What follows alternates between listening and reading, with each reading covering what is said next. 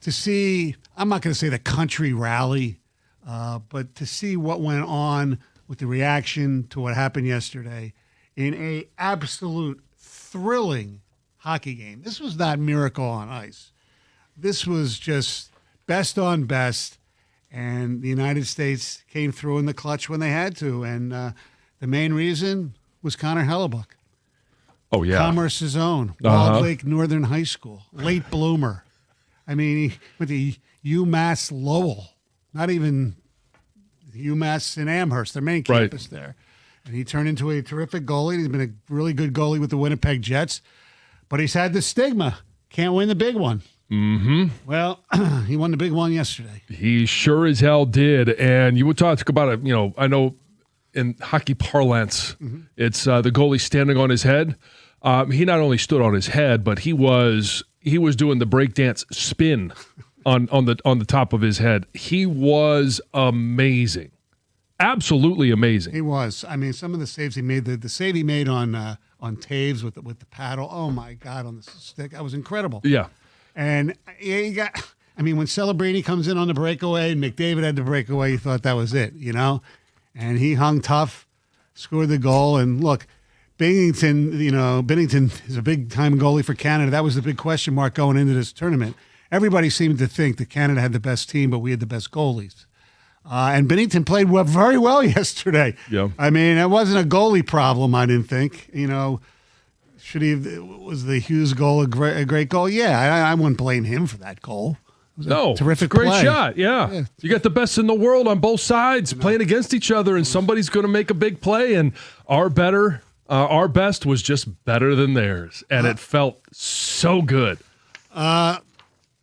Watching the game, I'm just curious what your reaction was and what your favorite moment of the game was, because there was so many.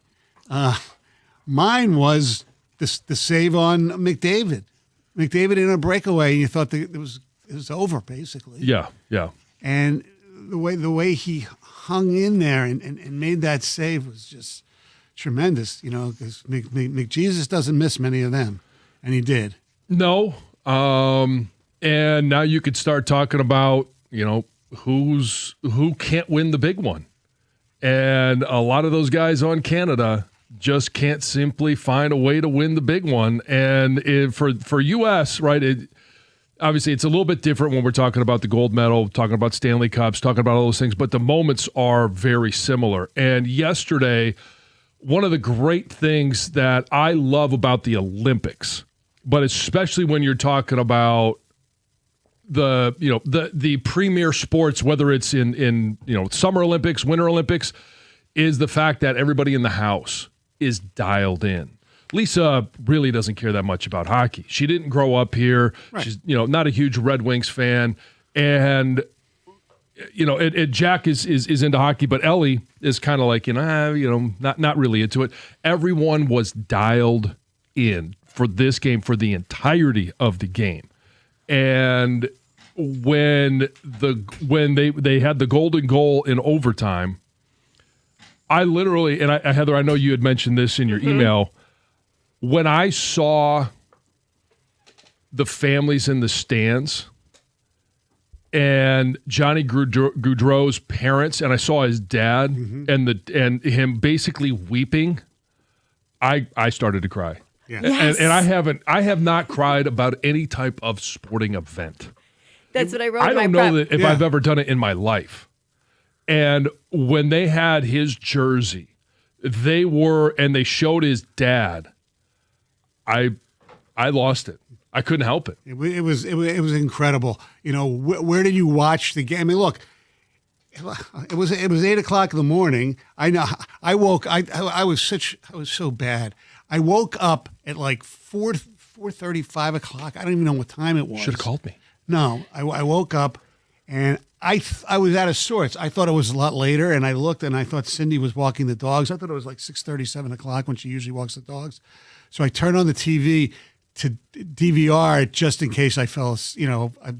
Just in case you weren't falling. What was in case I fell asleep? Through. How could you possibly fall asleep? No, because I didn't get up. When I got up, it was 4 o'clock in the morning. I was going to go back to bed, so I DVR'd the game just in case. And then when the game, I got up, obviously watched the game, but I watched the game probably like nobody else in my bed. I did not get out of bed till after the game, and I thought Cindy was playing pickleball. She wasn't. She was downstairs with Jesse watching the game. I said, "Well, why don't you come up? I would have watched the game with you rather than just with the dogs." And I really Did she say, "Well, why didn't you come downstairs"? No. No. Well, she enjoyed watching it alone. Probably. That's the reason. And I really wasn't going. Usually when I've watched games, I'll scream. I do this. The only time I really screamed was the winning goal. Yeah. But I just watched. I was just in amazement of what I was watching. And, I love that sport so much, even though I never played it. And it was just, I get this sense of pride when hockey comes through. Because I have my friends from college, some of them aren't hockey fans. Yeah. And they're like asking questions and stuff. And everybody was into it. 248-539-9797. I know Birchie went to the Post Bar in Detroit. They were open at 8 o'clock in the morning. He took his 2-year-old kid too, by the way. And he enjoyed the situation there. Gov, I assume you watched it with your boys and the rest of your family. At home, and it was really cool just to be lazy, not do anything on a Sunday morning and watch something that was so intense. I thought the best thing about it was the presentation of no commercials during play ramps up the intensity big time. It was a quick watch. It didn't last forever, and I thought in the end, like, Heather saying she teared up and you did, John, and stuff, and just that. I think a movie can be made about yesterday. And I don't think I'm going too far. Oh, no. It's not Miracle. It's different. Yes. There's a background to having sets of brothers on the team, the Johnny Gaudreau aspect of it, the underdog aspect. I think there can be a movie made about what we saw yesterday. And I don't know. That's why I don't know if you can compliment a sporting event any more than that. Well, it kind of wasn't believable, to be honest with you. Yeah, I think there's a couple of different versions of a movie that could be made, because who was it? And I meant to write it down, and I didn't look it up this morning. Who was the third generation of gold medal? Oh, it was Brock Nelson. Brock Nelson. I don't care. I tell you what, anytime the U.S. plays in Olympic competition or international competition, a Nelson should be on the team, because every time they win gold. 3 generations of gold medals, and we haven't won one since 1980. Right. It was his grandfather was Bill Christian, who played in the 1960 Olympics. That team won in Squaw Valley, I believe is where it was. His uncle, Dave Christian, who played with the Washington Capitals in the NHL, that he was on the Miracle on Ice team, and then that's so his amazing. nephew Brock to me. Nelson. It's great. It's almost unbelievable, and because it goes all the way back from 60 to 26, and there's only been 3, and somebody from that family has been on all 3. Yeah, and yesterday was the first time they won the gold in a foreign land. Because, like I said, in 60 was Squaw Valley, and 80 was obviously Lake Placid. But that was cool. I saw one picture of them celebrating in a little town where Ruzioni was on Larkin's shoulders, and they all picked up. I mean, it's a family, the U.S. Hockey, and they made that abundantly clear after the game. We are a family, USA Hockey. And, we always joke when it comes to football, the SEC, it means more. Yeah, it means more in Canada. Look, if the United States would have lost, we would have been pretty much okay with it. Not the game itself, but the next day. Today would have been a normal day. Right. I can imagine, and I'd love to hear from our Windsor Canadian fans. It's a day of mourning. Yes. It's a huge freaking deal. It's like Columbus after Michigan beats them. Yes. It's a day of mourning. Exactly. And especially in that game where, from a hockey perspective, they outplayed the United States from the middle of the second period, the whole second period and the third period. But we had our goalie won the game for us, really. Yeah. So I didn't get a chance to talk about my favorite moment. My favorite moment post-game was the Gaudreau family. Right. And it was the Hughes family, and watching them celebrate having 2 boys on the team. But my favorite in-game moment was serving 2 penalties, 5-on-3. That was, and you don't give up anything. I know. That was freaking That was amazing. Probably my favorite moment of the game itself was Yeah. the 5-on-3 kill, because that's when you kind of felt something was special was probably starting to happen here. Yeah. Yep. Favorite moment after the game was watching the Canadians have to suffer to get every single silver medal. Not and their little bears. yeah, the looks on their faces, not one even barely cracked a grin. Oh, That Nathan, tells you how- Nathan McKinnon looked like his dog died. well, maybe he should shoot it, make an open net. I mean, I know. he makes that 99 other times. Yeah, I know. He's trying to be Sid too much, and it can't, it caught up with him. All right. Our telephone number, 248-539-9797. We'll take your phone calls and texts. By the way, I do want to let everybody know a updated Olympic version of Whoa Canada will debut at 7:18. Yes, I can't wait. It's Costa and Jansen with me, Stoney, in for Jim, 97.1. Hey, if you're thinking about a new truck this month, a Ram truck should be at the very top of your list. I've seen a Ram side by side with the competition. I've driven all of them, and I loved my Ram. The Ram truck deals this month at your Metro Detroit Ram are absolutely exceptional. For power, there's no competition. You can choose from Ram's award-winning Pentastar V6 or Ram's legendary 5.7 Hemi V8. Why would you trust any full-size pickup at any price from the competition with a 4-cylinder engine? It seems moronic. And the full-size Ram 1500 is built right here in Sterling Heights. For comfort and easy-to-use technology, nothing beats a Ram. With Ram's 5-link coil suspension, all it takes is one test drive to feel how much smoother a Ram's ride actually is. And right now, Ram's truck month lease payments are phenomenal. So are their financing offers for well-qualified buyers. Pull into your Metro Detroit Ram dealer today. It's simply just that easy. And tell them I sent you.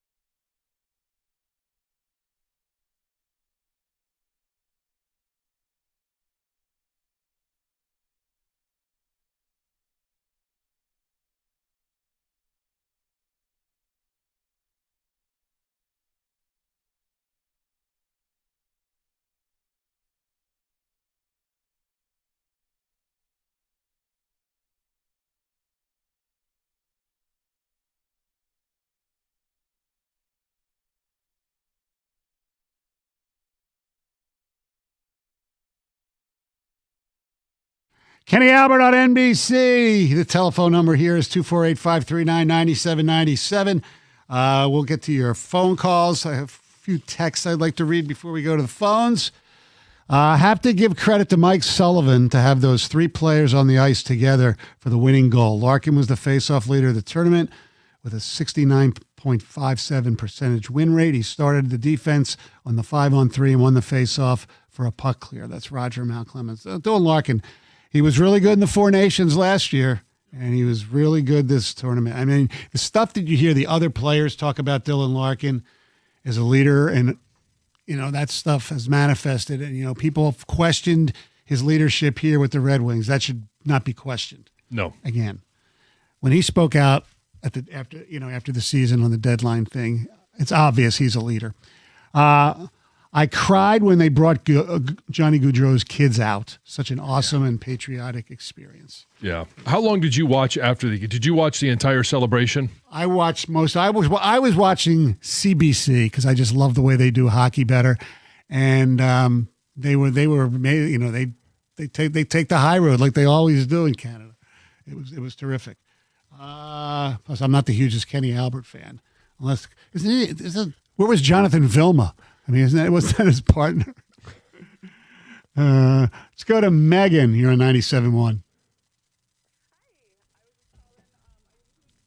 In the 90s, growing up with the Russian Five, and Sergei Fedorov was my first poster on my wall, and watching the goalie fight with the Avalanche, all of that. But I haven't really watched a ton of hockey since then. And watching the game yesterday kind of reinstated, the love of watching the game and so many awesome moments. And I watched replays and reels all day and all the special moments on the ice after. And it was just a really cool moment that, they'll never forget, and I'll never forget watching. It was great. Did you jump up and down when they scored the goal?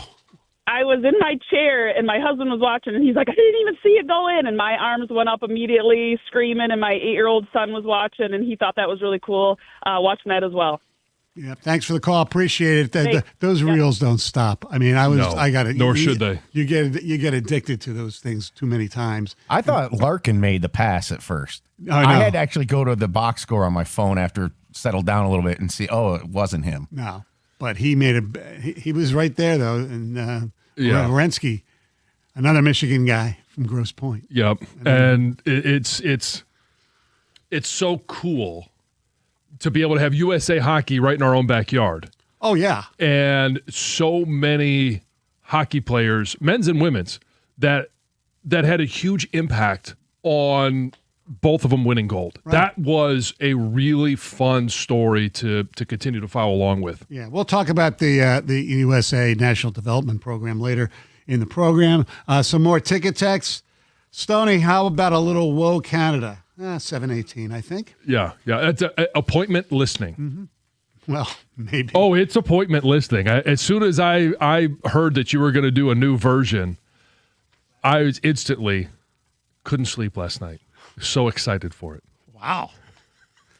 That's impressive.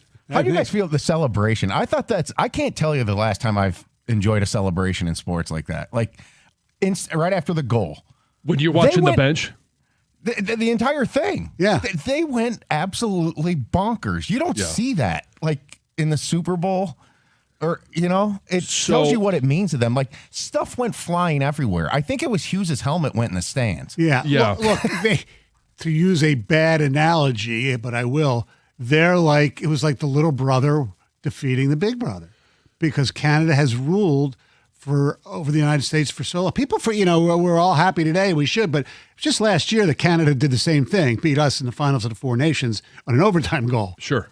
So it happens, but the Olympics are a little bigger. In regards to the celebration, I love watching all angles, but then watching the camera that they had on the bench, because you could still see the celebration on ice and the explosion of excitement from that bench it's a sight that you will never forget. And I think I was lip reading, but when they showed John Cooper briefly, I think all he did was say the F word.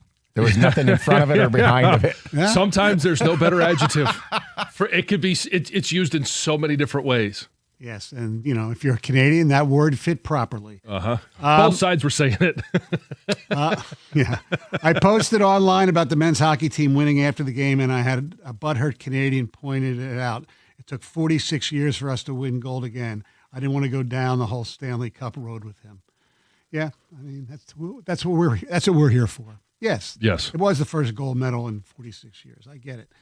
The biggest non-talked about aspect of this team is the USA Development Program in Plymouth, which I just mentioned. It brings guys like the Hughes brothers to Michigan. All right, it's time for news, and here is Heather. Well, this news is brought to you by Fusion Energy. So, you guys, the 2026 Winter Olympics are officially done, and Team USA did very well. 12 gold medals is the most we've ever won at the Winter Games. Wow. So pretty great. We snagged 6 more medals in the final weekend. We got bronze in the 2-woman bobsled, another bronze in the women's 1,500-meter short track speed skating, another bronze in the women's speed skating mass start event. Then we snagged 2 golds in freestyle skiing. And then, of course, on Sunday morning, the U.S. men's hockey team beat Canada to win gold for the first time in 46 years. The last time, obviously, was the famous Miracle on Ice game against the Soviet Union in 1980. So the final medal count, Norway, 41 medals, 18 of them gold, and the U.S. was in second with 33 medals and 12 of them being gold. Italy came in third. We spent the whole morning talking about how emotional that game was.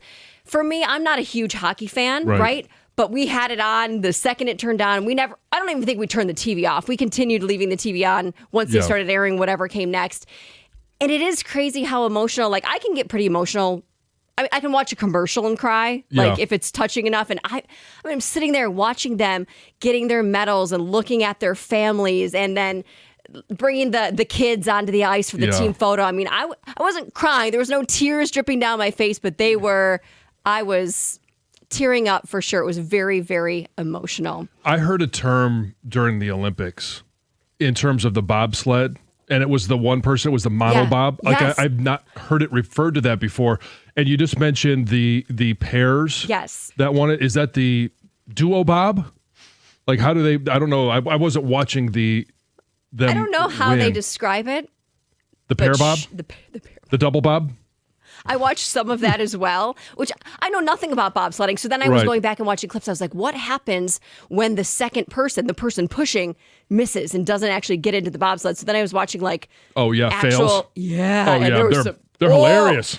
They are, but they're bad. Like there was Yes. one guy, I was like, oh man, it was bad. It's Tony, that bad. goes to your crash and burn. Yeah. Oh, I know. You guys, 3 young men have been arrested in connection with the deadly shooting of a 19-year-old whose body was found near a lake in Commerce last week, actually. The suspects, 3 19-year-olds, 2 from Romulus, 1 from Taylor, were taken into custody on Thursday last week, expected to be charged as soon as today. A West Bloomfield man remains on life support after being shot at his workplace Saturday morning in what police describe as a targeted attack by a suspected former employee. So the shooting occurred at Mapleview Liquor Store on Maple Road, where an employee was shot with a rifle around 9 a.m. on Saturday. Then within minutes of that shooting, police say the same gunman fired into a nearby apartment across the street, injuring a woman inside. Police say the liquor store shooting does not appear to have been a robbery, and they say the suspect was likely a former employee at the store. The victim, whose identity has not been released, is currently on life support. The suspect was located and taken into custody. Been in that store. That's right around my house. Really? Oh, yeah. Oh, wow. It makes a difference when you know it and it's local to you. That's scary stuff. Yep. An armed man was shot and killed early Sunday morning after breaching the perimeter of Donald Trump's Mar-a-Lago resort in Florida. Authorities say that the man was armed with what appeared to be a shotgun and a fuel can, entered the secure perimeter of the resort in Palm Beach, and authorities have identified the man as a 21-year-old Austin Tucker Martin from North Carolina. Asked him to drop his weapons. I think he dropped the gas can, but then picked up his gun like he was ready to shoot, and It didn't end well. It did not. It did not at all. Finally, LA's Department of Transportation is being mocked online everywhere for an ad telling people that they're not allowed to poop on city buses. So they shared 6 ads on their YouTube page, and each one encouraged people to kind of report bad behavior. Is somebody smoking on the bus, drinking, playing really loud music, and then pooping on the bus, which apparently There's no restroom. is a So thing? Well, that's what people are saying, are like, is this really a big problem of people pooping all over public buses? And the department ended up saying, hey, we actually never meant to release these videos on YouTube. And they just wanted it to be for people to report crappy behavior. But the ad didn't say quite that. So people were a little confused. All right. Thank you very much, Heather. Our telephone number 248-539-9797. Did yesterday's win mean that the red, white, and blue is equal to the Maple Leaf in the sport of hockey? 97-1.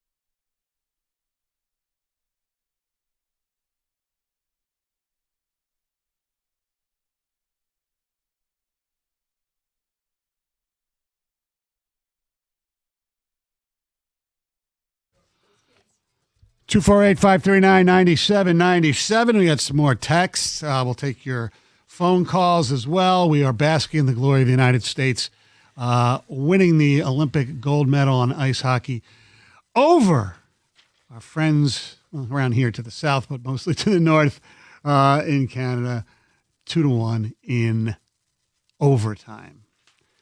All right. So I do want to ask this one question. And I said before, does this mean we are equal to Canada in hockey?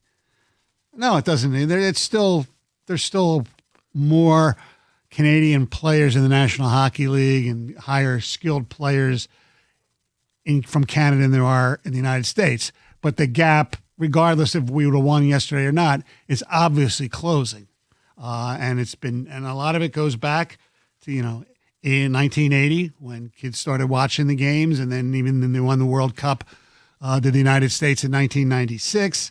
And people started getting into the game, and you have the developmental program here that is so wonderful, and it's terrific. So when would they be on par? Does it take back-to-back golds? I don't know. To me, when you see would it be on par or better is when you see the amount of professionals being the same. So it's just the mass amount of Canadians. Yeah, there's more Canadians that play hockey than the Americans, and that's fine. It's cool as hell. All right, here's some ticket text. Like we've talked about, leave it to Team Canada. Put McDavid, McKinnon, and Makar on the ice, and their fans cry about how a 3-on-3 isn't fair. They didn't care about winning one a few days earlier. Yeah, we'll get into that a little later too. I'm not the hugest fan of 3-on-3, but whatever. It is what it is. It's what it is for both teams. I figured it was fate they would win. I was 5 during Miracle on Ice, and yesterday morning I realized I was watching with my 5-year-old son. The stars had aligned. I definitely teared up. That's really cool. How would you like to be Luke Hughes at the family dinner table with no gold medal? That's got to be a hard one to swallow. It was funny because my daughter goes, how come because she was watching, she saw something of him, practicing with the Devils. She goes, why wouldn't they let him go and watch his brothers play in the Olympics? I said, because he's got a job. I mean, he's Cooper Manning. Yeah. Oh. I won't go that far. But yeah, he's pretty damn good too. Yeah. Lost respect for Nathan McKinnon for whining after the game. Yeah, he whined. I mean, when they gave him that stupid ass stuffed animal, the mascots of the Olympiad, it's like he wanted to just break it from tear his head off. Yeah, I know. Yeah, he basically what he said was that the better team didn't win. You never say that. Oh, he went full Brendan on it. Pretty much. Yeah. Okay. So they're everywhere. Yeah. Favorite in-game moment from the game was McAvoy's save behind Hellebuck. That was a huge play as well. Charlie McAvoy's done a really good job. Let's go to Clarkston. Steven, what's up? Hey, good morning, guys. So yesterday was like my Super Bowl. I grew up playing hockey my whole life and watched all the other gold medal games and the Four Nations. I have a 6-year-old and I have a 4-year-old, 2 boys, and I have a 1-year-old daughter. So yesterday, Stoney, just like you were in the bed all day.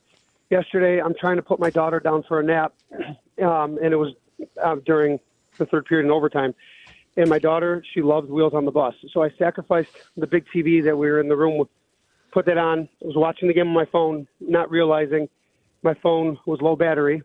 And I'm not kidding you. As soon as Werenski got the puck, my phone died. And then I hear, I'm not kidding you, 6 seconds later, my boys downstairs, we won. And I ran to our out of the bedroom, and I'm looking down, and they're just jumping. And I go, oh my God. So I'll always remember that. So I thought that was a, pretty funny story. And then she fell asleep probably 30 seconds after that. Damn kids. Yes. Have a good day. Thanks for the call. I saw a video of somebody, I don't know where in the country it was. It was like a bar, and people were watching the game, and this one guy had a phone, and his phone was like 25 seconds ahead of the TV in the bar, and he starts going crazy, and people are like looking at him, what are you doing? Yeah. So in our house, I had gone down to my office and was watching there because I was doing some work in my office, and everyone was up there, but I had the TV going, and my TV was about 4 seconds behind what was going on upstairs, Yeah. and I heard it for the first goal, Matt Boldy, my kids and my wife going bonkers, and then it hit, and I did the same thing down there. It was kind of fun. Boldy's good. I'll tell you, that Minnesota Wild team, they're going to be tough to deal with Quinn Hughes and, Oh, yeah. and Faber, and they got Kaprizov already. Quinn Hughes is only there for a minute. Well, one more year, though. Not just this year. I know. Yeah, I think I would have. Oh, anyway, we're not going to deal with that right now. Hey, John asked Stoney if he was disappointed the U.S. won because he couldn't hear "Oh Canada," which he says is a way better than the Star Spangled Banner. Whoa. You said it's better? Oh, the Canadian national anthem is the best national anthem in the world, I believe. What? Yes, it's a better song and melodically. I mean, the Star Spangled Banner is like an 8-octave scale. It's written for a goose. Well, I had no idea that you were a maestro. Why don't you just move there? No, Yeah. I just think the Canadian national anthem is a better song. That's all. Nothing to do with. It wouldn't take much. I mean, you could still commute from there if you That's want to fine. live over in Windsor. No, I don't want to. The Victors is overrated. I still went to U of M. Yeah, exactly. Good point. I don't think the Victors is overrated though. But yes. Where am I? You're right there. You're right there. It's okay to say you like a song better. It has nothing to do with the meaning of it. Oh, Canada's a much. I don't know. I like Oh Canada better. I greatly disagree. I got to ask John during the after the medals were presented and they played the anthem. Did you stand? Yeah, I did. Yes, Teddy and I were standing right next to each other. I actually think the national anthem of our country should either be God Bless America or America the Beautiful, personally. I think they're both better than the Star Spangled Banner. It's just a personal taste. There's nothing wrong with that. I don't even know what to say. No, there's people that agree with me. There's people that don't. Went to Walled Lake Northern with Connor Hallebuck. He's just a low-key, goofy dude, loves fishing and playing spike ball. What a freaking game out of him. I love the bass on his helmet. Oh, I know. That's awesome. I've seen videos of him, in Winnipeg, where they have a lot of, in that area, Manitoba, have lakes he's never seen before, and he goes out fishing. Yeah, you would love. Lake Winnipeg's awesome. Yeah. I'm at a hotel in Barbados, and 30 of us watched the game in the pool area lobby. It was half U.S. and half Canadian fans. So fun to watch. Nothing beats overtime hockey and the handshake line. Way to go, USA. Grace in Grayling. Yeah. Ruby was watching it, and she's on the rowing team at Michigan, which also has a lot of Canadians. And so she said it was very interesting watching it with them. Oh, yeah. Because there was some friendly and maybe not some so friendly banter going back and forth. I think this is important. Shout out to the Illich family. Mike got this Michigan hockey thing rolling in the 70s. He did have a huge vision. The whole Little Caesars development stuff, and later on with Carmanos and CompuAir as well. Yeah. But the development hockey, youth hockey in this state has been incredible. Let's go to Jay in Belleville. What's up? Hey, how you guys doing this morning? Good. Good. So watching the game, I mean, I'm rooting for the U.S., no doubt about it. But man, both teams had such great guys. But I just love that. What we have 4 Michigan guys on the USA team. There was more than that. There was 4 on the ice at the end. Well, for University of Michigan guys, but I think there were more. Obviously, there were 8. Well, there were 8 from the state of Michigan for both men's and women's, and I think there were 6 from the men's hockey team. Right. Kyle Connor was a healthy scratch. Yes. Okay. Shelby Township. Yeah. I just love that, Michigan really supported our hockey team, USA, a lot. They was great to see. Yep. Just so happy. All right. That's all. Thanks for the call. Appreciate it. 248-539-9797. 718. Whoa, Canada. That might even be better than Oh, Canada. I think it is. We'll take your calls and texts. And coming up actually next, was yesterday the best sports moment for you since when? 97.1. Hey, America's favorite place to watch all these great sporting moments. And even though the Olympics are over, it's at Stadium Swim. We got some great ones coming up, located at Circa Resort and Casino. Catch all the biggest games at a viewing experience built for sports fans. You can chill in one of the 6 pools on 3 different levels for a perfect view of their massive 40-foot tall high-definition screen located at Circa Resort and Casino. It's in downtown Las Vegas, and it's right there on Fremont Street. Stadium Swim. Book your spot today at circalasvegas.com.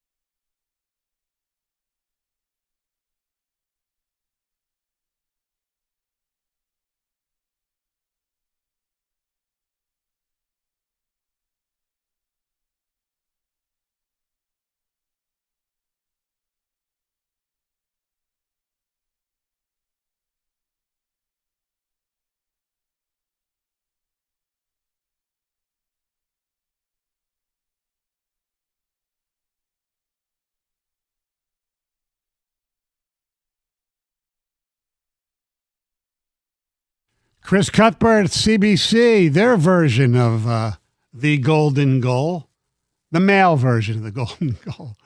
I saw a great quote from head coach Mike Sullivan, who obviously coaches the New York Rangers too. He said, he was asked about the construction of the lineup. He said, the team was built with personality in mind. There are whiskey drinkers and milk drinkers. We got a lot of whiskey drinkers. I think that's the definition of hockey players. Yes.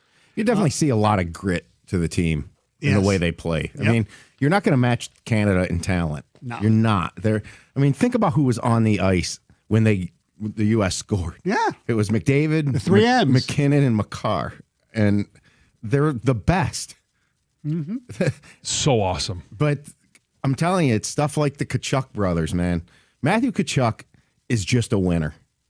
And he didn't even play great in the Olympics. I still think he's battling injuries. He was, I think he had the highest plus minus on Team USA, though. Oh, really? Again, it's the little stuff sometimes. Yeah. And I know some people don't like that stat. I do. Yeah. Austin, I'm not a big Austin Matthews fan. I mean, they say he did a lot of the little stuff, but he was nowhere really offensively in the tournament. All right. He's going to be one that's going to need to shave his head someday. Maybe. He might be traded someday sooner than we think. I don't think this deadline, but all right, here's some more ticket text. Insane takes, Stoney. Oh, this is on the national anthem. The national anthem, yeah. Move to Canada, Stoney. Somebody else, Canada is way better, and it's not even close. That's the way I feel. Not the words itself, the actual tune. The better team did win. McKinnon's not a winner. He should be pissed. Loss on him big time. Shoot the puck, genius. I'd be salty too if that was me. Guys, how tough is Jack Hughes? Got 2 teeth jacked out. Not only winning goal, but never missed a shift. That's from Tim from Gord. Yeah, that was what a great picture of him at the end with his gold medal. He's smiling, missing the teeth. Awesome. I asked, this is the best sports moment for you since what? And Gov, you said the Lions' first playoff win that a lot of people thought I thought never people would see. say that. That's not mine. No, mine is interesting. Mine's actually, because I was there, was the first time in the 4 when Michigan beat Ohio State at the Big House. Well, with the snow falling and all that. That was just, Yeah. that was the most recent big moment. I was at that one, and it was the 5 touchdowns by Hassan Haskins. It was the snow falling. It was everything, and obviously 17 years of wallowing around, and then finally getting that win. It was Hutch just absolutely destroying their left tackle, but I was also at the first playoff win for the Lions. And I'm more emotionally connected to that Michigan win, but I really believe it was, for me, the Lions' first playoff win. Gov, what is it for you? I've had a tough time with this one because I don't know. I'm the vibes from a moment in sports. That's what I love about sports. Like, that was an electric moment yesterday, and I'm having a tough time, like, maybe going back to the Wings 08 Cup or maybe even Mags. Mags, definitely. But I mean, I was considering Villanova, North Carolina, the buzzer beater. Yeah, that was incredible. Yeah, but were you? But were you? You weren't emotionally involved. The problem in that, I have with I went to the Lions Bucks playoff game, and man, that's probably it. I was there with Connor, and the Barnes interception, the celebration was on. It just then I think about San Francisco. Yeah. To me, I told you at the beginning of the show, they can make a movie about yesterday. They can. There's so many layers to it. One of the only good things is a text. One of the only good things about being old is I got to see both those gold moments. Unbelievable. USA. That's Pat and Romeo. As soon as the goal was scored, I thought of Pat Caputo and how happy he must have been. That's from Jojo McComb. I texted him as well, and he had an interesting response. Thanks, everybody, for their support, by the way, as he deals with a medical issue. I was so crying for that win and what it means. So proud of those boys and the country. I watched it with my 12-year-old daughter. We watched every minute of the celebration, pictures, medal ceremony, fighting back tears the entire time. What an amazing American sports moment that it was. Let's say hello to Joe in Sterling Heights. What's up, Joe? Hey, good morning, boys. Good morning. In my 39 years of life, I've never seen a better championship win. I'm super patriotic. I'm a U.S. Marine, and anything that has to do with just the purism, such as the Olympics, man. Those boys were out there just battling for the flag on their sweater and each other, and I loved it. And I loved at the end how everybody just stayed above par, and everybody was just talking about how much they loved each other and respected each other. And dude, that victory and the celebration afterwards was the sweetest thing I've ever seen in my life in 39 years. It was pretty damn cool. And when you see, and thanks for the call, when you see the videos from the streets of Milan with the players, their families, and the party that they had afterwards, and being around a long time, I've gotten to know, Larkin's dad and, his brother, and they look pretty damn happy, as they should have been. That's a mistake I would caution anyone to make, or not to make, and that is to go and celebrate or party with hockey players or hockey families. That's a different level. So that's a completely different level. So I think one of the reasons why I just love this so much, I'm not old enough to remember Miracle on Ice. I was alive. Yeah, I was 4. And so that's kind of makes it special for me in terms of, just the euphoria and all that. And I hate the money that's in sports. There's no money involved here, really. I love the fact that these guys can become teammates. And then, like you said in your prep, Stoney, I'll give you the credit. You point out Larkin will play against Brady Tkachuk on Thursday night. Yeah. It's just the coming togetherness of this is what's so cool. Well, it's knowing that those guys are all making so much money, being professional athletes on both sides. And then you see the celebration, and they went from being professional athletes to the 12 and 14-year-old versions of themselves. Yeah. I mean, you see it to a lesser extent in the Summer Olympics with the NBA basketball. They had those games with Serbia where they came from behind because they, that was unbelievable. Kevin Durant, he was like basically Captain America. Sure. And, you know how much money those guys are making. Hockey's a different animal, though. It's the way that they have been brought up with the game and looked down upon by Canada for so long. And it's the celebration that they have every time they score a goal. Like you watch Dylan Larkin, and it looks like it's the greatest moment of his life. Yeah. I mean, and he had quite a few of them. Yes. Big goal. He played marvelous in the game. All right. Coming up at 7:18, our version of Whoa Canada. We, had it for our version. It's your version. It's my version, yes. We had it for the Stanley Cups, and now we have an Olympic version, 97-1.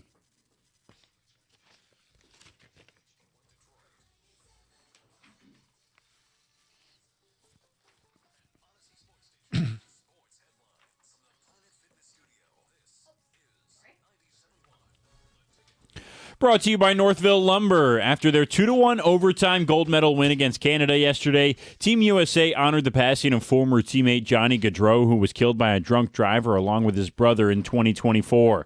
Red Wings captain Dylan Larkin, along with Grosse Pointe Woods native Zach Werenski, even went into the crowd to grab Johnny's 2 young children and include them in the team picture on the ice. After the game, Larkin dedicated the gold medal win to his late friend.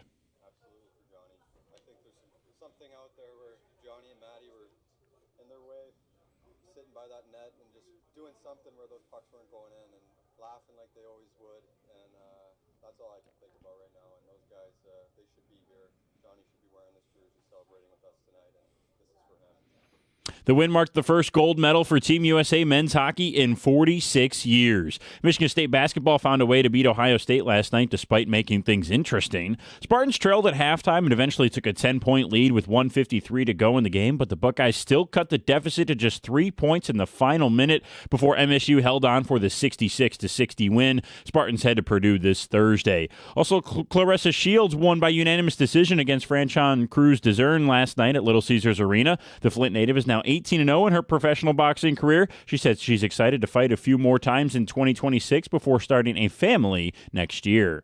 At the Cornwall Health Sports Desk, I'm Brendan Shabath. For more, go to 97.1 The Ticket or Odyssey.com.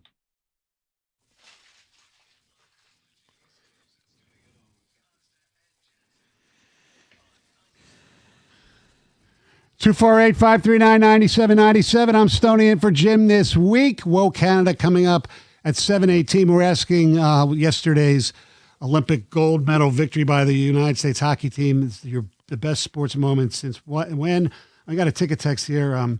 Brendan in Fenton says Duke beating Michigan. Is that you? Is that what you're doing? You're texting stuff Are you texting us while you're off in between? From a fake location.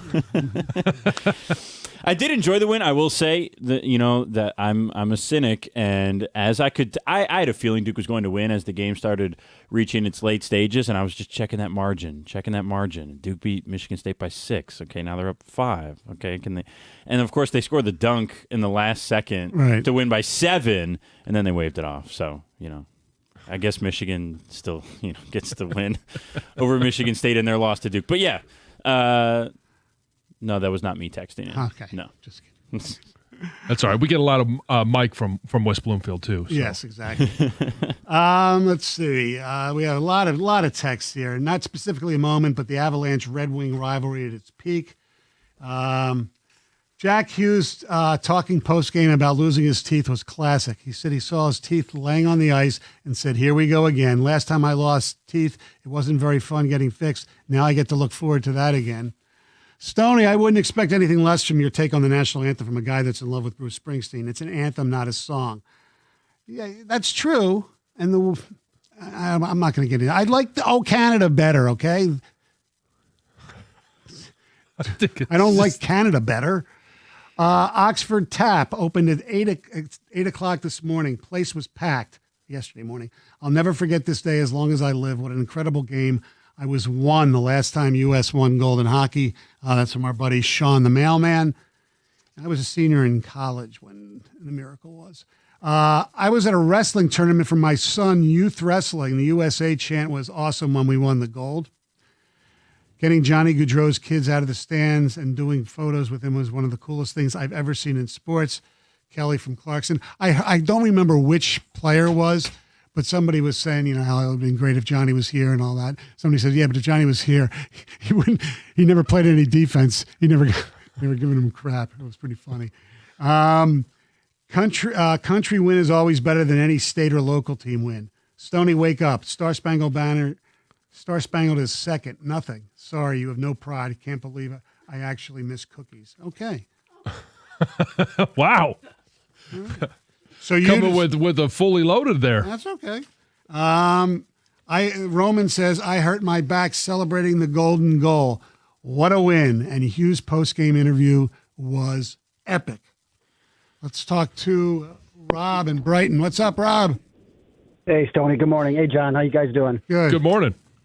Yeah, that speech after the game was fantastic. Or his interview was just, that's what it should be about. The other athletes that made it political and, at the beginning of the Olympics, and it just shouldn't be about that. It should just be about, your country and being proud to be a citizen. But for me, the 2019 Masters, when Tiger Woods, by far my favorite athlete of all time, somebody that I've looked up to, being a golfer, but overcoming addiction, overcoming all the injuries, his son was there in that hug, the embrace at 2019.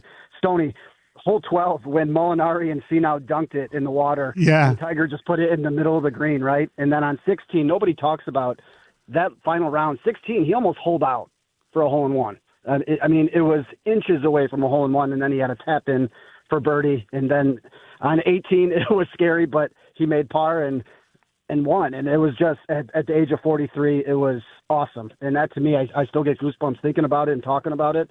And that was awesome for me personally. Question for you. What addiction are we talking about? Drugs, pills. Tiger? Oh, no. It was a sex addiction. Oh, no. There's also layers to that, guys. You don't remember when he rammed his car into the woods? Yeah. Going 100 miles an hour? Yeah, he was strung out on drugs, Stoney. Oh, okay. So, I mean, just read a book. I mean, you can definitely. I mean, if you do your I believe you, but I remember that face from I them. wasn't being sarcastic. I know. I mean, I know. It goes way back. Yeah. So, I mean, he was hooked on painkillers for a long time, guys. I mean, he's had, how many neck surgeries, how many back surgeries? Well, that I know. He's that's why I believe. Sorry, Jack fans, that Tiger's the greatest golfer of all time. In that sex edition. It was that's what I thought he was. That's what I talking- thought so too. Right. I'm like, hey, wait a second here. I I, mean, think that's something. I get it. Every round he was shooting 69. I get it. There we go. Yeah, There's our first and I think laugh an of the addiction week. we can all relate to. I don't know about that. Ben. Canada should be happy. It's the first time a Canadian team won anything silver since 1993. No idea what the hell that means. But Okay. The cup, funny. the Stanley Cup. is silver. Yes. Aye. Yeah. Silver. Come on, Stoney, read a book. Didn't you see the text that was from you? No, I haven't seen that one yet. Alanis Morissette's better than Eddie Vedder. Oh. I'm going. I got 4 pages of text here. I haven't got to that one yet. Isn't it ironic? Yes.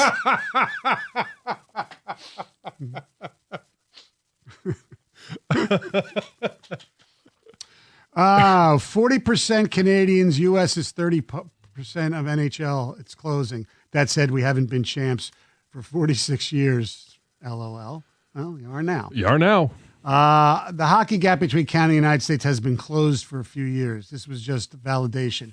Canada still produces the best high-end talent like McDavid and McKinnon, but the U.S. has perfected the sustainable development model from youth through the pros. That's from Chris in North Carolina. That is true. And because I listened to a Spit and Chicklets podcast, Yeah. they talk about how a lot of in Canada, they're losing a lot of kids because of the cost of hockey. Of youth sports in Canada too. The Canadian that having cope has been wild to see. So much crying about dominating the whole game 3-on-3. They just can't accept a loss. Well, both teams had to play by the same rules. Yes, absolutely. But it's true. I mean, if you can sit there and watch the game, who dominated the game more? Canada did, but our goalie played better than their goalie. Yeah, I was going to say Connor Hellebuck dominated was the game. great. Bennington was good too, but you watch the game, the amount of shots. I mean, he stopped 41 shots. I mean, Canada played terrific, and they lost. It happens. The hockey gods were definitely on USA's side. Oh, I mean, yeah. I can pick out 4. The McDavid breakaway, I don't know what he was doing getting so deep. And the Celebrini breakaway. Why did he shoot where he did when he could have gone in? Yeah. The McKinnon miss. How does he miss that? That's his. He scored the goal, the game-winning goal, the exact same play almost earlier in the tournament. And you might even want to say that they got a break on the refs missed the too many men on the ice too. I mean, I noticed that. That was big. The McAvoy stop. Yep, McAvoy stop. The save Hellebuck made on Taves was just unbelievable. Best sports moment for me since the Rams-Lions playoff game and CMU beating MSU back in 2009. Wow. I guess Costa is listening. Wow, Stoney is a commie hating on the national anthem. Okay. Star Spangled Banner is our roots and well written.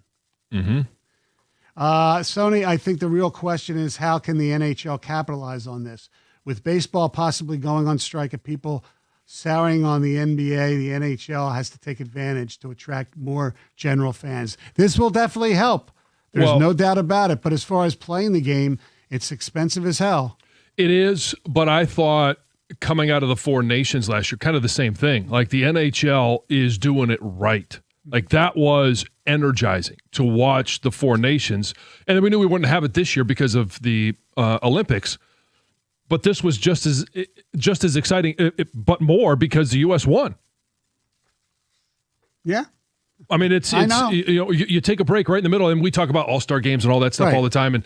And I thought the Four Nations was brilliant, and I hope that they go back to it because you just get an energy that you don't get in any other all-star break.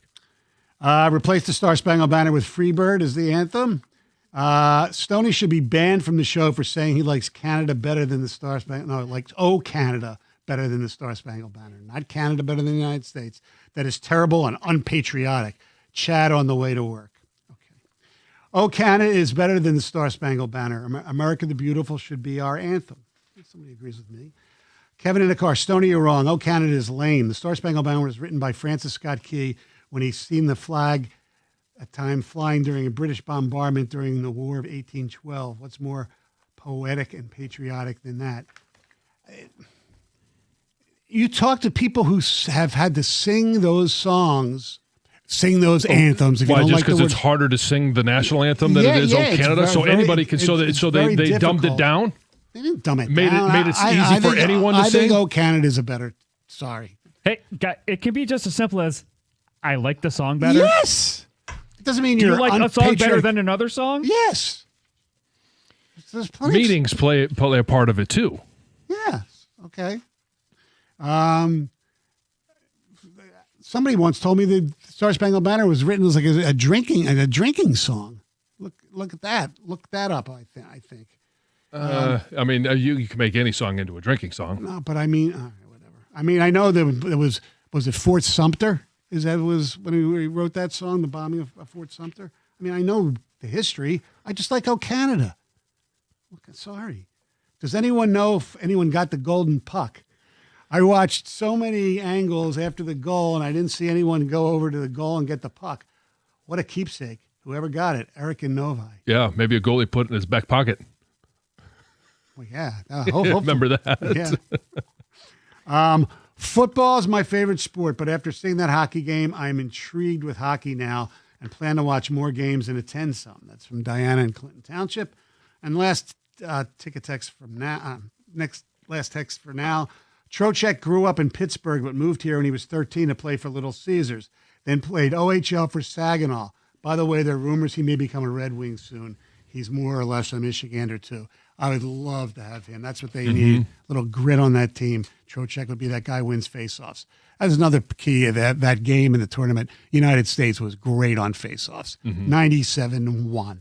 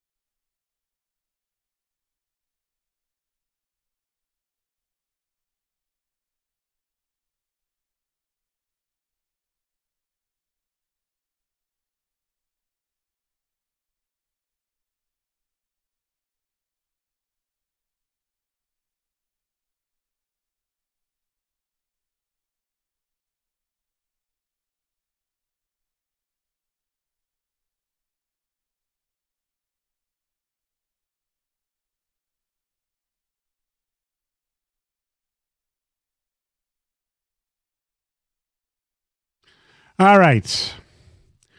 I just want to clear a few things up. I misspoke. The fort that Francis Scott Key wrote the Star Spangled Banner about was Fort McHenry, not Fort Sumter. However, he wrote this poem, which was set to the music of a popular British song, which was written for a gentleman's club in London. So, and it talks about how it's. So he was the original troll. Yeah, pretty much.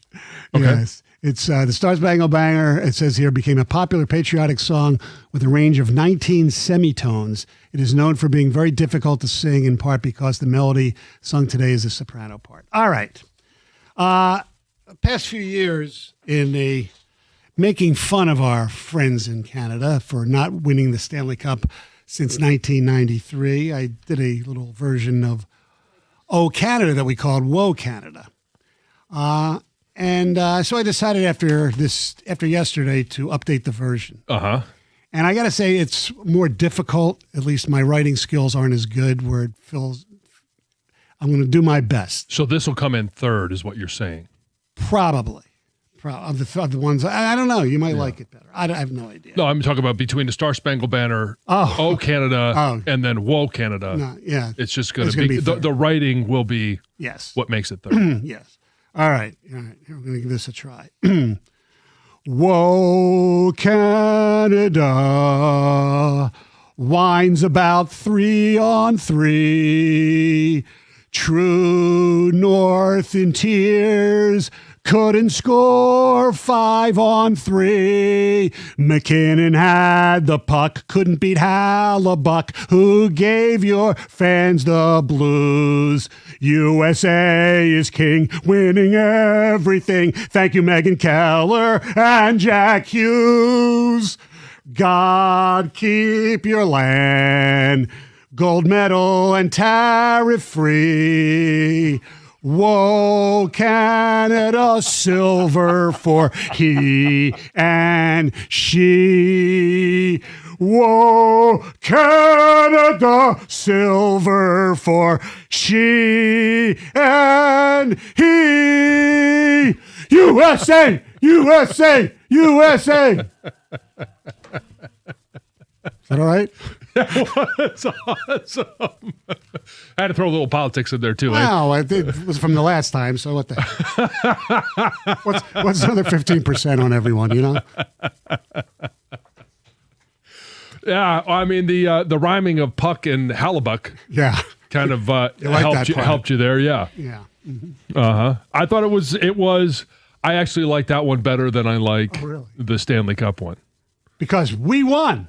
Well, yes, we won. Yes, I mean the USA. Like it doesn't matter if you're a Wings fan. It doesn't matter who you are. Right. It's yes, we won. Mm-hmm. I think it flows better. I like the quick Megan in there. Yeah, that didn't. You try to do it like how many syllables to you know? Yeah, no, you nailed it. Yeah, I thought that was perfect. Thank you. Thank you very little. All right. How long did it take you? It took me longer than I thought. I came in here yesterday. Yeah. Because I didn't have it at home, the original. And I just thought this will be no you don't have problem. it saved on your phone? No. And I just thought this would be simple. I'll just plug in different words. But Yeah. it just didn't mesh at all. Just plug in. So I want to know the process because while you're doing it, are you just singing it in your head or are you singing it out loud? Because sometimes when you sing it in your head, it doesn't sound the same, and then you sing it out loud. I sing it out loud, not loud. But I mean, not like you just you laid it on us. Yeah, exactly. Okay. Yes, exactly. I'd love to walk by while Stoney is working on Whoa Canada. Yeah, Mark Ryan was here. I was trying to. Oh, he was. Yeah. Oh, huh. Was he willing to say that the U.S. is finally good at something? Oh yeah, he was. He should have. He was saying we own hockey now. He's been pretty obnoxious about it. He flipped quick. Oh my God! Wow, that's what happens. The conversation when I was gone last Tuesday sounded like he was pretty down on everything. Like we're kind of placeholders. Yeah. All right. Funny how that works. Here we go. Most emotional. Let's do the song first. Whoa, Canada needs to be on the Apple Music Store. That's number 1. Star Spangled Banner number 2. Oh, Canada 3. Okay. Yeah, there you go. Is that Carl Lewis or Stoney? Look, I'm the first to admit I don't sing very well. That's part of the the shtick, actually. Uh-huh. Where can I download that anthem? Odyssey app. I'm sure. I don't know if the video. I'm sure Evan will have that out. Oh, we've got the video. Yeah, I mean, you could actually watch Yeah.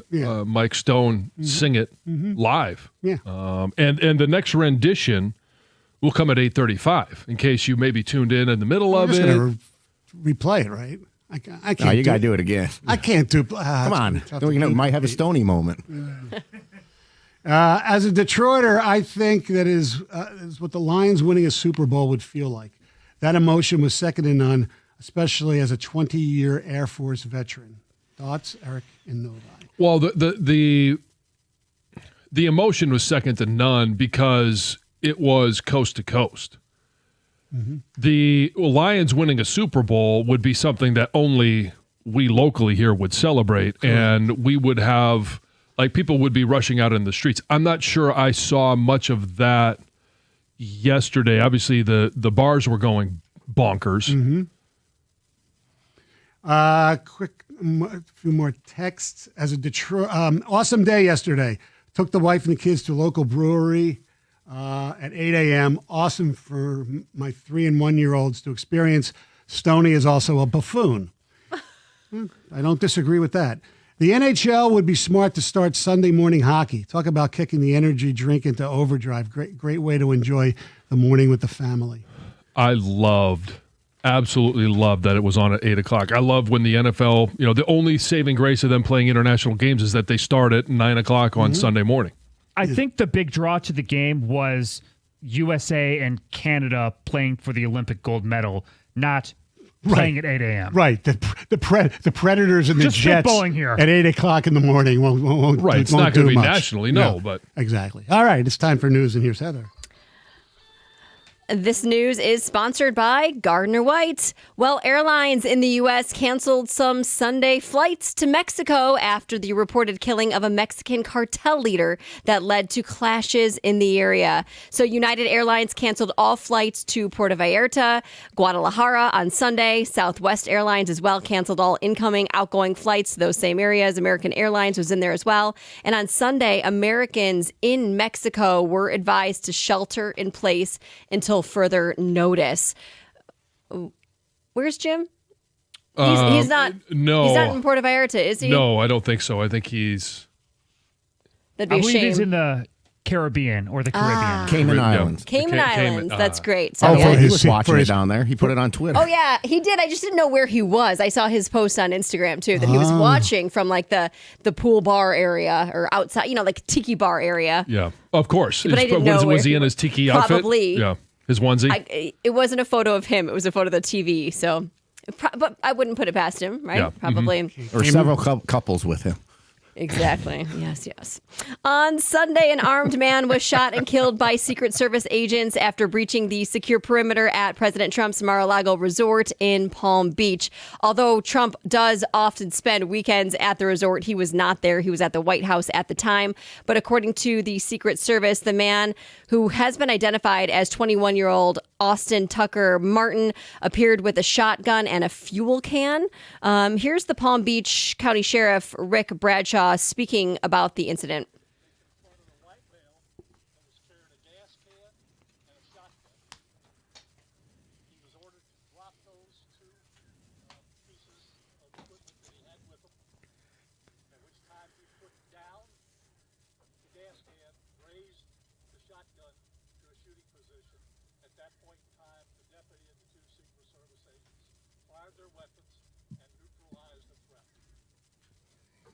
Well done. Yeah.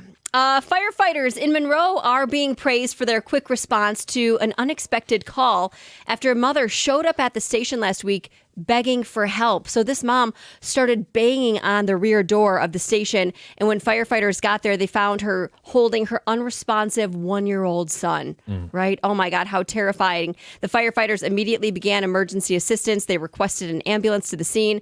And a city report says that crews worked quickly and professionally, applying their training and maintaining calm under pressure during this critical moment that followed. And they say their decisive actions and skilled emergency care were able to help save saved this child. The child was transported to a hospital awake and in stable condition. So great news. I can only imagine how terrifying that moment was for that mom, just hoping that action could be taken quickly. Some more sad news. Former Purdue star and NFL wide receiver Rondale Moore died on Saturday at the age of just 25 years old. Police in his hometown of New Albany, Indiana, say that he was found in a garage with a self-inflicted gunshot wound. The Vikings released a statement saying that they are deeply saddened by Moore's passing. They did say that they have been in contact with his family, have also been in communication with the players, coaches, and staff. They're going to make counseling and emotional support resources available to anyone in need. Vikings coach Kevin O'Connell remembered Moore as a humble, soft-spoken, and respectful young man who was proud of his Indiana roots. He also says as a player, he was disciplined, dedicated, and resilient despite facing adversity multiple times as injuries sidelined him throughout his career. He was an electric player when he was healthy. Yeah. And I could not believe it when I got the news, especially that, I mean, he's only 25 years old. It's such a sad story. It really is. Punch the Monkey. Did you see him over the weekend? No. Oh, went viral from a zoo in Japan.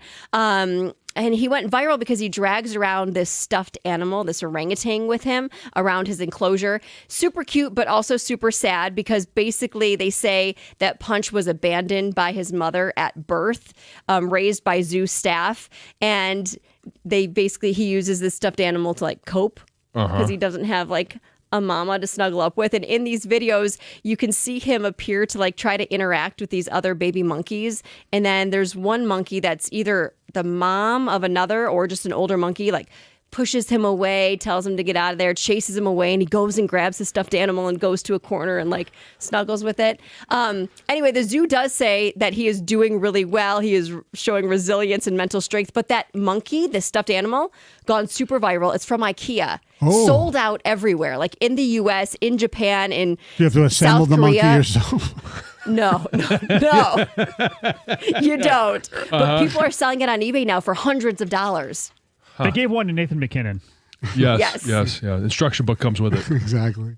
All right. Thank you very much, Heather. 248-539-9797 is the telephone number. Still basking in the glory of yesterday. I want to ask if any of you guys or gals out there played hockey or were classmates with any of the gold medal winning players, men and women. 97 won the ticket.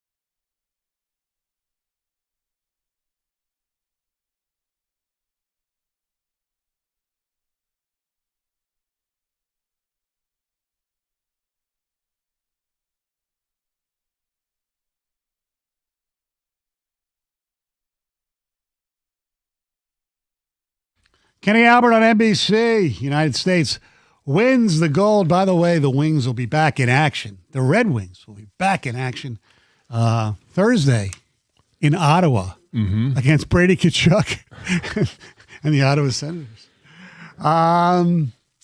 You got some texts here. I don't know if you were listening to when Rob from Brighton called about Tiger Woods. Like we asked, this is the best moment since when for you? And you've talked about Tiger winning the Masters at age 43. That guy needs to get a room with Tiger. That's from Coop. Tiger's not going to sleep with you, buddy. Buddy's acting like Tiger's his boyfriend. Oh, he likes his Tiger Woods. That's okay. As far as the anthem, Stoney just made my entire week. Matt Nipsey, absolutely brilliant. Stoney, Jeff and Wixom. Stoney, you are now forgiven. Brian from Warren, get this guy a Grammy ASAP. Stoney, that was honestly really good. Tommy in a car. USA, USA, USA. Great song, Stoney. Also, Stoney, you were a lyrical wordsmith there. Beauty. Yeah, I thought it was great. Stoney from the corner for 3. Great job on the Woe Canada. It's from Dave in Royal Oak. Stoney, copyright that Woe Canada. That's from John in Fenton. Okay. The only problem with the 8 a.m. games is that it was during mommy daddy alone time. So I only watched the last 10 minutes of the game. However, we both won. Wow. Oh, wow. That's very impressive. Yeah. I mean, if 10 minutes. if you're Right. How old are your kids that are sleeping in past 10? Yeah. Wow. Older. Yeah. Well, must be. Yeah. Maybe they're out of the house. Maybe they're at church and mom and dad can play. Wow. That's amazing. I know. Very good for them. We're a hockey family, and my son plays hockey here. It's something really special to see this win with so many Michigan players on the ice. Yesterday morning when the U.S. won and how they honored Gaudreau and his family might have been the best, most touching sports moment in a long time. Was not prepared for tears on a Sunday. Earlier in the game, Larkin got leveled by Wilson. I was thinking that the rest of the game, Larkin was going to be nervous about getting hit again and not be himself. Just the opposite. Larkin was a stud. You know, it's kind of interesting, the fact that you would think stereotypically that it would be the Americans that would stay in the Ritzy Hotel and all that. No, the Canadian the hockey team stayed at the Ritzy Hotel. I think it was Four Seasons or wherever the hotel was. And the United States athletes, the hockey players, stayed at the Olympic Village to get that experience. And I think that was a good bonding thing. It might have helped. Who knows? And then Canada, I'll give them credit. They did the right thing. They didn't want to. They weren't too finessey. I mean, Tom Wilson was on the Olympic team and played really well. So the game was just so good. Canada got their gold medal in curling, men's. I don't know why they're complaining so much. I thought that was their sport. How about USA winning 3 gold medals in hockey and Nelson being third generation to do it? Sean in Brownstown, yes. Yeah. It was the best moment since Maglio's home run. I was working with one other guy who was a huge Tiger fan, and the sound of Didi on the radio was unbelievable. That's Bill and Lapierre. Great game, and Hellebuyck deserves 2 gold medals. I absolutely hate deciding big-time games in 3-on-3 gimmicky overtime, but that format gave the United States the advantage, so we'll take it. That's Anthony from Ann Arbor. But did they have the advantage? I don't think they had an advantage, no.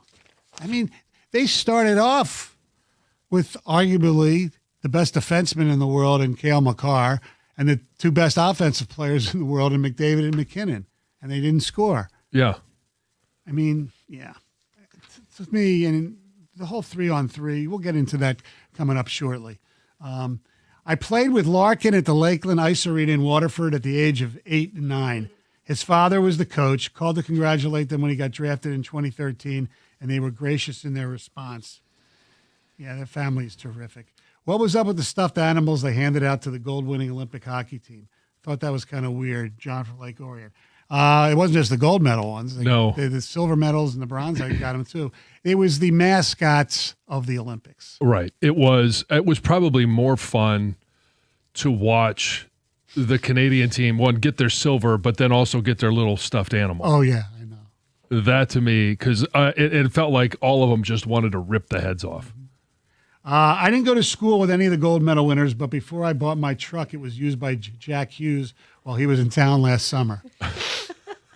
Yeah, the Hughes brothers, and they have Yeah. they rent or not rent. They have a house on one of the lakes around here. Right. And so all of those athletes with the Michigan connection, and we asked our listeners, have you had interaction? Did you play hockey with them, whether it's youth hockey, and men's and women's? Because it's Kyle Connor, Connor Hellebuyck, Jack and Quinn Hughes, Megan Keller, Kristen Sims, Dylan Larkin, obviously, and Zach Werenski. Like, there's a big state of Michigan connection to the gold medals. And, were you in school with them? Yeah, I don't know if we had the most from any state, but we showed up pretty damn well. I played with Zach Werenski when we were 5 years old. He quickly joined his older brother's team because he was way too good for the other 1997 born players he was playing with. Mm-hmm. Played against Hellebuyck while he was at Walled Lake Northern. Still amazed to this day to see his success. He was just a run-of-the-mill high school goalie. I mean, he went and played, junior in Odessa, Texas, and all of a sudden that's where he really got good, and he got that scholarship to UMass Lowell, was a 5th-round draft choice, and next thing you know, he was an MVP, multiple Vezina Trophy winners, and now a gold medal. Yep. My son and Kyle Connor, played on the same travel team, the Lakeland Hawks. We had many sleepovers at our house with Connor and a few other Hawks. My wife, Connor Hellebuyck, I'm sorry. My wife would make chocolate chip pancakes, and the next morning, Connor had no problem wolfing down a dozen. My wife, who normally sleeps in on the weekends, was up at 7:30 yesterday and had her Hellebuyck Winnipeg home jersey on, waiting for the game to start. A lot of great memories. Richard in Birmingham. Mm-hmm.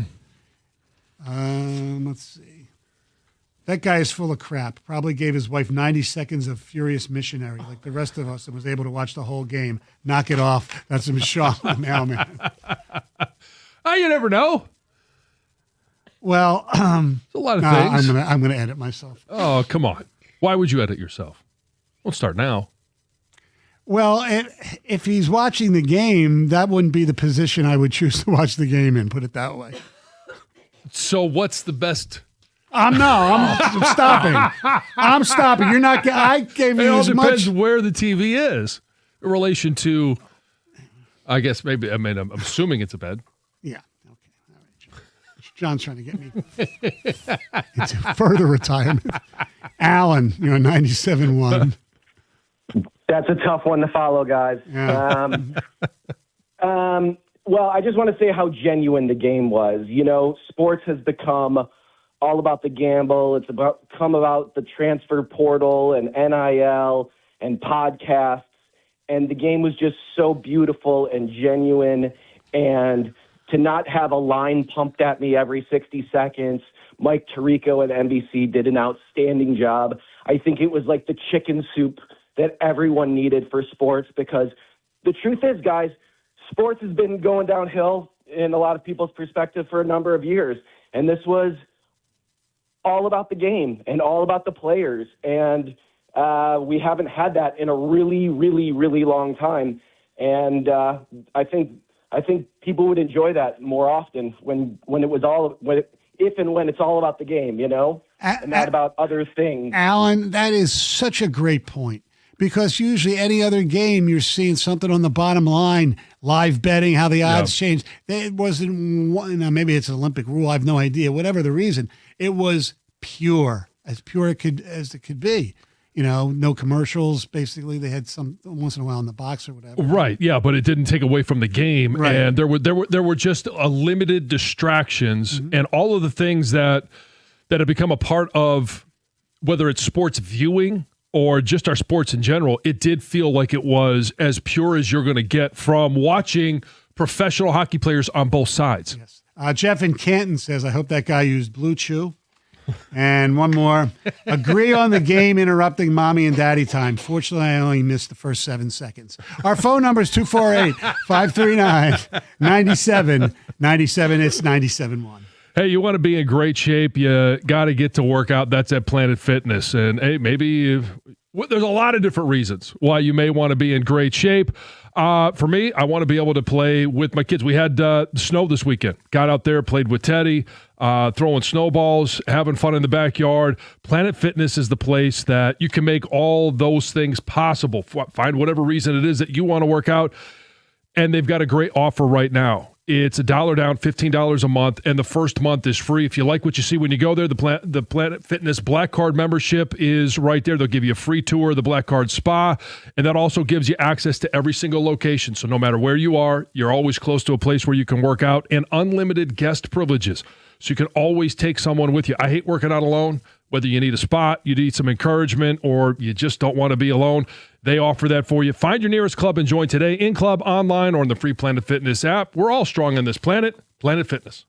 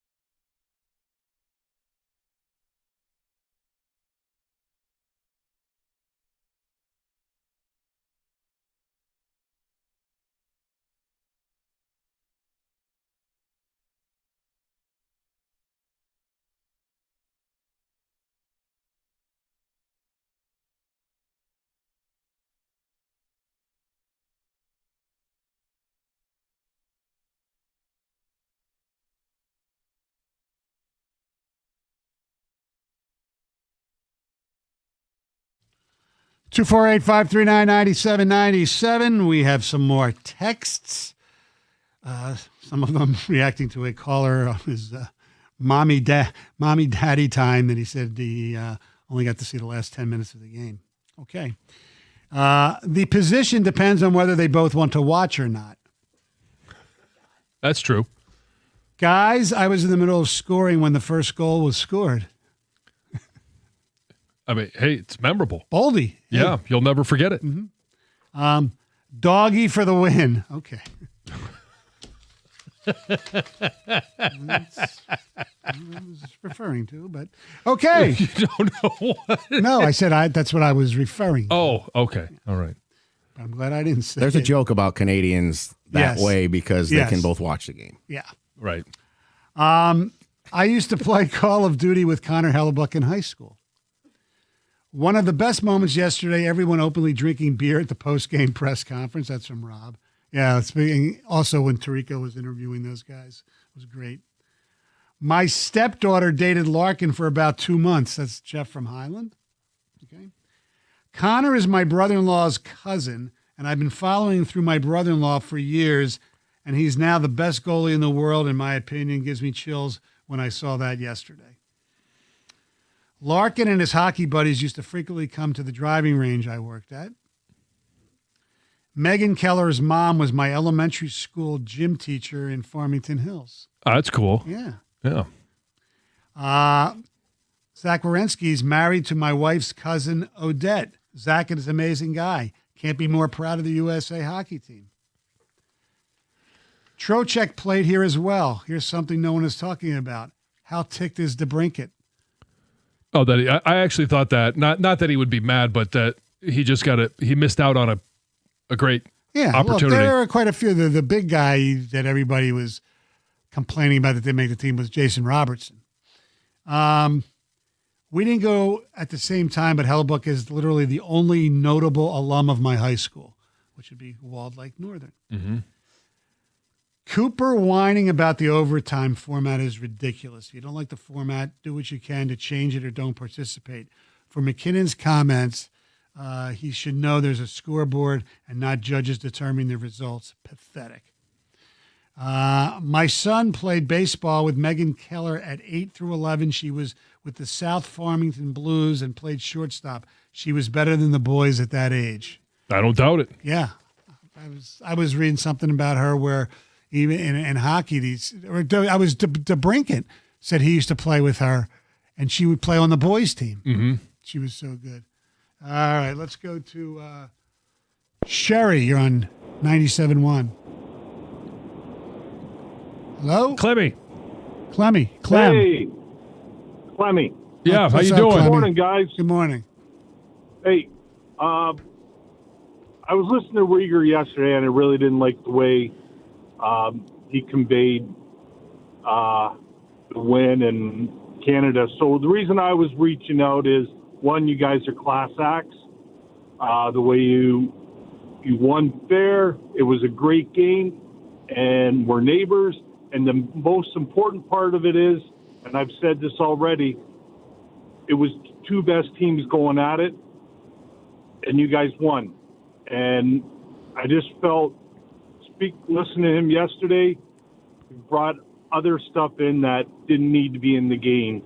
And I just wanted to call and say congratulations and great morning show and the way you're conducting the win. And you deserve to celebrate it. Thanks, Clemmy. Let me ask you this, though. Would you agree there is a little, it's our game, arrogance from a lot of Canadian fans? Yeah, there is some like that, but I don't think we all should be labeled like that. No. And yeah, we created hockey. Hockey is us. But at the same time, you guys, and when I say that, your great country, the USA, also developed a great plan to be competitive. Oh, yeah. And you do that in football, baseball, and we've only got one team left in baseball, and we got somewhere with Toronto. I'm a Tigers fan, but the camaraderie is everything, and it's, I guess, how you convey it. And you guys, you embraced it. And you look at some of where your players came from. You got your captain came from Arizona, and he became a great hockey player, and he plays for Toronto. You guys, it was a great game, and there's a real good Michigan presence, and it's congratulations. Thanks. I just didn't like the belittling of the country, and that's why I reached out, because you guys were calling it really fair, combative, and the best team won. You guys came, got it in overtime. I wish it was 5-on-5. Don't get me wrong, but that's you know what you're going into when the Olympics. It's going down to 3-on-3. Yep, I agree. Thanks for the call, Clemmy. We do appreciate it. I do like the point that he made in regards to we did get the two best teams. We got the payoff for what we all wanted, and that was USA versus Canada for Correct. the gold medal in hockey. Yes. And look, best on best, we haven't done very well since '96 in the World Cup. So it's been a while, and it was a terrific sporting event. I mean, we can sit there and say who had a better game. Yeah, Canada was dominant for most of that game, but they couldn't score because our goalie was dominant. That's the story of the game. Yeah, All he right. was the best player on the ice yesterday. Yes. Now, coming up next, Clemmy mentioned the format in overtime. Do you like it? Does it need to be changed? Because I don't know what you could sit there and say, well, you know, an NFL game wouldn't be decided by, you know, 7 on 7. You know, you couldn't Take the best players off the field? Yeah, can you imagine the Super Bowl or something like that doing that? I mean, I understand why it's done, but we'll discuss that. Are you okay with 3-on-3 instead of 5-on-5 or even 4-on-4? 97.1.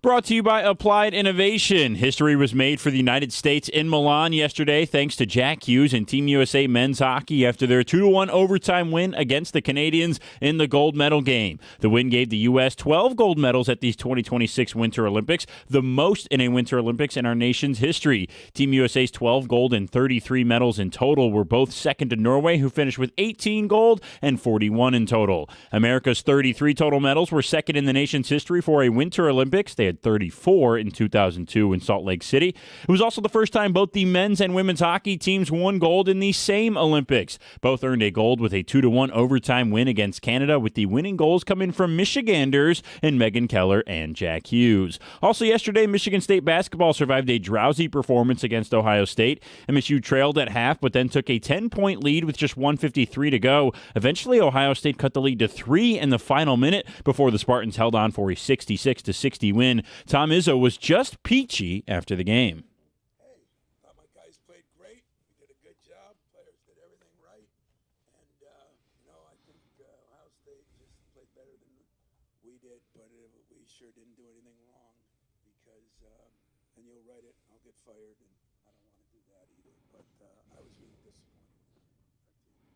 MSU heads to Purdue now this Thursday. At the Corwell Health Sports Desk, I'm Brendan Shabath. For more, go to 97.1 The Ticket or Odyssey.com.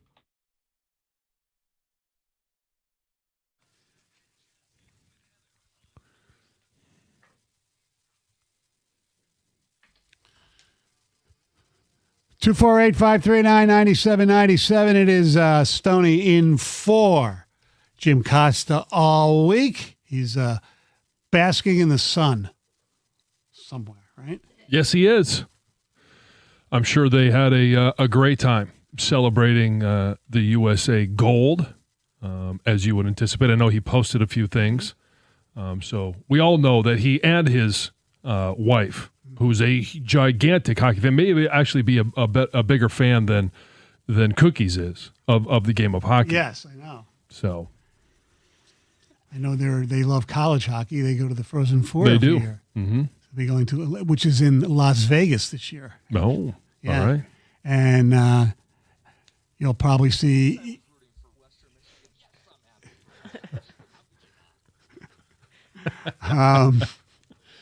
Yeah, so maybe they'll be there, but you can almost guarantee either Michigan State, or Western Michigan, or all three, especially Michigan and Michigan State this year, will be there for the Frozen Four.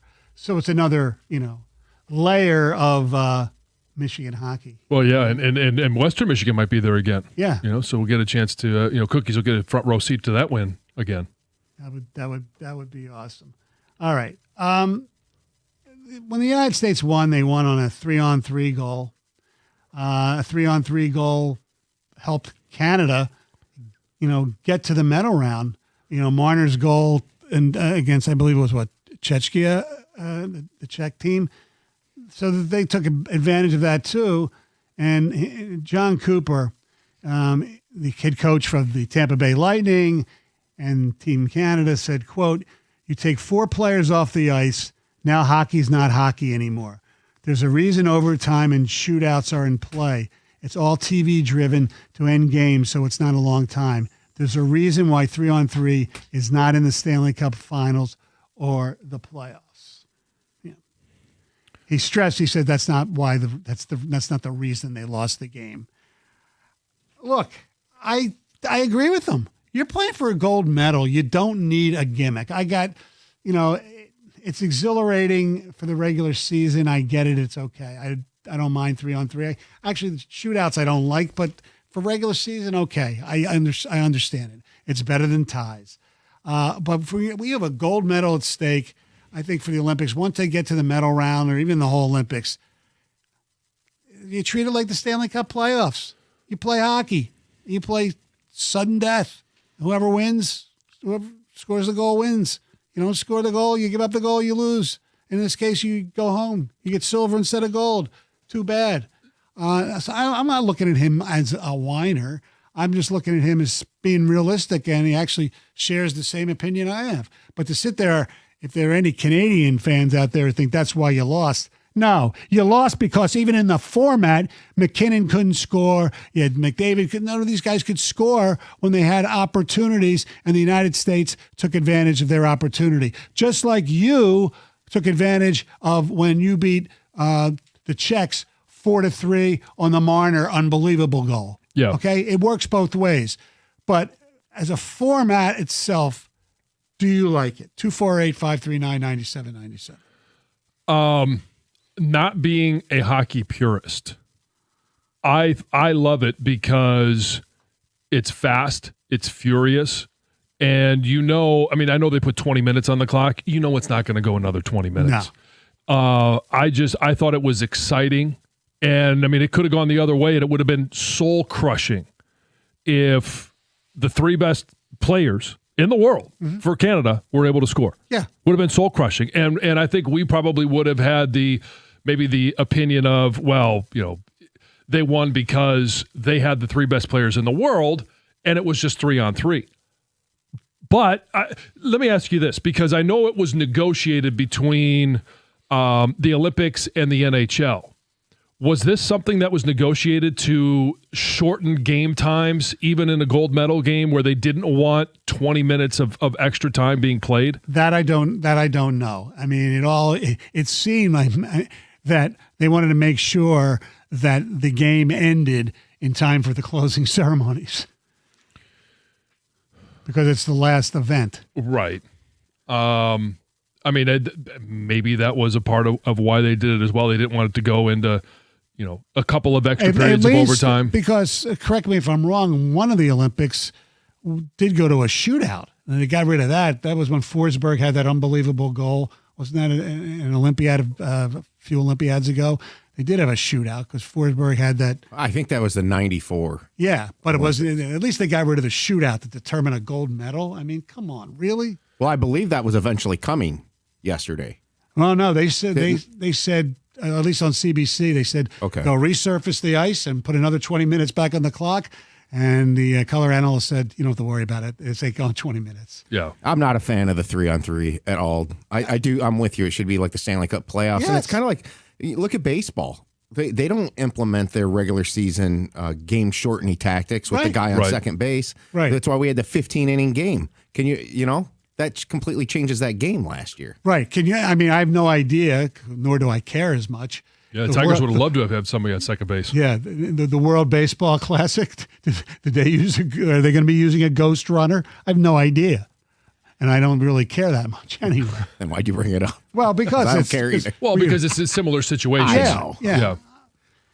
I really want to hear, because look, for people, you're right, who are not, hockey snobs or longtime hockey fans and purists, 3-on-3. While they it is exhilarating and fun to watch in the regular season, there's no way that it should be deciding a gold medal or a Stanley Cup. Oh no, not even at all. But then then you get the people say, "Well, I don't want to stay in the house for 6 hours and watch a game in case it goes to 4 or 5 overtimes." Big deal. That's breaks of the game. It is a breaks of the game. But I think in regards to just more people that aren't hockey purists watching this, I think it was more appetizing for the masses than it was for those that are tuning in for every single hockey game throughout the course of an NHL season or any international games. Some texts. I literally said out loud as overtime started, it's 3-on-3. This is dumb. Imagine basketball going 3-on-3, 3 versus 3. Just glad we won. Why is everybody hating on the 3-on-3? I loved it. It's way more exciting. Yeah, I'm kind of along those same lines as well. I thought it was fun. Greg? I think sometimes we get lost in, is this the proper way to settle a champion? Besides, is this fun and is it enjoyable? Yeah. And what you're saying is, it was fun. It was for me, yeah. It's exciting. I'll give you that. If Connor McDavid hadn't fan on the shot opportunity, Canada would possibly be very happy with 3-on-3 hockey. I don't think, at least most of the things that I've seen, aren't people suggesting that's why they lost. Guys, it's never been 5-on-5 in overtime in the Olympics. All the Canadians are crybaby bitches. They sure weren't complaining when Crosby scored when it was 4-on-4, which, by the way, would have been a shootout if nobody scored that year. Well, I mean, the U.S. could have gone 5-on-3 again and still maybe won. That was incredible. Let me ask you about the actual strategy with the 3-on-3. I found it fascinating that the U.S., when the goal was scored, had 3 forwards on the ice, and the Canadians had 2 forwards and a defenseman. Mm-hmm. Werenski was on the ice. Oh yeah, that's right. But the strategy is different. Sometimes you'll sit there and you'll pace yourself a little bit, and sometimes they'll have the guy you want to get it over with. You have their best face-off guy, whether it's your best scorer, win the face-off, and then they'll hold the puck and make a line change right away. Sometimes they do that. 3-on-3 changes the game a lot, but 5-on-5 could take too long. Meet in the middle with a 4-on-4. I find it funny. They keep saying they wish it was 5-on-5 in overtime, but couldn't even score when it was 5-on-3. Go USA. That is... it's very true. That is an accurate statement. 248-539-9797. For Olympic hockey in the gold medal game, they should roll with 5-on-5. In the prelims, 3-on-3 or even a tie is fine. However, for the final game, go with a full-out battle. Time constraints are out the window. I totally agree. Once you get to the medal round, it should be sudden death. I mean, I agree with the sentiment of, hey, once you're deciding a championship, and the prelims are done, everything else is done, that you would stay with regular rules for whatever sport it is. Mm-hmm. Because I wouldn't like it if the NFL in the postseason or even the regular season decided to go, hey, let's take a guy off the field every 5 minutes that they play in overtime. And who knows who they're going to take off or what. It would change the sentiment of the game. So I understand their perspective, but on the flip side, I did think it was fun. Personally, I like 3-on-3. Usually ends up being a nice, skillful goal. 5-on-5, a lot of times you wait 30 minutes to get a 50-foot shot that gets deflected off someone's leg. There's some truth in that. I'm an American, and it needs to change. It makes our win feel slightly synthetic, especially after watching them dominate us 5-on-5 all day. No, it doesn't make it synthetic. I don't like the format either. but we won the game. Everybody was playing by the same rules. Yeah, we won the game. Yeah, Canada. If you did blind test, you're watching the game. Not blind, obviously. If you're watching the game, if you're watching the game and you're blind, wow, you're a miracle. You're watching the game. Yes, Canada looked to be the better team, but it doesn't make a difference. I thought that guy was first implying that he wanted to change being an American. Yeah. I'm sure he can apply for citizenship in Canada if he wants to. I'm sure. The fact that Canada is complaining about a 3-on-3 in overtime is pathetic. They had a 5-on-3 for over 1:30 and didn't score. We had a brick wall on net. 248-539-9797. Coming up next, we'll ask your opinion on what you saw in Washington, D.C. on Saturday night in the world of college basketball. It's 97.1.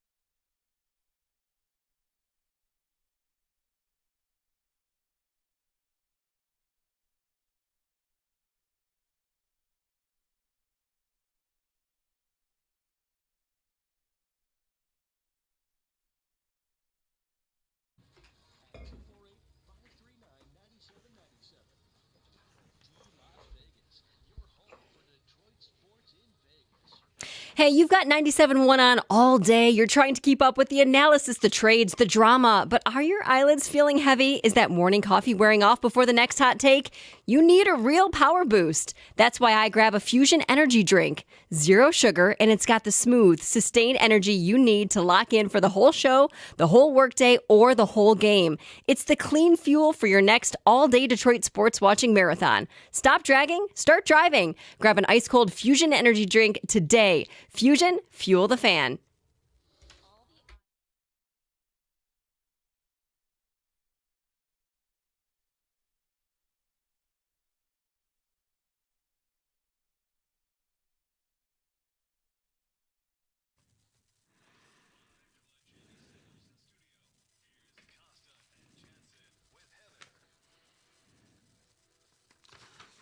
Stoney in for Acosta. All right. We have some texts that I want to get to before we talk about what happened Saturday night in the college basketball world. They did overtime like that because they had to get to closing ceremonies. That's what I figured. Bill says they played their asses off for 60 minutes. You know the game is going to be over in under 5 minutes with the best players in the world out there. Even though we won, there was an empty taste about it. Really? I didn't have an empty taste about it at all. I just prefer the 5-on-5 format. And so the 3-on-3, while it's not my favorite format, doesn't give me an empty taste. No. If you're going to make it 3-on-3, play like basketball overtime, 5 minutes, most goals win. Oh, that's ridiculous. Sudden death it should be. Hey, Grandpa Stoney, the game changes. You probably still hate masks and helmets. No, I don't hate masks. The helmets make it harder to figure out who players are sometimes. Sometimes. Yeah. Because in the days when you didn't have helmets, the hair would be, Bob Nystrom of the Islanders. He had the blonde hair flowing and things like that. So, yeah. You can still flow it underneath the helmet. I know. See it in the NFL. McJesus was on his second shift in overtime. Maybe he was tired as his back check was just a bit late. Sorry for your loss. Good morning, guys. Notice how it's always the loser that complains about the overtime rules. Great show. I'm kind of complaining too. Well, not complaining. I just prefer the other way. NHL players perhaps negotiated this to limit long game injuries. Same rules, same numbers, more fun. That's possible. And finally, I love the 3-on-3. It's Jim in the Cayman Islands. All right. Saturday was the duel in the district. Duke versus Michigan in a big non-conference game between the top-ranked Wolverines and the third-ranked Duke Blue Devils. That'll probably change later today. Duke wins 68-63. My first question that I've really had about Dusty May as a game coach, unless there's something that I missed, because I watched the game where we didn't have really a lot of sound on because it was at a bar restaurant. That's a whole different topic. Why LJ Kayson has been playing great lately. Why did they specify why he only played 14 minutes? I don't think Dusty necessarily addressed it after, but 7 points in 14 minutes. Cadeau was awful, and then he was, he got hurt too. Burnett wasn't any better. Burnett plays more than Kayson, and he was horrible. Kayson has been really good the last 2-3 weeks. I don't understand why he didn't play more. I don't have an answer for you. I guess I can only speculate as to why that would be. And we've seen him, Dusty being, sit guys down that he didn't feel were having their best game. Right. And so maybe there was something in warm-ups, the 2 missed free throws. I don't know if there was just something that he thought, hey, LJ Kayson is just not having his day, so I'm not going to put him in. He was 3 for 6 from the field. He 1 for 2 from 3. Mm-hmm. And everybody else, their 3-point shooting was horrible. And, people try, what can we learn from this? I thought it was a good loss, if a loss can be termed good, because you learned a little bit about your team, I think. You know that you have to be able to rebound the basketball and play better defense and don't get caught on some of the switches where they had a lot of uncontested threes. They didn't make all of them, but uncontested threes. The fact that Michigan got out-rebounded 41-28, it was startling to me. And, they couldn't shoot better than 24% from the field. So, Right. yes, it just shows you they're certainly not infallible. I think we've had this semantical argument before about a good loss. Right. And I'm not going to say that it was a good loss, but I think there are, and we won't know until they get to the tournament, is there value that they can take away from this loss? And then if you look back and say, okay, well, they meet Duke again at a neutral site in the tournament and they come away with the win, like how do they play better in that situation? Or even if it's not Duke, if it's Arizona or if it's Houston, there can be valuable lessons learned in a game like this. And I think it was perfect for both teams. Yeah. Obviously, it was more perfect for Duke because they won. But to have that neutral site, it was a tournament environment. Now, it wasn't lose and go home. No. But or lose and your season's over. They all had to go home. But it just, to me, was something that Michigan is not accustomed to. In having matchups like that at the end of the year, and there can be some valuable lessons taken. Now it's a matter of Dusty, can he teach those valuable lessons, and will the players learn from it?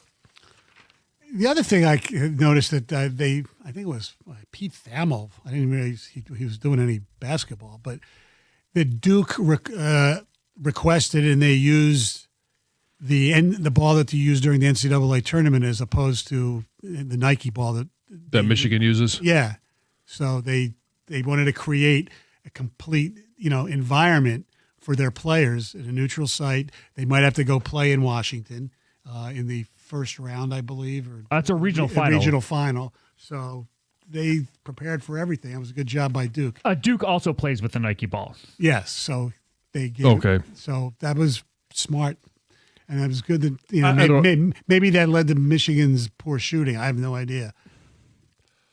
Duke didn't shoot it much better, by the way. I know. I'm not a huge believer that the ball makes the basketball. The company that makes the basketball makes that big of a difference. I don't know. Supposedly it has a different feel to it. I have no idea. All right. It's now time for news with Heather. This news is sponsored by Gardner White. Well, a major Mexican resort town is under siege. Well, was on Sunday as drug cartels lashed out after the leader of a brutal cartel was killed in a military raid. So tourists in Puerto Vallarta were warned to stay indoors as cartels went on this rampage. The U.S. State Department urged Americans to shelter in place, and some American tourists have reported being trapped in the region. There's one man from Colorado who is stranded in Puerto Vallarta and says that it looked like the whole city was on fire. Oof. Yikes. Very scary. Multiple airlines in the U.S. canceled flights on Sunday to Puerto Vallarta, Guadalajara, to and from. I don't know if they've resumed today or not, but canceled Sunday. Some of the images and videos coming out of there it looked like the city was on fire. Yeah, for sure. I got to check with my buddy, the guy I almost killed playing golf, Lenny. He stays in that area for like the winter? 6 weeks. Oh, okay. Is he there now? I think so. Oh, yeah, you better check on him. He survived the golf ball. I think it seems like he can survive anything. Yeah, let's hope. Sterling Heights police are investigating a possible animal abuse case after a disturbing video started circulating on social media, and it showed a man chasing and then hitting a small dog. The video was actually captured on a Ring doorbell camera at a Sterling Heights apartment complex last Friday. The dog in the video and a second dog have been removed from their home. They've been taken into protective custody by animal control, and they say the man in the video could face multiple charges, including animal abuse and neglect. Police say they plan to send their findings to the prosecutor's office. Last week, there was a dog that gained national attention after being tied and abandoned at a Las Vegas airport. Remember that story? Well, yes. The dog has now found a forever home with the officer who helped rescue him. So if you didn't hear about the story, it was basically a traveler wanted to fly with her dog. They said, oh, you got to fill out the proper paperwork to have a service dog. She didn't do that. She got denied a boarding pass. She said, screw that. I'm going to leave my dog here and I'm going to my boarding gate. She went to the gate. Police found her. She got all disruptive with police. Ultimately, she was arrested. The dog was placed in basically holding for 10 days. Yeah. And then the owner never came and got her dog, just left it there. Well, now Like I said, the officer involved decided to go to the local shelter and adopt the dog that was named Good for after the them. fact JetBlue. So, yes. Predictions say that it's going to be a very good year to catch walleye on the Detroit River. Yes! John, there you go. The Michigan DNR says that there was a strong recruitment, meaning a lot of these fish hatched and survived their young life stage. And while all those small fish were off limits, they're now going to be They'll be more catchable limits. size. Yeah, Yes. exactly. Ready Keepers. to go. So Can't wait. good luck to all those who fish, right? Yes, and as soon as they're done there, they'll be in Lake Erie and Yep. have as much fun as you want there. Two guys in Michigan just broke a world record and raised money for charity by playing pickleball for 28 hours straight. Ooh. Yeah. Both of these guys are from Grand Rapids, took on the record. They actually did this in November, late November, but it was just like finalized by the Guinness World Record as being an official record. They played for 28 consecutive hours, were allowed a 5-minute break each hour. How long do you think you could play? You and Cindy doubles. I'm good for an hour, maybe. She'd come up just shy. If I had to, I could have played. She could probably do 28 hours. Okay. She's got more stamina. Yes, absolutely. A man was caught red-handed trying to plant an armpit hair in his food so he and his family could avoid paying a huge restaurant bill. And it was all captured on camera. An armpit hair, so he actually dug away and pulled out an armpit hair? So this happened in Sydney, Australia. It was at the Pony on the Rocks restaurant. And staff say this family came in. They were visiting from Ireland, bought some of the most expensive items on the menu, including a nearly 4-pound tomahawk steak. Ooh. And they didn't say anything until after their meal was basically complete. And then finally, one person started throwing a fit, was like, I found this hair. There's no way I'm paying for it. A woman at the table started crying, causing a huge scene. Ultimately, management decided to comp their bill. Said, you know what? You're causing problems. Let's just take care of this. Get out of here. Well, it was after the fact that they decided to go through and look at security footage because they say that hair didn't match anybody in the kitchen staff, right? There's no way this hair came from anybody. They did the comparison. Well, they said it was like a blonde hair, light colored hair, and nobody in the kitchen had hair like that. Yeah, I guess. Or at least natural. So, so they ultimately posted this family on social media and found out they've been doing this in other restaurants around the area. Oh, wow. Scamming So them. was the guy wearing a tank top so it was I think easy he was wearing to like get to? a or? T-shirt. So he had to actually... He either went in, I mean, I didn't He watch went from the video, underneath? but yeah, I think so. Unless you went in the short sleeve. The short sleeve, yeah. That Well, might be less like... conspicuous? Yeah. Ooh. Huh. Pulling an armpit hair for free food. Ooh. It worked. It's got to hurt, too. I'm sure, yeah. It's not like a nose hair, which is No. going to bring tears to your eyes. No. By the way, Heather. Yes. John. Yeah. I got a Puerto Vallarta Lenny update. Oh, how is he doing? He says in condo, but a lot of burning close by. Wow. No danger, but can't leave the condo project. Some people want to leave when the airport opens, but I'm staying. My wife's supposed to leave today, but canceled. She made new reservations for Thursday. Oh. Wow. Well, yeah. I'm Tell him glad to be he's all safe. right. Yeah. Yes. Anyway. All right. Thank you very much, Heather. All right. Coming up next, I do this thing, it seems every year when Canadian teams, when they realize that they cannot win the Stanley Cup anymore. When did you start? Because it's been 3 decades. Oh, I only did it. I think this is the third. This will be the third version. I think I've only done 2. Okay. Okay, but we did an updated version of the Canadian national anthem, and you'll hear that coming up next. 97.1.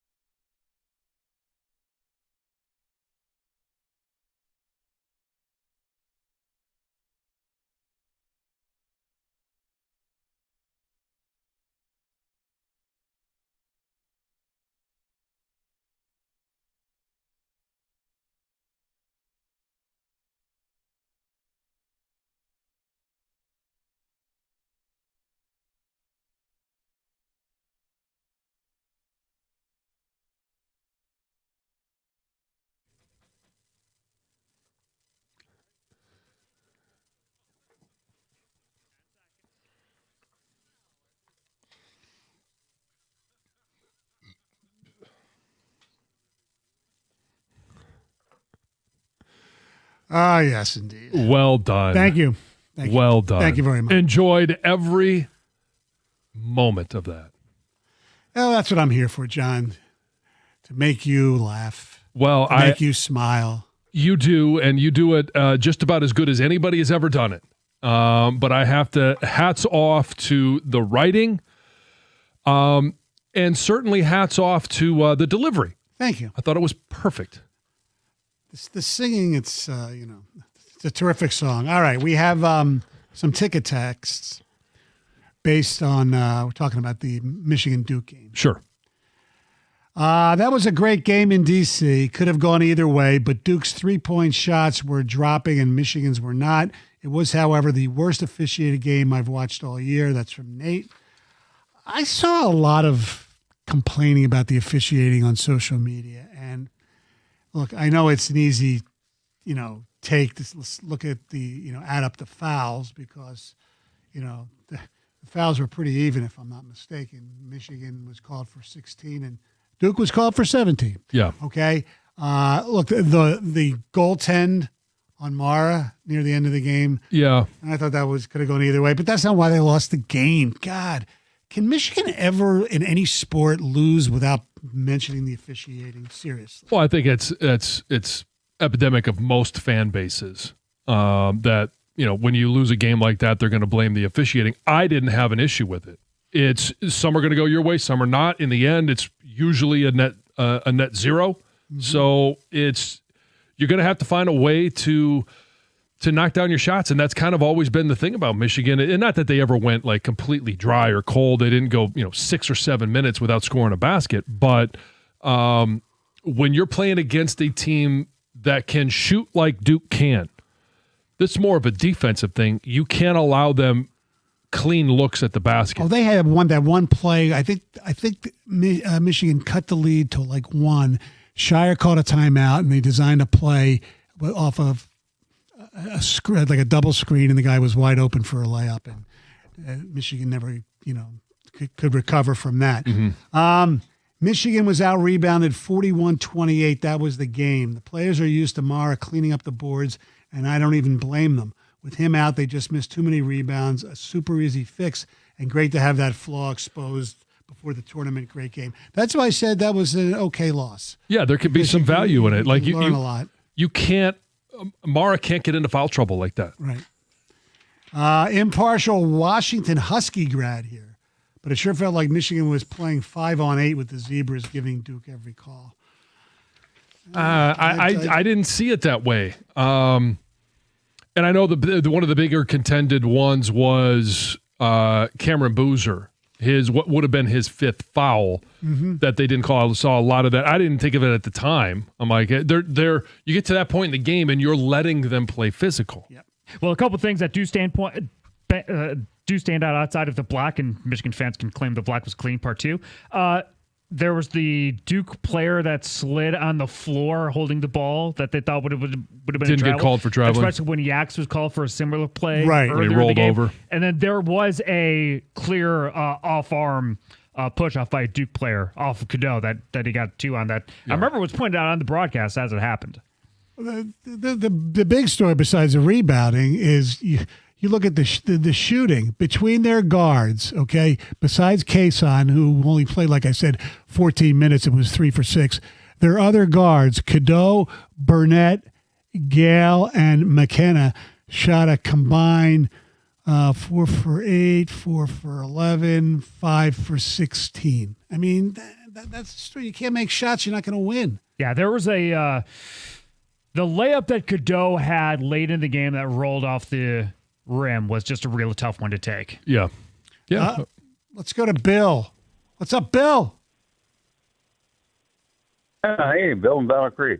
Yeah, I kind of felt like they should have treated this like a West Coast trip.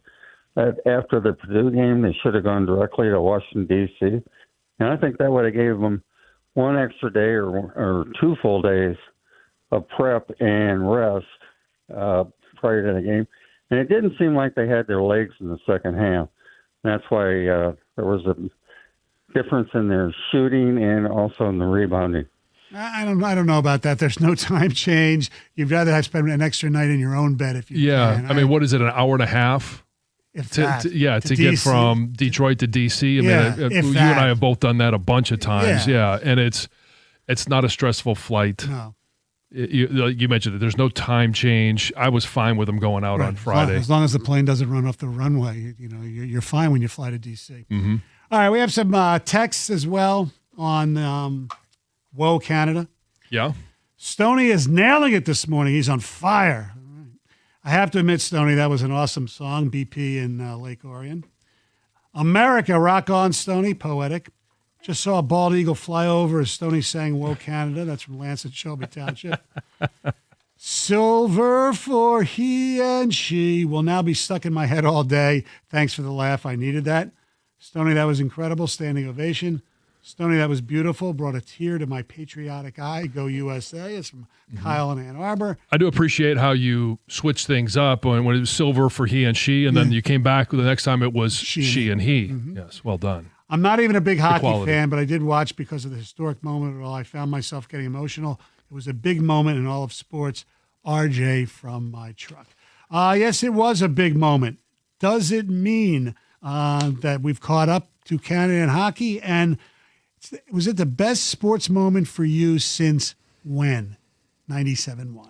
Hey, if you're thinking about a new truck this month, a Ram truck should be at the very top of your list. And I've seen the Ram side by side with the competition. I've driven all of them, and I've driven a Ram. I loved my Ram. The Ram Truck Month deals at your Metro Detroit dealer this month are exceptional. For power, there's really no competition. You can choose from Ram's award-winning Pentastar V6 or Ram's legendary 5.7 Hemi V8. Why would you trust any of the competition in any full-size pickup at any price with just a 4-cylinder engine? Seems pointless, and it is. And the full-size Ram 1500, it's built right here in Sterling Heights, Michigan. For comfort and easy-to-use technology, nothing beats a Ram. Ram's 5-link coil suspension. All it takes is one test drive, and you're going to feel how much smoother a Ram is with that 5-link coil suspension than the competition. And right now, Ram's Truck Month lease payments are phenomenal. So are their financing offers for well-qualified buyers. Pull into your Metro Detroit Ram dealer today. It's as easy as that, and all you got to do is tell them I sent you.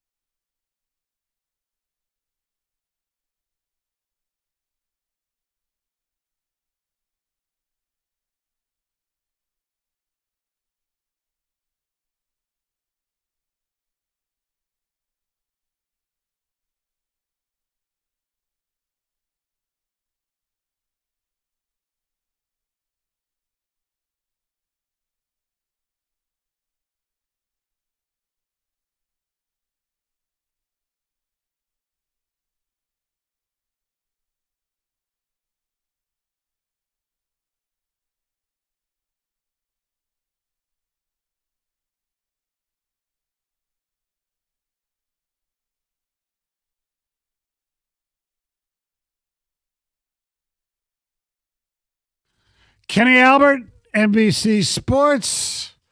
United States 2. Canada 1. Gold medal in 3-on-3 overtime. Does this mean that the United States is caught up to Canada in hockey? Like some people are trying to complain, suggest. Yeah, that they're now equals. Yes. I mean, for a day it did, but I think there's still the gap has tremendously narrowed. But I think Canada, with just the mass of good players that come out of Canada, I mean, I guess it depends on how you're trying to compare it. The number of great hockey players or the number of NHLers is still in favor of Canadian hockey players. Yeah, absolutely. And so I think it's the next step in narrowing it. But now it's like Michigan beating Ohio State for the first time, reliably in 17 years. Can you repeat it? Now, we won't know for another 4 years, and I don't know if they're going to do the Four Nations thing. It's a little bit different. I think the next thing they're doing is in 2 years, there'll be an all-star game next year, I guess, or whatever they're going to call it. And then in that year after, I believe they're going to do like a World Cup type of thing. Okay. But still, I think there's a different intensity. And maybe it's just always going to be that way between U.S. and Canada. But when you're going for a gold medal, U.S. Olympic gold, I think there is a completely different intensity that is not matched in other formats. True. I don't think we've caught up yet, but it's certainly getting damn close. And where it's really close and shows a lot of ways is, the World Juniors. We've done really well in that over the years. And it's something that we, really never did do much. I mean, it happens every year. And yeah, the United States had won in 2024 and won in 2025. Canada's last World Juniors was 2023. Sweden won this past year, and Canada came in third. We didn't medal, even though it was in St. Paul. Next year's it's in Edmonton.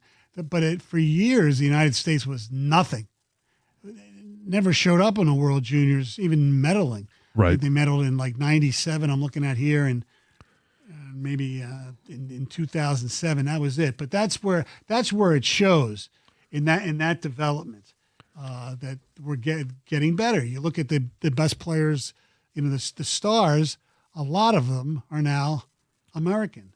248-539-9797. Also, it was your favorite or best sports moment watching since blank. Mine was and I'm saying this because I was there and I experienced the euphoria and the whole setting when Michigan beat Ohio State for the first time in 17 years, back in 2021. 21, yeah. I mean, it was just the snow globe basically game. Yeah. And having gone back and thought about that a little bit more, I'd originally said it was the Lions' first playoff win. I was at both, but I do remember being on the field, rushing the field after that Michigan-Ohio State game, and the fact that I was there with all three of my daughters. Right. And we were jumping around. We were having a good time before I had to get up there and continue working. And I remember one of the kids said to me, "Dad, I think this is the happiest you've ever been." And it probably was. Yeah, because my daughter, it was her last game working for Michigan football, and she had to run through the tunnel before the game, and then came on the scoreboard. And then as she was rushing the field, she happened to go by where we were sitting. I was sitting with my niece and nephew from out of town. Mm-hmm. And it was great. It was so much fun. M Dubs on Twitch says it was for him. It was or her. I'm not sure who it is, but 97 Woodson game versus OSU. Okay. The punt return. Yeah. On text, best sports moment. USA win yesterday was my best sports moment since the Lions playoff win in 2024. Well, that was a long time between 2024 and yesterday. I can't stand when broadcasters do that. It's the first time they've won since 2023. Right. Okay. Yeah, it's 3 years. That was the best sports moment for me since the Lions' first playoff win against the Rams. Absolutely electric the entire game, Devin and Westland. Somebody said it wasn't a great call on the broadcast. Yeah, I didn't think it was. But you weren't even watching it. An epic one. Oh, I've heard it 8,000 times. Yeah. I watched CBCs. Well, it's not going to match No. Miracle. Do you believe in miracles? It's just not. It's not. No. I don't know that there's anything, especially in regards to the hockey world, that's going to match up with that call. 248-539-9797. Jerry, what's going on?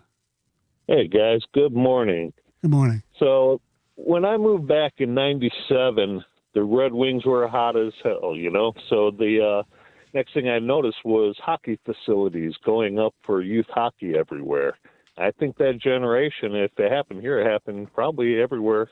I think that's why they started catching up to the Canadians a little bit. More involvement. Yeah, and a lot of that can even be, and thanks for the call, you can even tie some of that to when Wayne Gretzky got traded to Los Angeles. It opened up a West Coast, obviously the Kings were there since 1968, or 67. But you started seeing teams in Phoenix and two in Florida and more in California. Whether that was triggered by Miracle on Ice or not, I don't know. But hockey has spread in the U.S. and it's much more prevalent now than it was 30 years ago. Yeah. So, but the thing is, these players from all over the country are coming here to train, to live when they're 12, 13 years old. Yeah. Because of the great facility that we have right there in Plymouth, the USA Hockey. Yeah. I mean, so what's this say about hockey in Michigan? 248-539-9797 is what's going on with the U.S. development program. Is that the reason? They've got 100,000 kids minimum, in 10U programs. Or sure. I mean, just look at both teams, the men's and women's. There were 8 players for playing in the Olympics that had ties to the state of Michigan. Mm-hmm. I think there was 4 that had ties to the University of Michigan. Yes. And so we also want to ask if your kids a part of the USA Hockey, and did you play against, or your kids play against any of those gold medal winning players? Yeah, and it's just to be quick, go down the names. It's on the men's side, it's Kyle Connor, Connor Halabick, Jack and Quinn Hughes, Dylan Larkin, and Zach Wierenski. And then on the women's side, it was Megan Keller and Kristen Sims. Yeah. So there's a lot of interaction that I'm sure that our listeners have had with any one of those 8, whether it was youth hockey or high school classmates. Yep. And they're there, a lot of them practicing together in the summer for a couple of weeks as well. 248-539-9797.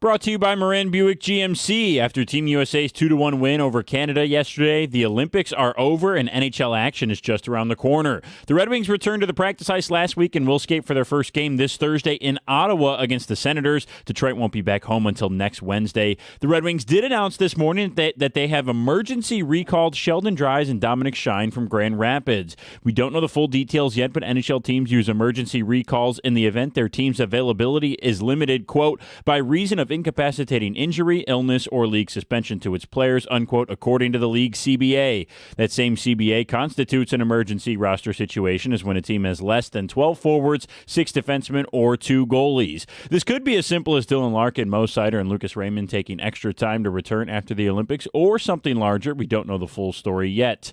Another Detroit team returns home tonight. The Pistons will be back at Little Caesars Arena for the first time since the All-Star break, and it's a huge week for them as they're set to face the Spurs, Thunder, and Cavs all at home. Tonight, the Pistons will welcome NBA sensation Victor Wembanyama to downtown Detroit. Spurs have the 3rd best record in the league right now at 40-16. Wembanyama is averaging 24 points, 11 boards, 3 assists, and 3 blocks so far this year. He's currently 4th place at plus 2,500 MVP odds this year, 1 spot behind Cade Cunningham at plus 650. Tip-off tonight at 7 o'clock. Our pregame coverage on 97.1 right here begins at 6:35. At the Corewell Health Sports Desk, I'm Brendan Shabath. For more, go to 971theticket.com.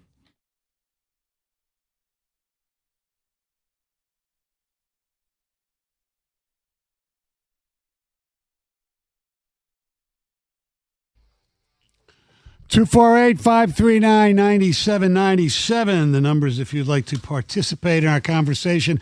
Obviously, most of it centered on the United States winning the gold medal in ice hockey yesterday, early afternoon, late morning, whatever it ended up being, probably late morning in Milan. First time the United States won an Olympic gold medal since the Miracle on Ice in 1980. Mm-hmm. The first time they won something best on best, really, in a long time. They won the World Cup in 96. You know what I do, and it takes away nothing from any of the teams that participated. As much as it was kind of cool to beat Canada, God, I wish they had Russia was in this thing. The hate factor would be so much better. Sure. Let's go first to John. What's going on, John? Hey, what's going on? You tell me. Michigan's always been a hotbed of hockey. You have youth programs in Hazel Park, Little Caesars, youth program. They're homeschooling kids at rinks. They'll come to the rink, go to school, play hockey, go to school, and get back on the ice. Michigan, for over 30 years, has been a hotbed of hockey, and I think it's just coming to light now. I mean, you have tournaments that these youth kids, 10, 12 years old, going to Edmonton, and it's broadcasted. It's at a mall in Edmonton, and Detroit dominates every year. Canadians hate playing Michigan teams. It's just a known fact. When they have to play an American U.S. team, it's even at that age, it's they do not like playing us. So it's been around for years, but it's just coming to light now. Like right now, last week, there was a tournament in Quebec, Canada, for 2 weeks. Kids and families, they live with Canadian families and participate in this tournament. That's a huge commitment for not only kids and families. You know, it's just been around. I've been around the game for 30-plus years, and it's just coming to light now, and it's great to see. Last night was unbelievable. Yeah, well, look, even going back to 1980, you had, Ken Morrow was from the Flint area. You had Mark Wells, may he rest in peace, who's from this area.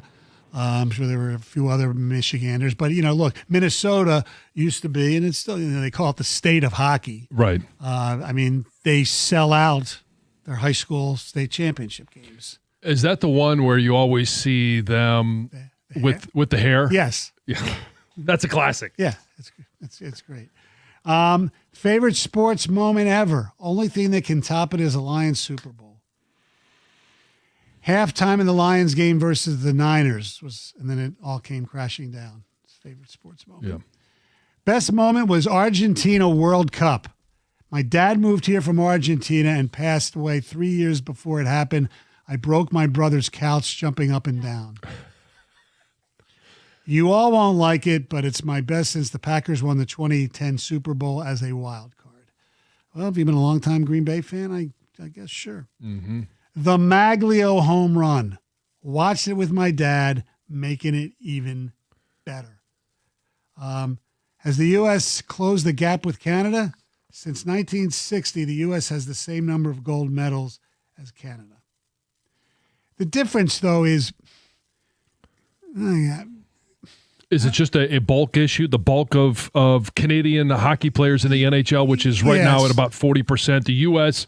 has closed that gap because now the U.S. is right at about 30% of NHLers. And in 1960 and even in 1980, most of the best best Americans were playing in the NHL, but there weren't as many of them. The best Canadians were all in the NHL, and back you couldn't have best on best because there was no professionals in the Olympics. Mm-hmm. In 1960, there were only 6 NHL teams, and it was probably like 97% Canadian. Yeah. So they didn't have, the quality of players that the United States had, basically, comparatively. Hey, it's with that though too.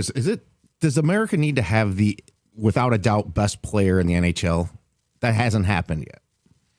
No, you're right. At that time, Correct. Like if McDavid was American, it's like what I'm Right. saying. Like Austin Matthews is really, really good. I mean, he's a great player, but it's not the same. No. The Maglio home run, watched it with my dad, making it even better. That's from Mike at U of M. Has the U.S. closed the gap with Canada? No.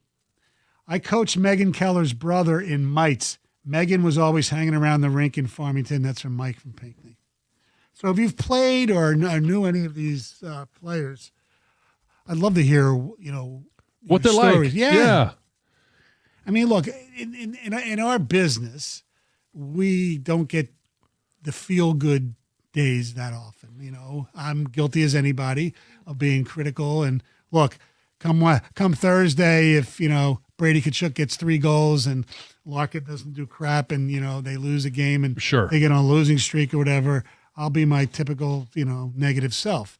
The Pistons have played 3 really tough opponents at home, beginning tonight with Wembanyama, and then they have Oklahoma City and Cleveland. They can't win any of those 3. I'll have a little bit of a concern. But for right now, this feels great. It really does. I mean, and for me, because I view hockey like a lot of you do, but a lot of people don't around this country. They just look like it's hockey. It's no big deal. Hockey is such a big deal to hockey people. Well, it is. But if you're just talking about the popularity of the 4 major sports. Oh, it's 4th. It's 4th, and that's why a moment like this can really help continue to grow the game in the U.S. because we do have teams in Arizona, we get teams in Utah, we get teams in California and Florida, in the Carolinas, and that's helping create more hockey fans. Mm-hmm. But I think a moment like this, it can be a huge injection for USA hockey. Yeah, and look, and I'm sure there's going to be, parents who can say, you know what? And when you're watching the games with your kids, and maybe not the hugest hockey fans, and your kid says, Mommy, Daddy, I want to play hockey. And, it is pretty expensive, but there are going to be a lot of kids who are going to be playing hockey because of what they saw in this Olympiad. Just like, 1980 brought a lot to the table. It certainly didn't pass basketball, baseball, or football, but it certainly brings more to the table. And when you have more to the table, it means the talent level in this sport, in the National Hockey League, and for the most part what we saw in the Olympics, is such at a high level. A lot of people like my age like to say, oh, it's not as good as it was back in the old days. Bull crap. These players are so much bigger and faster. I'm not saying the players back then, wouldn't compete, but because they'd have the same training stuff that they didn't have back then. Sure. I mean, to me, I think Bobby Orr is like the greatest player ever to play the game. He would still be the greatest player to ever play the game in my mind if he played today, because he would have had all the stuff all the advantages that these kids or this generation has. But when you watch the speed, the strength of these players, and you can say the same thing about all the other sports as well, but particularly hockey and basketball, you don't realize how. And you hear a lot of the former players talk about it. They're so quick and they skate so well. It's incredible. Let's go to John. What's up, John? Hey guys, how you doing? Good morning, John. Good. My boys were playing over at Grosse Pointe North lacrosse, and Zach was on their team. He was a sophomore, and he in this one game he was playing, he took a pass or a shot or whatever. He jumped up, and he came down on his ankle, tweaked it a little bit, and his dad goes, "He's done. That's it." So he never played another lacrosse game. That was it. His lacrosse career was over. Wow. Yeah, but he was already a stud at that point, and his dad knew. And great family, great kid. Just I always wondered, because obviously I never had that ability. Now you had the ability; it was a little different, I think. But when did you know, or your parents know, that you might have a professional athlete there?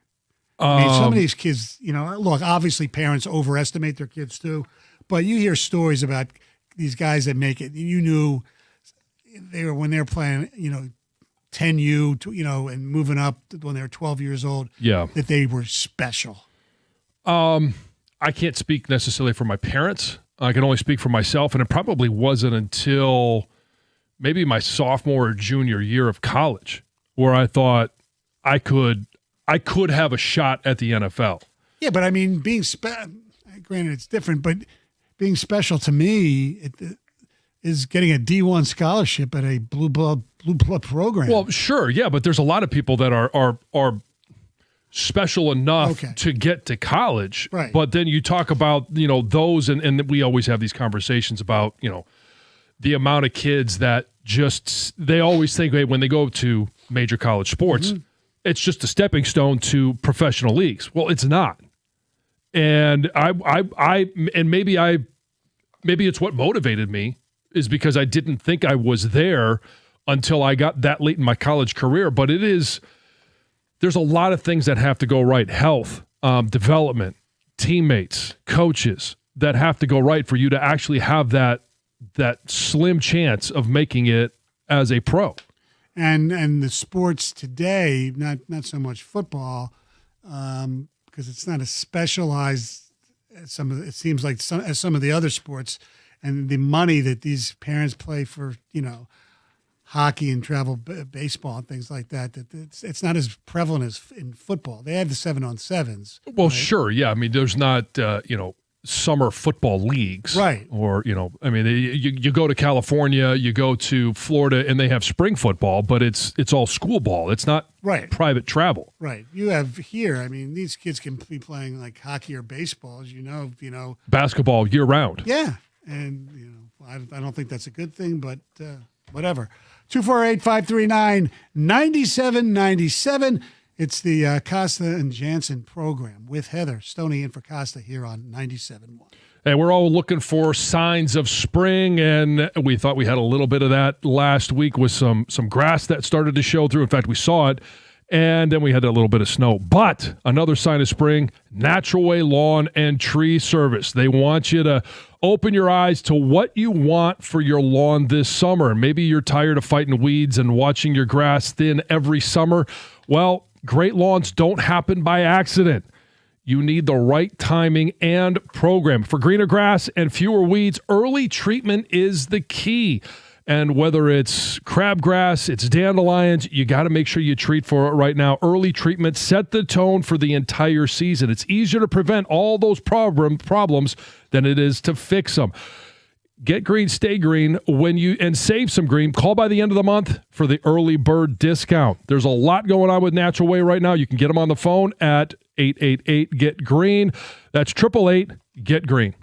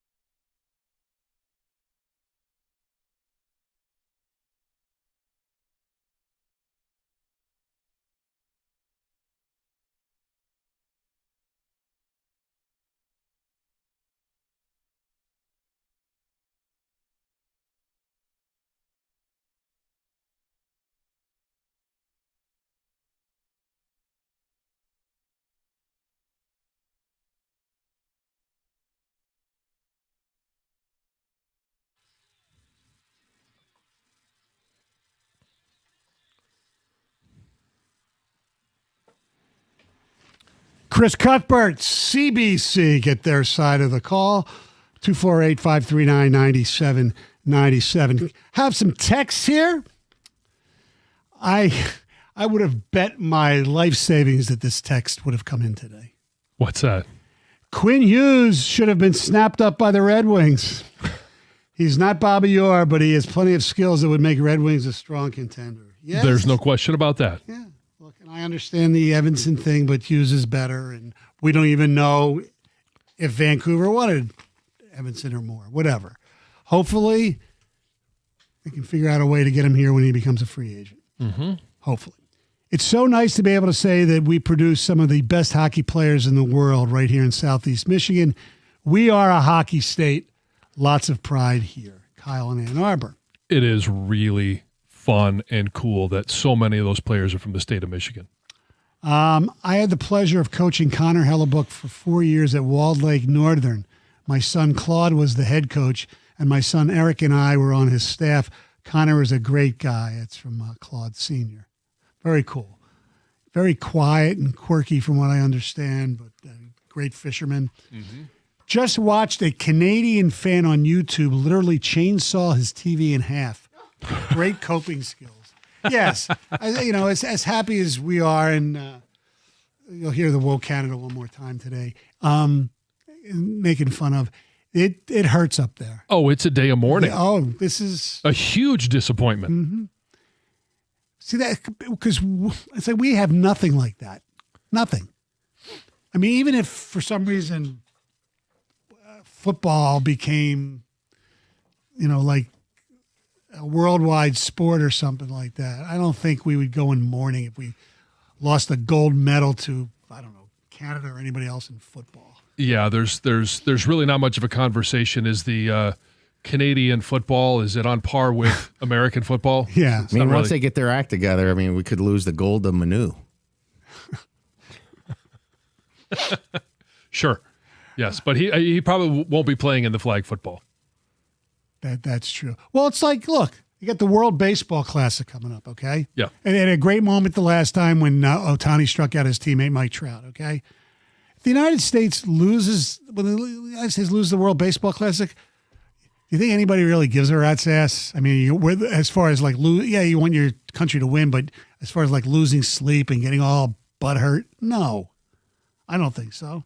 Maybe I'm wrong. No, not on the impact that it is for, but I would say it would be on par if the U.S. if there were international competitions in football and we lost to anyone else, I think it would be very similar to that here as it is to what it's like in Canada today. I just don't think we care about our country's teams. We're so into our individual city teams or our professional teams that we don't put a high, pecking order on our country stuff. We don't. Well, we're fortunate enough here to have all four major sports teams in the state of Detroit or in the city of Detroit. Yeah, but not everybody has that. No, I understand, but like overseas, you read about I'll pick a team, Arsenal, Manchester United. As much as winning that stuff, the Premier League means to them, it's nothing compared to the World Cup. If England would win the World Cup, oh my God! And if they, if teams lose and God, then one of the South American countries, didn't somebody played a bad game or goalie got killed or something because they lost? Yeah, but that's all they have. No, they don't. Well, they have soccer. They have their own soccer individual team leagues, is what I'm saying. Yeah, but it's their only sport that they're really competitive in. Yeah, okay. Maybe that has something to do with it. I don't know. Morning, Scott from White Lake here. Met Connor and his brother Chris 10 years ago fishing, and we have connected. Chris was a great hockey player too. Connor wants to beat us fishing just as much as stopping goals, maybe more. You brought up the soccer thing and the death. They made a 30 for 30 on that. Yeah. The two Escobars. It was Andres Escobar was killed because he scored on his own goal in the World Cup. Like, we wouldn't do that. I don't know. Maybe not then, but now. Yeah, who knows? I coached my 7-year-old son. We had a game at 11, so we had the game on in the locker room, and the whole team was crowded around the phone watching. When we scored, everyone erupted and started chanting USA. Apparently, they were so loud you could hear it in the lobby of the rink. My son will remember this day for the rest of his life. Just amazing. Our buddy Will Birchfield took his 2.5-year-old son to the post in Detroit to watch the game at 8 o'clock in the morning. Oh, yeah? Because Birchie said when he was little, his New York Rangers won the Cup in '94, but he regrets that his father never made him watch it or whatever. Yeah. He was so little, but now he wants to have that moment with his son, whether Sure. his son doesn't know what the hell's going on right now. Fun fact, the U.S. scored 2 goals on their first shot and their last shot. Oh, that's right. Boldy's goal was their first shot. Yeah, and obviously the overtime, the golden goal was their last. Yeah. Absolutely. All right, 248-539-9797. Let's check news. Here's Heather. Well, listen to this story. There was a gust of wind that blew a baby stroller into Lake Michigan in Chicago last Wednesday. Oh, no. And in that baby stroller was an 8-month-old baby. Okay. Thankfully, that baby is okay after this random guy dove into the freezing cold water to save her. So basically, the wind just blew, standing there with the mom, wind blew the baby away. The mom starts screaming. So this guy's in the area and says, you know what? I'm not going to waste any time. Paramedics got the baby to a hospital. She's listed in good condition. And the guy who saved her had to be monitored in the hospital overnight because temperatures of Lake Michigan, below freezing, right? Or just above freezing, super cold. The guy says he doesn't really swim, and he hopes now that this baby has a really cool future. Yeah, I would say so. And he was glad he could be there in the right place at the right time. Sterling Heights police are investigating a possible animal abuse case after this really disturbing video started to circulate on social media. The video was all captured on a Ring doorbell camera. It shows this guy chasing and hitting a small dog. Well, the dog in the video and another dog were removed from their home, have been taken into protective custody by animal control. And police are now saying that this guy in the video could face multiple charges, including animal abuse and neglect. They say they plan to send their findings to the prosecutor's office. And they're also saying, hey, if you capture something like this on your doorbell camera, contact us right away. Don't post it on social media, because police didn't hear about it until after the fact. They heard about it by somebody who saw it on social media, not the person who captured it. So it's like, if you see this, call them right away. Don't post it on social media. Let them do the work they need to do. This is a wild story. A North Carolina mom of 3 who vanished 24 years ago has been found alive, living a whole new life. Oh. Yeah, so back in December of 2001, Michelle Smith disappeared, left her home to do some Christmas shopping at Kmart, right? Never to return again. Same with Kmart. Well,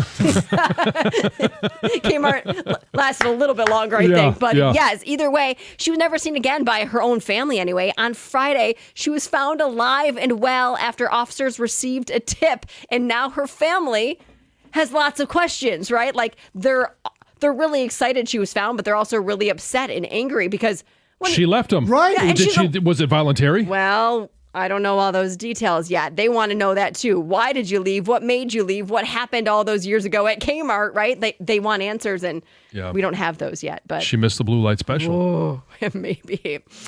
You guys, some men are going to very extreme lengths to boost their bulge. Oh, yeah. Lengths being the key word. Yes. And there's more. But yes, that's one of the key words. There's a plastic surgeon in Manhattan that is helping men with his swag procedure. That's what he's calling it. So his name is Dr. David Schaefer. And he says swag stands for Schaefer Width and Girth. Schaefer Width and Girth. Yes. So basically, this procedure will set you back $10,000 to $20,000 first off. And he's just using filler. He is injecting your junk with filler. A lot of it.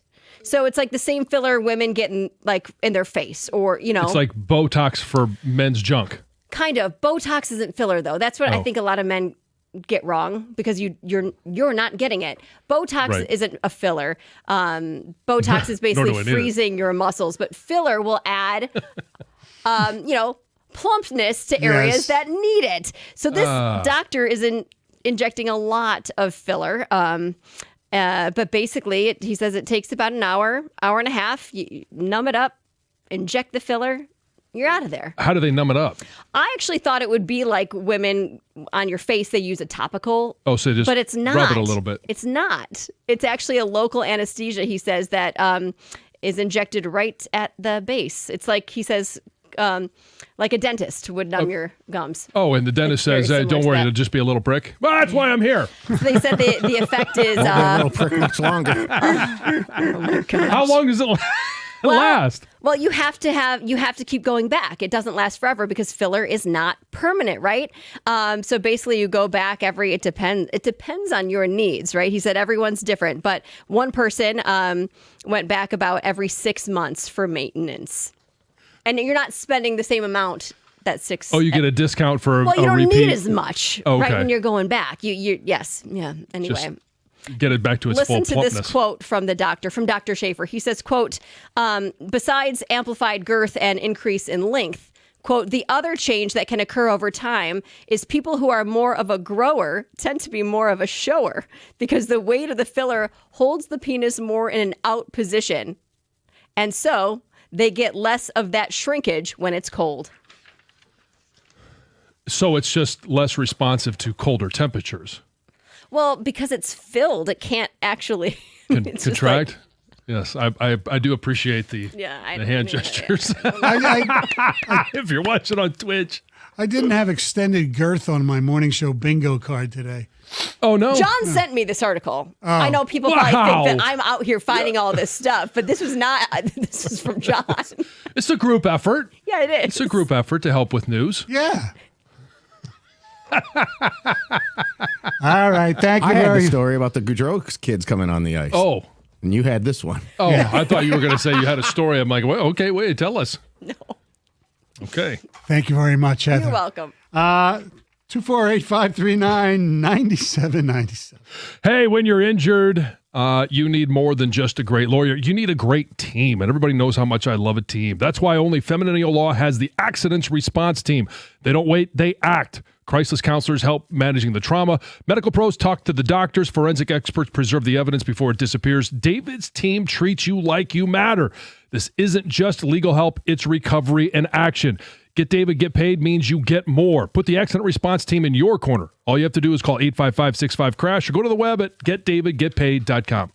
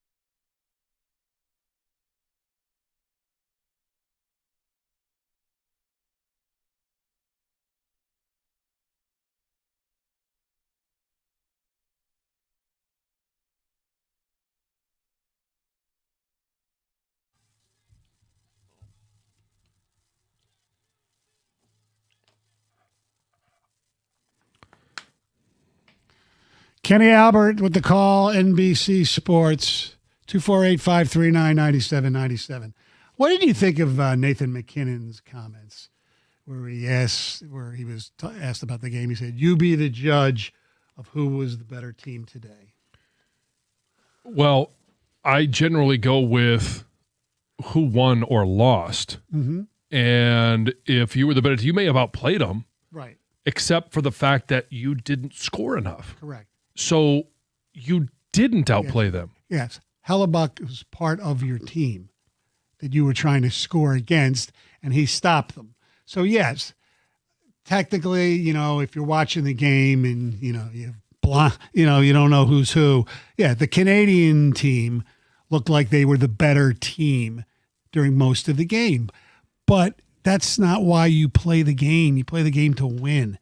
And if you want us to judge, well, one of the great things about these type of sports like hockey at the Winter Olympics, as opposed to, ice skating, we don't rely on judges.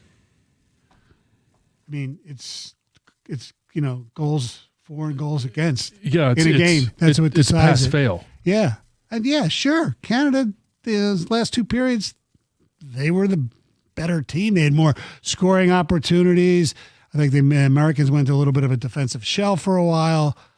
But they gagged when they had opportunities, including Nate Dogg himself. He's a great player. I mean, McDavid, breakaway, no goal. Celebrini, he's 19 years old. God, that kid's going to be unfreaking believable. Yeah. Breakaway, couldn't score. Taves, he's a defenseman, but still had that opportunity. And Hellebuck made that unbelievable save. That's why you're crying today, McKinnon. It's because you couldn't convert your chances. Yes, you had more chances. Yes, aesthetically, it looked like Canada was the better team. It don't make a difference. You don't get an extra medal, another medal because you were the better team or looked like you were the better team. No, you actually have to win the game. Yes. And there's a lot that goes into it in regards to, whether it's the goalie and the defense, or it's the offense, or it's coaching. You mentioned that the U.S. looked like they went into a defensive mode. That's probably game plan. Probably. And maybe it was the whole prevent defense. And all of those things are way above my understanding. But what it resulted in was the U.S. scoring one more goal than Canada. Right. And there are certainly aspects of that game where Canada outplayed the U.S. Mm-hmm. There are aspects of that game where the U.S. outplayed Canada. Yeah, in goal. And that's taking nothing away from Bennington because he played really well. But, when Hellebuck stops 41, 42 shots, whatever it was, I mean, there's a story of the game. And his great saves and basically, for lack of a better term, Canada choking some of their opportunities. They did. That's why they lost the game. I don't have to judge. I can see, you're looking better, but you couldn't come through. Too bad. Let's go to Bryce. You're a 97.1. Hi, can you hear me? Yep. Yeah, I want to say congratulations on the win. It hurts. I'm Canadian. I live in Windsor. I look at Detroit every day. Our countries are very connected, but it hurts. That's our national pride. Now looking like silver. But as much as I was angry about the game at the end, I'm really happy they brought Johnny Hockey's jersey out there. And I said it's so much more for the sport than, the game itself. So where you said, obviously, you hurt a little bit. Obviously, the nation hurts today. Did you sleep well last night? Were you pissed off? Did you, after the game, did you decide to have a few Labatt's? I turned the TV off right away. I turned the TV off, and then my feed is full of Barstool Sports content, so it's hard to escape. But it's who scores the most goals wins, and we didn't put out for that. Right. But Dylan Larkin did a great job. He should have had the C, I think, or at least an assistant on Team USA. Even in the Four Nations, he is a constant threat. So I think they did a great job. I am bummed about Canada, but it just gives us something to play back for in the next go around. Bryce, let me ask you a quick question because we were asking this earlier. Has U.S. caught the Canadian hockey program, and has the USA reached the same level as Canada? And I think that there's still a gap. It's been narrowed. How concerned are you about USA hockey moving forward? It is concerning. I do see a big gap closing, mostly due to the college program picking up, that they can pay players now. A lot of players are moving over to the States younger to play. The OHL and the CHL runs a program that is more structured to a professional league schedule. It's like a 60-game season, games every other day, where the college program is like a, 1 a week maybe or something like that. But the play difference and the investment into USA Hockey, I think, is really starting to gain. Dude, especially. Bryce, let me ask you this. Do they have a system in Canada that's like U.S. development? I never played travel myself. I always played house league. I played house league though my whole life, and I never did anything. It's so expensive as an average, person, average family to go into that, AAA system. And if you had to look at AAA to AAA systems, they're probably close to being on par. And I would say our junior or OHL system, like the Flint Firebirds, the Windsor Spitfires and London Knights, those systems are highly, highly, highly regarded in that travel sense. But they're players that are under 20, so once you don't get past that point, you're stuck and there's nothing left for you to do. But and the fact that all these guys go to, Plymouth and train and, participate in this team that plays against occasionally, college teams and, junior teams, but they train and practice together and they all know each other and they form this chemistry that's pretty damn special. Let's go to Stacy. You're on 97.1. Good morning, gentlemen. This call will be recorded. Good morning, gentlemen. What a great day to be an American. Yes, it is. Yeah, go blue, John. Go blue. You started touching about coaching and strategy, which, if you watch the game, I kept saying to myself, why are we icing the puck? I mean, just one after another. I mean, I didn't check the stats on it, but we ice the puck a lot. And the reason why, because these guys are all over us. And, so they ice it, and then it just wore them down. And when it got to a 3-on-3, that, at that point, it's anybody's game. The one thing about the Olympics, the sportsmanship, the play, man, just the dejection on their faces was sad to watch. But on a true sportsmanship, reading is immediately after the men won, and the ladies already had their gold. Trump cut the tariffs on Canadian silver down to only 10%. It was beautiful. Oh, good for him. Beautiful. 10%. So a good line. Love that line. Oh, 97.1. Hey, if you're thinking about a new truck this month, a Ram truck should be at the top of your list. And I've seen the Ram side by side with the competition. I've driven them all, and I've certainly driven a Ram. I loved my Ram, and the Ram Truck Month deals at your Metro Detroit Ram dealer this month are exceptional. For power, there's no competition. You could choose from Ram's award-winning Pentastar V6 or Ram's legendary 5.7 Hemi V8. Why would you trust, for the competition, any full-size pickup at any price with a 4-cylinder engine? Seems ridiculous. And the full-size Ram 1500 is built right here in Sterling Heights, Michigan. For comfort and easy-to-use technology, nothing beats a Ram. And with Ram's 5-link coil suspension, all it takes is one test drive to feel how much smoother a Ram is than the competition. Right now, Ram's truck month lease payments are phenomenal. So are the financing offers for well-qualified buyers. All you have to do is pull into your Metro Detroit Ram dealer today. It's just that easy, and tell them I sent you.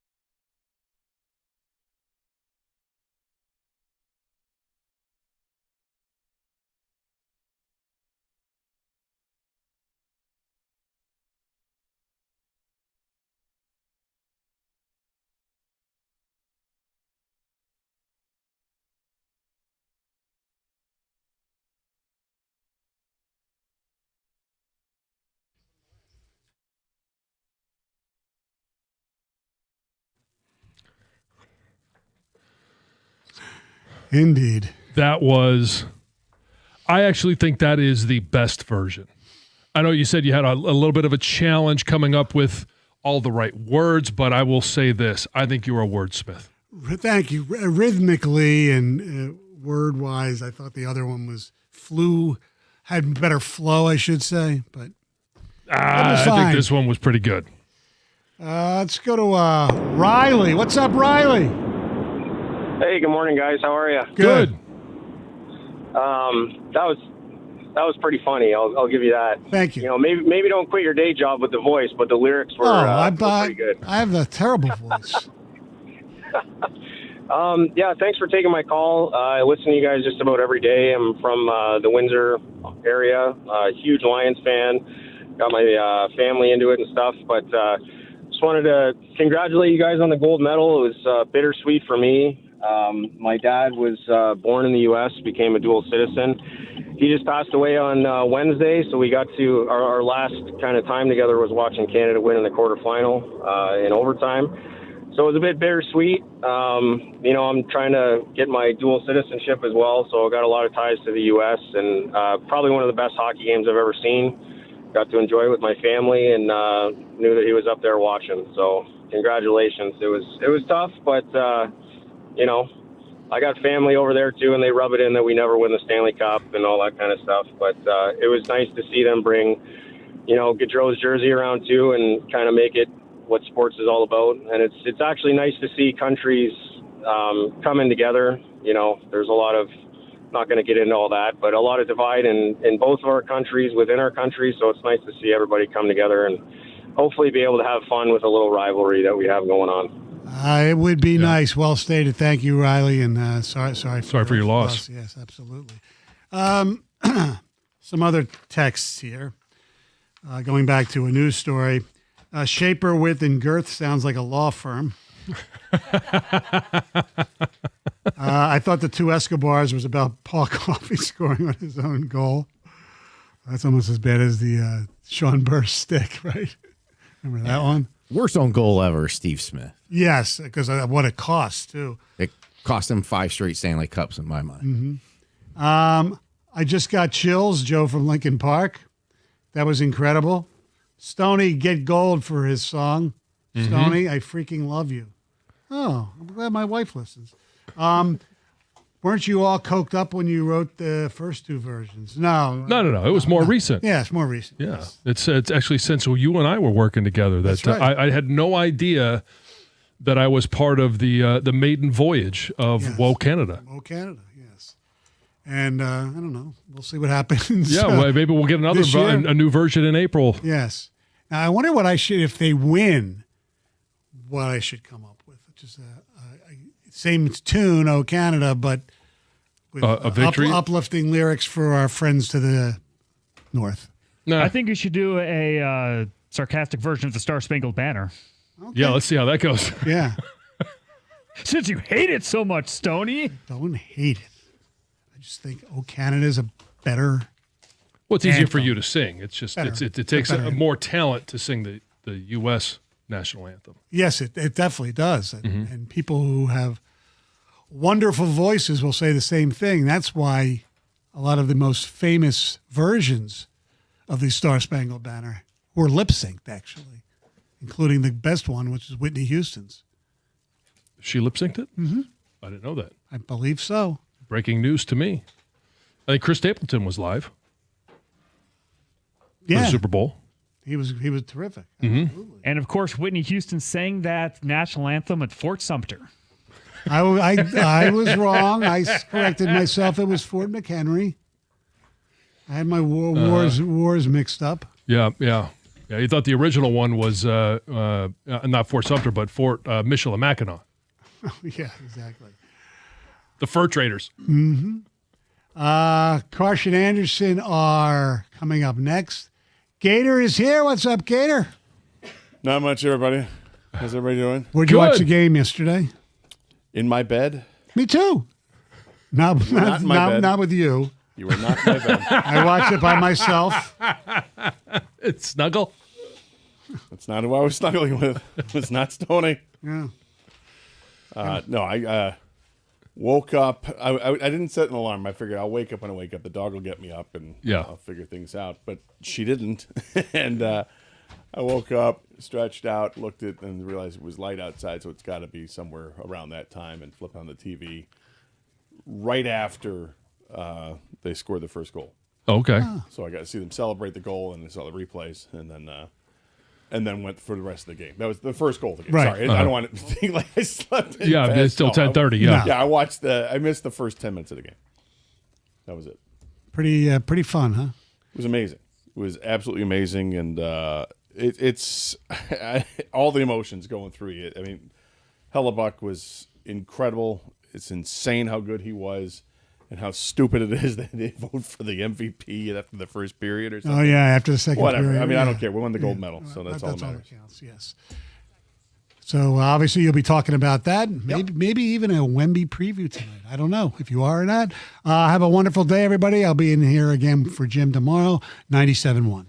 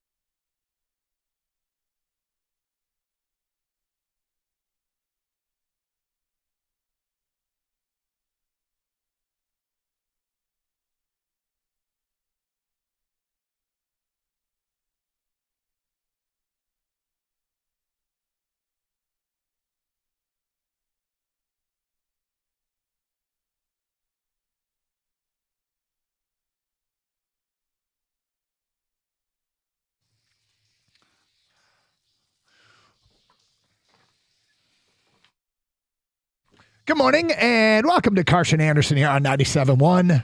Little pep in our step today, huh? Feeling good after Team USA brings home the gold in a thrilling, great theater, awesome moment, awesome for the game, awesome for the Olympics. And by the game, I mean the game of hockey. Awesome for the state of Michigan. My God, did we flex our muscle when it comes to what happened on the ice in the Winter Olympics. Scott, how are you today? I'm doing great. I'm doing great. That really got things off to a good start yesterday. And I got superstitious.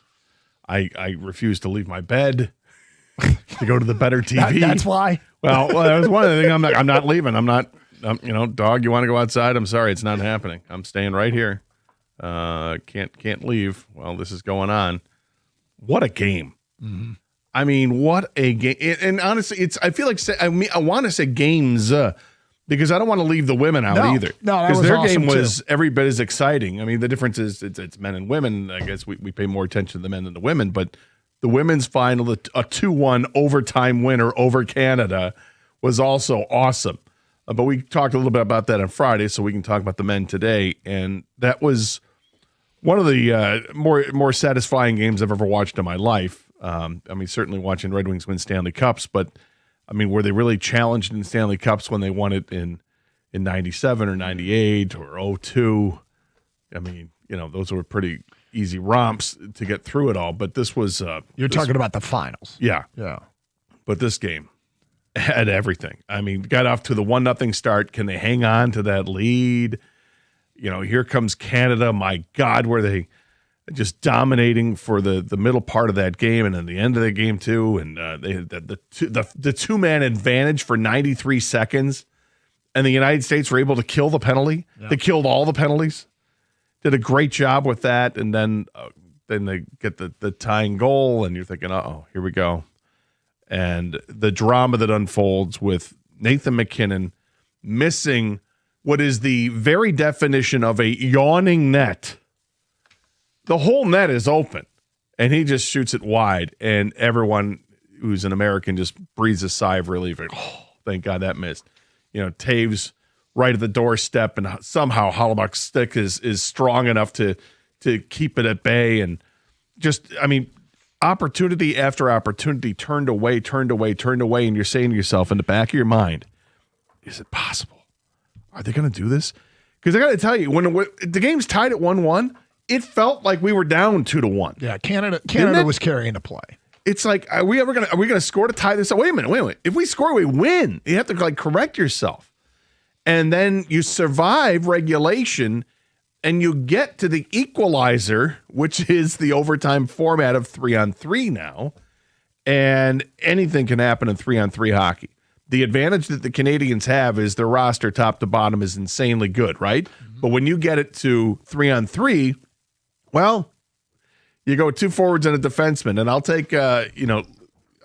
take, give me your Quinn Hughes, your Zach Werenski, or whoever your third defenseman is that you want to rotate out there with all the speed that the Americans can throw out there. Okay, I like those odds. We may not win, but I like the odds. And sure enough, they get an amazing stop, they break up a 2-on-1 that could have been a 2-on-0, and turn it the other way and get one of those goals that is exhilarating and devastating at the same time, depending on who you're rooting for. We've seen that here as Red Wing fans. We've seen that goal happen, and it's either you're jumping up and down, high-fiving anything, or you're putting your fist through the wall or grabbing a chainsaw through your TV or whatever I just saw on Twitter. The great thing about it is this is clearly a hockey town and a hockey state. And our influence on what just happened has been well documented, okay? But, as far as hockey's place in America, this helps. How much it helps, I don't know. I don't know how much it helps, and I'll get into some of the reasons why. It can't hurt, though. And does it spawn a new generation of new hockey fans? And if you're looking to showcase the game, and as hockey lovers here, that was a great game to showcase how spectacular the sport can be. And there's something so poetic about Jack Hughes getting his 2 front teeth knocked out during the game. And then some. And then scoring the game-winning goal. So all cameras are on him when he's got the smile with 2 teeth cut in half, blood everywhere, that really showcases the beauty, the barbaric beauty of hockey. Right. And you couldn't ask for anything more hockey-ish than Jack Hughes with no teeth and blood, smiling from ear to ear with a gold medal around his neck. I just reposted a picture that Kirk Herbstreit had posted yesterday. Okay. Of Jack Hughes. It's just a close-up of Jack Hughes. At Doug Gator 971? Yes. I mean, is it? That's exactly it, right? I mean, you look at it like, are you kidding me? It's almost as if okay, let's come up with an AI scenario. Right. To showcase hockey. And Jack Hughes post-game smiles and celebration when he had problems speaking. And did he care about his teeth at all? No. Think about this. If you lose 2 or 3 teeth today, it's going to be a rough day. You, me, Barb accounting, whatever. Yeah, exactly. Yeah. Any of us lose 2 or 3 teeth. We're out. Chances are the day. We're wrapping up whatever we're doing and going for emergency dental work. Yeah. In hockey, that's just par for the course. I mean, I feel like he would have had to be reminded his teeth were out, but there's still blood. Well, it happened in the third period. Late in the third period, he goes off with the high sticking call, obviously, and then he comes back. He comes back on the ice, and commits a high sticking himself.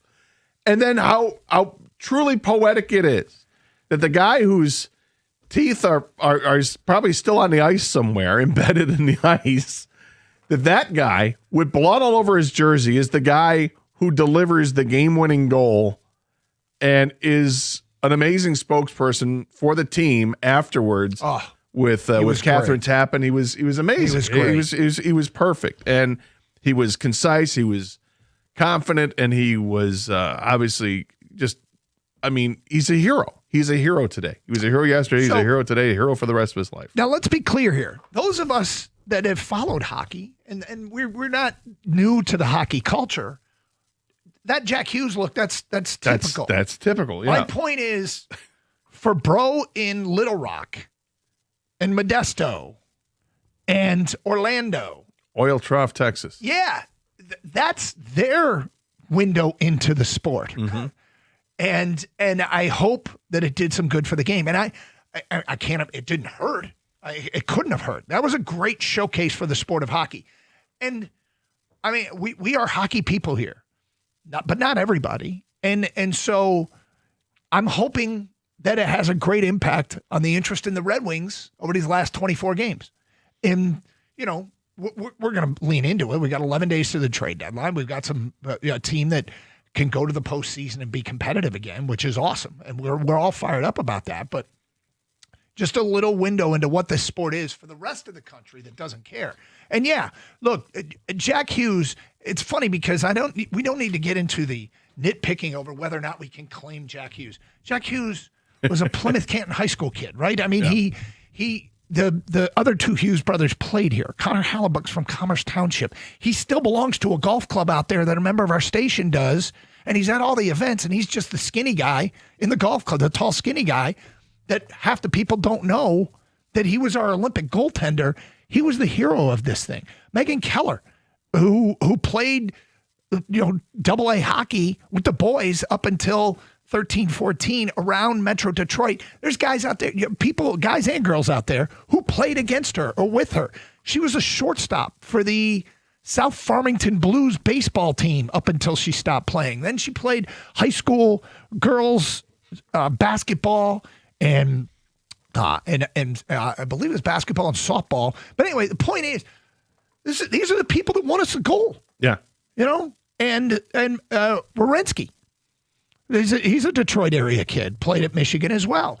And it was Werenski's assist to Jack Hughes. There was so much, it just dripping with Michigan ties, what makes it so much more fun. Because you know what? There's a whole bunch of you out there that have known these people, have played with them, played against them.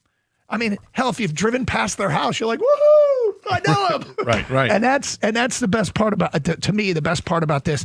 And when Werenski and Larkin went and got Johnny Gaudreau's kid, I mean, it was game over. I mean, game over in terms of the pride that I felt that these were the getting two chills kids right from. now. I know the two kids from our state played at U of M. It was a point such where a class move. You go from just smile and that inner F yeah attitude after they win it, right?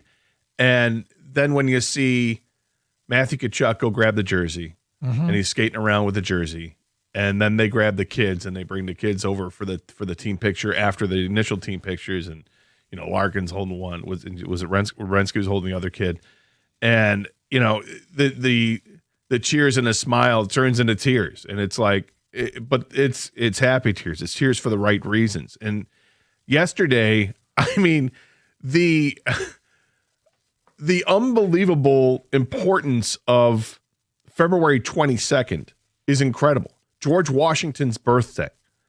It was the anniversary of them winning it in 1980 with the Miracle on Ice. And then you hear on top of that it's Johnny Gaudreau Jr.'s birthday while they're holding him. This little 2-year-old kid out there in center ice who, in a year and a half ago lost his dad and probably doesn't have much of a memory at all. And he's been adopted by the entire team, and it's just an amazing story from start to finish. And thank God they finished it yesterday, so we could all get all of that story and not be left going, damn it. There's so much to talk about this, but one of the places that I think it'd be fun to start is your tie to any of these guys. Any of these guys. Like, I went through and started looking at schedules and games that my kids played to try and figure out if any of my kids played against Megan Keller, for instance, because she played a lot of boy sports, and I wonder if there was any crossover there, but there really isn't. But, you know, we have a mutual friend we saw on, was it Friday? I think it was Friday, who talked to us about his kid playing against Megan Keller in boy sports growing up. But anyway, what is your tie to any of these people, Detroit? Because, I mean, we really have deep roots in what we just saw. 248-539-9797. Mondays also, of course, mean Champ and Chump. We'll get to our Champ and Chump nominations at 10:35. Get yours in. So many to choose from. Who had the best weekend? Who should be called out? We'll start knocking down those as well next here on Carson Anderson on 97.1. Sam Bernstein Law has been respecting Michigan clients for more than 50 years. Respect means treating you like family, not a case. They offer honest advice and a fair fight because that's what Michigan deserves. Get the Bernstein Advantage. 1-800-CALL-SAM.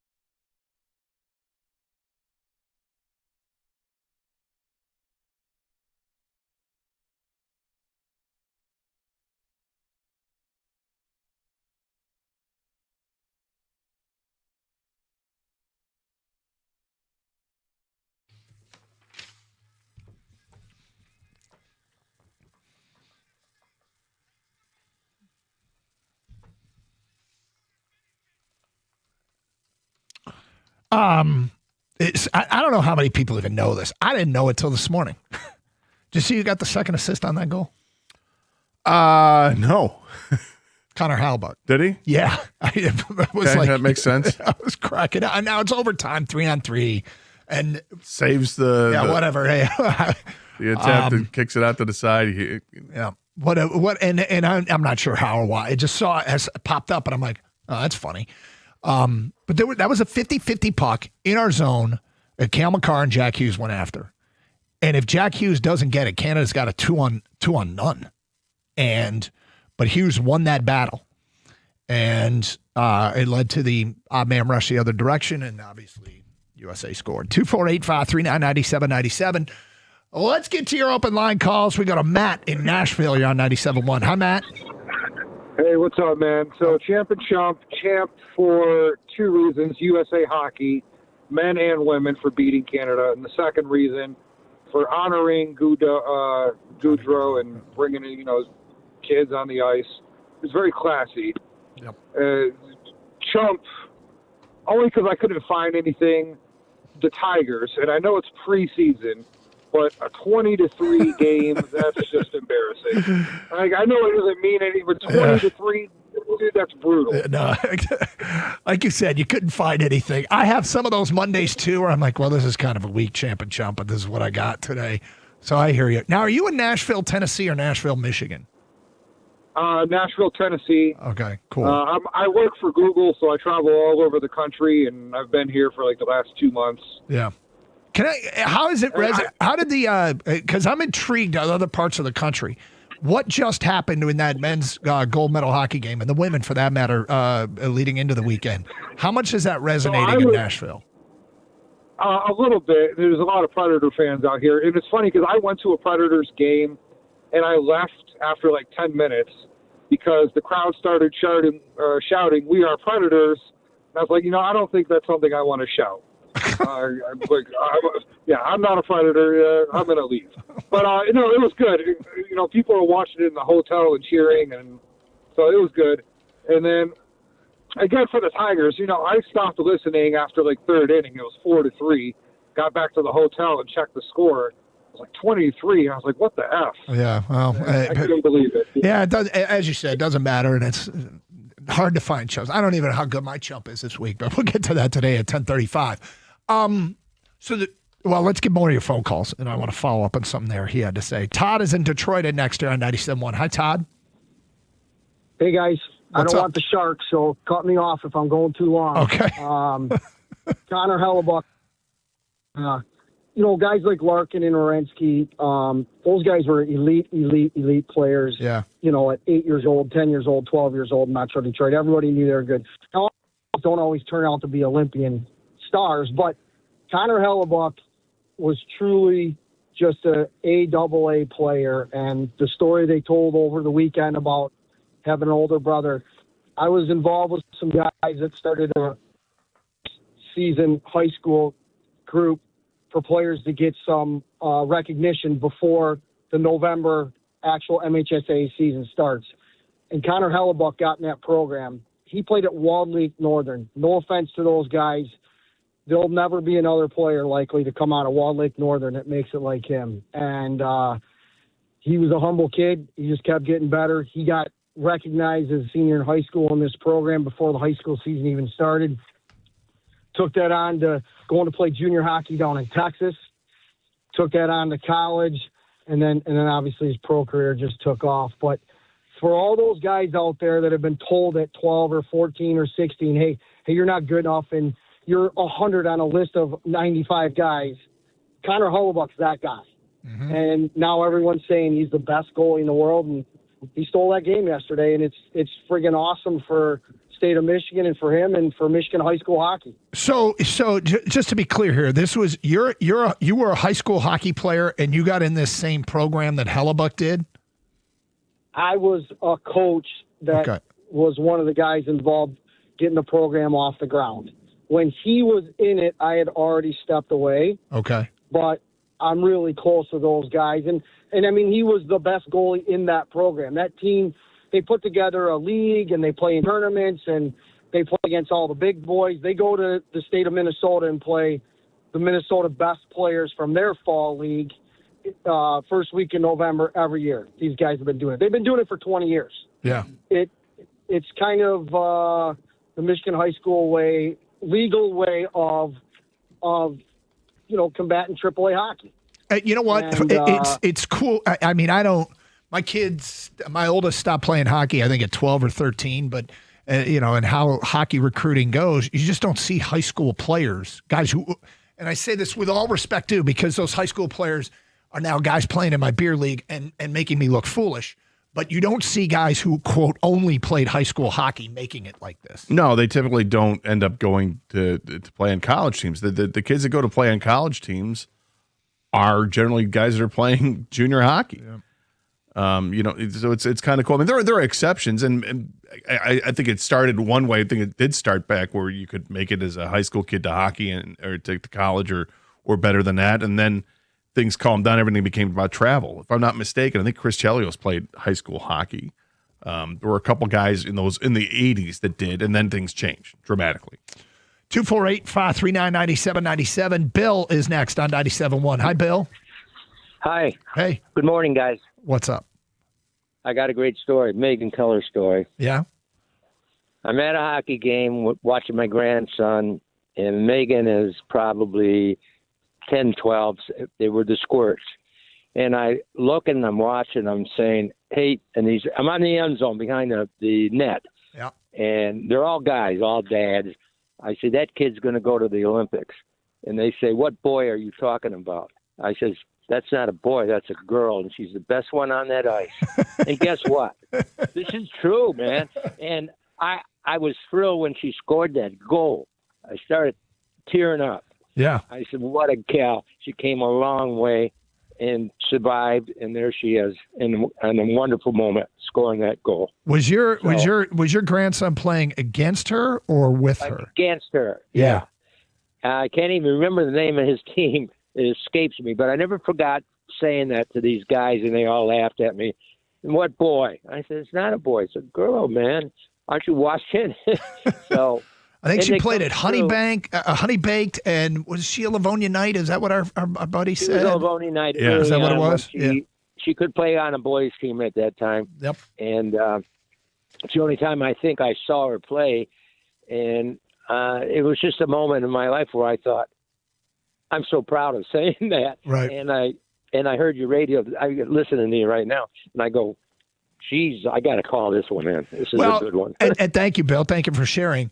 All these Michigan ties, do you have a tie to any of these players? Did you see them as kids?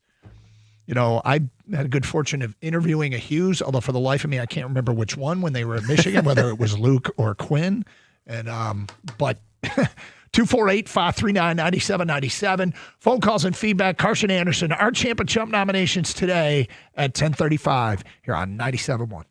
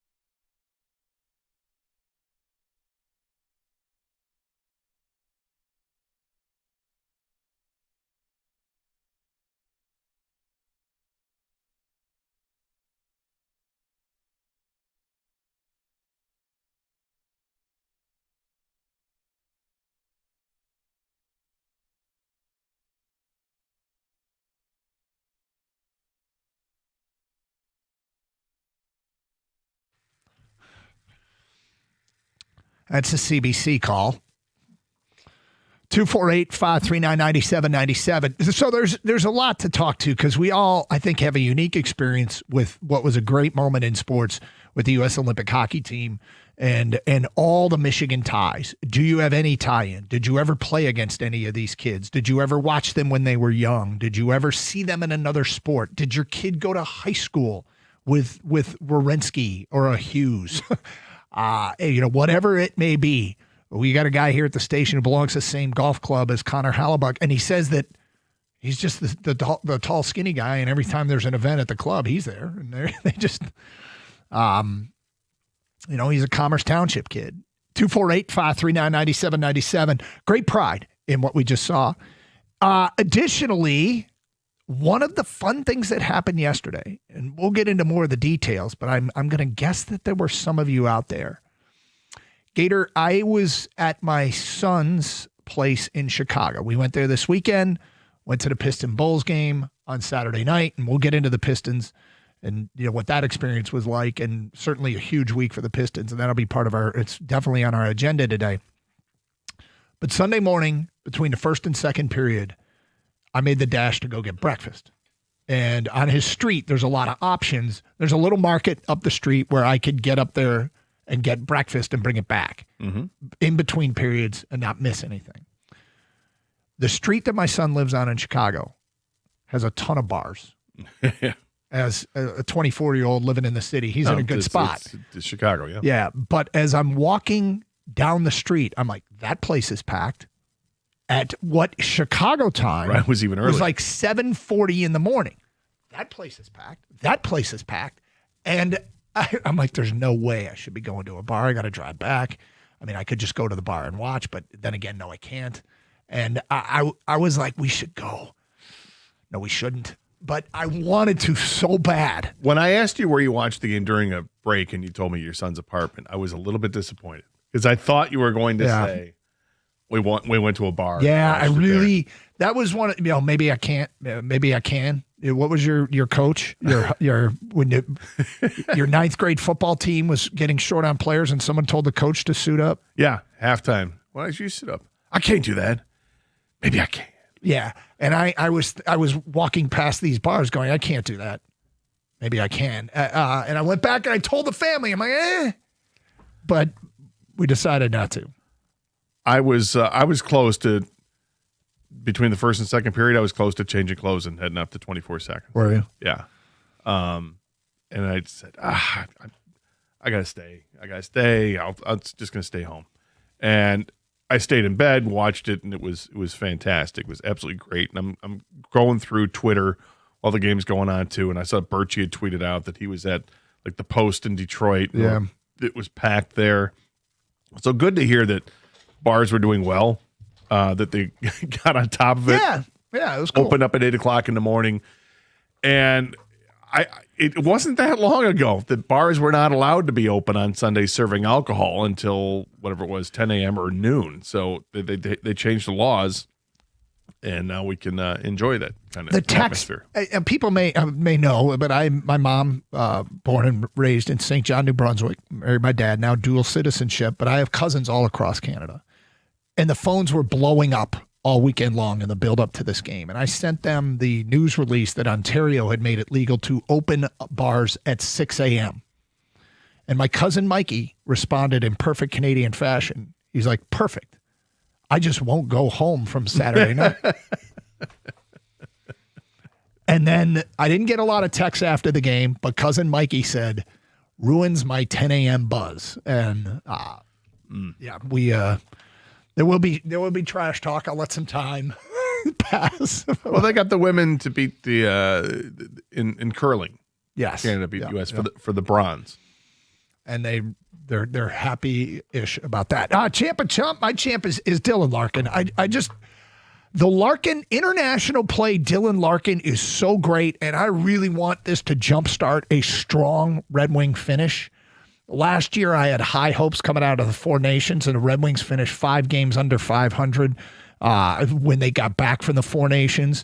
So I don't know that means there's anything that's inherently bad about it, but I just thought Dylan was great and always emerging as a team leader. And I feel like if I weren't a Red Wing fan, if I were in any other hockey town, I'd be like, I love that guy. I love Dylan Larkin. But we got him. And so I'm really hopeful. And what they did after the game with Gaudreau's kids and awesome. Larkin leading that, I'm starting to think he's feeling very Captain America to me, Dylan Larkin. Yeah, he kind of feels like Captain America. And you're 100% right. If we were on another team's fan base watching that guy, we'd say, we need that guy because he's a gritty, determined forward, plays defense, wins the faceoffs, does all the things. And then here in Detroit, I don't know if he's taken for granted or he's a little bit polarizing. I hope that that's changed because he's great. My champ is Hellebuyck, the goaltender. I mean, come on, 42 saves in the gold medal game for the tournament. His goals against average was 1.18 with a .952 save percentage. All this for a guy who got tagged with a label that he can't come through in the big game. And what does he do? 42 saves. And helps to win the gold medal. He's the number one reason they won the gold medal, and couldn't be prouder of him. My chump of the weekend is the Chicago Bears for their Hammond plan, driving through Hammond. Future home. And realizing that is an example of when the ultimate motivator is chasing the dollar sign, you give up an ideal location in downtown Chicago for that spot next to the refinery and the oil fields of Hammond. And that's chasing the almighty dollar. At some point, enough is enough. And I think it's terrible. And we made fun of it last week, but the more I thought about it, probably shaved 40 minutes off our drive if we're playing the Bears in the future. But it'd be easy for Lions fans getting the Bears exactly for sure. But the skyway that you would have to take to get there, and there's stupid toll booths where you have to run the credit card, and it takes 40 seconds for the gate to go up. I just the backup. I don't know. It's just awful. Well, it is just a negotiating ploy because I don't know if you saw over the weekend that Illinois is getting back to the table. Of course they are. My chump, the Olympic Committee for handing out stuffed animals that go along with the medals. If you saw the looks on the faces of the Canadian players when they were being handed their silver medals, they wanted to rip up that stuffed animal, like behead them and just throw them right back on the ice. And I wouldn't have blamed them if they did. I thought this is not the time to hand out a stuffed animal. Well, okay. Let's say you decide that you are going to hand out stuffed animals to winners. You know what you don't need? You don't need a fully separate handy-outy ceremony. Like, give them out when you give out the medals. Right. Here's a gift bag on your way out. You know, that's where it belongs. Not like, oh, let's make this part of the ceremony. Here's your gold medal and stuffed animal. 248-539-9797. Do you have any ties to this U.S. Olympic hockey team, men's or women's? Anything that you saw these kids when they were young? Same thing. We want to know, did you go to an establishment? Were you at a bar Sunday morning at 8 a.m. for the gold medal matchup? We go to Mike in Livonia. You're next on 97.1. Hi, Mike. Hey, guys. Thanks for having me on. And couldn't be any prouder today to be a hockey player from the state of Michigan. I was fortunate enough to grow up in Plymouth and play youth hockey there, have friends that work there, and if you watch the transformation like I got to see of the facility, the gym, you'd understand why this program has taken off like it is. And, you know, I'm fortunate enough to take part in quite a few skates when the rink was closed after 11 or 12 p.m. and skate with a lot of big names that have come through there just shooting pucks around. And I could go through a bunch of them, but also our beer league team, you know, we were at a bar at 7:30, watched a game together, and it you know, it just makes you feel like a kid again. The atmosphere was amazing, and just couldn't be prouder to be from this area, grow up playing the game, you know, and watching the facility in Plymouth. I know a lot of people don't get to see what happens inside the gym there, and the equipment and the technology, but if everybody got to see it, you'd understand why it's such an attraction now. So Mike, You said you're a Plymouth kid. Yeah. You didn't happen to come through with the same time the Hughes boys came through, were you? No, I'm 40. Okay. I was, I was watching David Legwand, as a kid, and then you had your Tyler Sagans, kind of closer to my age. I'm a little bit older, but didn't get to see the Hughes or anybody in this age group, but was around that rink enough to see quite a few players come through in their early teens and develop. From afar, I wasn't nearly as talented as they were, but got to share the same life as some of them, just in little private skates and shoot pucks around, and just to see the development of that facility and the program itself is incredible. Thanks for sharing. We were looking for your ties to USA Hockey. I'm looking for clarification here because on the Jack Hughes Wikipedia page, it mentioned that he graduated from one of the Plymouth Canton Educational Park high schools in Canton. That is that interesting facility where they have 3 high schools on one campus. It is Plymouth, it is Canton, and it is Salem, and they're all on one campus. And there's like 3 different football fields and baseball fields, and they're all within sight of one another. And I think that thing was built in the 70s, and some people thought this is going to be the new model. We're going to put 3 high schools in one. And I find it to be so unique and so strange, and I'm fascinated by it. But if anybody knows actually which one of the 3 high schools Jack Hughes was at, I'd like to know. Is he a Plymouth kid? Is he a Canton kid? I Is he always a hear him Salem referred to as a Canton kid. So did he live in Canton and went to Canton, or did he just come from Canton High School? State of Michigan, baby. That's all. Yeah, I know. 248-539-9797. Get your Champ and Chump votes in. Champ and Chump brought to you by Sarah Chevrolet Sterling Heights. Who had the best weekend? Who should be called out? I want to kill the temptation just to say USA Hockey. Maybe go to whatever specifically that you think stood out, because there's so much to talk about with not just the men but the women. It is Carson Anderson, 97.1. Whether it's a new roof, windows, or siding, these are big decisions for your home. And when it's time, you want a company that you can actually trust. And for over 30 years, Michigan homeowners have counted on Shaner Roofing. And now they're bringing the same 5-star service to windows and siding. Here's what sets them apart. Shaner is a local family-owned company, and now they treat every customer, I shouldn't say now, they've always treated every customer, like family. Every roof that they install comes with a lifetime transferable warranty. That's key. And they've earned a 4.9-star Google rating from thousands of happy homeowners. And with that kind of reputation, it's not bought, it's earned. Earned through decades of doing the job right. So if you're in the market for a roof, new windows, or siding, you owe it to yourself to get a quote from Shaner. Go to mymichiganroof.com. That's mymichiganroof.com. Shaner Roofing, windows and siding. Michigan's name you can trust.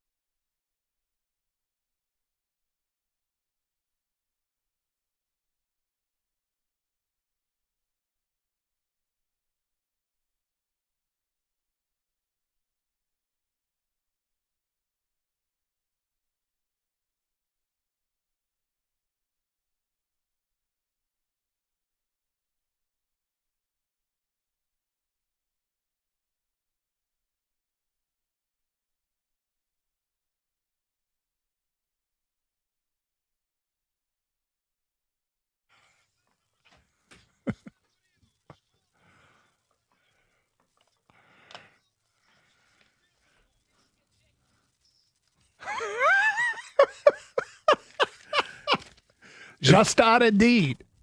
At first, when all that's going on, until that last 2 seconds, I didn't know what I'm like. It doesn't sound like this is the hockey game they're talking about. It sounds like was there some soccer going on with Russia or something? Yeah, it's Eurosport. Do we know what language, Kang, that was in? I was hoping to get some 10 text or something. Okay, somebody maybe can help us out. Did you understand what the I hell thought it we was just Russian. heard? I don't know. I could be completely wrong. Yeah, maybe. I could rule out languages. But that's why I didn't hear a name that sounded familiar. And then at the end, the Jack Doos or whatever he says. Okay. Oh, it was the hockey. 248-539-9797. Doug Karsch, Scott Anderson. I did hear something funny, and it's important for perspective because, that was a very, very cool moment. And we're leaning into it today, as we should, given the Michigan ties to the men's and women's success on the ice, and what really is the marquee event of the Winter Olympics. I like them all, man. I really do, with the exception of figure skating and ice dancing. But I watch whatever I can, and to see just all the Michigan connections for men's and women's hockey has been really, really fun. And certainly to win the gold in both is a great moment. Let's go to Chuck in Commerce Township. Hi, Chuck.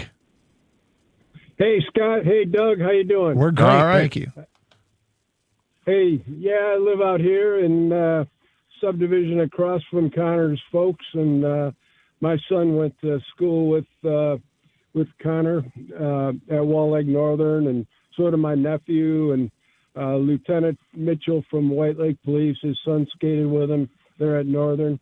But, he's just a regular guy living out here. He comes back all the time. And you see him in Blazing Bagels and everywhere else. But, these young men all know each other. And but the reason I called is not only to tell you that, but did you happen to see the national interview that young lady did with Connor after the game yesterday? Where she says to him, well, what do you say to your doubters that say you can't win the big game? He just looked at her and smiled and said, let them keep writing. I'll keep performing. Yeah, good for him. It was a mic drop. Did your son have any stories or any memories of him when they were in high school together? Just that he was a regular guy. I mean, my son didn't play hockey or anything, but my friend that I grew up with, he coached Northern's hockey team before Connor got there, and his son did play with him. It's Lieutenant Mitchell. He's down in Texas now, and his son's down there on the police department in Texas. But I just want to say he's a regular guy, and we see him around here a lot. And my nephew golfs with him at Edgewood, and he's cool. Just a great guy to have around in the neighborhood. It's really cool. And he's getting a lot of love today. Feedback coming in. I quit hockey as a junior goalie in high school at Walled Lake Northern because Connor Halibut came in as a freshman and took the starting goalie spot from the other 3 or 4 of us that were fighting for that spot for a couple of years. That would make sense. From an unnamed texter. Connor Halibut came into the dealership I work up to pick up his new car last year. Pretty cool seeing him. Champ USA men's hockey, Chump USA men's hockey brass for not picking Kane or DeBrincat. They could have and should have been on this team and wearing gold around their necks. They could have. There's no doubt that if Patrick Kane had made the team, it would have been a great story, great storyline, and Kane still plays at a real high level, obviously, here in Detroit. DeBrincat's having a heck of a season with all the goals. Yeah, you can make the argument, but disappointed, but I'm going to say that they team probably did just win the just gold won medal. the gold, so I can't, I feel that's bad the that those job. guys weren't on the team, but at the same time, they picked the right team. The team won. Simeon in Erie writes in, Champ Clobbo for clobboing the Olympics, 6 for 6 gold medals. Chump Fox Sports racing coverage, show 5 laps, then commercials for the next 8. Come back and talk about all the laps missed, then rinse and repeat. Made it difficult to keep the flow of the race. That's one thing, by the way, about Olympic hockey. I think NBC went a full hour without a commercial. Wow. I don't know the exact time, but I started trying to think back while I was watching it the last time I had seen a commercial. Olympic hockey is awesome that way. Yeah, because they don't have all the TV timeouts. They do have a couple to, not for TV, but to clean the ice up a little bit. Then it's like a little 2-minute break, and they do that a couple times per period, and that's it. 248-539-9797. Randy in Dearborn. Randy has put us on hold. We will go to CJ in Pontiac. You're on 97.1. Hi, CJ. How you doing, guys? What's up? Hey, so my chump, Canada, fantastic team, and Cooper's one of the best coaches out there, but you can't go in the post-game interview and chirp the format of 3-on-3 when at the end of the day you needed it against Czechia to get there. So after things don't go your way, don't be criticizing the format of the tournament and kind of bringing that up. I just thought that was kind of a bad take. I'd also say a chump is the cameraman on this goal. I mean, they pan up to the crowd. You got to go on Hughes. You got to see the celebration. That was just a little one. But my champ is the team I coach. I hope at least one of the boys out there is listening. The Lawrence Tech Blue Devils D1 ACHA hockey team won the WAC championship for the first time in school history on Sunday. We had to go right into our warm-up right after the U.S. won gold, so it was a fantastic day. Wait. You guys watched the hockey game and then got to play in your own championship game? Yeah, and it gets even better. So the U.S. and Canada in the gold medal Olympic game, they've met 3 times, I believe. So it's 2002, 2010, and 26. And obviously they got the first 2, and we got this one. Our Lawrence Tech situation was the same exact thing. We were playing the same team, Indiana Tech, WAC rival, for the 3rd time. They had beat us twice, and after the Americans won, we knew it was 3rd time was going to be the charm for us as well. So shout out to the Lawrence Tech Blue Devils hockey. We got it done yesterday with a WAC championship. Congratulations. Nice job. I can't think of anything. I always talk about how I do this Canadian trip during the Winter Olympics where I watch skiing at night, get up the next day and ski, and I'm like amped. I'm like totally. I cannot Can imagine. you imagine watching the gold medal hockey game and then going to play your own conference championship How game? jacked you would be. Oh, You're skating faster than you've ever skated before. Right. And then after 20 minutes of play, you're dead. Yeah, probably. Completely spent. But so was the other team. Way to go, LTU. We go to Dennis in Farmington. You're next on 97.1. Hi, Dennis. Hey, great. I got to follow that guy from Tech or from Lawrence Tech. I don't know whether I can live up to that, but I will tell you, I found out Hughes went to Plymouth High School. I didn't know whether you had found that out yet. Okay, He's a Plymouth guy. All right, gotcha. And the other one, real quick, I didn't go to a bar yesterday to watch the game. I went to church. However, I will admit that I had my phone on, and a couple of times I forgot to silence it, and everybody was hearing me listening to the game and not paying attention to the pastor. But one of the poor guys at church told me when he came in, "Don't say a word. I'm in the zone." He's keeping the game. He doesn't want to know it. I said, got it. I'll not. And we all had coffee afterwards and donuts, and we're talking. Nobody's saying anything. Then finally, as we get up to go, one lady comes in and says, "Hey, how about Team USA?" Oh, and no. Bubble burst. For him, but I think it's kind of on you, though. You shouldn't go for coffee and donuts after church if you're trying to stay in the bubble. Probably shouldn't do that. One of our old interns pulled off the epic gold medal bubble. And he told me the story about it. We will get to that today at 11:02. And another observation. Team USA wins the gold, 97-1.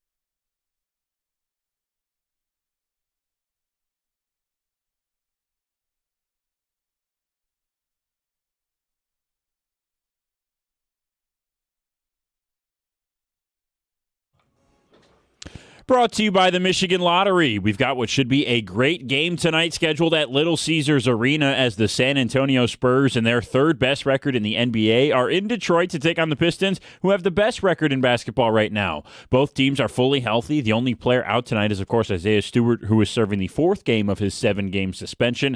Tonight's game is headlined by 2 MVP candidates in Cade Cunningham and Victor Wembanyama. Those two are currently third and fourth in NBA MVP odds, respectively. This will be Detroit's second game against Wemby and the first since his rookie season when he dropped a 16-point, 12-rebound, and 10-assist triple-double on the Pistons. This year, he's averaging 24, 11, and 3 with 3 blocks per game as well. FanDuel Sportsbook has Detroit favored by 1.5 tonight as the game tips off right here on 97.1 at 7 o'clock. Our pregame coverage begins at 6:35. The Tigers play today as well. They face the Twins in what will be Tarek Skubal's first outing this spring. The Tigers say he will pitch along with Drew Anderson, Brant Herter, Bo Brisky, and Brennan Hanafy. Today's game is reportedly not being streamed or televised, so it's only available at 1:05 this afternoon on the Bet 1270 AM radio. Miguel Cabrera has also joined the team in Lakeland in a coaching role. Reports say he's currently in the best shape of his life. At the Corewell Health Sports Desk, I'm Brendan Shabath. For more, go to 97.1 The Ticket or Odyssey.com.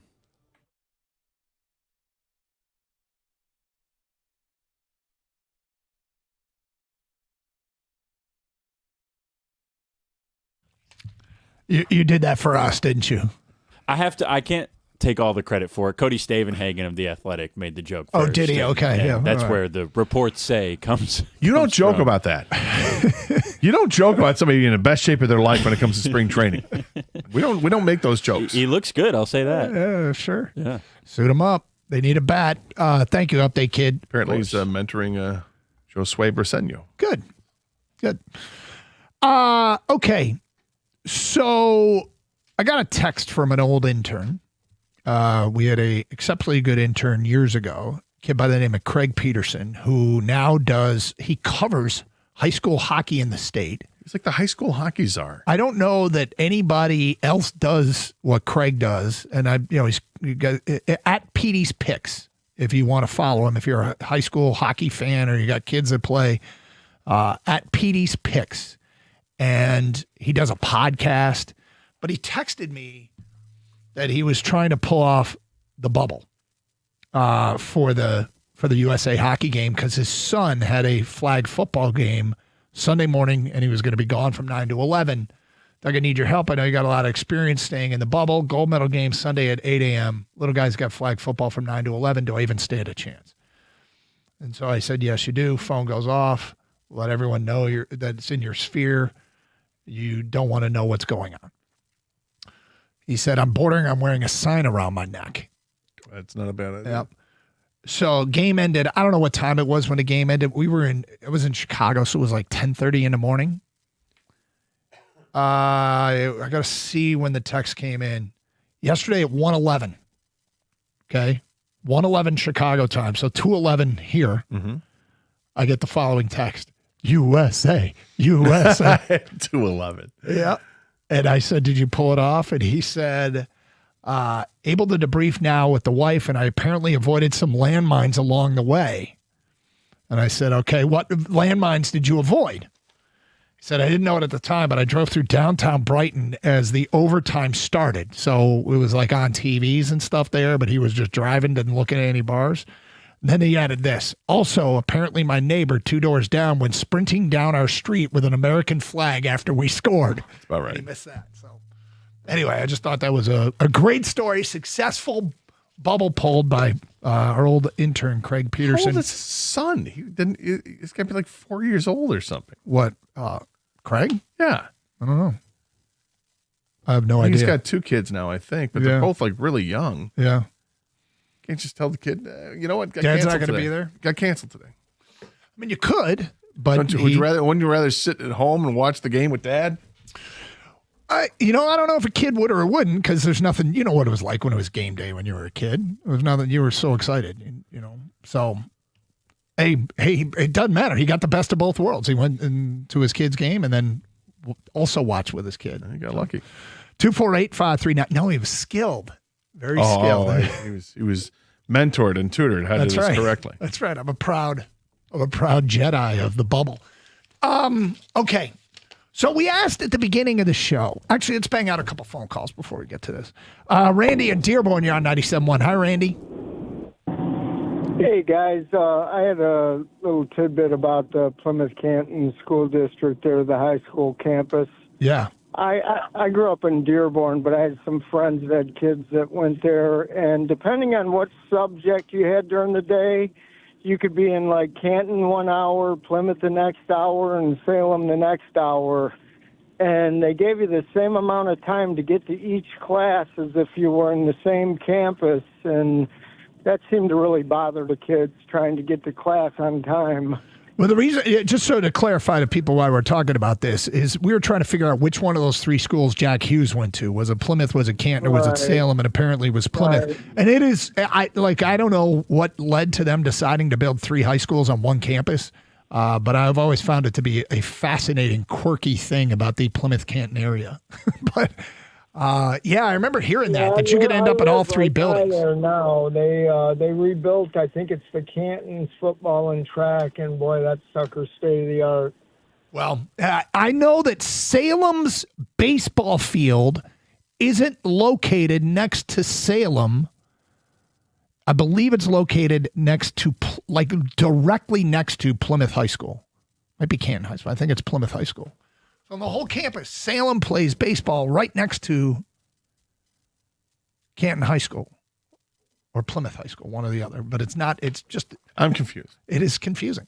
Anyway, so Jack Hughes apparently went to Plymouth High School. But as he pointed out, might have had classes in other buildings. Bob in Pontiac, you're next. Hi, Bob. Bob, are you there? Hello? Yeah, go ahead, Bob. Yeah, so basically, I played on Dylan Larkin's and his brother's senior hockey team.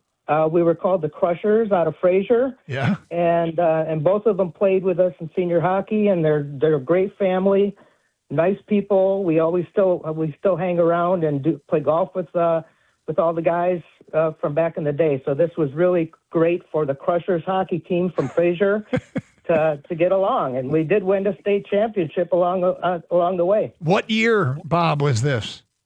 97. 1997, the Fraser Crushers? Yep. And Dylan Larkin was on the team? Dylan Larkin's father was on the team. Oh, his father was on the team. Sorry. All right. So did you? Yeah. And you and would his uncle. Father and uncle. Okay, gotcha. And did Dylan ever come to your games? Oh yeah, he was a little kid. I have pictures of him just watching the game when he was a baby. We used to have like summer get-togethers and rent the ice, and he was skating a little bit around when he was real young. Do you remember when you first heard that Dylan was a pretty good hockey player? Yeah, when he was basically, kind of like getting into that teenage years. Yeah. They were saying that he had a good chance of making it, and again, so it was just a pleasure to see him grow up, and just a fantastic family. Bob, thank you for the phone call. I think the best image that has come out of this was the celebration with Micah Ruzioni on Dylan Larkin's shoulders. Did you see that? I did not see that. It's hysterical. It's absolutely hysterical. So, both 21s. What's that? Both wore 21. Oh, I think you're right, yeah. Look, Detroiters, I'm wondering how this impacts people's enthusiasm for the return of the Red Wings season. And does it draw in any new hockey fans? I don't think hockey's like a niche sport like here in Detroit like it is maybe in some other markets. But I would imagine people are amped up and ready to go. Oh, I think so. Mm-hmm. I think so. I think the NHL has an opportunity here to really capitalize on the greatness of the Olympics. And I don't think they capitalized as well last year when we had the Four Nations Cup, and they should have. Yeah. They could have done more. I saw a disappointing story from Darren Ravel today on Twitter about how they can't necessarily capitalize on one area where you would think would be easy. I saw the same thing. It's the merchandising. How everybody would want to go out. Like everybody's like going to the internet right now. How do I get a Jack Hughes jersey or a Hollenbach jersey or a Dylan Larkin jersey? And apparently you can't. Well, here's actually it. We pulled this out earlier today. This is what Darren Ravel had to say about buying a jersey.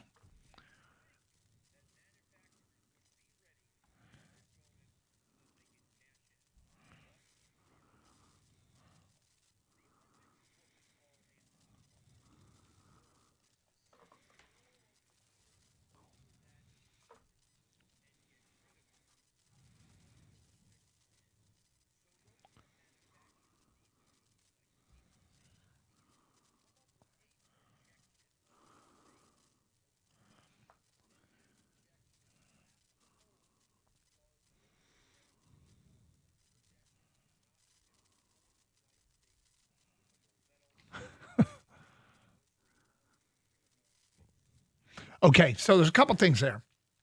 One is, okay, I get it. They don't want leftover merch. Sure. And they figure, all right, how much should we make where we're confident that we can sell out most of it so we don't have a lot of leftover merch? What I don't get is when he just says, and they will not make more. If you saw this coming and you had, 10 boxes of extra large jerseys and 10 boxes of medium, 10 boxes large, 10 boxes small, and thought, okay, we're selling out rapidly now. Could you just have put on the website, takes 10 weeks to deliver and make a whole bunch more? Yes. You were going to have to start from scratch. It sounds like they weren't even prepared to do that. And while he was making this report, he showed a graphic of the Google searches spiking for buying the jersey. And maybe it was once the game was over, that surge came and now it's gone.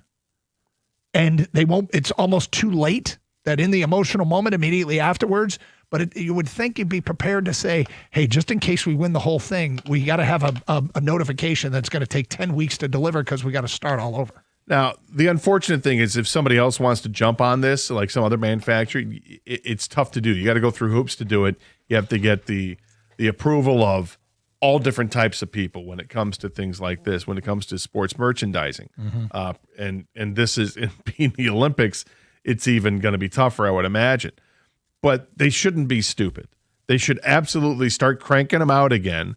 All it takes is a well-timed advertisement during a hockey game, or get it started on Facebook and Twitter and Instagram and all the things. Go social media and advertise that way.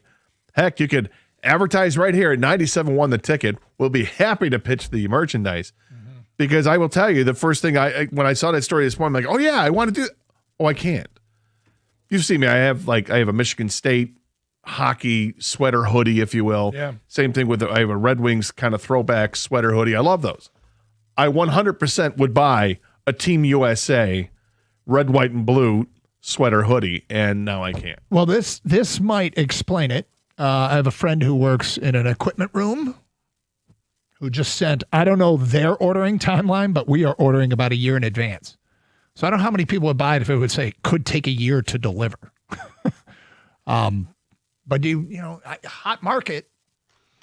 No. Yeah. Come on. Come on. 248-539-9797. It's Carson Anderson, 97.1.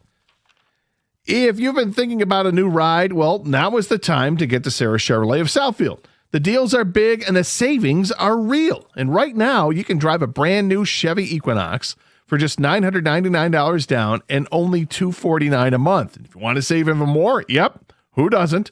Go electric with the all-new Equinox EV. That's just $999 down and only $149 a month. That's $100 less every month, plus you're going to save at the pump. Need a truck? How about a Chevy Silverado for just $999 down and $199 a month? Powerful, capable, and ready to work. And here's the big part. Sarah Chevrolet of Southfield, they need your trade. They're paying top dollar right now, even if you don't buy from them. So go ahead, bring it in, get it appraised, and see how much it's worth. SUVs, EVs, trucks, the deals are happening right now at Sarah Chevrolet of Southfield. Stop in today. Together, let's drive.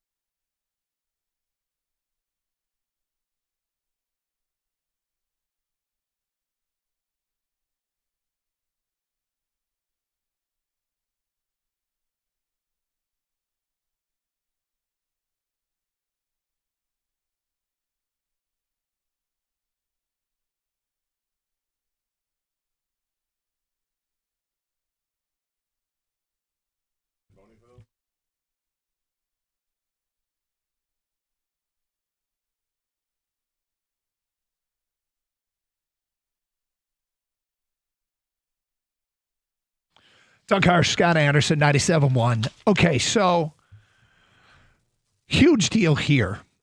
USA Hockey's gold medal win. I'm wondering how much it resonates elsewhere, and I'll give you an example.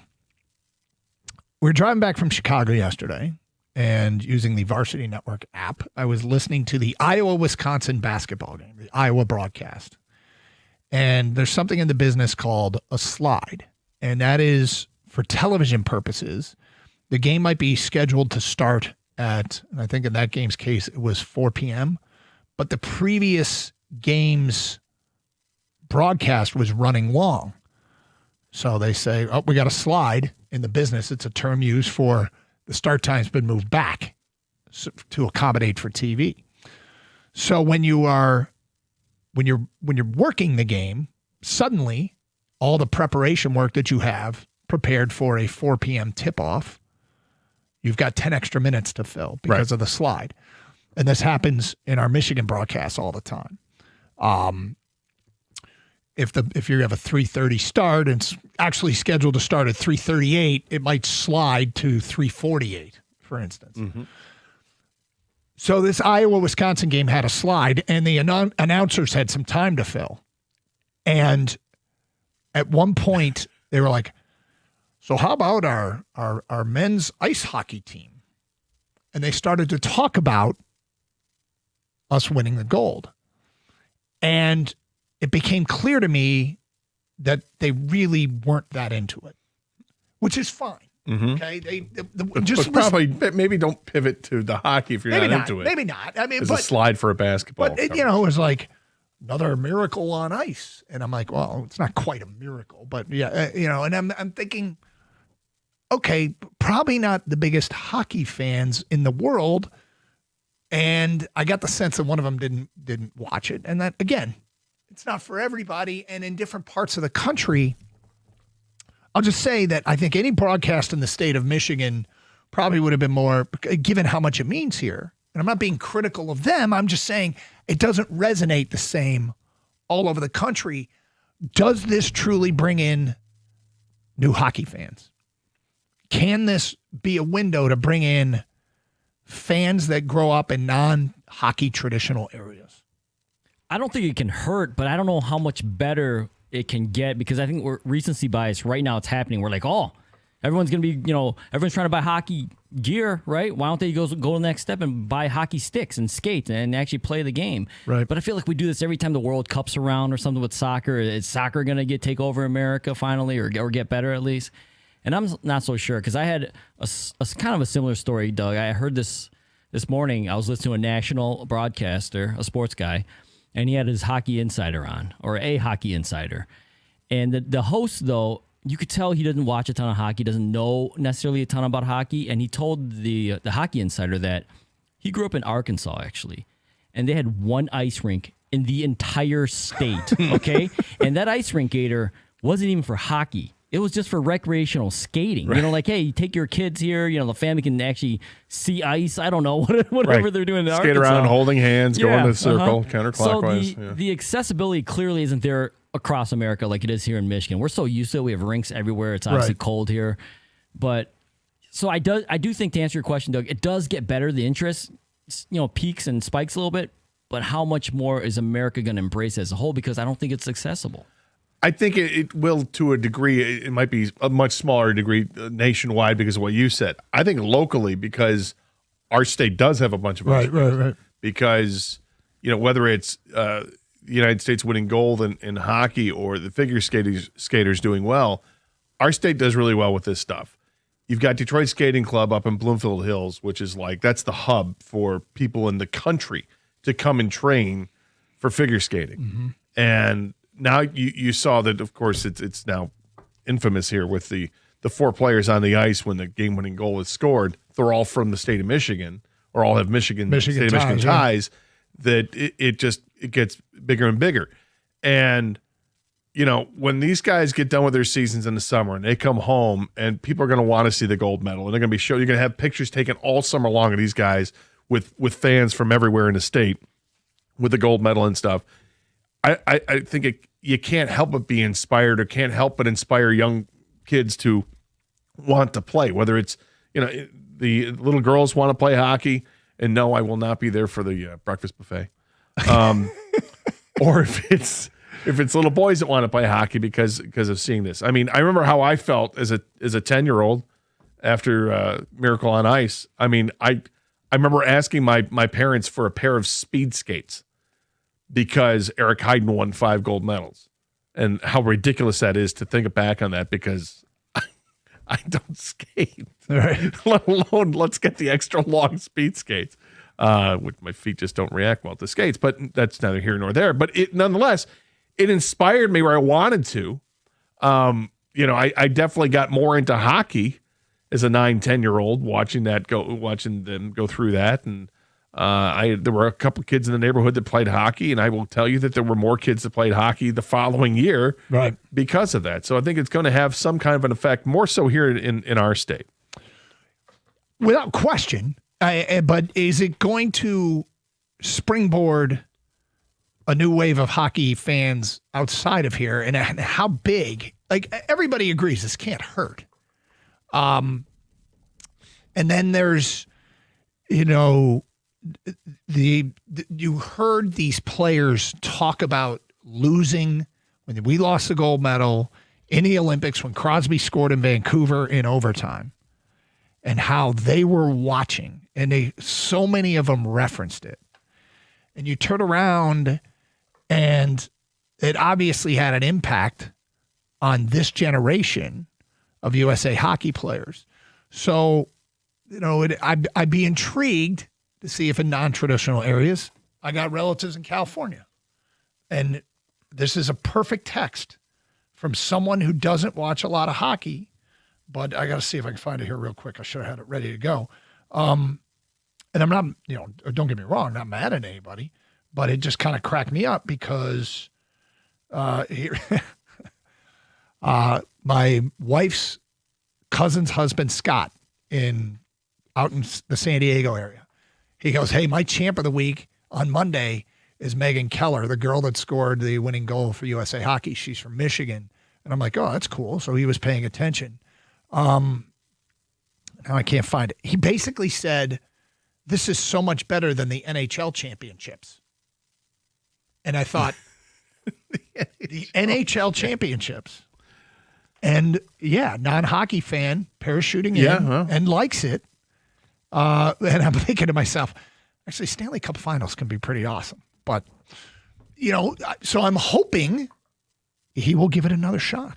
Well, it took a little while with the NHL. Like there were only 21 teams in the NHL up until 1991. Mm-hmm. So even after that, the Miracle on Ice and all the interest in the 80 Olympic hockey, it's a little bit different then because there weren't that many NHL players playing the Olympics then because they weren't supposed to unless they were Russians, and Russians weren't in the NHL at that time. So you really didn't see NHL players until later when they came to the NHL. But 1991, things changed in the NHL. They started expanding. You added more teams. You had the Sharks came in, and the other teams came in, and the Florida Panthers come in, and but expansion keeps happening because the sport is getting bigger and bigger. And we always talk and laud the praises of the NHL for being smart and getting ahead of their collective bargaining agreement after they had their massive work stoppage, 30 years ago or 20 years ago, whatever it was. That they got the model right because they based on the revenues. It was transparent. They share it evenly, and there you go, and they can grow as accordingly. And they have. They've continued to grow accordingly. Will this create another spike? I think we might see another spike, or I think we'll definitely see more interest right away when they return to action. Red Wings play, Thursday, I think, this week? When they hit the ice on Thursday, there's going to be a buzz in every NHL building that's got Olympians playing in it. There just will be. Well, Petey's Picks, our old intern, there you go. He retweeted something from Craig Custance that said, "Look out, 2026 Olympics." This is from 2011. This is the Craig I was Custance, telling you about earlier. Yep. Yeah. Look out, 2026 Olympics. USA Hockey's 8 and under membership has reached 100,000 for the first time ever. That was back in 2011. Craig Custance tweeted about the 2026 Olympics, and Petey tweeted out, "Talk about calling your shot." Yeah. And I'm curious what it is now. 248-539-9797. Mondays mean Champ and Chump. Get your Champ and Chump votes in. It is Carson Anderson on 97.1.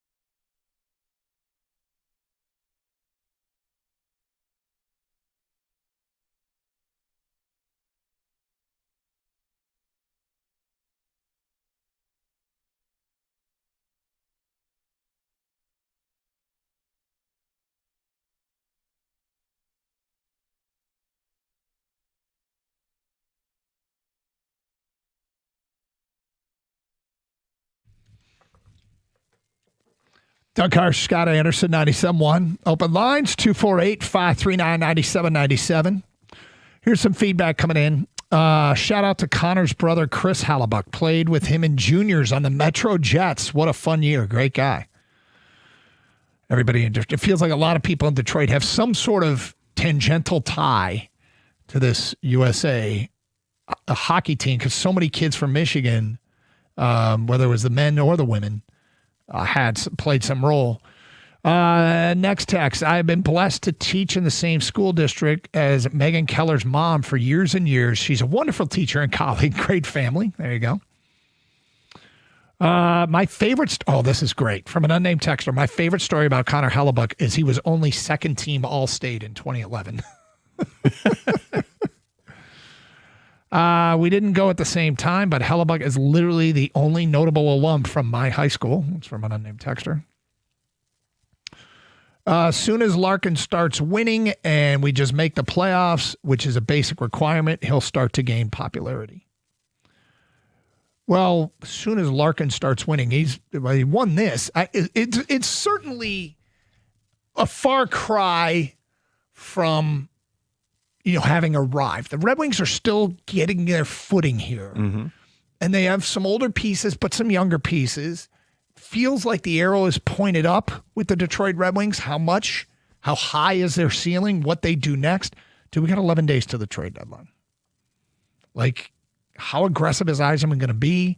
And I don't know if this has anything to do. Like last year after the Four Nations, I'm like, Dylan Larkin was awesome in the Four Nations. Come home and let's get into a great stretch run. And they were under 500 after they got back and petered out. I hope they don't fizzle out this time. Of course I do. So does everybody.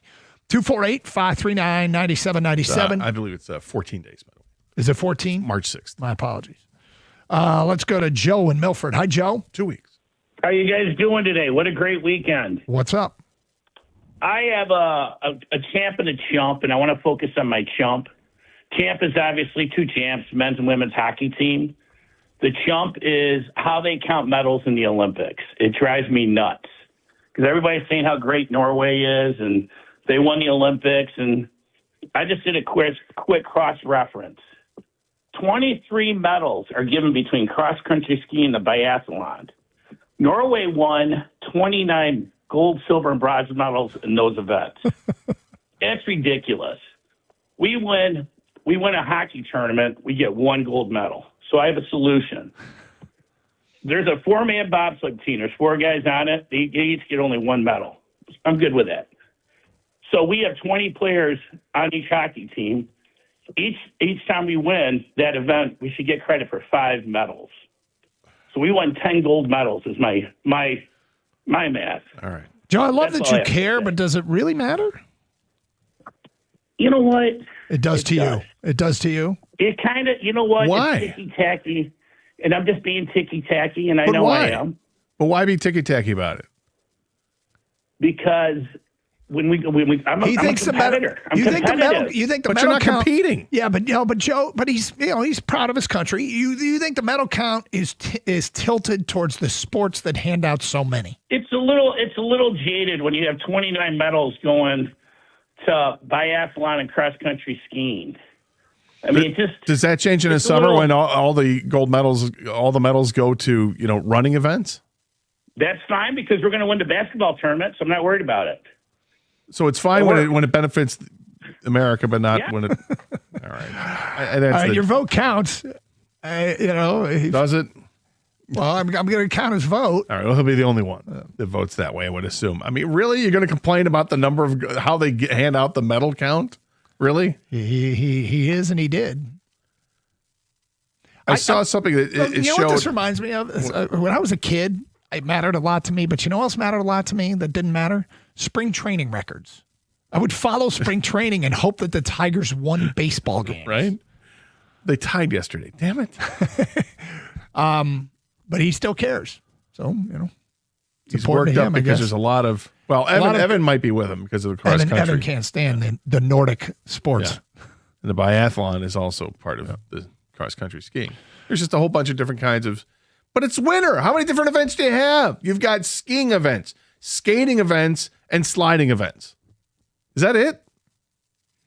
Yeah, I mean, sort of. So you got like 3. Yeah. Okay, I got it. That hockey, you only get you've got 6 medals to hand out: gold, silver, and bronze in men's and women's. Yep. Okay, and you're upset. That count in the medal count. Yeah. I mean, I guess if you want to just do it equitably, should all? I think we have 25 members of Team let's USA. not do this. I know. I don't really care. Joe. Next up, I'm not a hockey fan. It's my least favorite professional sport. That being said, I was on the edge of my seat the entire gold medal game. That's from an unnamed texter. Yeah, I did see somebody making fun of this, that this is going to amp up a whole new generation of hockey fans. They're going to sit down, on Thursday night and watch Tampa play Toronto and say, this isn't the same, but Adam Rochester says, hey guys, not sure how many people realize this, but Dylan Larkin actually knows Jack Hughes. How cool is that for Dylan Larkin? That's funny. Is that going to be the new Matthew Stafford and yeah, maybe. And what's his face? Tim Clayton Kershaw. Well, we did this last week because Quinn Hughes was so effusive in his praise of Dylan Larkin. We're like, how do we try and take advantage of that and get Quinn Hughes in a Red Wing sweater? But gotta wait another year and a half. Yeah, until he's a free agent. Tim in Southfield says, champ Team USA for winning the gold. Chump many Canadians for still thinking that hockey is their sport. No Olympic gold medal since 2014 and no Stanley Cups in 32 years. It's America's now. Well, look, it is nice to have the upper hand here. I think the rivalry's great. I assume there's going to be some back and forth.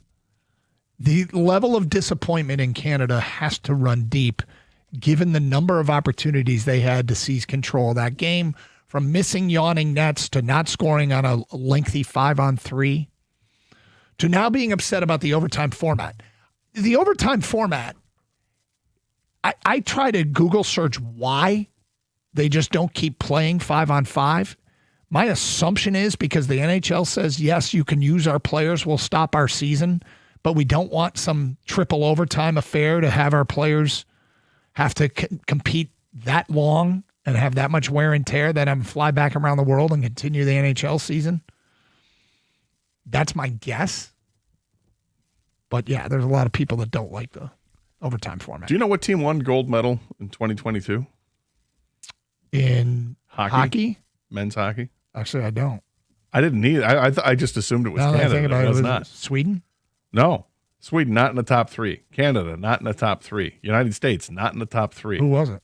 Finland. Good for them. I think their first ever gold medal in hockey was in 2022 in Beijing.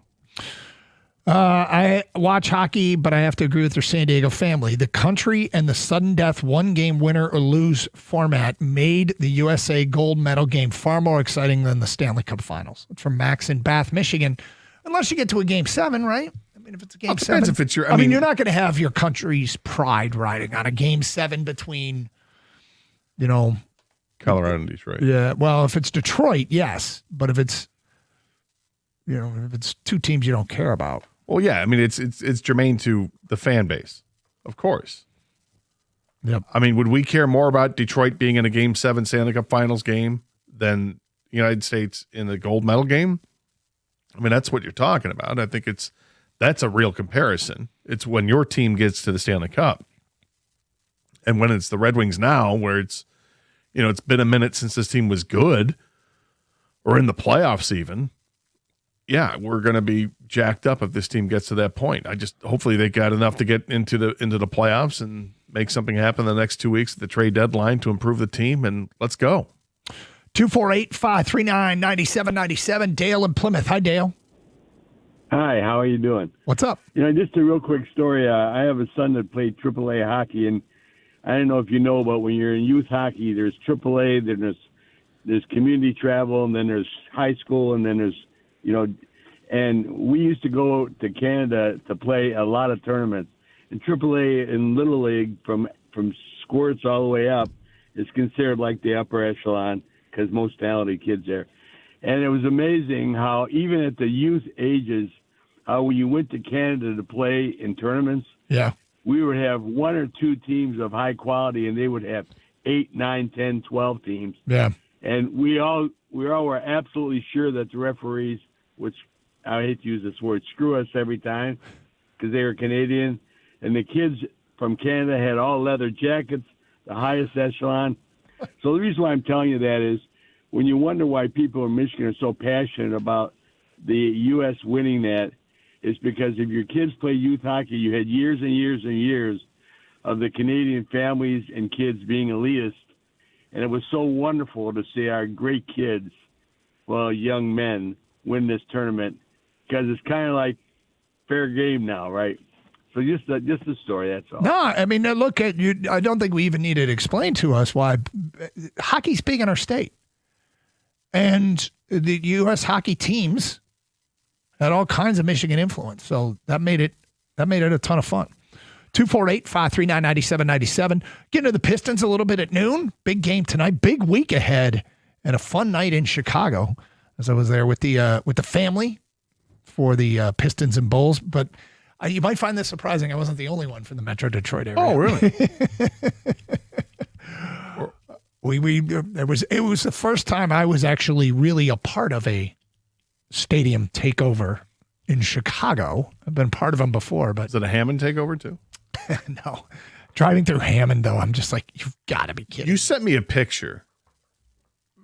I was laughing so hard at the picture you sent me. You're just going through Hammond, and the picture you sent me is like that's kind of by where the site of where the Bears are potentially going to go. And I never think for a second they're going to go to Hammond. They're going to work out a deal with Illinois. But I mean, it just looks like, first of all, taken in the doldrums of winter, it just looks despair, just screams from that photo to begin with. Yeah, I tried to show it to the cameras, but it was washed out. It's just as barren and terrible a look. It's like a horrible idea. Just a horrible bad idea. Might be revitalizing to the city of Hammond. Yeah, it's cool if you live in Hammond. Hey, yeah. Go Bears. Carson Anderson, 97.1.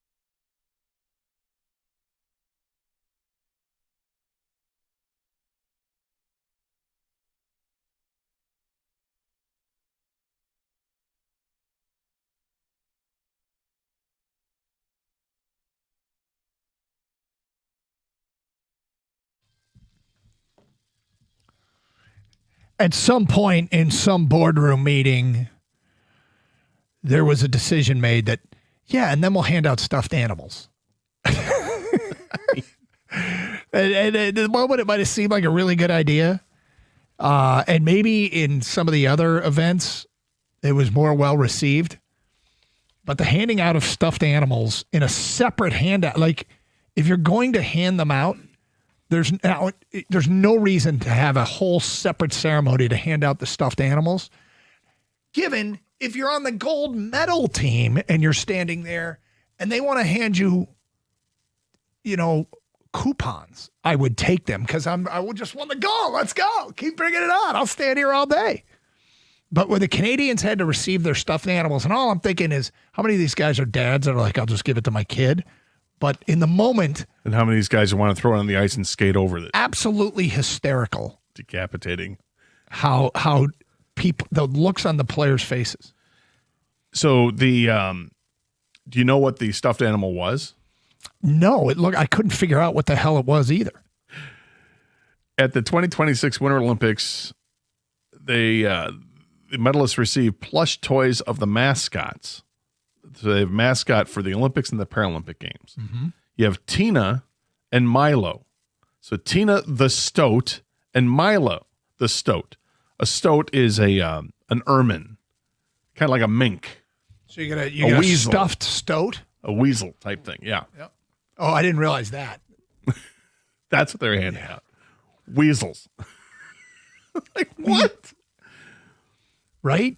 I mean, when they hand those out to the Canadians, I just started laughing and like, are you kidding me? Right. I forget which player it was that has it, and he looks down on his like, WTF, and then looks back at the guy, and the guy who's handing him out has like a smile on his face, and almost as if he has a conversation, say, hey man, I don't know, I'm just doing what I'm told. I'm sorry. Look, just do me a favor, do not rip it up in front of everybody. I know you want to, and you have every right to, but please just have the decency to wait till you get back behind closed doors.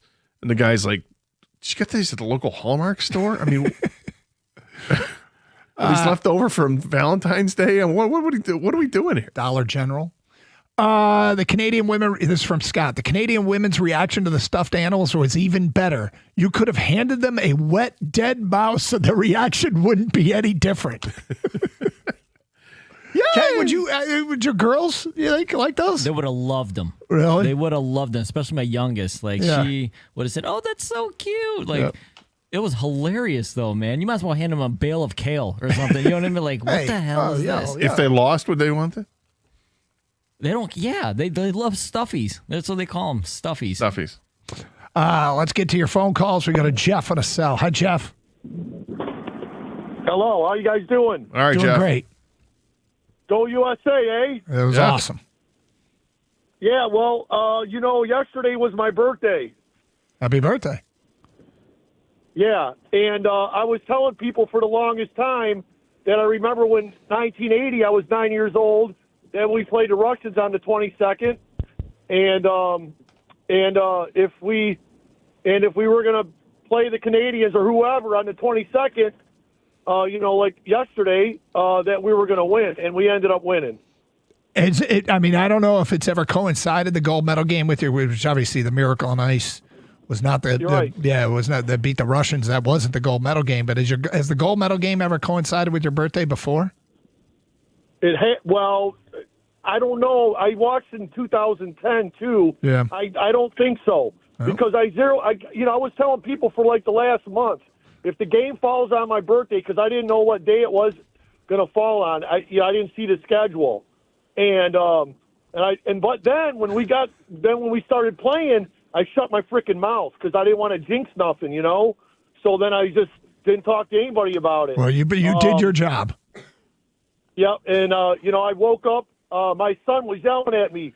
I have a 17-year-old son that's in a wheelchair, and he was yelling at me from his room at 7:45 in the morning. Dad, get your ass in here! Get your ass in here! The game's about to start. So I jumped in his bed with him, and we watched the game on his TV in his room. And I'm telling you, I almost jumped out his bedroom window when we won. It was really cool. I was with my son, one of my kids, one of my sons and my daughter in Chicago because we went there for this weekend. And, yeah, my kids were going crazy. It was really, really cool. Really cool. George Washington's birthday, that guy's birthday, the anniversary of Miracle on Ice. United States wins the gold. Yeah. And Johnny Gaudreau Jr.'s birthday. All crazy. Yep. Let's go to Bill on a cellular next. Hi, Bill. Hi, guys. Hey. Hey. Yeah. Well, the champ is the hockey teams. That was terrific. Yep. And then Jack Hughes skating around. I mean, and getting interviewed. He was grabbing. With his teeth knocked out. He looked, and his hair. He looked like he was an 8-year-old kid just skating around there, having the time of his life. And the whole thing with Gaudreau's kids was awesome. It was just, it was a great moment for sure. But my chump is I've listened to a lot of radio and gone on the internet and stuff a little bit since then, and it's got to be my chump is all the Americans that are just being jackwagons to Canada about this right now, like rubbing it in their face and saying, "Oh, it's not your, it's not your sport or whatever." Especially with everything that's going on right now, it Bill, takes away from it. Bill, Yeah. look, it's not my style personally. I don't think I think the respect between the players on those teams for one another, I wish it was as reflected as I saw on social media. But I will say that I try to remind myself that social media is not the real world. There's a lot of trolling and image crafting that's done. And again, not my style to really try and rub people's noses in it. But no, you don't have to rub anybody's nose in it. You can be proud of the accomplishment, and that's the way I would handle it, or I've handled it. I'm very proud of the Americans and how they played. I thought it was a great game, and I don't remember how our friends in Canada reacted after they won the game in the Four Nations Cup last year. Mm-hmm. But I would suspect if you went on to social media, there would be some things that bothered you there too. Yeah, I don't. It doesn't make it right. I get where he's coming from. I saw some stuff where I'm just like, oh God, shut up. We're not. Try to do your best to win with class. Not my style, so I get it. Let's go to James and Howell. What's up, James? Hey, guys. I just wanted to say champ and chump Dylan Larkin, definitely for the penalty kill and all that he had through the whole Olympics and getting those 2 goals. And then chump would be Canada, Team Canada, for how they said 3-on-3 basically was what made them lose, even though they did it in rounds before and won on 3-on-3. And then I thought it was awesome that Brad Marchand got the little stuffed animal rat, because that's basically what he is. I will have to admit, the one that I did enjoy was when Marchand got the stuffed animal. I mean, Larkin was the guy that took the face off in our own zone on the 5-on-3.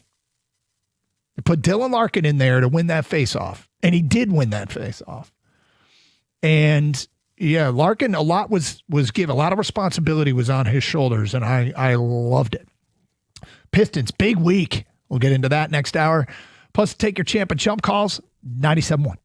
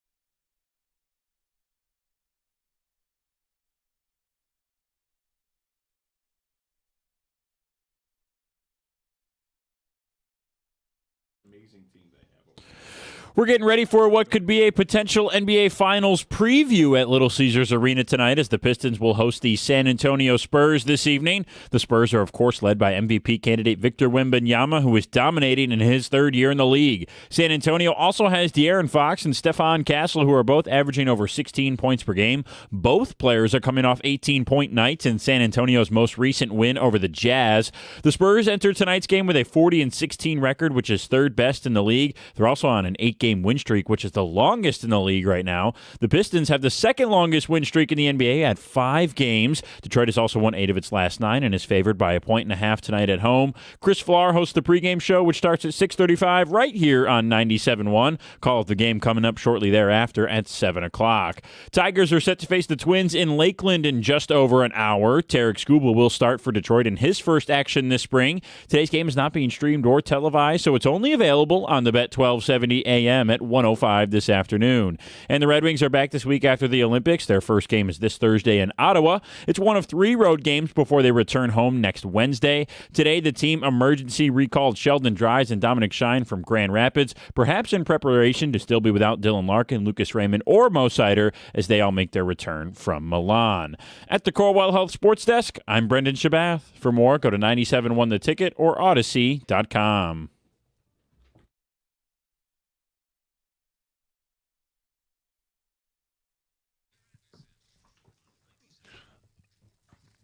Mondays means it's Champ and Chump.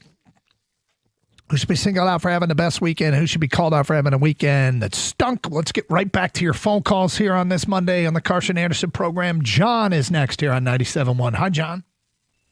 Hey, what's up? So, Champ, U.S. hockey team, they did a really good job. Chump will be Michigan, because I feel like they could have won that game against Duke. But it was a real well-played game. But, yeah, that's just my Champ and Chump. Yeah, a few things. One, USA hockey teams were great and certainly deserve the acknowledgement. I mean, Michigan had a game where they got beat up on the boards a little bit, which surprised me, but they also didn't shoot it that well. And, you know, it's a prime example of you pick a bad day to have a bad shooting day when you're going up against Duke. You might be able to overcome it against Minnesota tomorrow night, but you probably can't do it as often against a team like Duke. Somebody called a couple weeks ago, or maybe it was last week, and said it wanted to know if we thought Michigan was the best team in the country. And I made the comment at the time that I hadn't seen enough of Arizona to make that call. Now that I have seen Arizona, I watched that entire Arizona-Houston game and had a chance to watch them with a little bit more scrutiny, knowing that question had been asked of me. I think there's a bunch of teams that could win it all. Michigan's one of them, and Arizona is awfully impressive. They got length. They can shoot it. I felt like I could see their component parts fitting together the way Michigan's do and say, okay, that's their Mara. There's their Morez Johnson. Like you could tell, and they were playing without one of their best players. And they have an international roster. They're very impressive. So I think Michigan's in that category, along with Duke and Arizona, that stand out. I mean, Houston's no joke either, but long story short, I don't think they're runaway the best established. I think if you watch some of these other teams, Arizona's really good. And I had not had a chance to really watch them as much as I did this weekend. I still think Michigan's the best team in the country. Do you? But Duke is Duke. Duke just has a spell over certain teams. And I think we all collectively hate Duke. Because Duke is Duke. It's funny because we did that thing on Friday's show where I asked you and I asked Update Kid and I asked Rico, all Michigan State guys, have you ever felt confident going into a Duke game? No. And I said, I don't feel confident either. This is the least unconfident I have been. Still unconfident, but not as much as usually like what kind of miracle will it take to beat Duke? Because it does feel like Duke has a spell over her. They're just so irritating. Mm-hmm. It really puts you in a bad place. It's because, and I'm curious if this is the same thing like when Michigan State. So this yesterday, Michigan State plays Ohio State. Mm-hmm. So for Spartan fans watching Michigan Duke, as a Spartan, I hate Duke. Yeah. Right, but I can't root for Michigan against Duke because I don't want a Michigan. I don't like Michigan. So it puts you in an uncomfortable position of rooting for a team you really, really dislike. Does it go the other way too? Michigan fans watching Michigan State and Ohio State. Michigan fans can't stand Michigan State, but Ohio State. I mean, it's different rivalry in basketball than football. Yeah, but. I think it does fall into that category. But look. First of all, Michigan State overcame some foul problems with Jackson Kohler early in the game, and then Izzo uncharacteristically put him back in, and he picked up his third foul. And the look on Kohler's face, like, no, not me. I didn't do that. But State couldn't shoot in the first half. No, and they couldn't. They shot less than 30% from the field in the first half. It's a similar story, 40%. Yeah. Right? Both Michigan and Michigan State had. And State got it going, and did they shoot it against UCLA prior to that. Michigan finished 6 of 25 from 3. And against a good team, it's not going to get it done. And the rebounding, 41-28 in favor of Duke. Michigan was 6 of 25? Mm-hmm. Yeah, that's terrible. Yep. So I would not expect that. That's less than 25% from three-point land. Yep. That's you're not winning any game in college if you're going to shoot that poorly, typically. I think you could beat not Duke. No, you can't. You can't beat Duke if you're going to shoot 23% from the three-point line. Let's go to JC in South Lyon. You're next. Hi, JC. Hey, guys. Good morning. What's up? Or afternoon now. Hey, my champ is, along with a lot of people, the state of Michigan for all the players connected with the men and the women. It's a great program, a great state for hockey. My chump, I want to know who made the decision to go 3-on-3 for a gold medal. Can you imagine if we went 3-on-3 for Game 7 of a Stanley Cup, which I guess is the equivalency if you're looking at international versus the NHL? Listen, that coach was stupid for complaining about it after the game.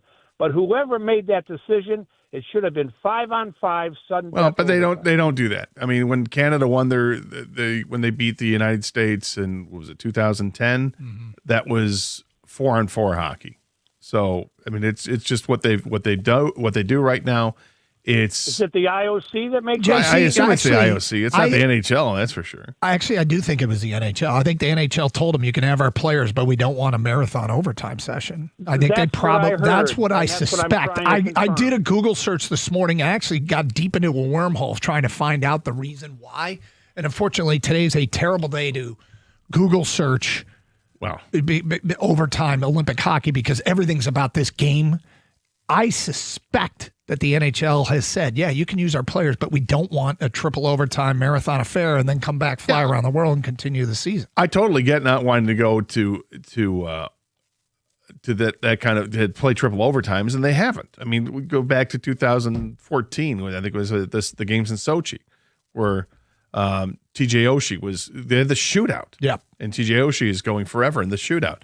You know, Sweden won the gold medal back in whatever it was 1992 with in the shootout. Peter Forsberg had the incredible goal, and they do a different format. They're not going to go and play sudden death for period after period after period. It's a tournament. This is not it's not a playoff.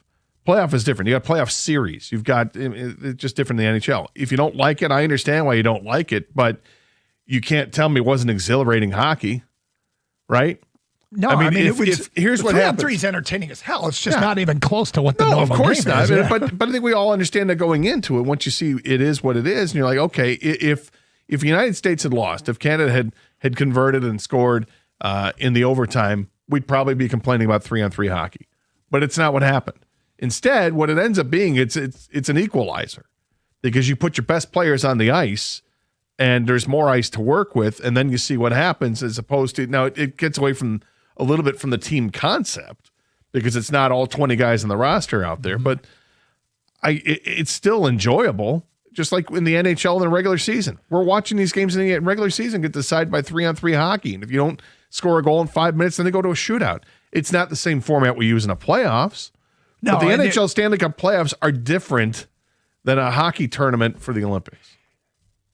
Well, I don't think people want it to be different though, Gator. I get it. No, I get it. Opinion, but there's a lot of people that feel. No, and I'm not thrilled with it either. Could I sit there and watch and love it if it's going to be? Yes, but then the second that one of our guys gets hurt, the second that Dylan Larkin can't recover from getting drilled in the boards by Tom Wilson, and then it affects him as a Red Wing, I'll be pissed. I mean, why are we doing this? This is an exhibition for a gold medal. How bad is Sidney Crosby's injury? Right. Probably, I mean, like it didn't happen to one of our guys, but I think that's why. I think the NHL, you've got $1 million commodities over there that they don't want getting any excessive extra wear and tear. Talking about insurance policies they have to take out, and it gets to be difficult.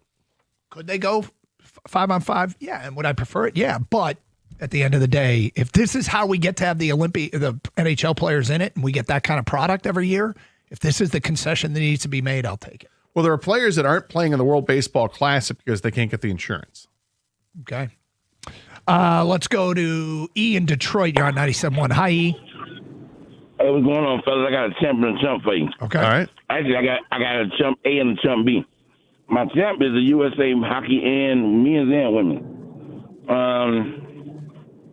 They brought the goal home. That's all we need.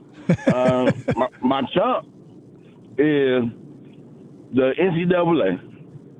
You had this game at a neutral site, and then you have the ACC refs in this game. It's sad. More fouls, 3 fouls in the first half within the first 10 minutes of the game. Boozer clearly picked up that 5th foul, and they choked on that whistle. You think about it. When Johnson went up, Boozer pushed him in his back. There was a no call. Boozer come out and scored 7 straight points. That's a turnaround in the game right there.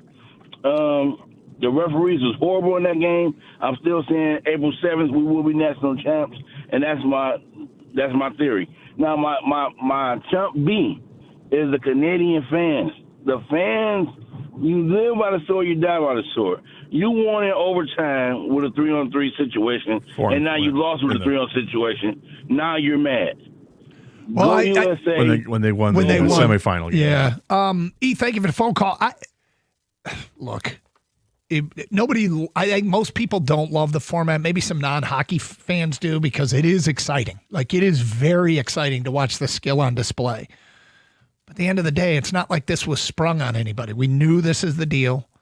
And if this is the concession that needs to be made to get the NHL players approval to go, then I'm all for it. I'd like to go back to 4-on-4. Would you? For something like this, I mean, the ice is still opened up, but 3-on-3, it's like you're guaranteed someone's going to score. Carson Anderson, 97.1. Hey, it's that time of the year again where we talk about this. Natural Way Lawn and Tree Service. You get green and stay green with Natural Way. Call them today at 888-GET-GREEN or go to naturalway.com. You can get green and stay green. And how about saving some green when you prepay?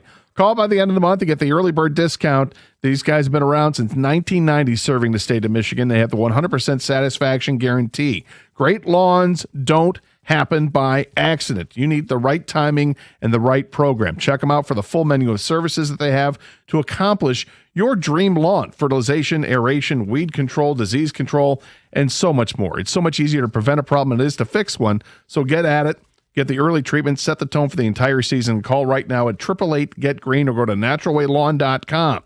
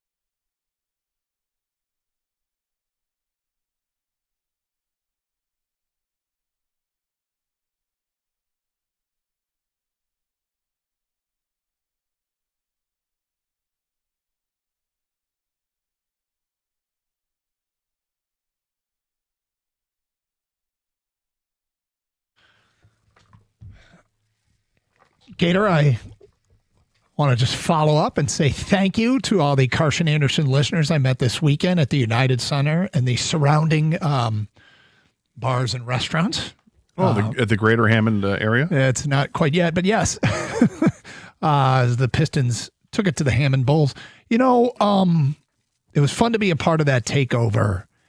And it was also fun because the Pistons, I just felt fully confident in our superior basketball team getting the job done. And I've become pseudo-obsessed with something that I keep talking about on the air.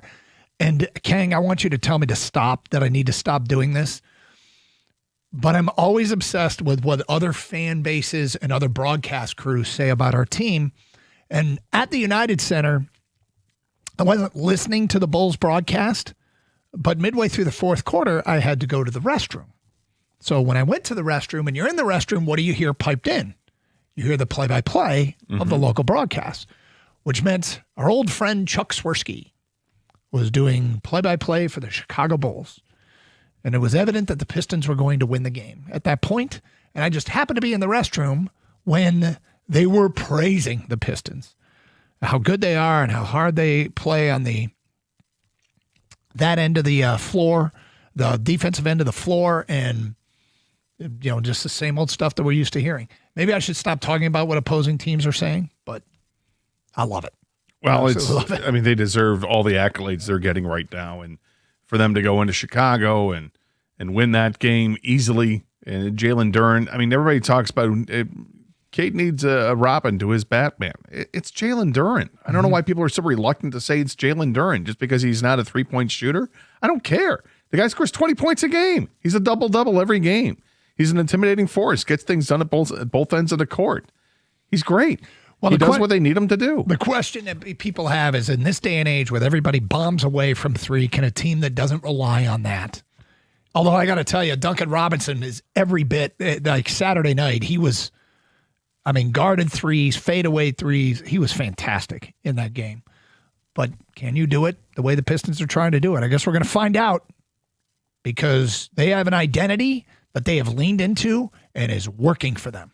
Well, and if it doesn't, everyone's going to say, yeah, great, regular season success. You can't do it in the postseason. And I think all of us have that in the back of our mind, that could happen. But, we'll watch and see. I like this team's chances. I like this team's chances to win the East. And who doesn't? I love that I figured out over the weekend what it is. It's not just their ability to play defense that I love, or that they do things a little bit differently. They don't launch nearly as many three-point shots as everybody else. Mm-hmm. What I love about this team beyond that stuff, it's the points in the paint. They get it done the old school way. They're going to feed it inside, and they're going to eat you alive.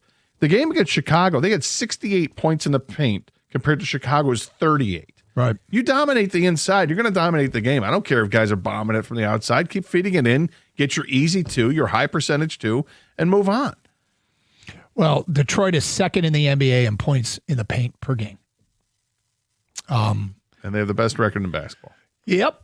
248-539-9797. And a big week, right? You got San Antonio tonight, you got Oklahoma City on Wednesday, and you got Cleveland on Friday. It just doesn't get any, well, I guess it could get bigger than that, but that is a huge week in the NBA regular season for a team that's still trying to prove themselves. And I think they're pretty confident in who they are, but I think they would tell you, yeah, these games against the teams out west, it's a big deal. Well, and tonight's going to be fun because it's Victor Wembanyama, the giant from San Antonio, and he's so talented.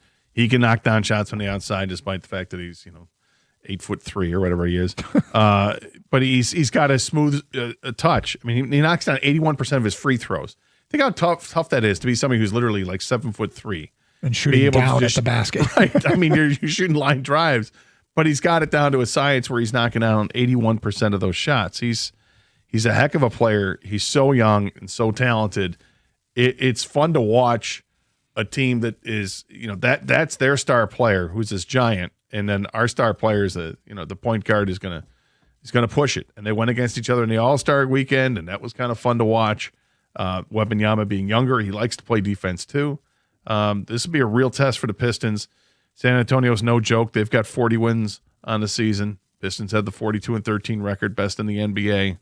But playing without Isaiah Stewart will be difficult for them tonight to have some kind of a physical force. We'll see if Paul Reed continues to be up to the task. Yeah, this has been a fun stretch, Doug. Other than the Bulls game. By the way, the Bulls have not won a game in the month of February, so they're running out of days. Yeah, exactly. But other than the Bulls game, you had the Knicks and then this Western Conference, these two big powerhouses they're playing. It's because you only, in the end, if they make the finals, obviously you only have to beat one team from the West. They don't have to go through the West gauntlet like everybody else, right? Mm-hmm. So, yeah, you just want to see how they stack up. And the regular season is great. I think right now they've pretty much double, triple stamped the fact that they're a really good regular season team. They're probably going to be the number one seed in the East. Everything changes in the playoffs, and how does that work out? I mean, I remember the Suns a few years ago won like 64 games. Coach of the Year by Monty Williams. Remember that name, guys? Yeah. Okay. Young team. They got bounced early in the playoffs. The year before that, they made the finals. Young, same squad. Booker, Mikal Bridges, all those guys. DeAndre Ayton. They lost. And then they went away. So this stuff, to me, it's all about, right, at this point for the Pistons, how do they do in this playoffs this year? And then how do they do next year? Can you sustain it? Yes, exactly. Because when Trajan Langdon was on the morning show a couple weeks ago, he kept emphasizing they've not even won a home playoff game yet. Yeah. So they what is this team really? And then we'll find out in the playoffs. That's what I really want to know. That's why this schedule coming up, Doug, with the two Western Conference teams, it's going to be fun to see how far they've come here. 248-539-9797.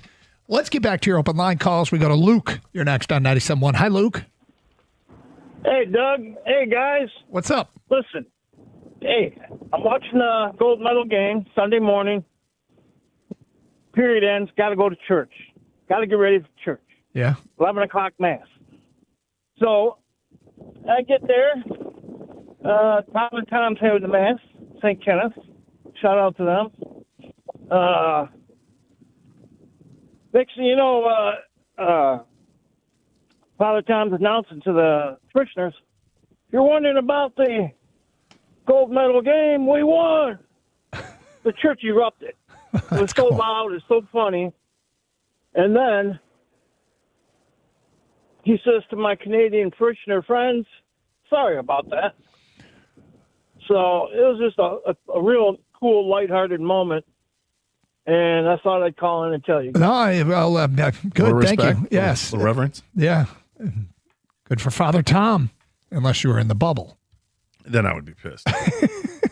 You're like, really? Did you just That's do like that? our old intern Craig said he wanted to wear a sign around his neck. Don't tell me the score of the game. Probably can't wear that in church. No, probably not. Julian in Windsor, you're next on 97.1. Hi, Julian. Gentlemen, top of the afternoon to you. Thanks for having me on the show. Sure. I guess I'm on the other side of it. It's kind of a national day of mourning. Yeah.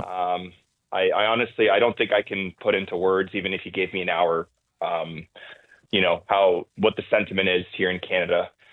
I went up to Toronto to visit some friends and family because I wanted to be kind of in the mecca of hockey for this game. And it's tough. It's Canada's never lost a gold medal game in the NHL era of the Olympics. So anytime we've made it, we've won. The rivalry with the U.S. is a deep one. I think it started back in 2002 in Salt Lake City, and it's grown steadily, boiled over in 2010. And, there's a lot of stuff I'm seeing online and in the media, stuff like, Canada was robbed by the refs with the missed too many men call. The better team didn't win. And that stuff really pisses me off because as much as I'm completely torn apart over the loss, and it was the doomsday scenario to lose to the U.S. in any elimination game, certainly the gold medal game, you really can't cheapen what the U.S. did, especially Hellebuck. I mean, he proved that he's number one in the world. I think, some of the post-game interviews, McKinnon was spot on in the sense that he said, listen, we didn't close, right? And I see a lot of parallels. I think, Gator, I've heard you talk about 2010 a few times. These games were very similar in the sense that for the majority of the game, Canada outplayed the U.S. by, most measurable stats, shots on net, offensive zone. Yeah, you're not going to get any pushback on that, I don't think. I think anybody who watched the game could see that Canada was outplaying the United States. They just didn't put the puck in the net. And that's the thing, right? In 2010, Miller stood on his head, and Miller was the best goalie in the world, but Canada found a way to break through and close the game. And in this case, we didn't. And that's what we have to live with, right? The game was in our hands. The puck was on our stick, so to speak. McKinnon missed an empty netter. Taves got stoned by the paddle with, the puck is an inch higher. I could go on. So the hardest part for me, and I think for most of us, is unlike Four Nations, unlike NHL Stanley Cup, that's yearly. This is going to be a 4-year-long pill that we have to live with. And it's just, that's hockey, right? I'd love to see a series, right? I wish there was some logistics way that they could turn into a series to see Canada USA best of 7. I mean, talk about must-watch TV, but in a one game, in hockey where a goalie makes the difference, and especially with the 3-on-3 curveball, stuff like this happens. That's why you got to close. So it's devastating. Julian, appreciate the perspective. I didn't want to say this about a lot of people have been quoting Nathan McKinnon, and I think been really kind of cherry picking the one comment about they had a better. And it's unfair. He says you guys you can be the judge of who the better team was tonight. That's unfair because the whole quote says this. It's been close for a while, They're an amazing, skilled group of players. I just felt like it wasn't going to be, you guys could be the judge of who the better team was tonight, but they won, we lost. Like the whole quote, and I'm so glad that I found the whole quote because it bothers me when you have everybody complaining about Nathan McKinnon and, he's just a sore loser. Hey, how about you put it in the net then instead of having, missing it wide left like he did? And was he on the ice also at the end? He didn't fight off the play from Werenski to send it over to Hughes to win it. It's whatever, dude. He paid some reverence to the team. It wasn't just complaining about losing and they were the better team. It was a part of a greater quote, which was a little bit more it credited the United States and a little bit more acknowledging that it was more than just that. That gets cherry picked out. It's a little misleading. I agree with you. I'm glad you found that. 248-539-9797. It is Karsch and Anderson, 97.1.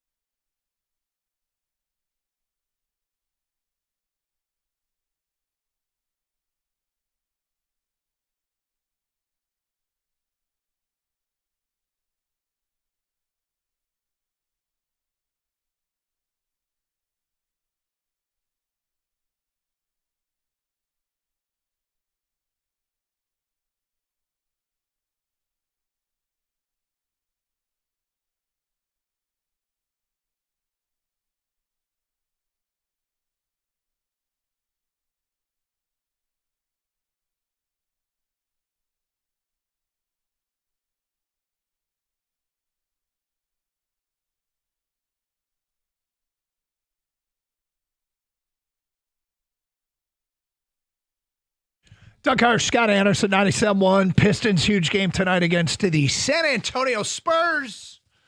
Looking forward to that. And Scott, we will be there. We'll be there tonight for this game. Yep. Maybe we try and go Wednesday and Friday. Yeah, we'll see. Yep. Probably not, but definitely tonight. I'm excited for this one. Let's go to Muhammad in Dearborn. You're on 97.1. Hello, Muhammad. Yes, happy Monday. Congratulations to the U.S. for winning the gold. It was awesome. Okay, now, I was following the Michigan box score early in the game. I think Michigan was winning by like 1 or 2 points. Mm-hmm. After that point, Michigan shot a total of 25 shots. Okay?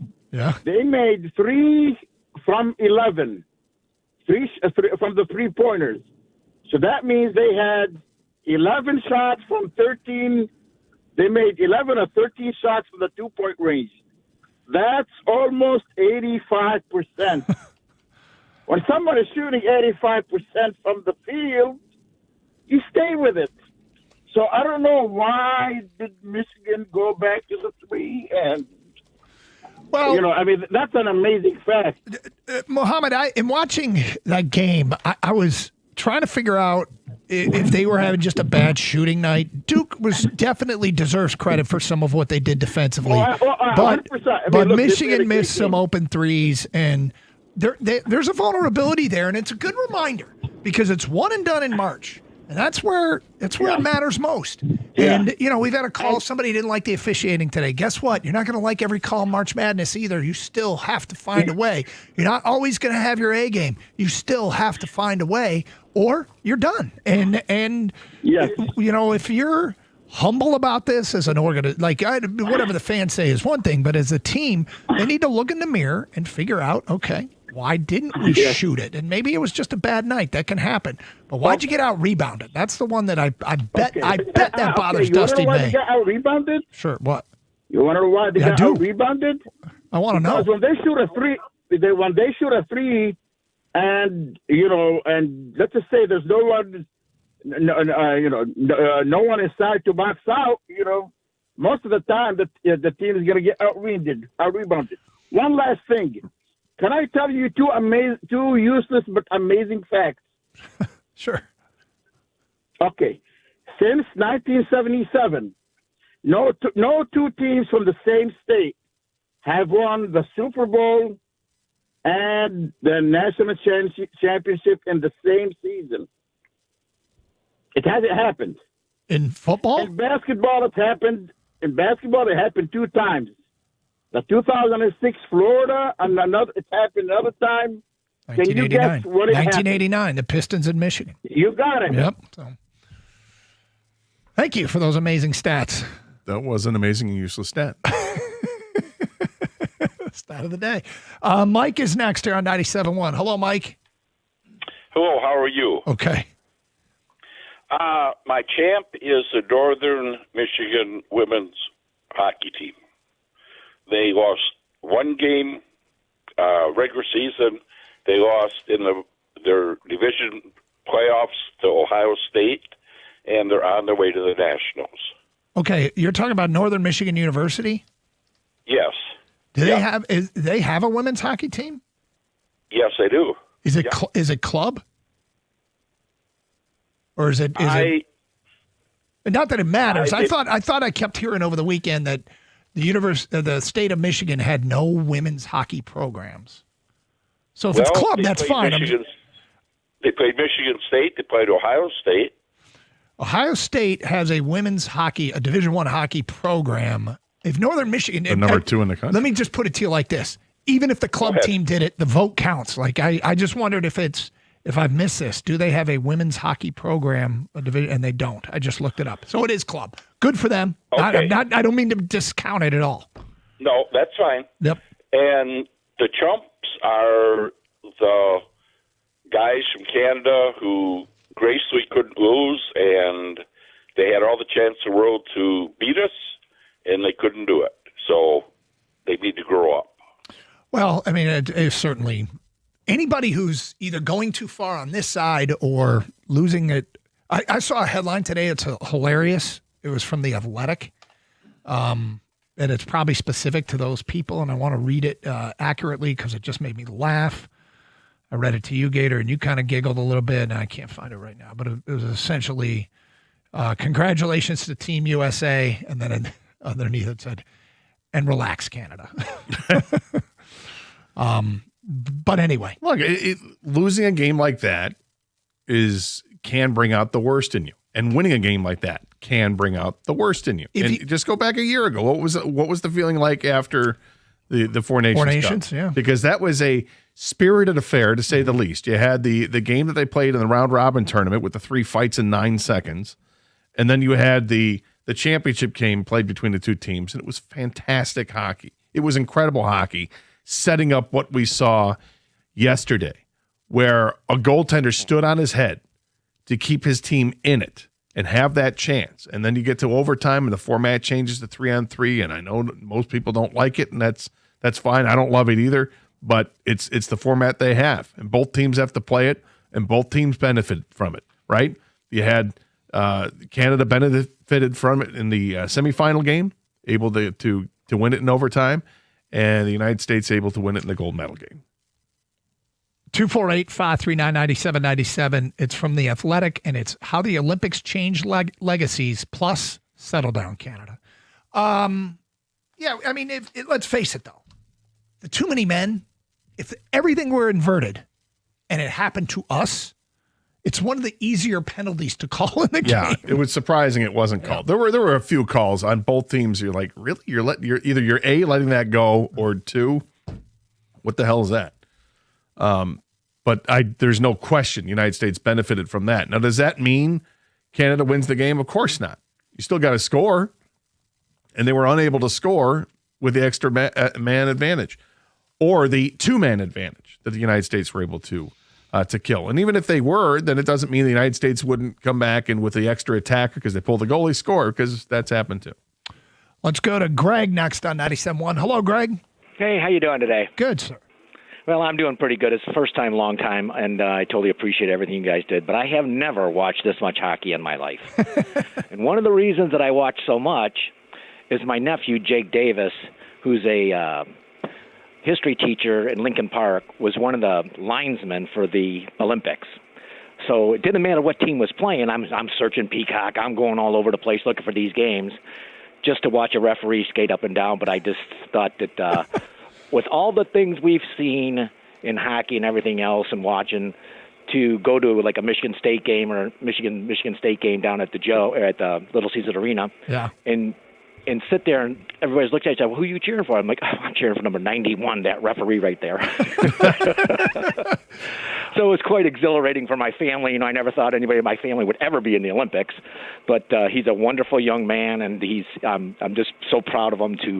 He did the World Juniors in Finland, he did the Worlds in New Zealand, and he was blessed to be picked by the Olympic Committee to referee hockey, and was just it made it more exciting to watch, I guess. You know, no, it's cool for you and your family. What is he? Does he do NHL hockey at all?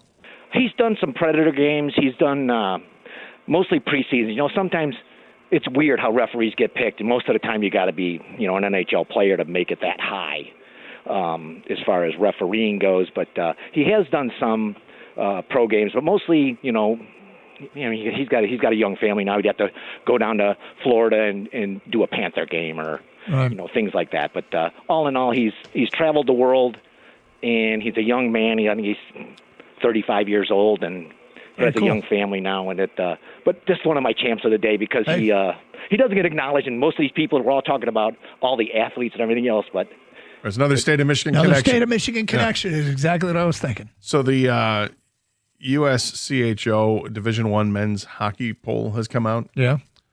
Michigan State's number 1. Yeah. Michigan's number 2. Yeah. Western's number 4. Yeah. And Michigan Tech is number 16. Yep. 4 of the top 16 from this state. Mm-hmm.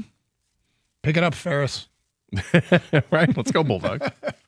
Carson Anderson, 97.1.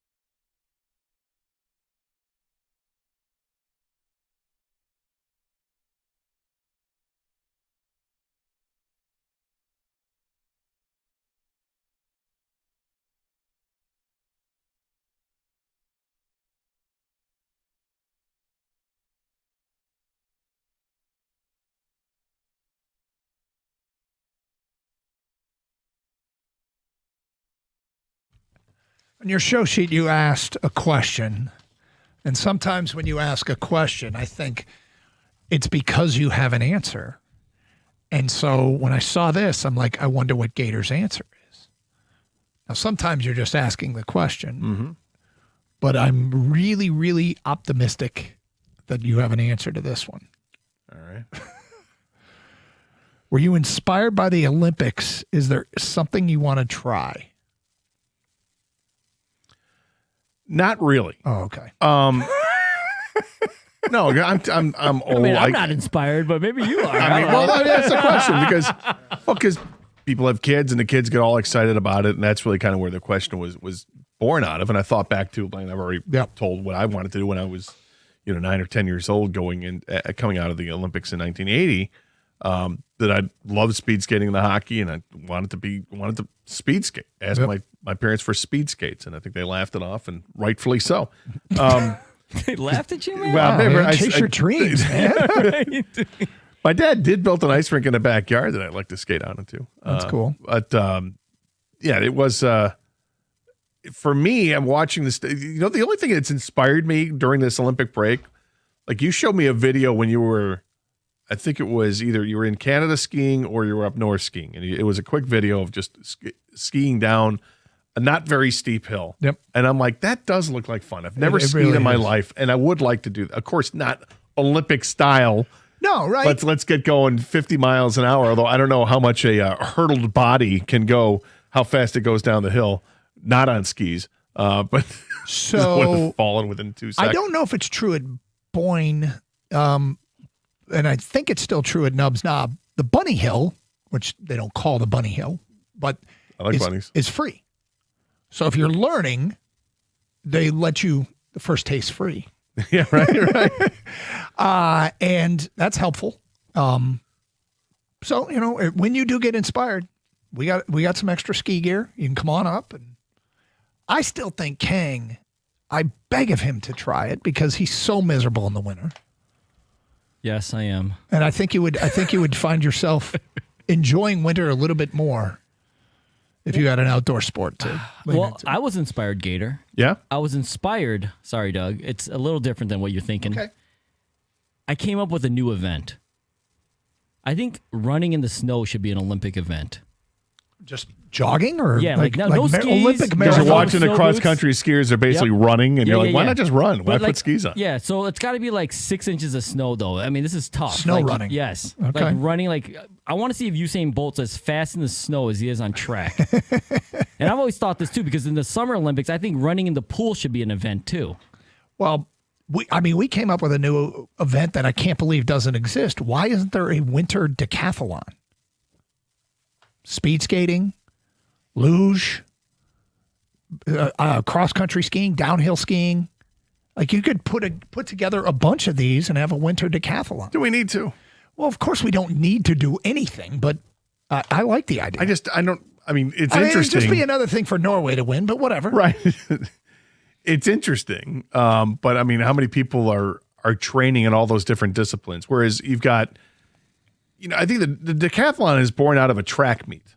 Yep. Because you have the track and field events, and everybody, why not? Hey, I'll screw around. Let me throw the shot put, see what that's like. In addition to being, running the 400 hurdles, whatever. Not me personally, of course. I can only go 110 hurdles. I can't do the full 400.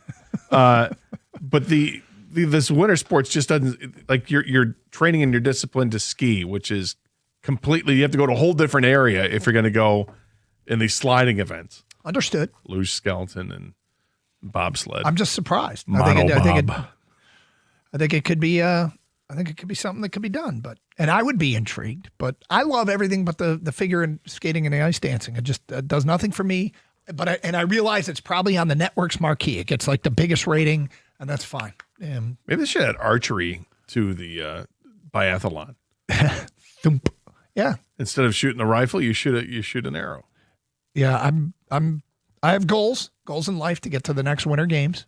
It's a goal, and we'll see if it happens. But I want to see all this stuff. How about with the biathlon? You're out there cross country skiing. Mm-hmm. Then you have one stop where you have to pull out the rifle and shoot those targets. Keep skiing. Then you stop at another one. You pull out the bow and arrow. You shoot that crossbow. Crossbow, sure. Or not, just bow and Just arrow maybe rather bow. than It doesn't matter. crossbow. No, it doesn't Crossbow's matter. too much Yeah. like the rifle. And then you get to a third checkpoint, and you have to slam a pint and throw a bullseye with a dart. I like it. And then, go to another lap. Works for me. 248-539-9797. I will say that Just watching, don't cross the hog line. Well, the funny thing you bring up, I'm inspired. Every time I watch Olympic level skiing, I want to go skiing. And every time I watch the half pipe, I renew my vow to get out of a half pipe. There is smaller versions up north where I will ski up the side and the very tip of the skis will poke out and I'll turn and ski down.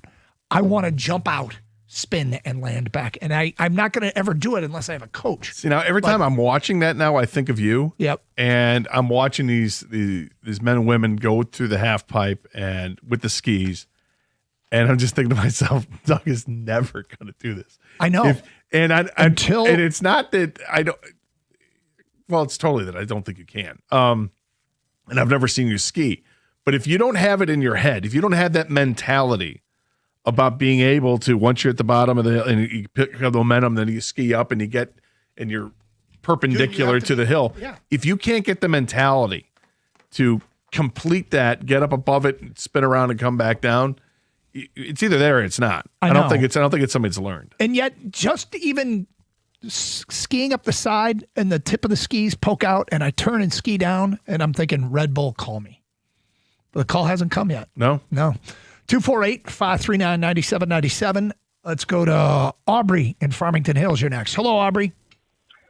Hey guys, good afternoon. A couple things. First of all, thanks for the ride back via your Odyssey app. My brother-in-law and I hung out for the weekend, and we were able to enjoy you from West Michigan. So thank you for that. Cool. I'll hit three things. Thank you. I'll hit three things pretty quickly. You were talking about the Olympics. I think the technology in terms of how we're watching those games with the drones and the sky cameras have gone to a whole new level. I actually love it. Second thing, real quick, I love the Chuck Swirsky reset. There are not a lot of folks that probably listen to you that remember Chuck in Detroit. Yeah. Cool guy, kind of quirky, but love to hear about him. What I really wanted to talk about was Michigan Duke. I never felt that Michigan was in a position to truly win that game or have any kind of control. We were always playing catch up. That said, I think it's a good time for this type of game. Our offense really struggled to get the ball down low against Duke, and so it gives us a chance to kind of work those kinks out. And, it doesn't hurt us for the number one seed, in my opinion, if we handle our business now for the rest of the year.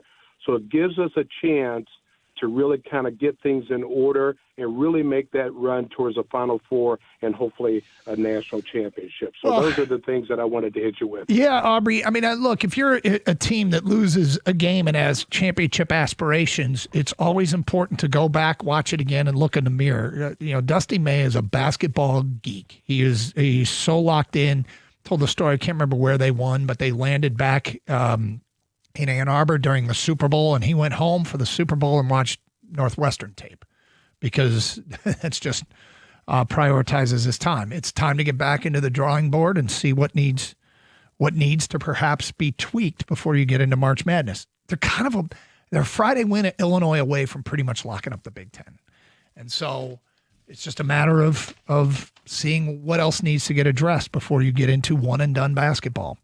And you got to make the best of that situation. It's Carson Anderson, 97.1.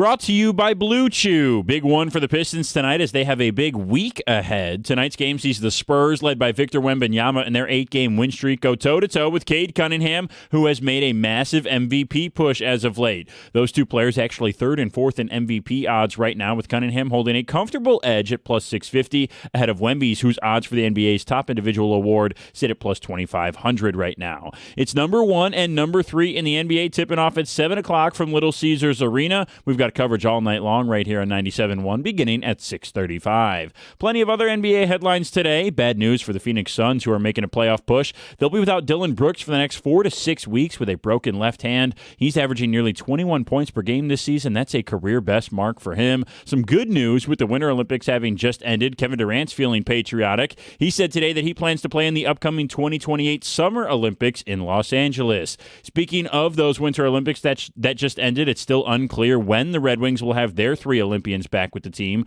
Lucas Raymond and Mo Sider, of course, had their tournaments ended over the weekend, a few days ahead of Dylan Larkin, who's been invited with Team USA to the State of the Union address tomorrow night and the White House on Wednesday. The Wings are scheduled to play in Ottawa on Thursday, perhaps preparing to be without some or all of their 3 Olympians. The team emergency recalled 2 forwards from Grand Rapids this morning. At the Cornwall Health Sports Desk, I'm Brendan Shabat. For more, go to 97.1 The Ticket or Odyssey.com.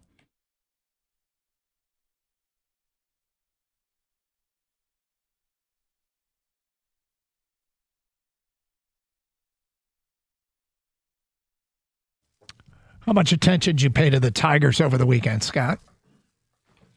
More than a little. I was in my car listening to the game at the start of it on Saturday to hear when Kevin McGonigal had his base hit, ripping a 100-mile-an-hour fastball opposite field for a base hit with 104-mile-per-hour exit velocity. Yes, I was paying attention. And then by the time I got home, I just kept up to date on my phone to see what was going on. And then I saw the score go up to 20-3. Like, what the hell just happened? 20. 9 runs in the 8th inning. The Yankees scored in every inning but one in that game. Not good. Not good. No. Not good. But what I wanted to see, all I'm going to pay attention to early on is how the prospects are playing. And it was nice to see over the 2 games over the weekend that Max Clark, Kevin McGonigal, Max Anderson, all had their opportunities to show up and hit, score, drive in runs. They all have done that to this point in one way or another. That's cool. I'll keep monitoring to see how Briseño is doing, and Lorenzo, and the rest of the guys, Yuli, the rest of these prospects. Those are the guys I really care about. Of course, I care about the main team, the guys who have their positions locked in. But it doesn't look like there's going to be many roster spots available. Like, what are the rosters fights on this team for the position players? There aren't many. I mean, Jahmai Jones is the extra outfielder, is one. But other than that, I'm not sure if these guys really have that clear path to get to the Major League club, unless there might be a trade of some kind to move somebody out to create space. Okay, I want to bring up something that I saw over the weekend, I think. First of all, I met a number of listeners Saturday in Chicago for the Pistons-Bulls game at the United Center, and had a good time. It was my son's 24th birthday, so we took him and his sister and my wife, and we all went to the game and then hung out with some of his friends, and it was a really, really good time. But there were a ton of Michiganders there, a ton of Piston fans there. The bar we were at was packed with people watching Michigan Duke beforehand. And the game was what it was, and we talked about it a little bit earlier. We did not have great seats. But I saw something that I'm like, did I really just see that? If you were there, can anyone confirm to me that what I saw was real? That Benny the Bull, the mascot, the Bulls mascot, during a timeout in the second half, went to the center court and threw a basketball over his head from center court and made it not once, not twice, 3 times in a row. Did I see that? Did that happen? Because my first thought was, what's in this beer? Then I thought it had to be AI. And then one of my son's friends told me later, yeah, everyone went nuts, but the third shot missed. But I wasn't able to find any affirmation on confirmation on YouTube or Twitter. Was anyone else there see that? Or did I really either A, have too many beers, or B, get fooled? Because like I said, I had a buddy, my son had a buddy, said no, the third shot didn't go in, even though the place went crazy. It's what he does, man. He knocks down shots. No, I did a quick Google search, Benny the Bull half-court shot. Yeah. He does knock these things down with some kind of regularity. Can anybody else confirm that? Was anybody else, any listeners there? Did you see that? I don't know. I'd love to hear it because I think it's an amazing story. It's either that or it's an amazing story that I thought I saw it 3 times in a row. But when you're watching something with your own eyes and you say it has to be AI, you're like, wait, no, I'm here. Anyway, maybe somebody can help a brother out. Let's go to Paul in Clinton Township. Hello, Paul. Hey, thanks for taking the call, guys. Sure. Hey, before I get to it, Doug, if you could please provide video of you doing the downhill in the half pipe, we would appreciate it. If it ever happens, yes, I will try to get video. Yeah, and frankly, I think I'd rather see the downhill. But okay, all right, well, and that isn't bad for you. Just that would be the one. Okay, so I don't do this often, but Champ and Chump. Yep. Dylan Larkin, because he's our guy. Yep. And he was valuable, and he was great, and they talked so many great things about him. My chump, even though I like to go with some USA fans, I'm going to go with McKinnon. Okay? I mean, he's one of the 2 best players in the world. He was a minus for the tournament. He was on the ice for both U.S. goals, and he missed an open net, and he's complaining or talking about who the better team was. Now, he's the chump for me, personally. Gator, I don't know if you saw the 3, the quote that Gator read, the whole quote. Did you hear that earlier? I did not hear the entire quote. No, Okay, I do have so- something after this. Well, here's the whole quote. It's been close for a while, They're an amazing, skilled group of players. I just felt like it wasn't going to be. You guys can be the judge of who the better team was tonight, but they won, we lost. Okay, that's slightly better. Yeah. I personally, again, if I'm on the ice for both goals and I miss an open net, I'm on the only Paul, minus player for the. Yep. I was going to say, Paul, I'm not even trying to convince you to say he doesn't deserve the chump because your reasons you gave are completely chump worthy. Missing that empty net, if I was a Canadian fan, I'd be pissed. Like, how do you miss that empty net? That's the game. That's a legacy right there. You're a hero. You're a god if you make that. If you put it in the net, there are junior kids and high school kids and squirts that can make that shot, and he didn't make the shot. And for him to be on the ice for both of the goals, and include, the game winner, he's on the ice, and I think it was Werenski that got the puck and sent it over across to Hughes for the winner. Like, do your job. Yeah, Werenski pushed him off the puck. Yes. Now, that said, there's a narrative that's coming out of this that I am just so against, and I think it's so hypocritical for people. This whole narrative that the U.S. only was bailed out by Hellebuyck. It's like, whoa, wait a minute. Goalies are on teams. You want to have the better goalie for a reason.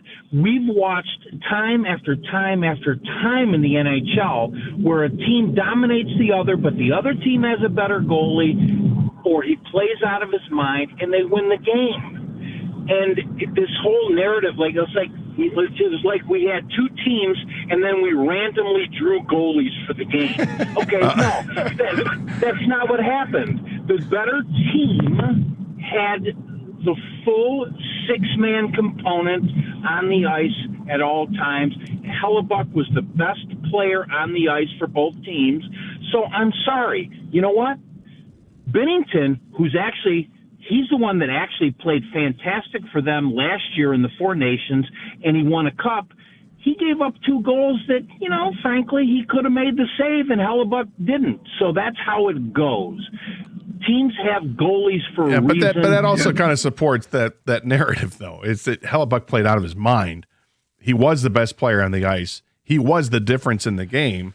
And if you step back and look at the game objectively, I was stunned that he was able to keep everything out of the net because Canada just kept pouring on the pressure from the moment that they got down 1-0. I thought that they did outplay the United States. However, because it's hockey, you can win a game with a hot goaltender. It's funny because I know that that analysis can bother people, and I've heard other people say that. Oh, I don't want to hear that it was just because of Hellebuck.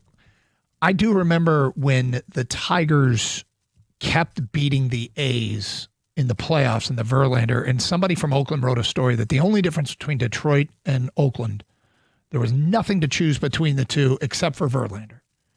And that if the A's had Verlander, it would be completely different.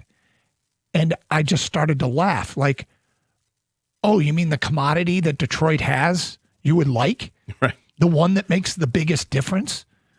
I mean, yeah. If we had Patrick Mahomes. We have a commodity that is one of the toughest to get. One of the toughest that everybody would love to have. And I don't even know what the point is of bringing it up.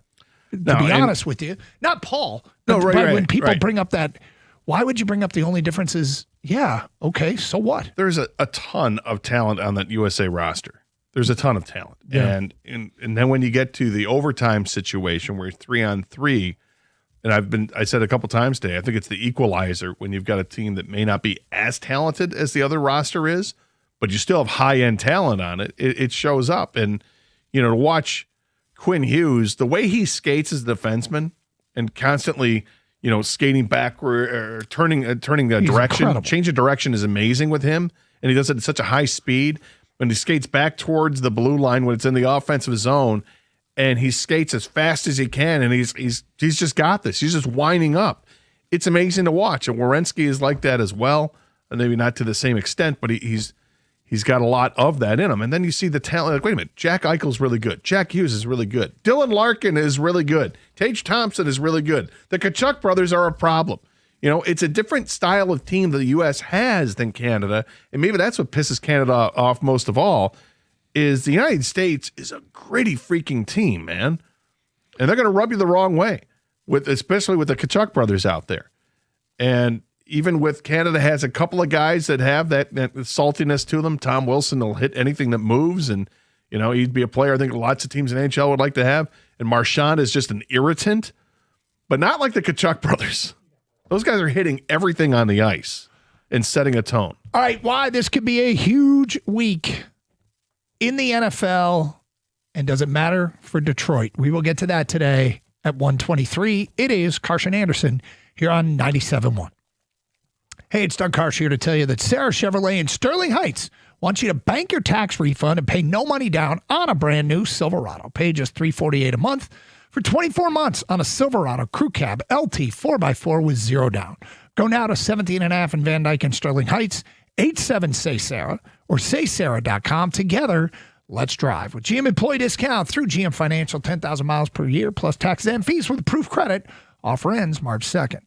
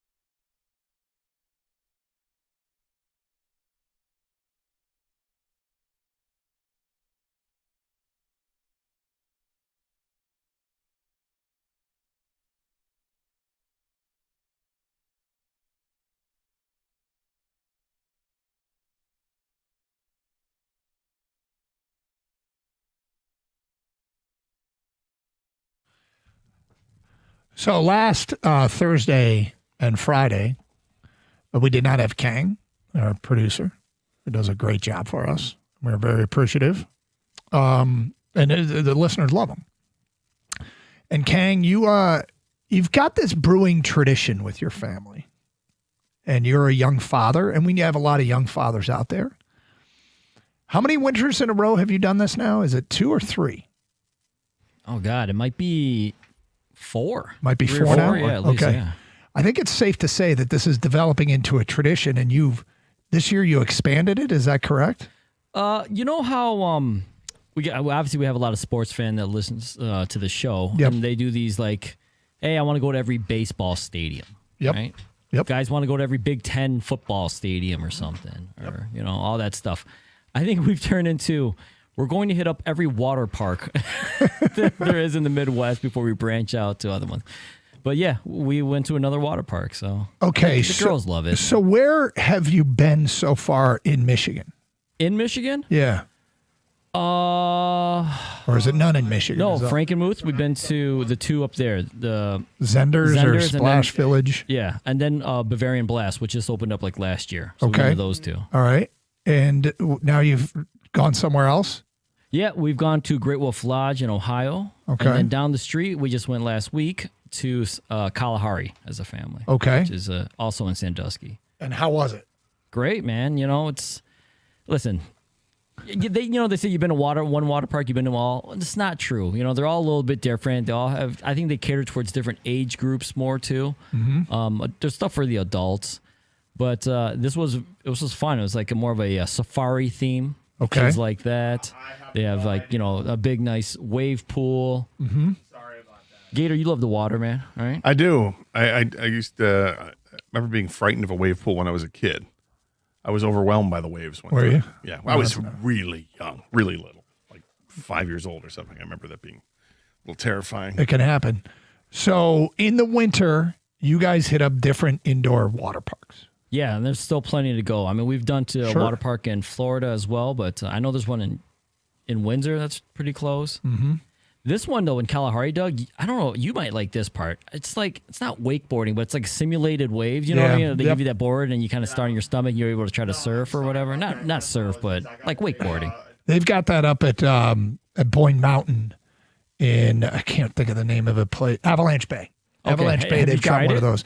I have never been able to do it here's why.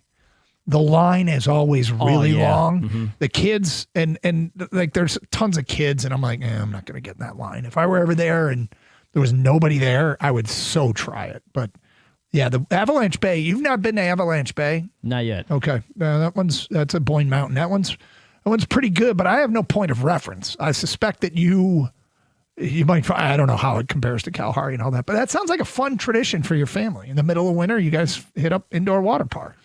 Yeah, it's fun. I mean, I think when you vacation with kids, and maybe it was like this for you too, Doug, you're kind of taking care of your kid in a different place. Yeah, there's a little bit of survive in Yes, advance, exactly, just but- keep them happy through the day. Yeah, but instead of sitting at home watching TV or being on some tablet, get them out to the park and it's active and it's fun. But When you say there's stuff for adults to do, like what is there for? All right, depending on the water park, there are swim up bars. Okay. Nice. There you go. Right. Yep. Hot tub area. You know. Yep. There's there's always like at Kalahari in the middle of the whole water park there was like a bar just serves alcoholic drinks. Mhm. That's for the adults. I hope so. Hey, where'd you get that margarita, little girl? Is Yeah. that a sippy cup? Can I put a floater on top? All right. So what was that? Just out of curiosity, what was the highlight of Kalahari for the girls? For the girls, Like what did they love the most? they love the wave pool, man. The Did kids they? just love waves. You Yeah. know? Yep. Like Not when you- not like a slide. They'd rather have the waves, just No. like being able to stand in the water and see the waves coming in. Yeah, and then they just bounce and float with it. My little one, they have their floaties, and she'll just let the waves take her. She just leans back and just relaxes. And I gotta tell you, that would be relaxing. If for a kid, it's better than an adult, right? If you're an adult, you can swim, and then you have to use your body and your force, and you're actually getting a workout trying to fight the waves. As a kid, if you just got floaties, hey, Take me where you're going to take me. I'm Exactly. good. That's why they love the lazy river. Yeah, too. lazy river. Oh, you like the lazy river? I love right, a Gator? lazy river. They actually call it the Gator River out there. And Is that for real? No, they don't. Oh, okay. Let me tell you something. Well, you said it was some sort of theme. I didn't know if that fell in line. When we have talked about the Dare to Dream, win the lottery scenario type thing, I know where you're going. and I have thought about this, and I thought about it recently. Like, what if I just bought some 50-acre property in the middle of nowhere, right? And you build your big house and your beautiful backyard, a pool, and all that. But then throughout the property, you have a lazy river throughout the property that goes through all the 40, 50 acres. And it takes like an hour to go one full lap through that lazy river. Would I build one? You're damn right I'd build a lazy river. It's so funny because I'm thinking, would I build a half pipe? You're damn right I'd build my own half pipe. The lazy river idea is great, Gator. And then you got to have like escape routes, though, detours to cut it short if you need to get back. You know what I mean? Exactly. Yeah, you're right. You can't just have one full. All right, once we go on this, it's 6 hours, guys. Okay, so just out of curiosity, paddle. Since this is your thing, what's been the best experience? Ooh, for young families that might want to do the same thing. The best one? See, it depends. For if you have really small kids, I think I suggest Great Wolf Lodge. They have like little slides. You know what I mean? Okay. It's smaller. You can keep an eye on the whole family easier. If you lose somebody or they go off to one part of the park, you can find them quicker. In Kalahari, a little bit older kids, bigger slides. For the adults, they have like these crazy slides. I like Bavarian Blast a lot. That's brand new here in Michigan. So I think it just all depends on how old your kids are, but they're all great, Doug, honestly. But if you have older kids, you don't need Great Wolf Lodge. I think it's for the younger ones. Got it. All right, there we go. I mentioned it could be a big week in the NFL. This is Tom Pelissero on the NFL Network. The Combine gets underway. In fact, just at a programming note, the Birchie kid will be down there, and we'll have him on live. And I believe Brad Holmes speaks tomorrow. So we'll get the Birchie kid on after he speaks to find out the latest what the Lions GM is saying as we head into the NFL Combine. But Tom Pelissero said this could be the week for a big move.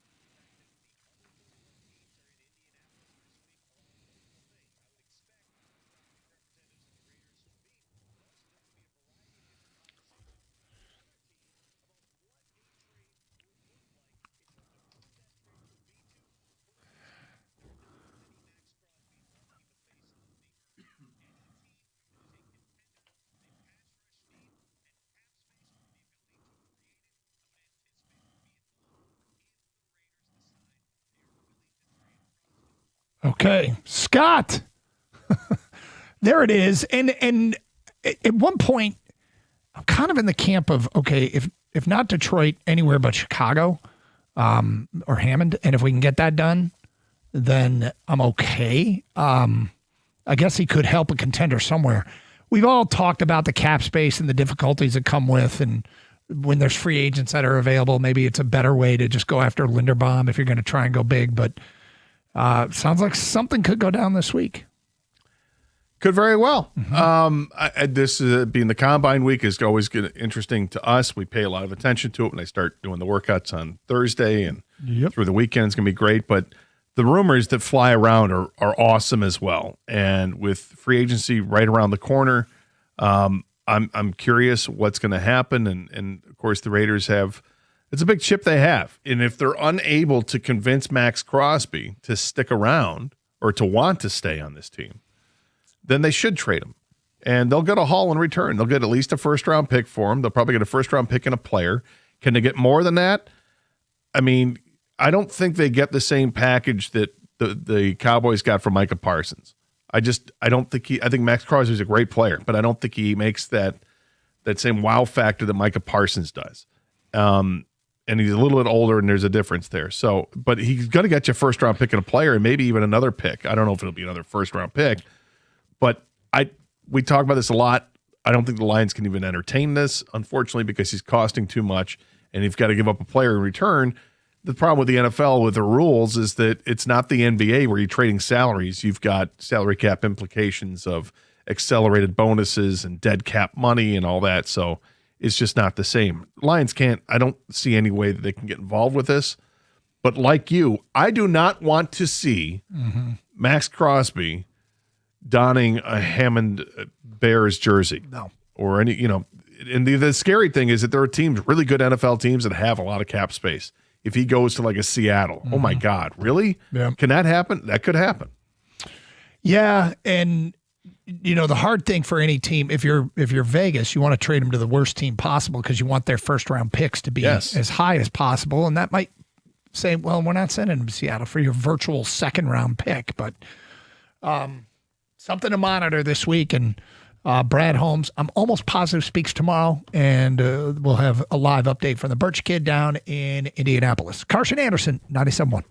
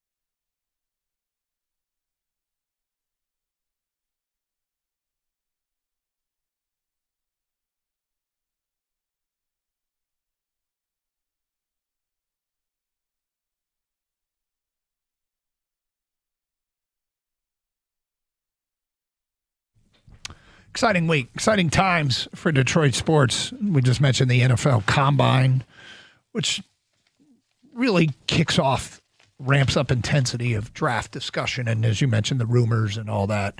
Meantime, you got the Red Wings back in action. I find it fascinating that when they return to play, against a team that they have had a bit of a rivalry for quite some time, and that is the Ottawa Senators.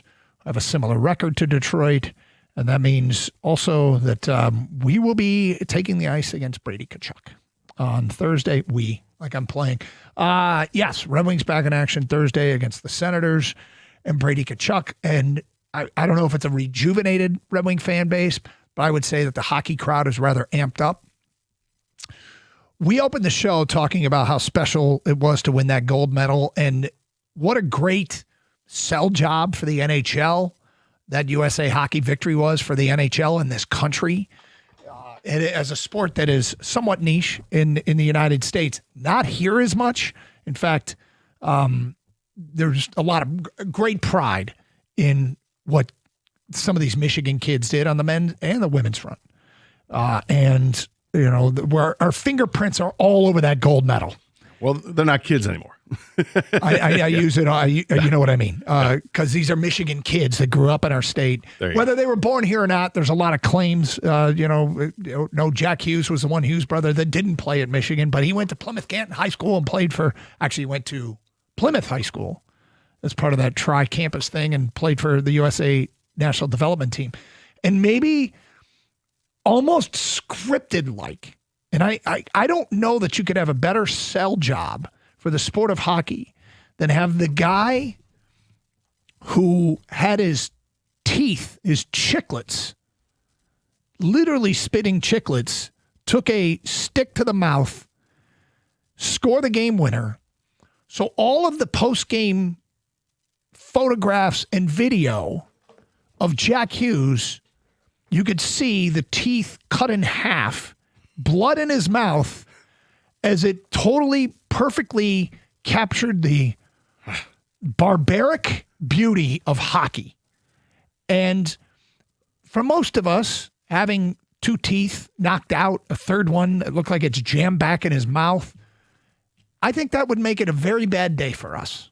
And would become our consuming, hey, it's time to step away from work and go to get some immediate dental work. David Chow, the doctor who worked with the San Diego Chargers for years, and he was on Twitter, and we talk about him a lot because he offers up a lot of opinions about injuries. Yep. He said, not enough attention to how painful a cracked tooth is. Teeth are alive and have nerves. Amazing Jack Hughes shrugged off that for the golden goal. He shrugged it off, went to the bench. I would assume that they have a dentist there, and the dentist probably numbed him up because the pain's insane. But I don't know if he missed a shift. Came back out and then ends up getting a high stick penalty himself. Put the Americans shorthanded. They were able to kill the penalty. They get to overtime, and then he scores the goal in overtime, and just the most poetic finish to that game. It was, just amazing what the still photos that they have of this guy smiling, this grin with cracked teeth, and that looks like on the top and the bottom with cracked teeth, blood in his mouth, blood on his jersey, draped in an American flag, and it's a smile on his face. It's incredible. It's like if you look at old pictures of Bobby Clark with the Philadelphia Flyers and when they win the Stanley Cup, and he's got this like toothless grin because he's so happy they won. All the pain goes away when you win like that, But I imagine it was a rough night for Jack Hughes. Okay, yeah, he's going to be celebrating in the locker room without a doubt, and maybe there's a feel no pain type of thing that goes on from there. But like today, that's going to be rough. It's kind of like the day after you have the your wisdom teeth yanked, and you feel fine because you still have the medication over there. You can sleep it off, and then wake up the next day and you're like, what happened to my mouth? Yep. My teeth hurt just looking at him. And it could have been anybody that scored the game-winning goal. It could have been Austin Matthews. It could have been Matt Boldy. But no, it had to be Jack Hughes. It's the kid with half of his mouth. His teeth are gone and there's blood everywhere. This is the perfect picture for hockey. And that happened. And it happens all the time in hockey. 2002, when the Red Wings won the Stanley Cup, and you hear the stories afterwards about guys going with horrific injuries, and Nick Lidstrom with his groin area injuries that he was dealing with. Steve Duchesne had like 6 teeth knocked out in the finals against Carolina that year, and yet I think he missed a shift and kept playing because that's what hockey players do. It's awesome. Yep, and that happened, and what a way to introduce this sport to people who aren't used to it. But here we are in Detroit, and Connor Hellebuyck is a Commerce Township kid. And the Hughes brothers, one of them played at Michigan, but they went to high school around here. And you got Zach Wawrinski, he's a Detroit area kid, also played at Michigan. You got Megan Keller, scores the winner for the women, who played throughout, growing up playing for Honey Baked. And Dylan Larkin, of course. Well, that's what I was getting to with Dylan Larkin. Here's the thing about Dylan Larkin. Dylan Larkin, with our Team USA and the Four Nations and now this, has emerged as the kind of player that, to me, exemplifies being a team player. Doing all the little things. He's taken face-offs in 5-on-3s. And one of the most important parts of that game, winning the face-off gives you possession for people who don't understand, and you can dump the puck down the ice and kill off 20 seconds. It's a big draw. If you lose that face-off, and I get it, everybody knows this, but not everybody, but if you lose that face-off, Canada has possession of the puck in your zone with a 5-on-3, already set up and ready to go. It's a huge draw. And Team USA sends Dylan Larkin out there to take that face off, and he wins it. That's a big deal. He is, to me, the Captain America. And all those reports that came out over the last couple of weeks saying, yeah, the Tkachuks get all the attention, but the people in that locker room are looking up to Dylan Larkin. He is emerging as a leader of this team. Without question, he is. And I think that based off the performance in the last two international tournaments with the Four Nations Cup last year and then the Olympics this year, I think Red Wing fans are starting to appreciate him more.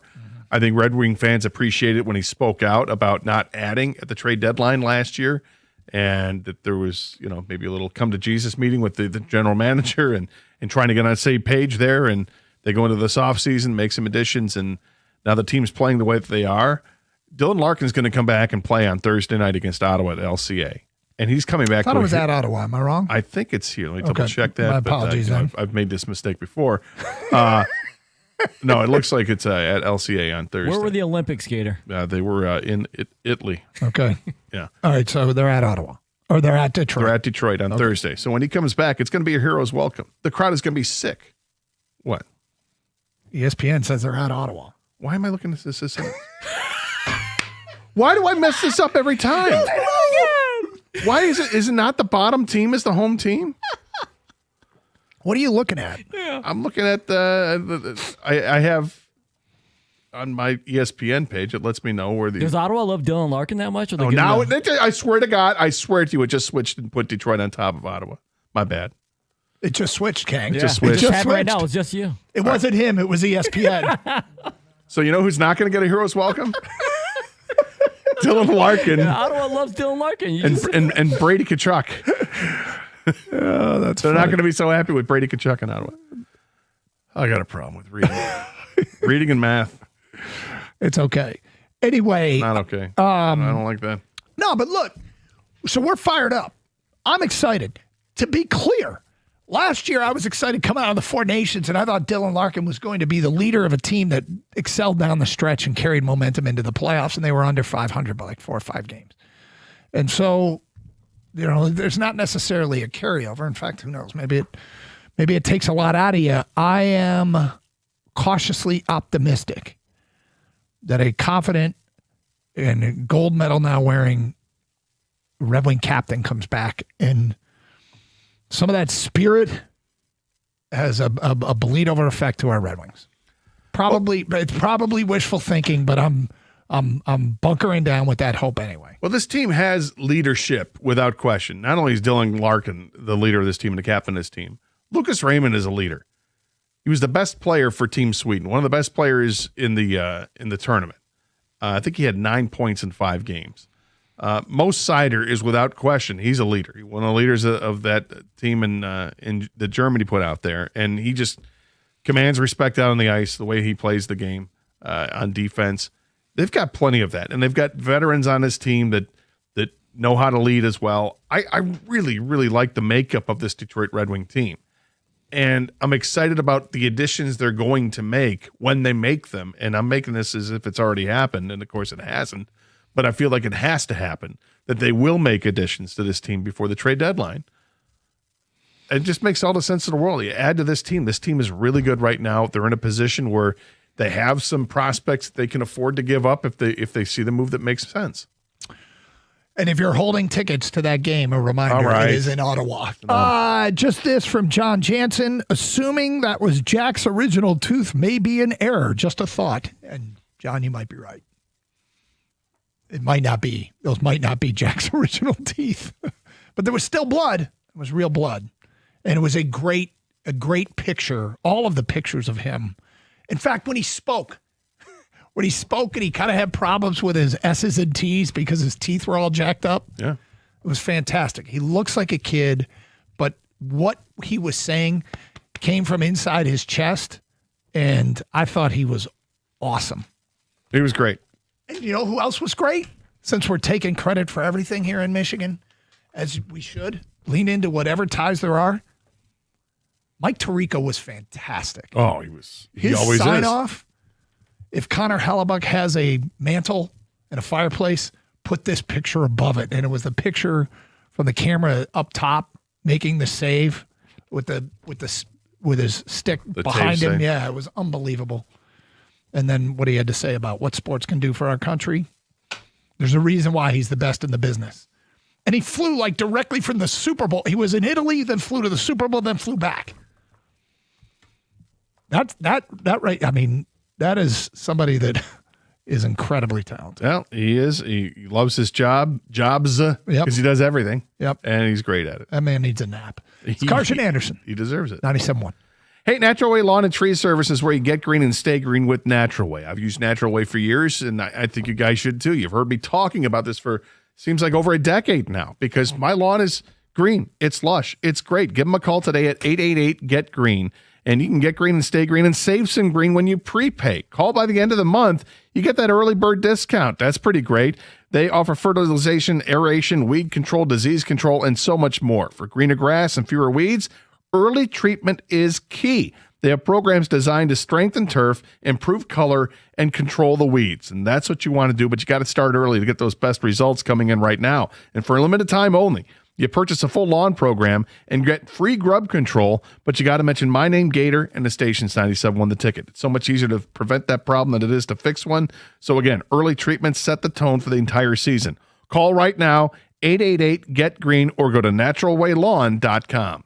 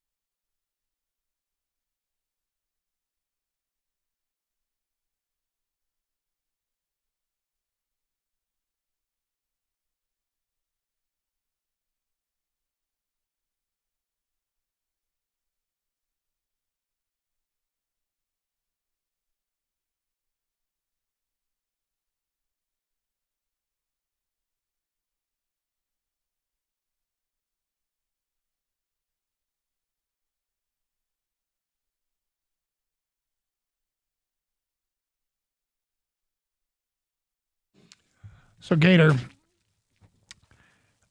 I think we have confirmation here. According to Threads.com, a poster by the name of Michaela Jane posted, Benny the Bull just made 3 backwards half-court shots in a row. Sub him in. That's the only confirmation I can find. Why are you denying yourself that you saw history? Because I don't believe what I saw. But you were there in person. You weren't watching it on TV. It had to be AI. How can it be AI when you're there in person? I don't know. What do you think, it was hologram Benny the Bull? I think it was hologram basketball. At the Pistons-Bulls game, somebody else had to have been there because I knew you guys, we took over the United Center. And there were Piston fans everywhere. And, Bulls aren't particularly good. It's a drivable trip. Although the drive home was pretty sketchy yesterday, I'll tell you that, with the snow. We came to a complete standstill on 94 near Kalamazoo.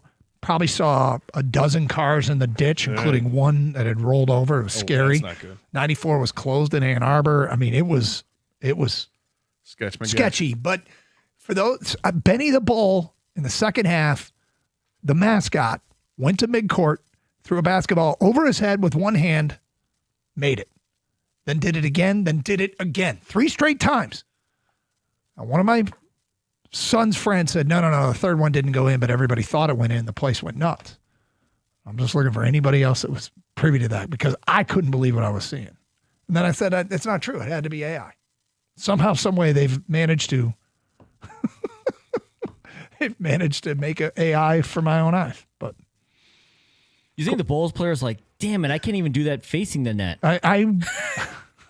It might be one of the most amazing things I've ever seen if I actually saw it. You still don't believe you saw it? That is amazing. It really was. It's crazy. Dude, he's in a mascot outfit, man. It's not even like just doing it regularly. Those big puffy hands? Yes. This is what he does. Dude. 3 times in a row? 3 times skills, in a row. man. I swear it was 3 times in a row. And then I'm like, how many beers have I had? Dry January really did a number on you. Right? You're like, man, I'm hammered. Maybe I did it a half pipe. That's funny. Like, I turned around, I said, I swear to drunk, I'm not God. Oh, it was crazy. That would be, that's a moment in time. It really You was. were there for that, man. I was. You need to talk about this feat more. First of all, anybody to make 3 half-court shots facing the basket is amazing. Yep. Right? Yep. Making 1 is amazing. Crowd goes nuts if somebody makes 1. Yep. You make 2 facing the basket. What kind of trick are we pulling here? 3, you're 3 a in a row. wizard. Over the head. You do it backwards? Swear I saw it. In a mascot uniform? Again, and all we got is confirmation from a message board post from Michaela Jane. Let's go to Phil in Detroit. You're next on 97.1. What's up, Doug? What up, Gator? Phil! Look, Gator, I was in my car watching the game, and I was sitting up here. When he hit the first one, I was like, oh, that's cool as hell. And then he turned around, and he hit it again. I was like, wait a minute. He did it again. And they said he was going to try it again. I was like, he ain't about to hit a third one. And bam, when he hit that third one, I was sitting in the car like, I don't believe this crap. I was watching it as it was happening. So you ain't lying, Doug. It actually happened. That's crazy. I couldn't believe it. I could not believe what I was seeing. And look, the game was great. Duncan Robinson was awesome. Jalen Durham was great. Yeah. Yeah, that was a great game. This guy made 3 backward shots in a mascot uniform from half court. Yes. Yeah. Yes. Incredible. Yeah, he is not lying, Gator. I don't think he is, Phil. I'm not even sure I I'm saw the one who what I has to saw. convince Doug that he saw it live. He was there. I mean, you saw what you saw, man. Do you have a ticket definitely saw stub? what you saw. No, I got on my phone. You got a digital stub? I got digital. I can say I was there. Yeah. Get Benny to sign my digital ticket stub. Yes, please sign my digital stub. You should print that out. Yeah, then get it graded. Yeah, I was just going to say, what do you think that's worth, Kang? Encapsulate that? Yeah. Greg in West Bloomfield, you're on 97.1. Hi, Greg. Hey, guys. Hey. Thanks for having me on. Sure. I was at the Bulls-Pistons game last night. 2 nights ago, but And yes. I saw, 2 nights ago, yep. And I saw the backwards 3 shots in a row. It actually happened, didn't it? It did. We were up in the they put up some brand new Banner Lofts up there, and that's where we sat. So we were up a ways, but we were all in shock the entire time. I couldn't believe it. Now, here's a question I have for both of you. Greg, I have a question for you and for Doug. I mean, I recognize we won a gold medal yesterday. It's great, but why is Benny the Bull not champ of the week? That's a great question. He did his popcorn dump. He hit 3 in a row. It's hard to beat a gold medal, though. Yeah, I guess. Jeez. Greg, it was unbelievable. He's got to make 4 in a row? 5 in a row? Yeah, maybe. One for every ring of the Olympics. Kept letting him go. Yeah, they had to start the game back up, but hey, Greg, did you? Yeah, maybe not. Did you make the drive home yesterday? I did. We left probably around noon. Okay, we watched the gold medal game, then we watched Michigan State, Ohio State. Left a little later. Roads took 5:45. Usually takes close to 3:40. Right. I got a little quicker than that, so you probably started hitting the mess a little bit more. Yeah, it was bad. But all right, Greg, thank you for confirmation. I mean, honestly, as bad as the Bulls have been playing, shouldn't he just suit up anyway? He's already suited, doesn't he? Basically, he's got a jersey on, Well, that's what Michaela Jane said. Yeah, just let him play. And then when he lines up to take that backward shot, watch Jalen Duren just come in. Swat! Not up in here. Not up in here. So this might be their biggest the Pistons taking on San Antonio tonight. Oh, I thought Benny the Bull traded? No, Benny the Bull's still in Chicago. Okay. Does Beef still want to fight Benny the Bull? Right. We got a problem? Right. Actually, he might. Think you were all that? Did he look at me funny? Stu, he can't even make facial expressions. What are you doing? Back off. I don't know, man. Look at that. Look at that. He's looking at me. This might be their biggest game of the week because SGA may not play on Wednesday. And so I don't know that Cleveland game. Cleveland's still the favorite in Vegas to win the East. Maybe I shouldn't say still. Maybe I think after the Harden trade, a lot of money came in on Cleveland, and the Pistons play Cleveland at the end of this week. But I was most looking forward to the Oklahoma City game, them being the defending champs. But if SGA is out, then I guess it won't be as big as when Detroit goes back to Oklahoma City, I think next week, and he should be back by that time. It's not considered a serious injury. It's not next week. It's next month. It's the end of next month. I don't know where I got next week from. But anyway, big week, big game tonight. Excited for this team.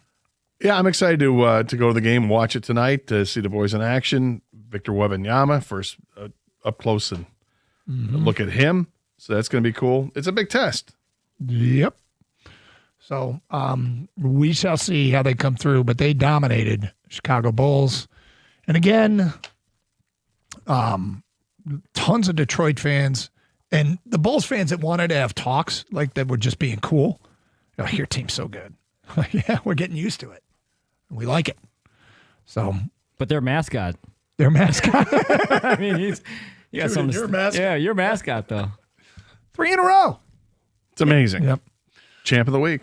He got no votes. Any other week, he'd be champ of the week. That might be true. Any other week. Yeah, this little hockey game got some attention today. All right, thanks for being with us. We'll obviously do it again. We'll start previewing the Combine tomorrow as our Birch kid will be down there. What are those guys going to be talking about coming up next, Scott? One word, 2 syllables, monobob. There you go. That is next. 97.1.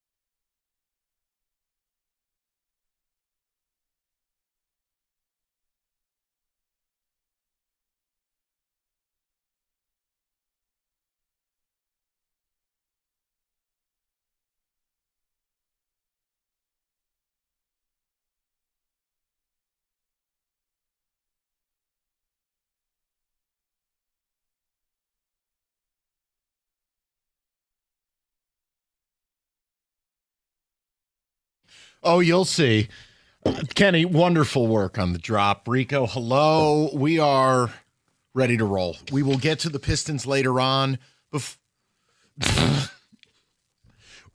We're going to talk about it because we have some very distinct thoughts about the Pistons. But we have got to do something different, Rico, because I feel like people have been sold a lie. Okay. We're going to just briefly bring up USA Olympics, the men's hockey team, and winning gold. Greatest moment of all time? You know, rankings? We're not Power doing rankings? that. No, because I'd like to tell you.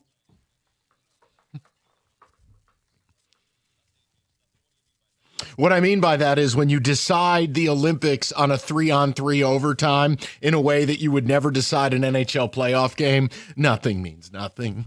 That felt so cheap. And again, I can laugh because I know how much Canadians care, and I don't. But Rico, deciding that in a 3-on-3, I actually walked away agreeing with John Cooper. Like, they were the better team, but you didn't settle it playing real hockey. You settled it in 3-on-3, and I am here. I am standing for Hockey Elite. If you're a Hockey Elite member, you agree with me. So take away the fact that USA won and just look at it objectively. It would have been cheap if the U.S. lost in a 3-on-3. It's cheap if you win in a 3-on-3. Why can't hockey ever just not be poverty? Why? It's like they buy a new shirt, they trip and fall in the mud. They can't do anything right. And Kenny, you can, if you hate this opinion, say it.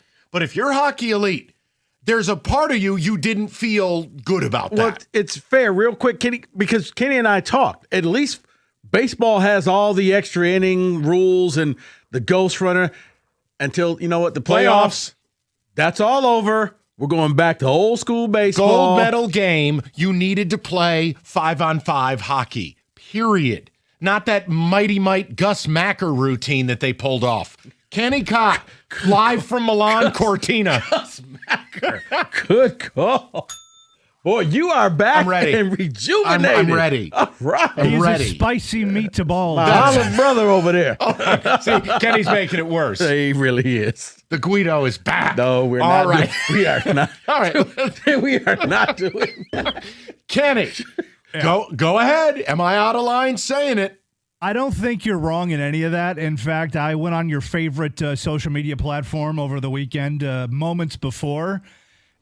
And when I did that, I said this game, regardless of outcome, should not be decided by a 3-on-3. It should be 5-on-5 continuous, just like they do in the playoffs. Now, if they would have won, if they would have lost, it doesn't matter. I hold that opinion regardless. And let me say this. This is another example of everything being for television.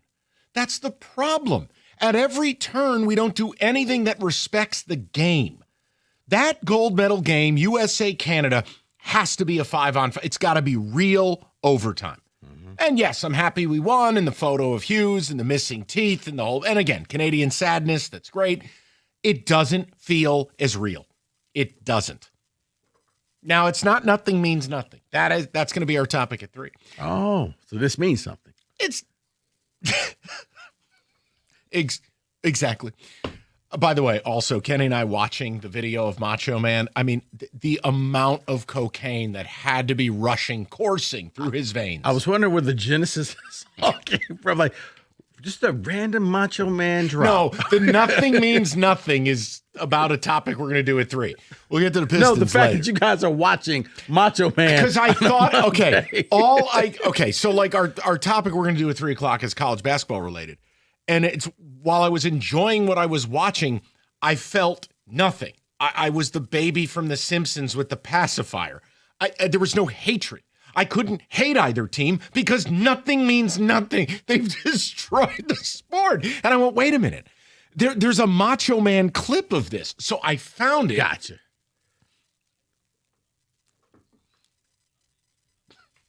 Just gotcha. Meanwhile, the next step, he throws a little thing of coffee creamer at Mean Gene.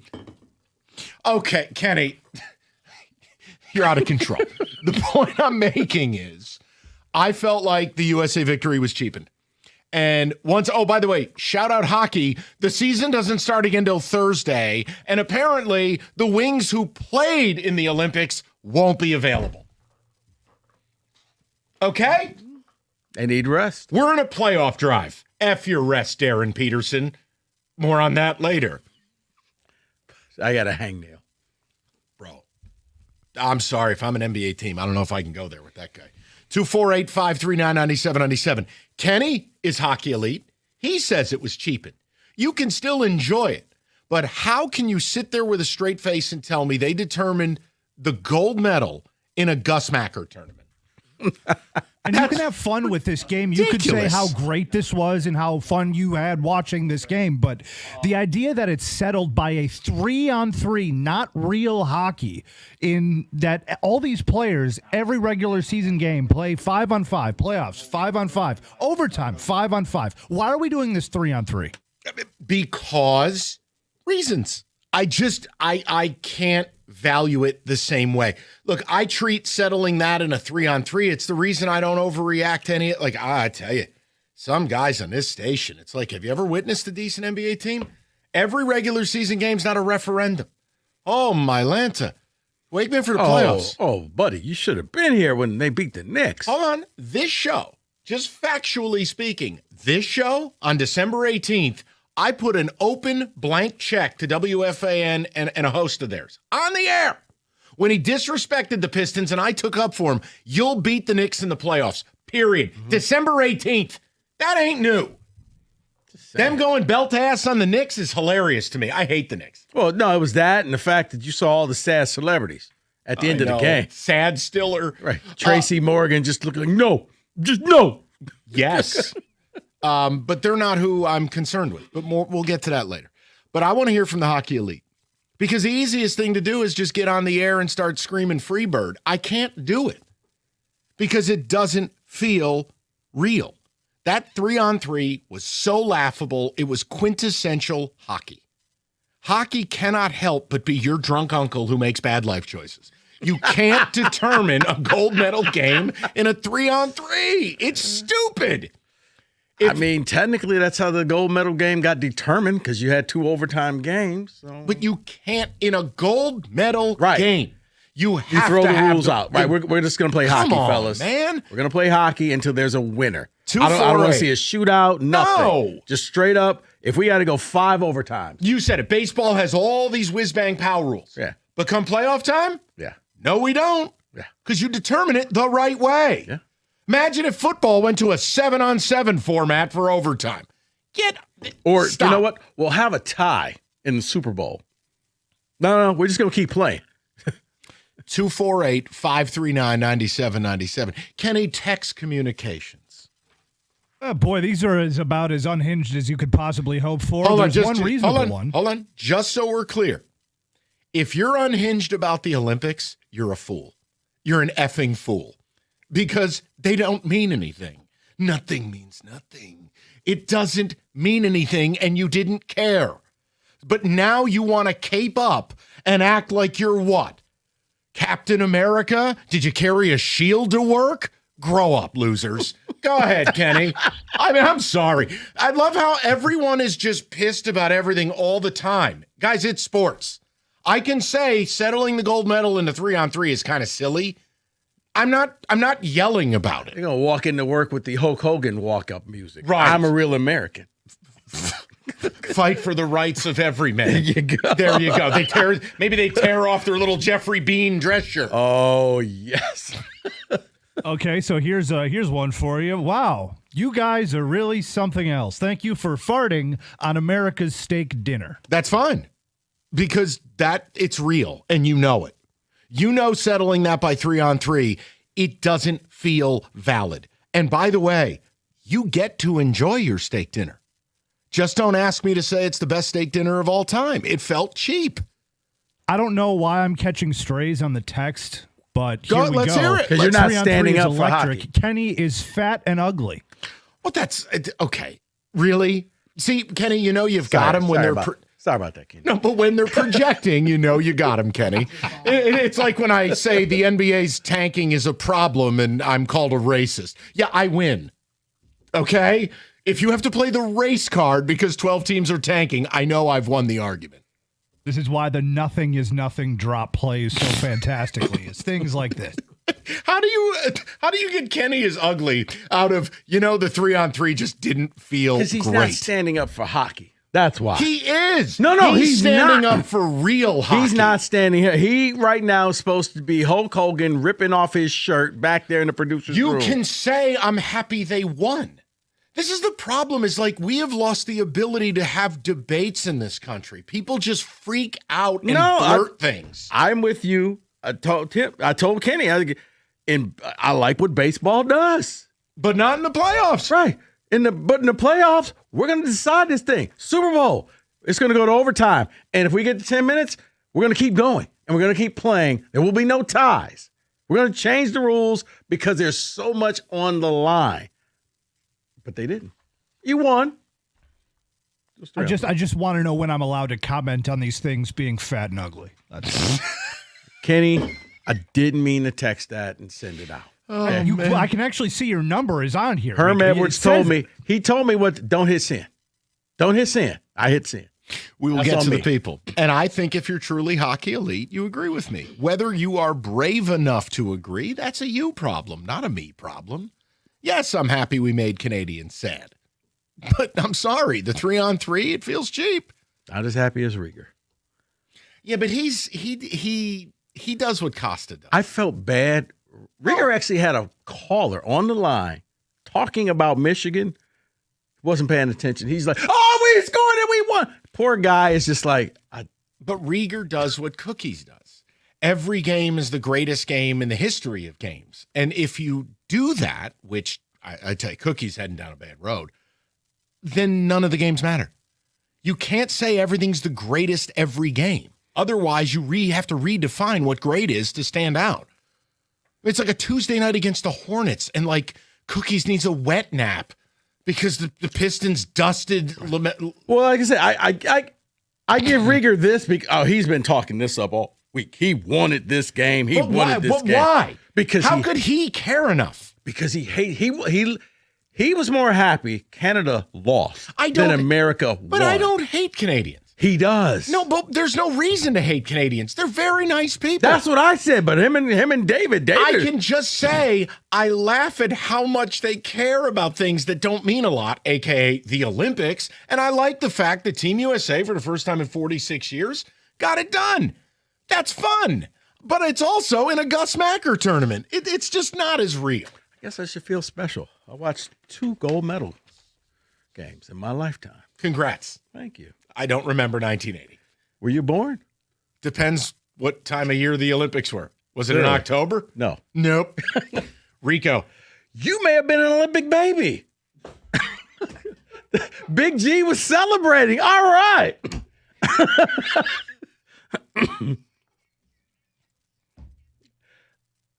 You done?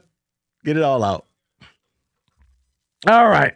The trade deadline is over, which means the NBA teams are gearing up for the playoffs. So is Fanatics Sportsbook. Here's the deal, guys. You guys have heard me talk about Fan Cash. And remember, every time you bet with Fanatics Sportsbook, you're gearing up for 10% Fan Cash, whether you win or lose. So even if your bet misses, don't worry about it. You're still stacking that Fan Cash. And the Fan Cash unlocks value you can't get at other sportsbooks, like more bets, unlimited profit boosts for your favorite player props, authentic NBA gear, game tickets, access to Fanatics exclusive events like the Fanatics Fest in New York City. But that's not their only play. The good times roll on with Fanatics Fair Play, a protection policy that turns losses into wins. That's right. If you love player props like I do, your legs are protected across the entire first half of every game if an injury takes place. Make the switch to the sportsbook that gives you more to play with. Winning hits different here. You got to be 21 or older. Gambling problem? Call 1-800-GAMBLER.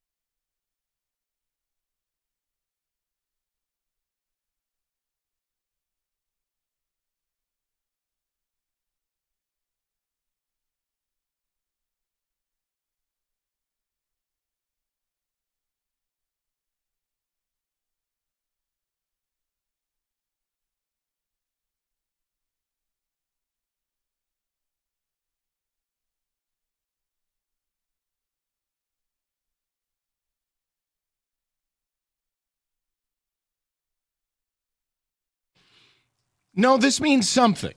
It just doesn't mean as much as it should because of the stupidity of the rules committee in deciding a gold medal game in 3-on-3. So while I can be happy the U.S. won, I'm not Rieger. I don't have this hatred of Canadian. I don't know how you hate a Canadian. They're helpless. I mean, they're lovely, but they're helpless. If it wasn't for us, they'd be speaking Russian. And they're always sorry. Well, listen, I can't make fun of accents. I'm from New No, I'm York. just saying, Eric, sorry. Sorry. But look, I just want to know if the Hockey Elite is willing to stand up for itself. That game needed to be 5-on-5 overtime, and the 3-on-3 makes it feel a little cheap. And the ticket sexers somehow turned that into Kenny's ugly. I don't know what to say. Maybe because we're making a good point, they can't argue it, so they just lash out. I don't know. We'll go to Steve in Detroit. He bats leadoff today. Stevie, what's the good word, buddy? Oh, guys, good to talk to you. I want to apologize. My voice is gone from yesterday. Big shout out to Jay's Penalty Box for their amazing service at 8 a.m. in Ferndale. Love you guys. I got two quick, succinct points I'm going to make. Mike, about your comments. Second, if you give me time, I want to talk about Larkin real quick. Yeah. First thing, Mike, absolutely I agree with you.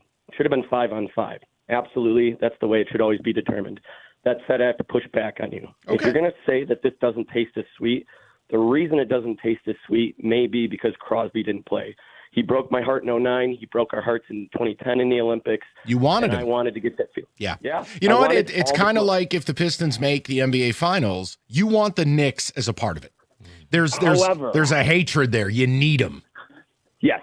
However, I didn't hear complaining about 4-on-4. I didn't check the archives of 97-1 in 2010, but we played 4-on-4 OT back then, and I don't remember complaining about Canada winning that time. So, you know, I don't remember 2010. I'll take your word for it. I'm just telling you what this feels like. 3-on-3 is abject silliness.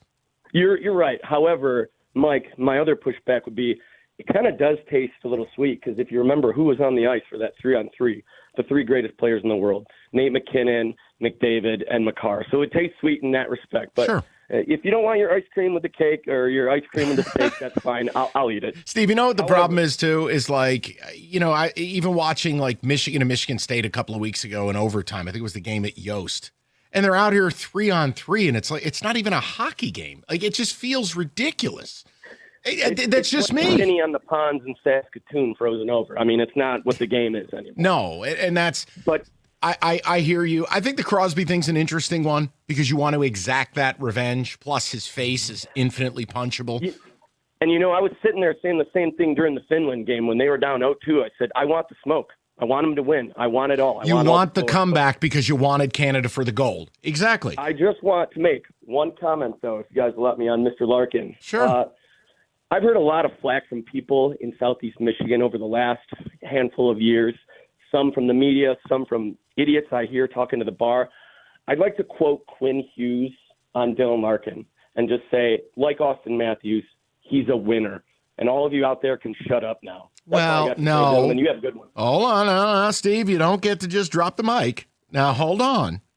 None of that counts. That's an exhibition he just played in. You want to be a winner? Do it with the winged wheel on your chest. Do it here. How about that? Now, not all of it is his fault. And I'm not saying it's not an accomplishment what he did in the Olympics. But don't do this. I mean, come on. That's a guy playing in an exhibition with the Globetrotters and then coming home and missing the playoffs 7 straight years. No. That's a guy who can be on that team a guy and instead of being the guy on the Red Wings. Correct. It's different. It's very different. It still has some value. He has a right to feel prideful. Don't try to tell Red Wing fans they gotta throw down flower petals here as he walks. How about win a playoff series here? Can you do that for me? How about last year when you were great in the Four Nations and you came home and hold please. No? Am I not allowed to say that either? No. Jeremy, 97.1. Jeremy, how you doing, buddy? What's going on, boys? How you guys doing today? Welcome. My whole comment on it is this. One, I enjoyed the game. I'm definitely not an elite, but I will say I think that that was an exhibition. If Hallenbach was our goalie, we wouldn't want him out there for infinite 20-minute periods to continue either. you're comparing it to like baseball and like the regular season sports, but like you just said, that's an exhibition. That's somebody's employee. We need to wrap this game up. Like we can't just infinitely play because these are other people's assets that we're putting out there on the ice. So you have to try to wrap it up. And I think the other thing that makes it better to me, 3-on-3 was actually an advantage for Canada. They were the faster, more aggressive, better team. So us beating them in 3-on-3, I don't feel like it lessened it. I just understand why that game has to be different. Because trust me, we'd be singing a whole different song if Hellenbach was our goalie and, you know, something happened because he played an extra 20 or 25 minutes in that game. Yeah, but the thing is, you would be upset if anything happened to your goalie or any of your players if anything happened during the Olympics. I know, but so my point is the longer it goes, unfortunately, the more risk. The longer you're on the ice, the more chance it is of something happening. And this is the exhibition game with people paying these millionaires. They got to go back to work this week. I understand why you wanted to get over faster or you have to do something to facilitate scoring because watching that game, I don't think they were going to score on Hellenbach. And we sure as hell didn't look like we were going to score no more. Like, it looked rough. The end of the second period and third period, we were struggling, man. But Jeremy, let me say this. You make a great point, and I'm not arguing your point on principle. I want to argue something else. When the players decide they want to be a part of this thing, you don't get to have your cake and eat it too. Meaning if you decide you're going to go to the Olympics and we're going to use NHL players, then I don't want to hear about having to play in an overtime 5-on-5. Otherwise, no, I understand, Mike, otherwise don't play. But the other thing I would say back is this. I think that's part of the agreement that the NHL owners make. Hey, of course. We're going to send you our guys, but, like, let's look at the NFL or any other sport. If somebody was like, yeah, you can get LeBron in the, we're going to put LeBron out there for the Olympics, and he's going to play 35, 40 minutes a game. People would be like, hell no, you can't have my guy for 40 minutes a game. When it comes to a goalie, that's the same scenario. It is. And Jeremy, it is. My point is it's all catered for TV, though. It's not about player safety. They didn't want a triple overtime game for television purposes. Let's get this thing, wrap it up, and roll. But I'm very excited. I cheered. I got up at 8 in the morning to watch the game. Sure. I'm a black dude from the west side of Detroit, so I'm not elite at all. But you are hockey elite, damn it. Elite-ish. Nah, I'm changing that. Every time I call in, I'm hockey elite now. I like Take it easy, man. Y'all have you a good got one. it, Jeremy. Appreciate you. No, I mean, it just look that I just get so tired. Is like it's the same damn thing as this Darren Peterson thing, and I know we'll get to it later during Can We Say That.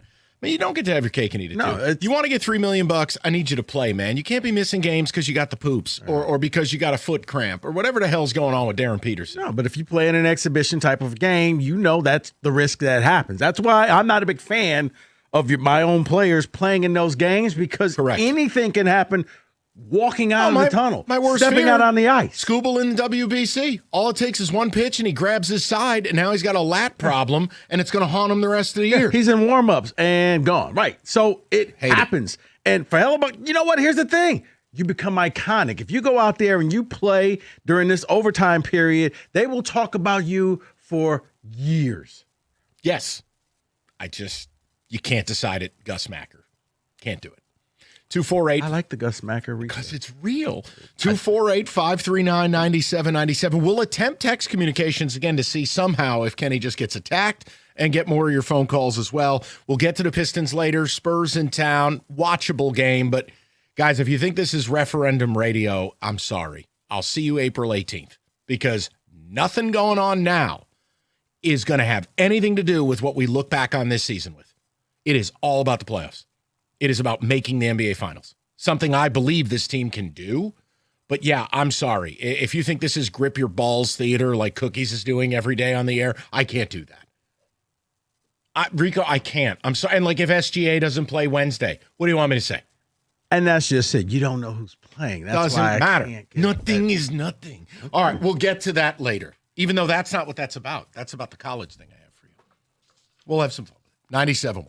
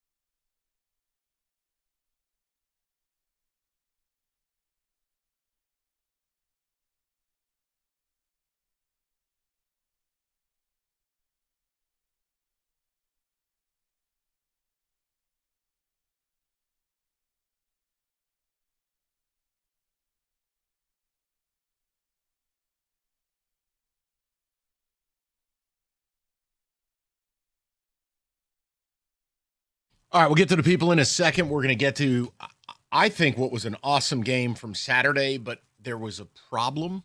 It's the genesis of the nothing means nothing drop. We'll get to it. And I want to talk Pistons a little bit later.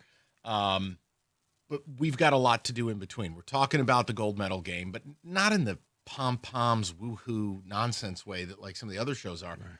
No, the 3-on-3 was stupid, and it cheapens it, and I'm going to stand up for the Hockey Elite. But we do have breaking news, live from Milan Cortina. Rico Beard. Well, my suspicions have been confirmed. I got a text from the source, from Big G himself. Yes, 1980 Olympics, I scored a goal. You, my friend, are a gold medal baby. In essence, I am USA Hockey. You are USA Hockey. That's really what it boils down to. Yes. In essence, I should get a gold medal. The timeline all lines up. That's right. Maybe Mike Eruzione's my godfather. Big G. I'm glad you really vetted that out. It's tremendous. Kenny. Well, when he confirmed it, I don't have a problem with it. Kenny, text communications. It's a hell of a gold medal for you. Thank you. Jeez. I am USA Hockey. But if you want to return to the world of ridiculous, this has come in a couple of different forms on the text.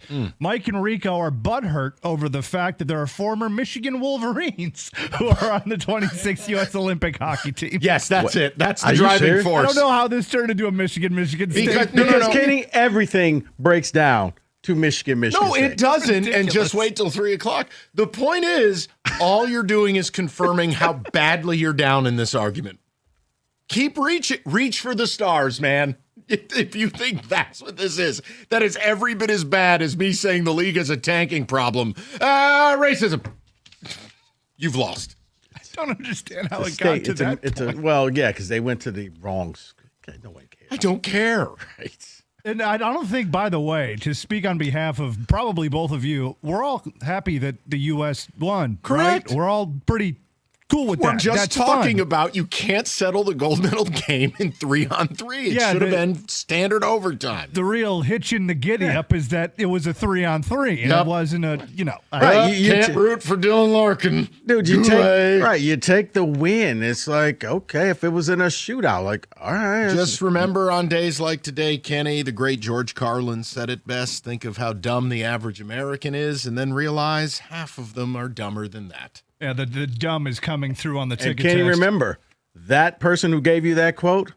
He's gold medal made. Right. That's right. Where I is am your USA Hockey. You are USA. My middle name is Freebird.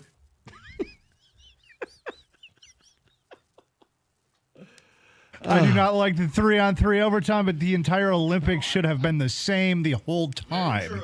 So that kind of makes sense. At least be consistent. Yes.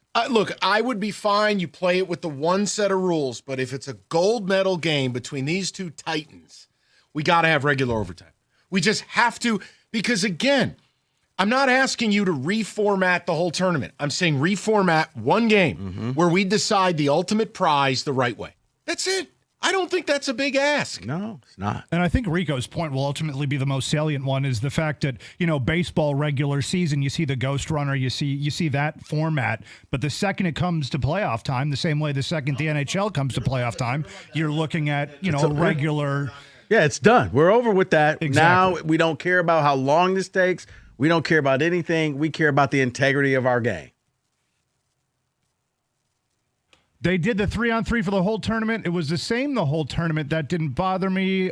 Kenny, not only are you in shape, but also beautiful. There you go. Imagine if the Masters come to playoffs instead of doing a mini golf course instead, winner by putt-putt. We're going to play a par 3 to settle it. Yeah, we're going to have a putting competition. It's ridiculous. Let's go to Greg, 97.1. Greg, how you doing, buddy? Hey, I'm doing well. I hope you guys are too. Excellent.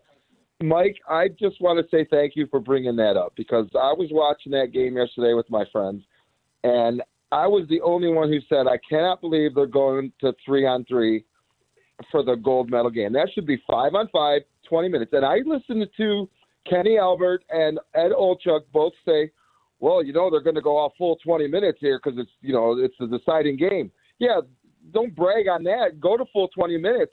But also go 5-on-5. And I want to go a step further and say I wish the NHL would go back to 5-on-5 and not the 5-minute overtime. I hate the ties. I really do. No, I mean, look, the shootout thing is something people craved for a long time. I understand its place in the regular season, but when you play overtime in the playoffs, what do you get?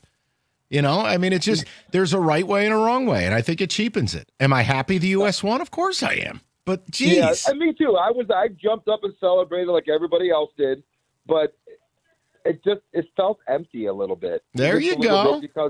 Because I didn't like – I said right off the bat when they went to overtime, when I found out they were going to 3-on-3, I said, I don't like the 3-on-3. It's not for this game. Yeah, look, you'd rather win it than lose it. Make no mistake. Yeah. But when we talk about what does it mean, you're never going to convince me it means the same thing. It's a lot of how we talk about some things in college or, you know, the NBA today versus how it used to be. There's elements of this all over sports. I hated to see it in the gold medal game because they did it for TV. Because they had to make sure they were on time to go see some guy play a sousaphone for Uzbekistan in the closing ceremonies. I mean, who cares? Honestly. Why even have closing? Guy. It's like your trumpet guy in horse racing. It's a bugle. Okay. Let's get it right. Let's go over to Julian, 97.1. Jules, I'm glad we don't have to do a wellness check. I'm glad you are here to speak to us today. Top of the afternoon, gentlemen. Thanks for having me on the show. You're welcome. Let's hear from the Canadian perspective. I don't think I'd have enough time in an hour or the entirety of your show to give you guys the insight and the sentiment in Canada. It's undescribable, and just as a noted Toronto sports fan who had, I thought, become immune to heartbreak. No. I honestly, I'm finding new ways to be hurt. But Mike, so to the previous caller, Vancouver 2010 was 4-on-4 when we scored the golden goal. There's no asterisk beside that gold medal. No self-respecting hockey fan on the Canadian or the U.S. side is going to use that as an excuse. And I will not accept anybody on the Canadian side. And I haven't heard about any rational Canadian hockey fan saying there's an asterisk. I drove up to be in Toronto with friends and family to watch this game in our mecca of hockey, and I've never seen the city like that, to go from a 6 a.m. fanfare, the streets are covered in red and white, to the devastation. And honestly, I think it's an example of why in the Stanley Cup we play series, because in hockey, more than any sport, the goaltender position is such a difference maker. I thought Hellebuyck proved why he's the best in the world. I thought there was a lot of parallels between this game and 2010, where Canada in 2010 as well in that gold medal game outplayed the U.S., but Miller was the best in the world, and Miller stood on his head. And when that game went to overtime, much like this one, there's a resounding feeling of, oh no, because you're pressing so hard and you have chance after chance after chance. And when you don't close, this is what happens. And luckily in 2010, we closed, and McKinnon's got some great quotes out there. He's like, listen, when we play USA, it's a heated rivalry. Crazy things happen. And if you don't take the chances that are given, this is what happens. So I don't like the narratives that, are on certain forums and No. And there's no narrative. I just said the 3-on-3 cheapens what otherwise is a signature event. It just shouldn't be decided that way. I hate it, Mike. I'm with you 100% that unlike 4-on-4, which maintains a semblance. Right. 3-on-3 looks like the N1 mixtape tour. I mean, it's ridiculous. And the only reason the NHL, I know Kenny knows this, the only reason the NHL went to 3-on-3 is because they got tired of every overtime going to a shootout. And people were complaining that the shootouts aren't representative. You shouldn't get 2 points for a shootout. So they said, okay, let's find a middle ground, because the overwhelming majority of 3-on-3 games in the regular season, when you want to end the games prior to a shootout, I get that. But like you said, when it's winner take all, that's right. For some, certainly us, the most coveted prize in hockey, that only comes around every 4 years, or in this case, every 12 years when the NHL decides to skip the Olympics. You want to win in the purest of ways. That's it. I'm with you 100%. I'm with you 100%. Conversely, I will not accept. I would revoke the hockey card of any Canadian that says, "Well, there's an asterisk because it was No one's done that either. And Julian, listen, the sun will come up. You still got Timbits. You got a lot going for you over there. It's going to be okay. I really can't name much else other than Timbits. The point is, it's okay. All right, you got a host of gold medals. You'll figure it out. Northville Lumber. Let's take care of some business. The Colorful money. Perfect. You're right. They've got fun money. Fun bucks.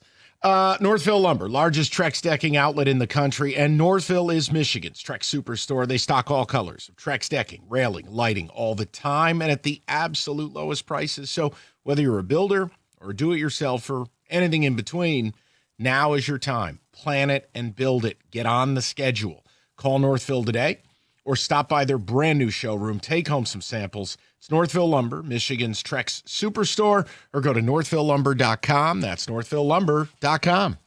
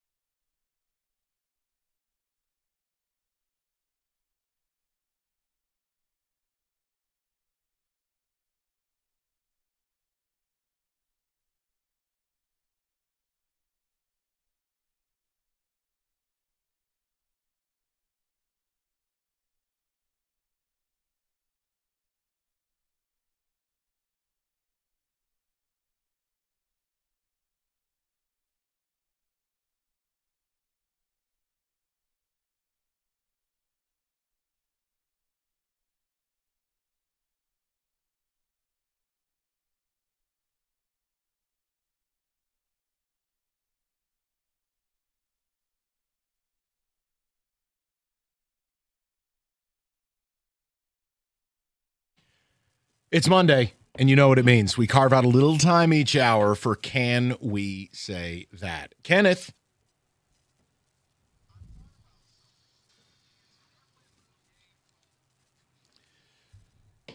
Let's roll. Talk to me. All right, buddy. You've been gone. Some things have happened in the world of college hoops and the NBA. So we're going to do that for this one. Let's just start off very simple. After this weekend, can we say Duke is the best team in the nation? You could say it, but I treat this like the NBA regular season. All debts will be paid. All scores will be settled in March. Nothing that happens Saturday night makes me think any less of Michigan or any more of Duke. I went in thinking they're two of the top 4 teams. I leave feeling that way. Okay. So you could say it, okay, but I don't do the Jim Costa radio thing. Okay. Referendum. Yeah, no, I agree. I think it's the same with pretty much every regular season sport, right? Is that it doesn't really matter for the top echelon of teams. You could say you're the best regular season good, but until you actually show up when it matters, what are we talking about? Can we say that Kansas has a problem with Darren Peterson? Peterson, yes. And I'm going to tell you, this is how you know you've redefined the bottom of the chili pot. Load management has now arrived in college basketball. And for Peterson, you need to shut up, kid. Take your $3 million and shut up. Basketball's my life. I'd play if I could. Kid, you're missing games because you had a bad fart. Stop it. Missing games for cramps, stomach aches, headaches, my feeling aches. Or just, you know what? I'm going to tell the coach about 20 minutes beforehand, I'm not playing. Right, or I'm hitting a jumper and instead of battling back, I'm pulling myself out of the game. It makes me question whether I could take him number 1 overall. I mean it, man. Because if it's not you pulling yourself out of the game, it means you're made out of peanut brittle. I'm nervous about it, and I hate that this has arrived in college. We pay you the money, and now you tell us when you're playing? Oy. Yeah, that's what I'm saying. I'm looking at this if I'm Bill Self. Well, he's a scumbag, I'm just going to too. go ahead and end this problem. Son, you can keep the Kansas Sweats, keep the $3 million. I'm going to Allen Iverson you. Just don't show up. Oh, I thought you were going to send him to a casino. Got it. Can we say that St. John's is the best team in the Big East? Not UConn.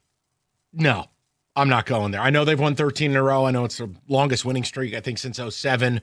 Tricky Ricky's got them back after some early season portal volatility.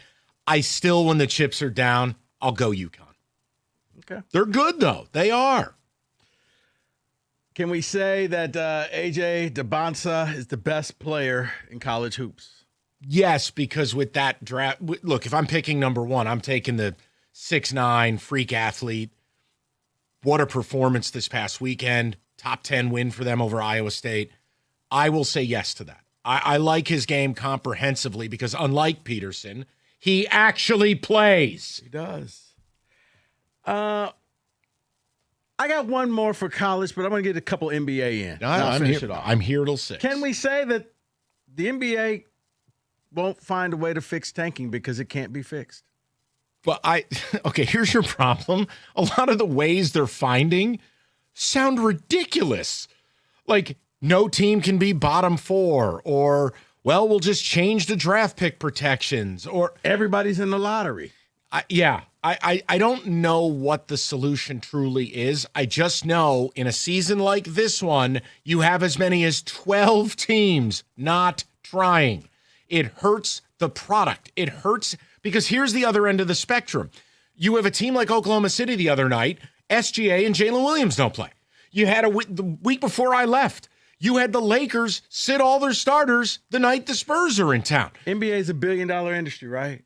Why not just have a group of auditors who have nothing to do with the league, and every game they sit and audit and see if, you know what? No. You need to explain We're to me. going to audit whether you tried. Yes. Why did this person sit out? Not good enough. You tank. I do and that think marks as a mark. I do think there's one way you could fix it. One. And it is one of the reports that came out while I was on vacation. You don't do a draft. And we just go full European soccer. You want to pay Peterson or DiBonza $45 million? Your prerogative. It's what they used to do in the 90s. Remember when Big Dog Robinson negotiated a $100 million deal out of college? Yeah, you're right. So now your job is to be in an attractive situation or buy your way out of hell. Figure it out. Okay. We can go that route. That'll end tanking. Hell, what draft pick do I have? You don't have one. How much money do you have? Let's go back to college. Can we say that Kansas State made a gigantic mistake in how they handled the Jerome Tang situation? Yeah, I hope they never win a game again. I actually hope the school closes like Akron might. What a disgrace. Tang goes out there and is like, yeah, these guys are a disgrace. They don't deserve to wear the jersey. It should matter to wear the jersey. And a lot of them won't wear said jersey next year. You're fired. Okay, fine. But you want to use that as cause that you don't have to pay the man his buyout? That what? He had self-respect and a level of accountability. And he stood up for his university. Right. It should mean something to play here. Cutscene. We hate you. Huh? It's Brody, your sport. You can have it. What an absolute shipwreck. That is, can we say that, 97-1.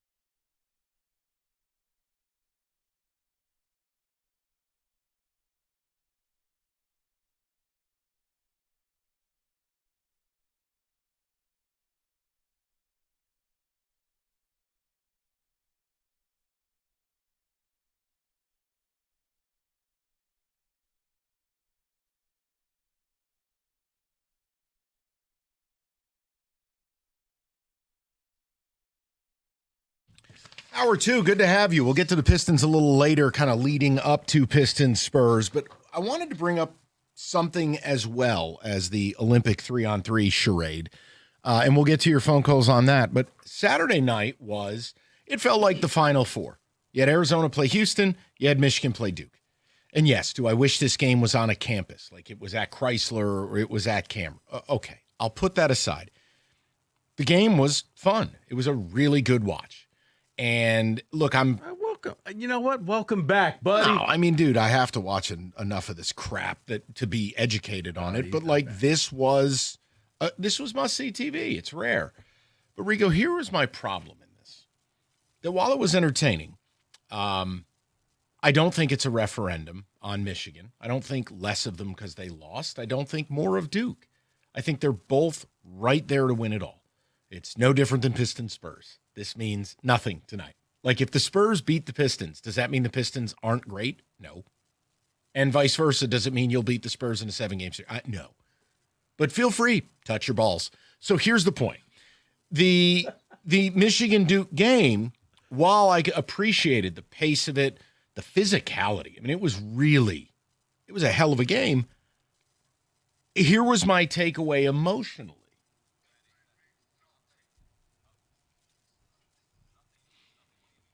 What I mean by that is, as a Michigan State guy, the two teams in my adult life that I've hated more than any other are Duke and Michigan. But instead of me rooting for a fireball to essentially vaporize the entire arena, or for Bane to somehow pop out of the Jumbotron and take everybody away, I felt nothing. I was the baby from The Simpsons with the pacifier. Because that wasn't Duke, and that's not Michigan. It's just hookers and laundry.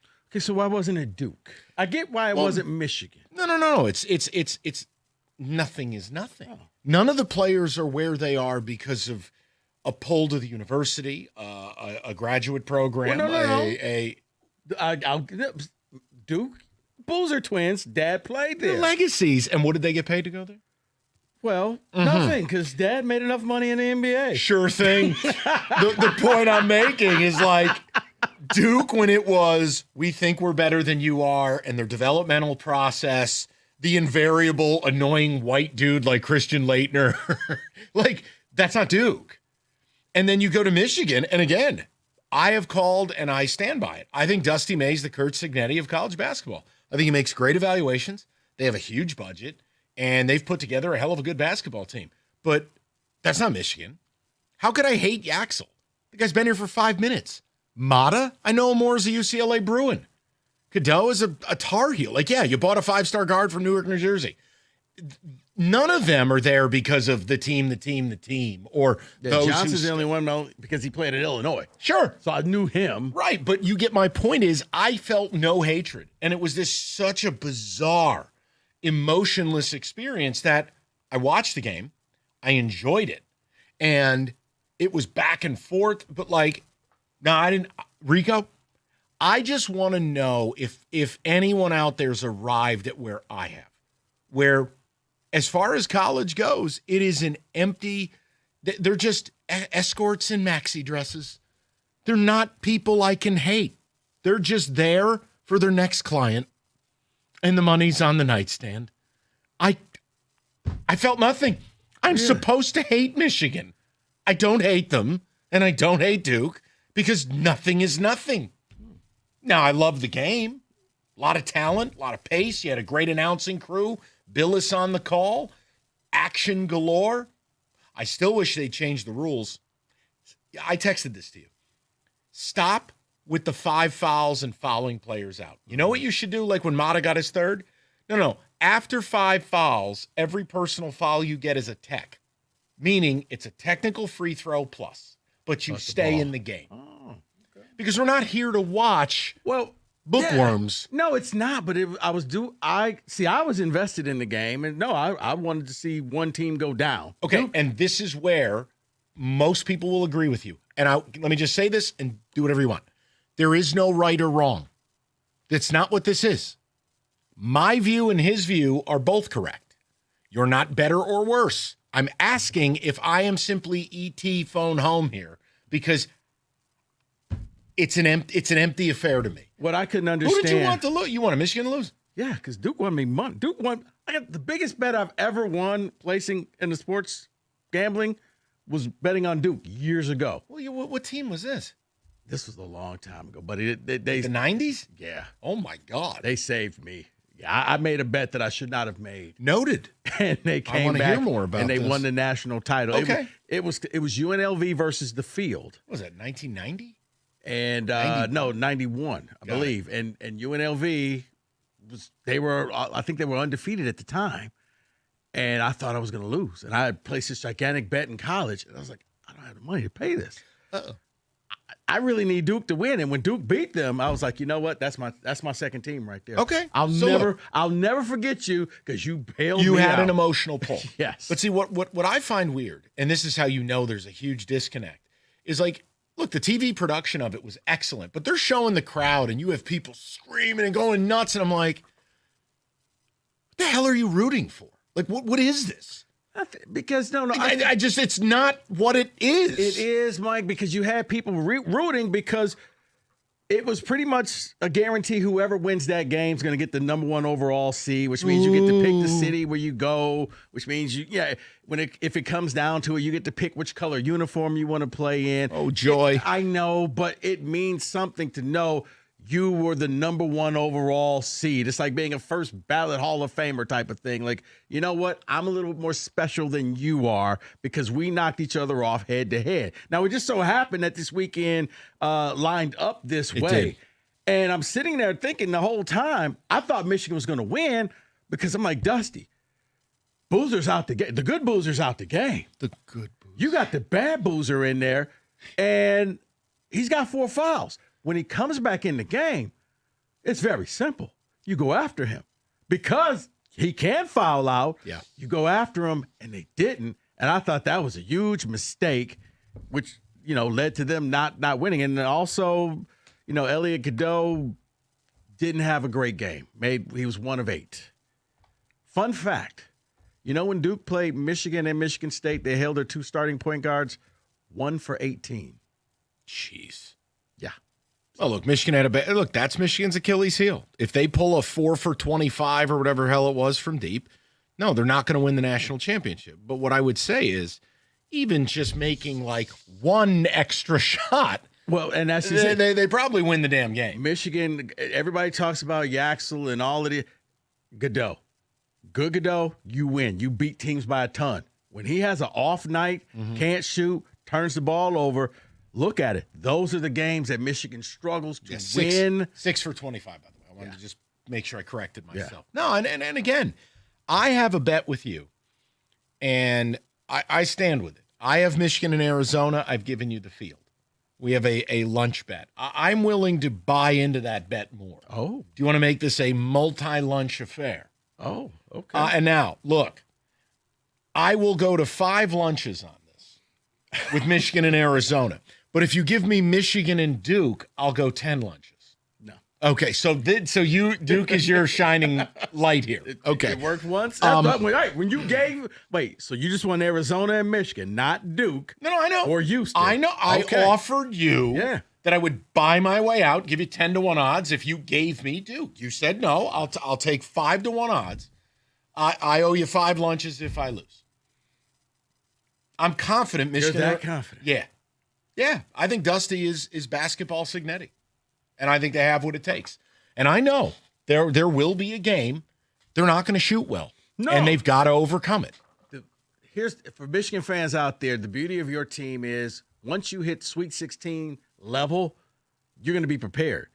If you get upset, it will be in the first weekend because you don't take teams seriously that you're better than. Those are the games that they have to come back from down 15 points in the second half, and they rally and go on like this 40-2 run, and it's like, oh, okay, no problem, we beat them. That in the second round is if you're ever going to lose, will be that game because you just won't be taking that team seriously. So look, I'd like to know from the people, and there's 5-1.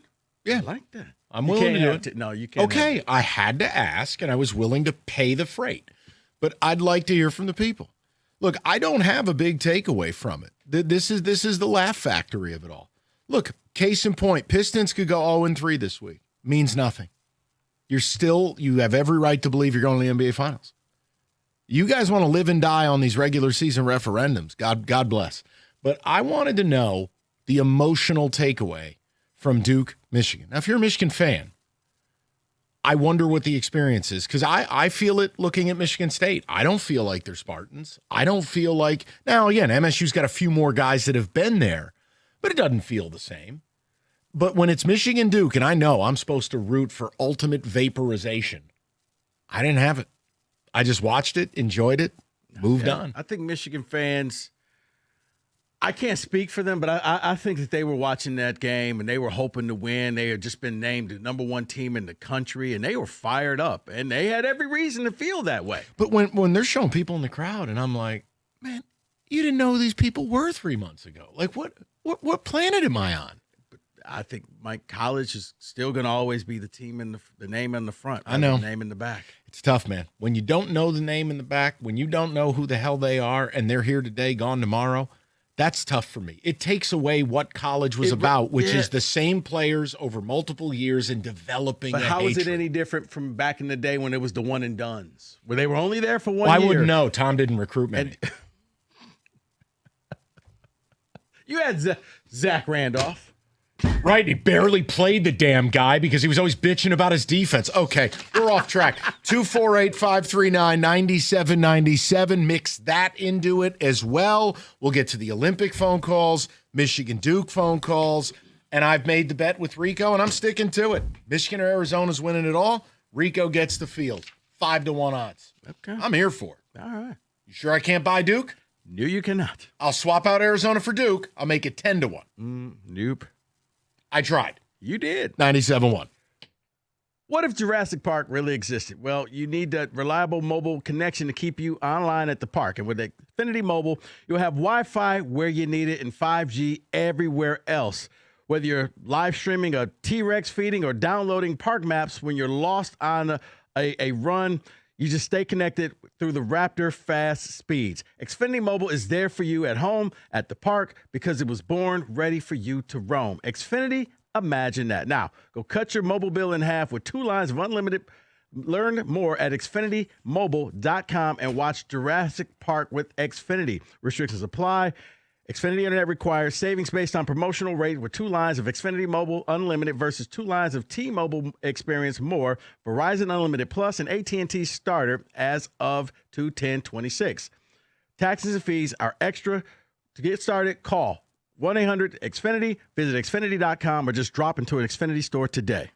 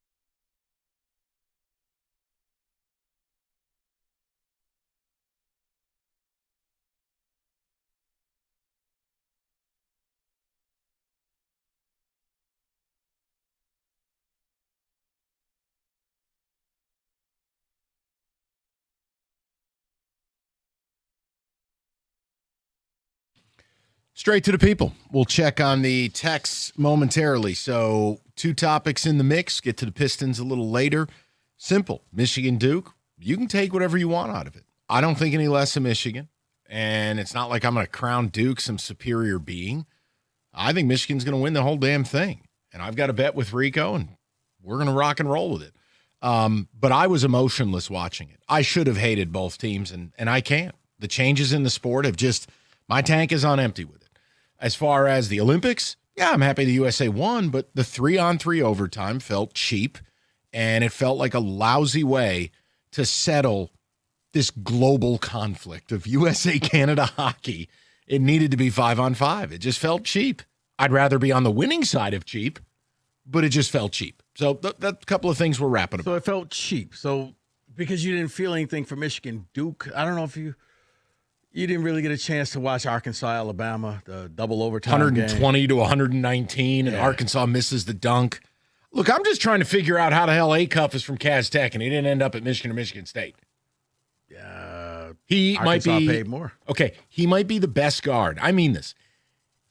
He might be with John Wall as the 2 best guards I've seen Calipari coach.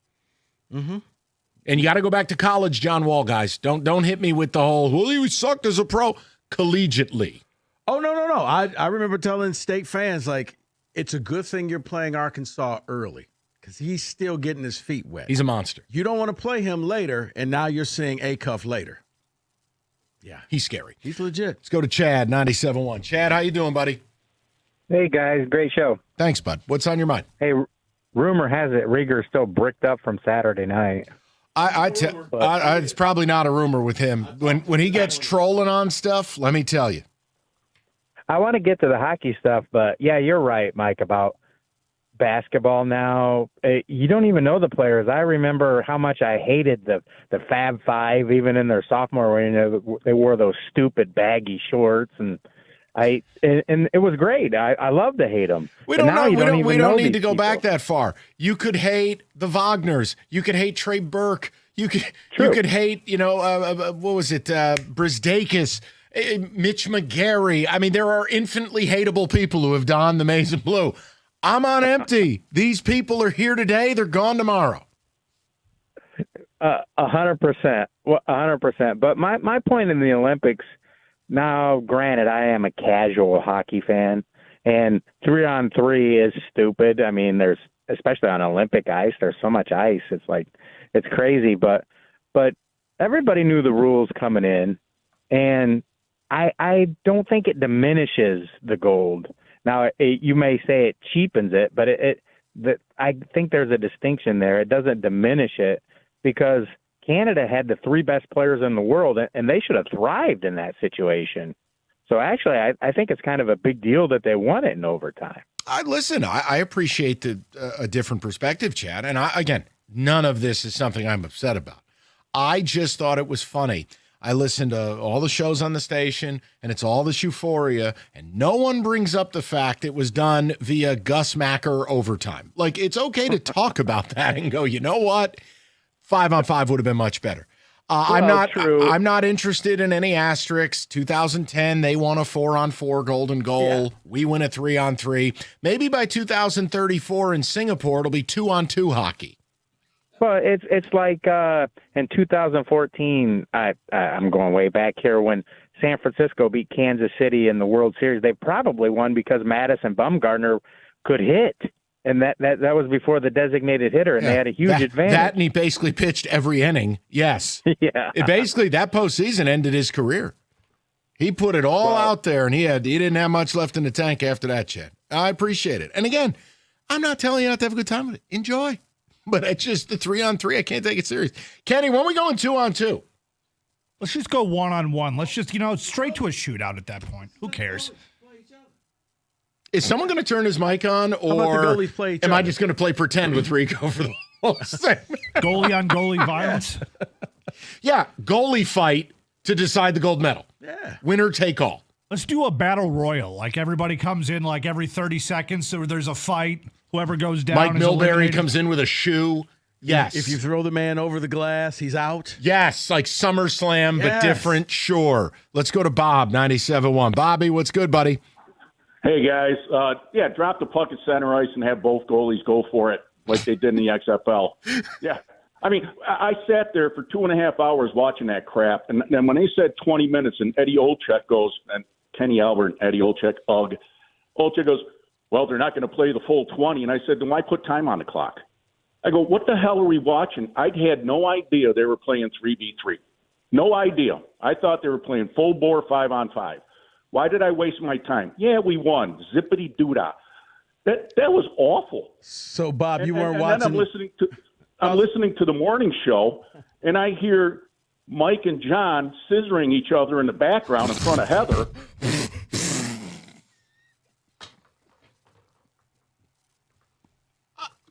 I don't know what to say.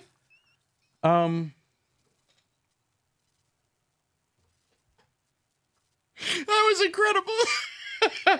I really wish we didn't have to dump that. I've done radio for 25 years. I don't think I've ever heard somebody make that type of comment. Nope. We'll just say Mike and John got to know each other a little better.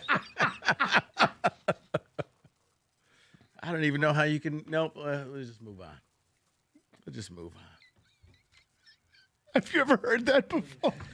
Buddy, I just told you, 25 years, numerous sports debate, callers, hosts, a lot of hilarity. I've never heard possibly a more awkward but better one-liner than that.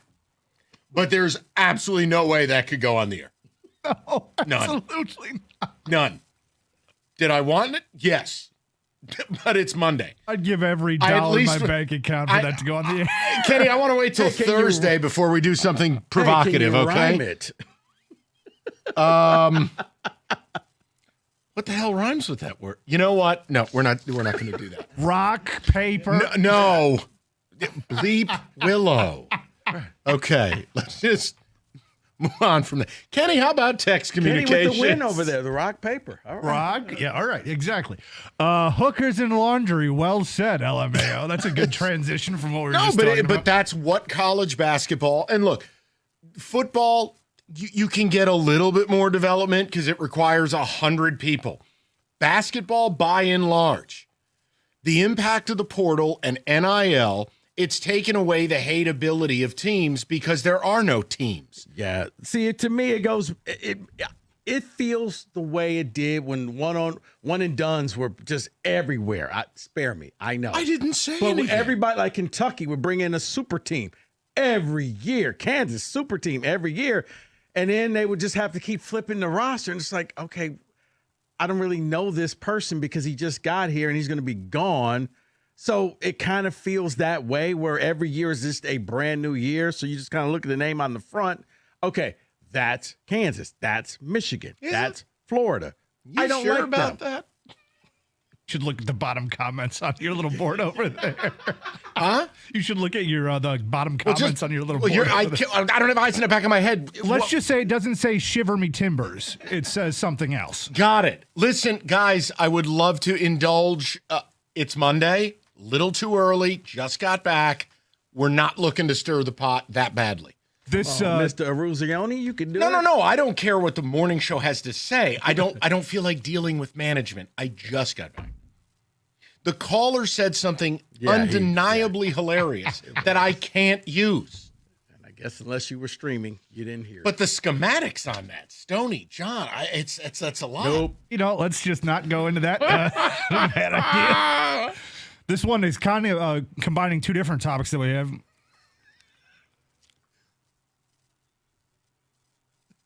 This is what this ticket text means. Too bad Michigan Duke didn't go to overtime. I would have enjoyed watching them play horse. Yes. That's from Ted and They're Flint. actually going to play a game of pig to settle the matchup. No, Gus, half court, 3-on-3. Done.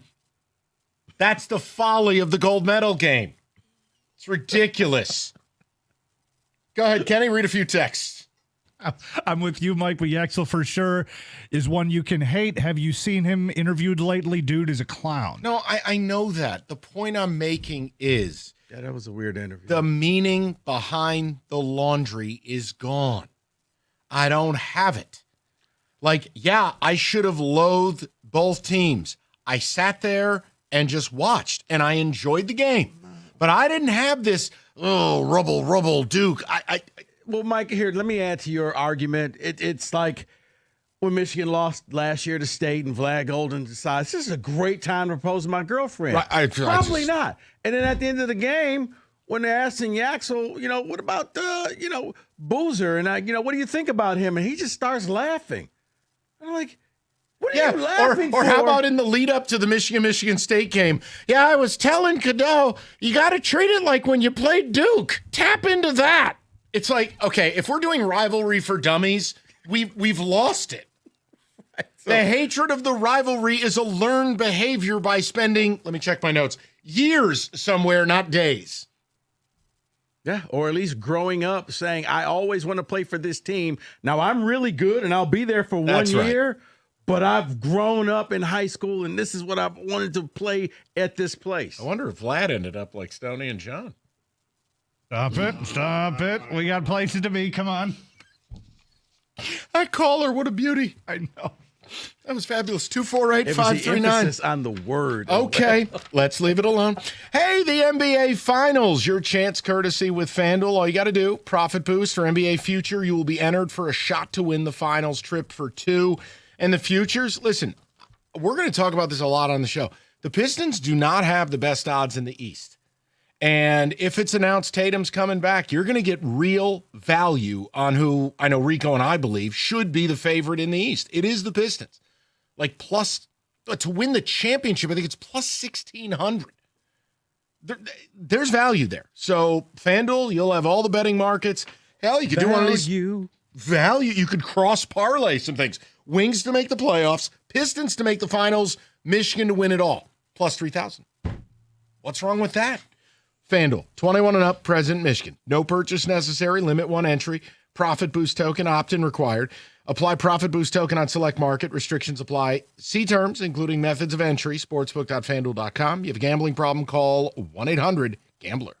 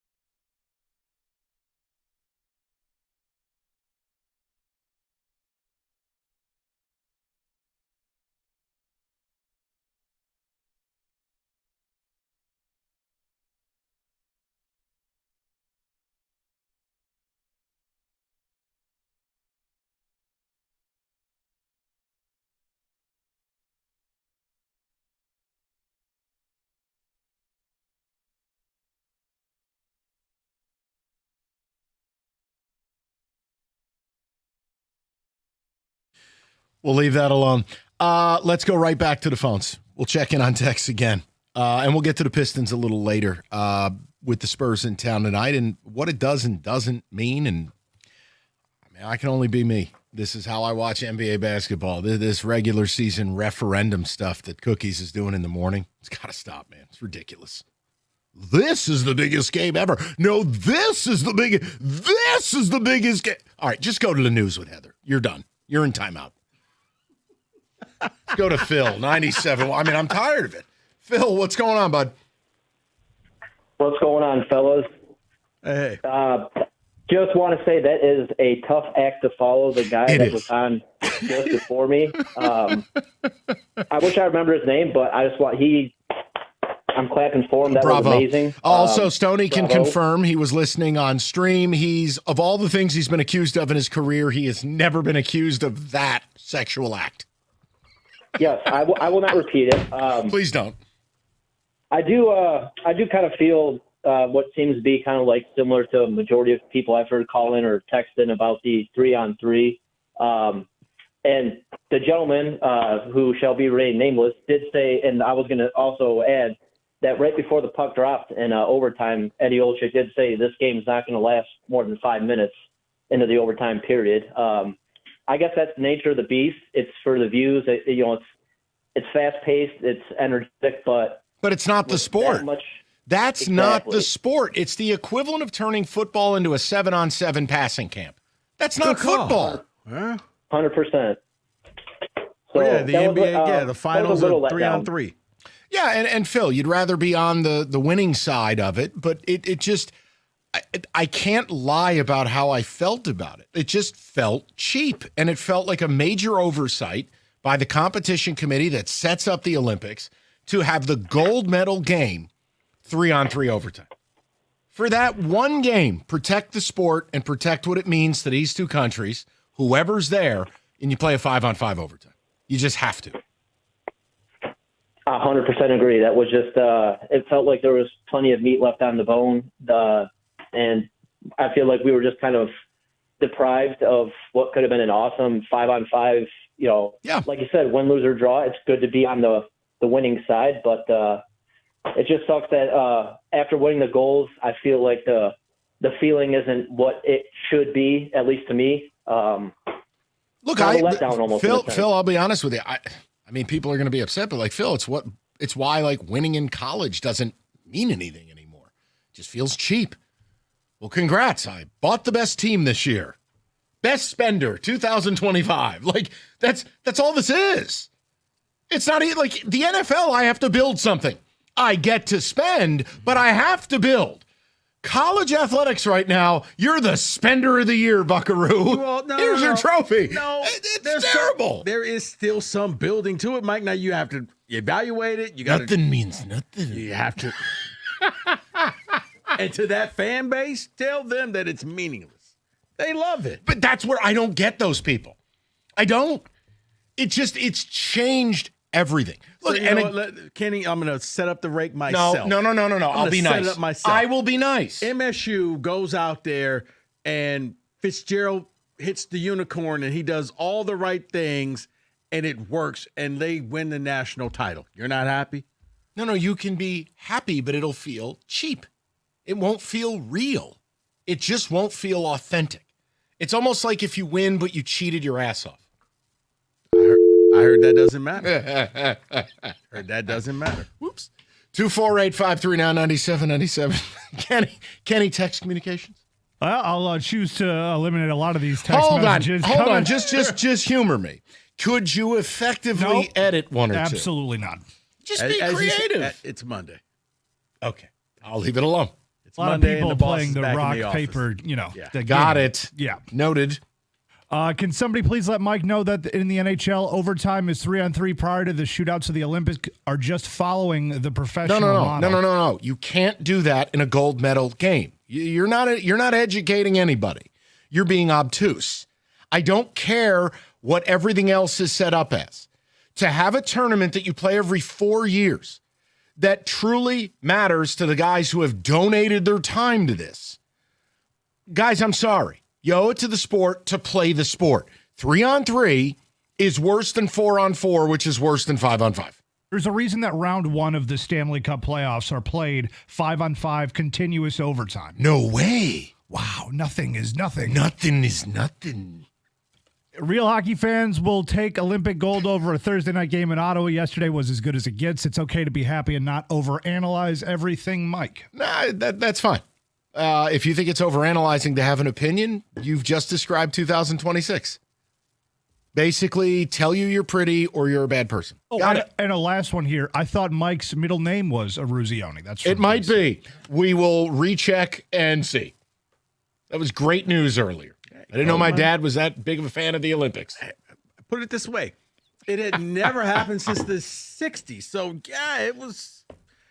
And these are all amateurs. So, yeah, it was a little bigger than this win. There was another text message that if you watched Miracle on Ice, you'll get the reference. It was about Mike's dad going, again. Okay. Again. All right. Take it easy now. We've kind of hit the limit there. Just say it. That's okay. I respect it. Let's go. let's go again. All right. Let's go to Tony, 97.1. Tone, how you doing, buddy? Hey, Mike. Hey, Rico. Hey, Tony. Man, Mike, I haven't talked to you in at least 3 or 4 years. Well, welcome back. What's on your mind? Yeah. I wanted to say this thing about the Michigan going all the way. They need a point guard. That guy, he was at North Carolina. He stunk against Duke, and he stunk up the joint against Duke on Saturday as well. So he can't run away from Duke yet. I don't know I forgot what his name is, but Elliot Cadeau. Elliot Cadeau. Oh yeah, he's got to set that big center up, that 7'3" center, and that Johnson guy. They can play a good ball, but he doesn't know how to set them up. They're winning. They're beating the Big Ten teams, but when it comes to the teams outside of the Big Ten, they're going to have trouble unless he overperforms. Well, hold on now. They've got several big-time non-conference wins on the resume. And, Tony, look, they shot 6 for 25 from deep. I'm not going to knock them. They had a bad night shooting. It is their Achilles heel from deep. But Cadeau might have a Duke problem. I mean, the kid played at North Carolina, and then he comes here, and it's all the same against Duke. Might be a Duke problem now. Away from Duke. Yeah, he's got a Duke. He's definitely got a Duke problem. Yeah. Big time. And look, that's a really good Duke squad. Mm-hmm. They are. What I liked about it, Tony, is this. I think you get better playing games like that. You don't get better playing a bunch of bums and beating them by 40. You get better because that game was a damn street fight. It was physical. It was fast. It was hyper competitive. I think both Duke and Michigan benefited from that game. Yeah, and if you're Dusty May, hopefully you realize that, Tony, I agree with you. Maybe I go to Kason earlier and send Godot back to the bench because they did better when Kason was out on the floor. And maybe it's something you see in a rematch. Challenged Boozer. He's got 4 fouls. Which one? The good Boozer, as you call him? Boozer, yes. That poor other kid. What is it, Caden? Yeah. You know he was the throw-in. He would have been going to Wake Forest. Coach, should we recruit the other Boozer? He would have been going to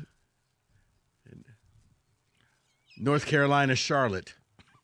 Jesus. I got in. Hold up. Fold the letter over. Charlotte.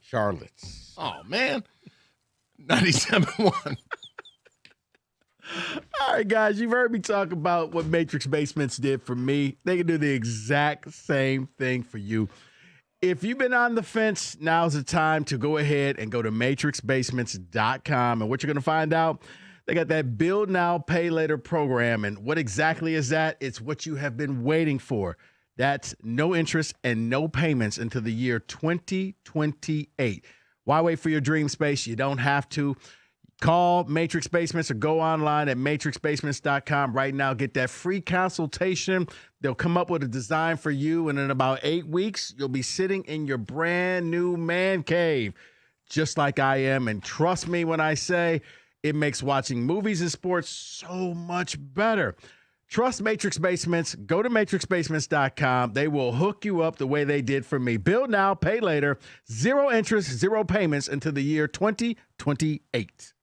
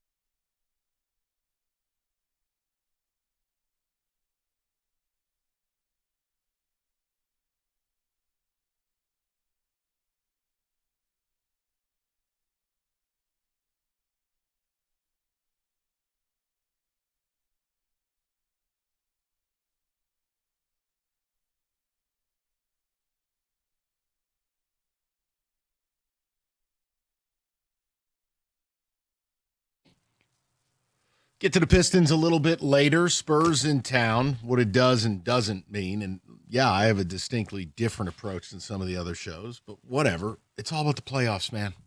That's just it, guys. I'm sorry. I hate to break it to you. You could have the greatest regular season in the world. If it doesn't materialize into a meaningful playoff run or an appearance in the finals, then it's all a waste of air. But sure, if you're pumped up to see Wemby tonight, well, does he play? Yeah, sure. But like I don't. It's like Michigan Duke. These big regular season games, they don't tell us much. Now, I think when you went belt to ass on the Knicks and the Knicks were finally full strength, you have a right to say, no, we are unequivocally better than you. But the bottom line is, it's still months away. I mean, what is this now? We are not quite, just like 5 days under, 2 full months from the playoffs. Things can change quick. No, it can. And as you stated, if you don't win at all, it doesn't quite mean the same thing. I give you the 73-9 Warriors. Well, for this Pistons team, here's what I'll say. Rico, as long as they got to the ECF, I think we could say, hey, this is a major step forward. I think getting to the final. Look. Were you listening to the show on vacay? No, I said the same thing. No, I don't mean to be disrespectful. Wow, that was very disrespectful and hurtful. Well, then. You know what? Is what it is. You could take that gold medal. Just the point is, like, I'm not holding them to an unfair standard this year, which is win it all or nothing. That's next year and beyond. No. But this year, no, I don't think they have any chance to win an NBA championship. They will go to the final. And if somehow some other team not named Oklahoma City or Oklahoma City if Oklahoma City's not there, I'll open my heart to the possibility. San Antonio? I could open my heart to the possibility. No, I said the same. You win a couple series, make it to the Eastern Conference Finals. Okay. Yeah. You know what? Great start. Now I think it forces Trajan to say it's time to make some big moves in the offseason. And then I think the Pistons set up a window to win the whole damn thing at some point in the next 3 years. Yeah. But no, like the interesting thing, and I don't mean to sidetrack, but like we're on it right now, is like people want to make these declarations today, which is it's a waste of energy. Like 2 months from now, what does Cleveland look like? Is James Harden doing Game 7 nightclub? Or is Harden motivated? Does it look right? Now, they just took their first loss, and it was a horrible loss. It was to OKC without SGA and Jalen Williams. Like, for the Celtics, here's the thing. And this trips people out because I treat my team the way I treat yours. Do I think the Celtics are as good as their record? No. I've said the same thing about the Pistons. Why? Because the East is a joke and the league's a joke. The Celtics have been doing it without a $55 million player, an all-NBA top 10 player. But I'm not acting as if Tatum coming back is this panacea. So, first of all, I need to see him come back. Because I've heard this, whether it's in Boston media or when you read articles, 75% of Jason Tatum is a plumber. The margins in the NBA are not huge. Unless Jason Tatum is coming back at 85 to 90% of what he was, I don't know what impact that has. Now, if you want to sell me 90% of Tatum is better than 100% of Bailey Shireman, yes. On that level, the Celtics can take 20 minutes from Bailey Shireman or Jordan Walsh and give it to whatever version of Tatum this is. Not today, not next month, not even 2 months from primarily 3 months from now. Because the way the playoffs are structured, you're not going to face that team until minimum the second round, probably later. So I just don't get too far ahead of myself. As long as the Pistons stay healthy, that's my only concern. They've proven they're really good. No. They have every right to believe they're the favorite in the East. I don't agree with Vegas that Cleveland's the favorite. But beyond that, there's nothing there for me. And this is why I say the NBA season is too damn long. We have 2 months. Like I have tactically got my next major time off. Play-in tournament. You haven't. I ain't here for it. Playoffs start the 18th. I'm back the 17th. See you then. Like that's. Thanks, buddy. Oh, I'm making a point. Like that's when it really becomes real, and we'll see. But like, no, the Knicks thing is tournament. That's real. No, it's not. It's a cash grab. It's real. Okay. Desperate teams. No, It's just how do we let more bad teams feel like they have something to play for before they are cattle in a kill shed? Like whoever the Pistons play in the first round, it's a sweep. Good night. The Pistons will suffocate them with a pillow. Maybe they should play rock, paper. Okay, then. To the people, we'll get to the Pistons later because, look, a lot of people are going to attach, I think, faulty premise to this week. You can watch games and enjoy them, but we are 2 months from the playoffs. What the hell am I taking out of what goes on tonight? You feel good about your team that they went up against supposedly the best in the West? Buddy, then go to the vending machine and go get that big Texan cinnamon bun. It's the same thing. It's empty calories, Gotcha. brother. But go ahead. Or you can do Cookies Radio. Referendum Wednesday. Okay. I'm good. Let's go to Ethan, 97.1. Or we'll go to David. I hit the wrong button. David, how you doing, buddy? Not bad. How about you, man? Hope you had a David, good vacation. what's going on, buddy? Thanks, pal. Yes, I did. I appreciate that. What's going on? Very welcome. Oh, not a whole lot. I heard the Michigan basketball bat signal, so I decided to call in. I love it. Yeah. I'll start with the Michigan part of it, and then I'll go to the overall broader topic you brought up about college basketball. Okay. The Michigan part about it, to me, I think two things have been exposed in the past month, and granted, the amount of teams that can take advantage of these two things is very limited. I'll grant you that, but the teams are out there. Wisconsin exposed the fact that the bigs are not athletic enough to get out there and stop the three. Duke exposed that the guards are going to struggle against length and athleticism. And it's been a problem. The turnovers have been a problem for me all season long. The shooting, the inconsistent shooting has been a problem for me all season long, and Duke took advantage of both of those. Rico, the part about when Boozer came in, to me, I think they did go after at Boozer. It was a foul when he went up for the dunk. They didn't call it, and that's why everybody stopped during the play. Oh, yeah, that was a weird play. Yeah. Everyone froze. Everyone absolutely froze. And I'm like, I'll give you what that, happened David. here? It was like, did somebody blow a whistle? No.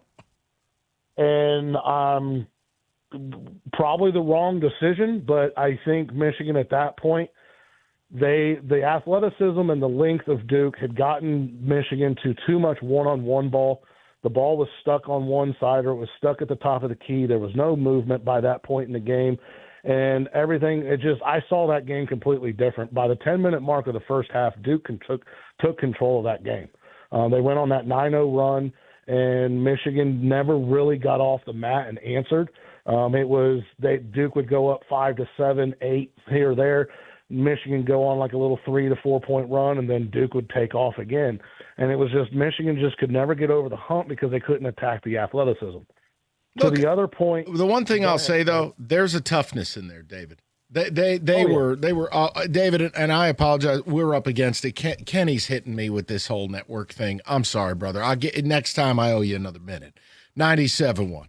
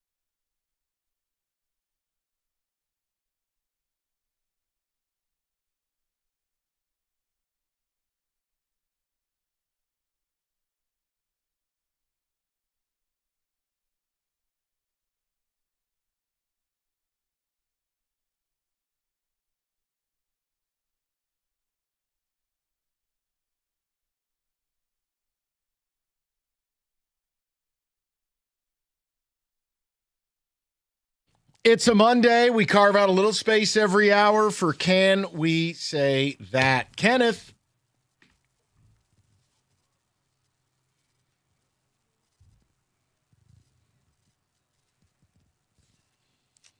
Yes, Rico. All right, Michael. Can we say that Jim Costa wasn't hugged enough as a child because he's addicted to social media on vacation? Way too many photos. Rico just showed me how much he's talking Olympic hockey while on vacation. What on earth? Or you can enjoy the sun and the water and the beach. And oh, boy. Okay. Carry on. But, hey, can we say that Tyler Linderbaum will remain a Raven and not hit free agency? No, because you're trying to be hurtful. No. He will be a New York Giant because it is written in the stars. Look, I think it's idiotic if they don't keep him. I think you move heaven and earth to keep an all-pro player of that level at that age. It has seemed like they've been headed for divorce all year. Does it make sense? No. What I just said to you. Right. I'm just praying he comes to New York. Can you just let me have that, please? Well, speaking of which, can we say that Max Crosby will not be dealt either? We've seen this movie before. He'll get dealt. Really? Yeah. He'll get dealt, just won't be here. Because I just feel like I've seen this every year. He's angry. Now, like how I'm going to be with the Lions this offseason is I'm going to be ruthless. Is like, okay, you don't want to make the big move? Fine. I hope he ends up a Bear. Like I'm open spite. I want the Lions all in to show you we can do it in New England. We can get right back in this conversation. Adjust the deals, spend the money, be bold. Let's go win. Okay. Kenneth, anything? He's going to be a Bear. No. He's going to be a Bear, and we're all going to be miserable. Don't you put it you put it out there. That's what's going to happen. That's what I've always been afraid of with this team. They're gonna miss out, and then there's going to be a divisional rival. It's going to be a Bear. Well, speaking of the Bears, can we say it will be embarrassing for the city of Chicago to let the Bears go and play right outside of Gary, Indiana? No. A brand new stadium. No, because honestly, I've had enough of cities caving to these owners. All this billionaire welfare, I'm tired of it. I hope no one pays for anything for any of these teams. Oh, go to Indiana? Go to Bolivia. I don't care where you go. No. So you'll be okay with the Kalamazoo Lions? I don't care. Pay your way. You're running this massive business. You have massive wealth. You already get all kinds of deals. I'm not Lions specific. Like these owners, They get deals on the land or they get some tax abatements. No, I'm not going to pay for part of your stadium. Oh, you want to go to Gary, Indiana? Good. Try taking a deep breath. The place stinks. Go wherever you want to go. I don't care anymore.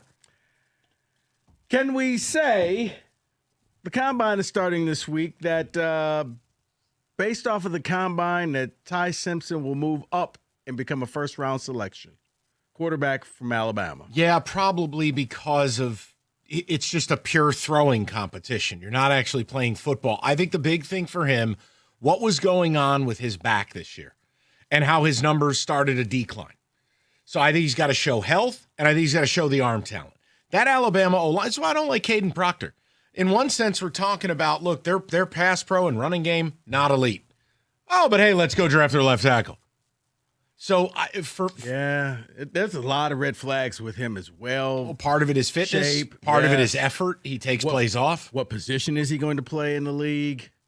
So I would shy away from that one. But yes, I think he has a chance to improve because he's out there in gym shorts. Guys like him do well in events like this. All right, let's stay with that. Can we say that based off of the Combine, the wide receiver position will be the most drafted position in the first round? I mean, it's that or maybe edge rusher just because of the currency. You need 3 or 4 good wide receivers. Yeah, who's going to step forward? Who are these players that I'm going to give up capital beyond Carnell Tate, beyond Tyson? Like, who are the rest? So, yeah, because, again, the 40 times and the catch radius and, all these drills and the RAS scores. Yeah, I mean, I'll say yes to that. I think we're in a day and age now where I'm almost surprised if I don't see 6-7 receivers go in the first round. Okay. Can we say that the Dallas Cowboys made a good move signing Javonte Williams. $24 million 3-year deal. I'm okay because it's $8 million a year. If it was more, no. He's basically making David Montgomery money. Okay, yeah. I'll live with that because as this moves forward, he won't be one of the top 15 highest paid running backs. And in their scheme, he has a chance to perform like one. My only fear is oft injured. He put together a really nice year this year, but let's not forget what his career's been before it. Right. I'm lukewarm on it. How about this? I'm tolerant of it. Well, it was the 3 years for me because you're not locked in. It's not like you're signing him to this ridiculous contract. It's probably 2, and then they say goodbye. Yes. Okay. You got the signing bonus up front, so, yeah, they can go ahead and let him go. Can we say that JSN, when talked and said, look, he deserves to be the highest paid wide receiver, can we say that by the time his contract comes up that he will be the top wide receiver in the NFL? Probably. I mean, it's just, this is how the market goes. If you're at the top of the position, look, they're going to do the same thing with Jahmyr Gibbs. If you're the top of the top, you're going to redefine the market. So, yes. And honestly, if I've got a quarterback like Sam Darnold that's as limited as he is, I got to continue to insulate him. JSN is one of one. He is not a 6'5" receiver. He is not this overly physical guy. But he creates immense separation, immense space. They move him all over the field, and he's constantly open. You got to pay him. Yeah, he'll be the number one guy. Can we say that Tyreek Hill will make a comeback with the Chiefs? Can I say I don't care?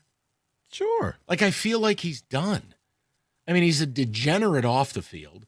And then from an on-field standpoint, he wasn't that fast this year. You can go look. He wasn't running fast. No, fair. I mean, if you want to sign him to a prove-it deal and you try to unlock some magic with Mahomes and try it again, I'm not mad at it. But I just don't think he's the same player anymore. And he's a really bad guy. That is true as well. Mike, what? Kenny's smiling. What's the problem? That factors in a little bit. It has to, because you're bringing it into your locker room. You're bringing it into your locker room, and it's not like you're doing it at a premium, though. That's the point. Right. Is if you want to bring a problem into your locker room, cool. They better be worth it. Is he worth it? I say no. If he was still at his peak of his powers, yeah. I mean, you'd sign Satan. No. Yes. Can we? What's his 40 time? I don't. What's his RAS score? Better be elite RAS. Can we say, in lieu of what's going on right now, I realize that we are still months away. But if the disturbances are continuing in Mexico, that the NFL should look to canceling their game played in Mexico City. Yeah. Buddy, this is the same league that played in Brazil and told people just don't wear green. One problem, it was Packers-Eagles. They don't care. They'll have presidential security, and second of all, by this time, that'll all be done. I mean, right. I just know. I mean, I won't be shocked if the NFL ends up playing a game in Afghanistan or Iran. They'll play on the moon if it means Martians will watch. They don't care. I mean, if this continues, like, do you put your players, like, they're poor people, like, they're stuck in Mexico? Flowchart. Can't leave. They don't care. Right. I just don't think they give a flying you-know-what. All right, I got one more, Kenny, if we have time. We do. It's non-football related. All right. But this happened while you were gone. Yes. Can we say that ESPN has made a mistake taking off Sunday Night Baseball in favor of WNBA games? Shut the network down, because now you're a parody. Women's sports Sundays? Yeah, here's your viewers right here. Sunday Night Baseball into that. I just, the whole thing, it's almost like ESPN. Unless Caitlin Clark plans on being on every Sunday night. No, ESPN is a case study in like how to wreck a network. Just look at it, whether it's bleeding talent, the talent they've acquired, the events they do and don't cover, disastrous. Sunday Night Baseball to that? It feels like they're following the MTV playbook. I'm Kurt Loder, and I'm out of a job. What market research did they do to suggest that this would be a good idea? I don't know. That's my question. Oh, don't worry. I'm sure somewhere in the blogosphere, they're going to tell you how the WNBA is more popular than the NFL. Dude, I'm not here for it. Do whatever you want. Won't be watching. No interest. You were gone when that happened. So I just wanted to put that one luckily, in there. That was days ago. My head exploded reading that. I'm like, you've got to be kidding me. Just go out of business already. They should have gone out of business the day Tirico left. That's when they should have shut the whole hellhole down. been so long, I forgot that he was there until I saw that picture that Rich Eisen put out on the internet of like everybody back in the 90s. And it was like, oh, I remember Oh, my God. this. You mean when they had talent? Yes. Oh, got it. Now I turn on SportsCenter and it's like hologram of SpongeBob and some guy I've never heard of. 6 o'clock SportsCenter. You're like, what is this? Somehow Stephen A. is still yelling at me, Right, and I'm not sure why. That's what they really should invest in with all the money they're saving since they're not paying 90% of their people. Yeah. A Stephen A. hologram. Get the guy who made the Prince hologram to a Stephen A. It'd be no different. I just think they need to make more commercials because the 90s commercials were epic. Charlie Steiner, follow me to freedom. Yes, the Y2K drill. Right, is he still yelling about the Knicks as the Pistons go belt to ass? Blueberries. That is your. That's what we should do. Just pay Kenny to imitate Stephen A. You'd save $125 million. How about Stephen A. as Trump? Hell, he said he's running, isn't he? Yeah. Perfect. At that point, we've reached idiocracy. The President Camacho hero arc, we will have arrived at it. And you could be vice president, not sure. Right, exactly. All right. That is, can we say that NFL style 97-1? Let's talk about the Chevy dealer in the area that's leading the way. Hamilton Chevrolet in Warren. Why? Because Andrew Pavlik and his sales staff want to be your Chevy dealer because they're going to guarantee you the lowest payment on your next Chevy, period. Man, they're going to find you every discount and rebate and incentive to save you some money. So get into Hamilton Chevrolet right now and hit the road with great deals on their massive inventory. The selection is best right now, including the February Rico deal, a new 2026 Chevy Equinox EV, $199 a month for 24 months. Walk into Hamilton with $995 down. You'll drive off with 10,000 miles a year. Yeah, you heard me right. An EV Equinox for under $200. You know the best deals are found at 14 Mile and Mile. Just stop in and see my guys at Hamilton Chevrolet. Tell them Rico sent you and make Hamilton Chevrolet your Chevy dealer. Visit HamiltonChevy.com. That's HamiltonChevy.com. Chevrolet together. Let's drive.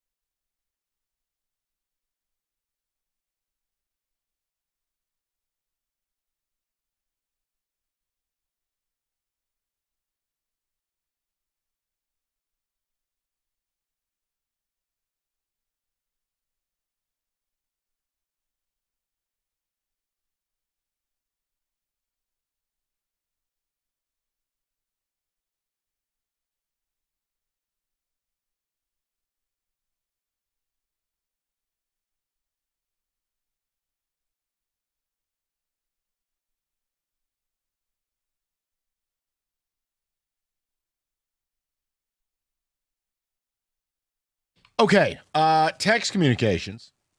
We've covered the Olympic and how I think the gold medal game got cheapened with 3-on-3. We've talked Michigan and Duke. I still have Michigan and Arizona, and Rico gets the field. I didn't walk away Saturday night feeling bad about Michigan at all or lessened it in any way. It's how I approach like Pistons and Spurs tonight. Pistons could win by 30, lose by 30. It's all the same. Regular season is not the playoffs. And I'm not going to fake it for the audience and do the zabbity-doo. This is great. It's regular season. We have 2 months to the playoffs. I want the playoffs here because I want to watch Piston games that really matter. They've established who they are. I don't see a scenario they lose the 1 seed. And the next 2 months for me, it's really not about the Pistons other than stay healthy.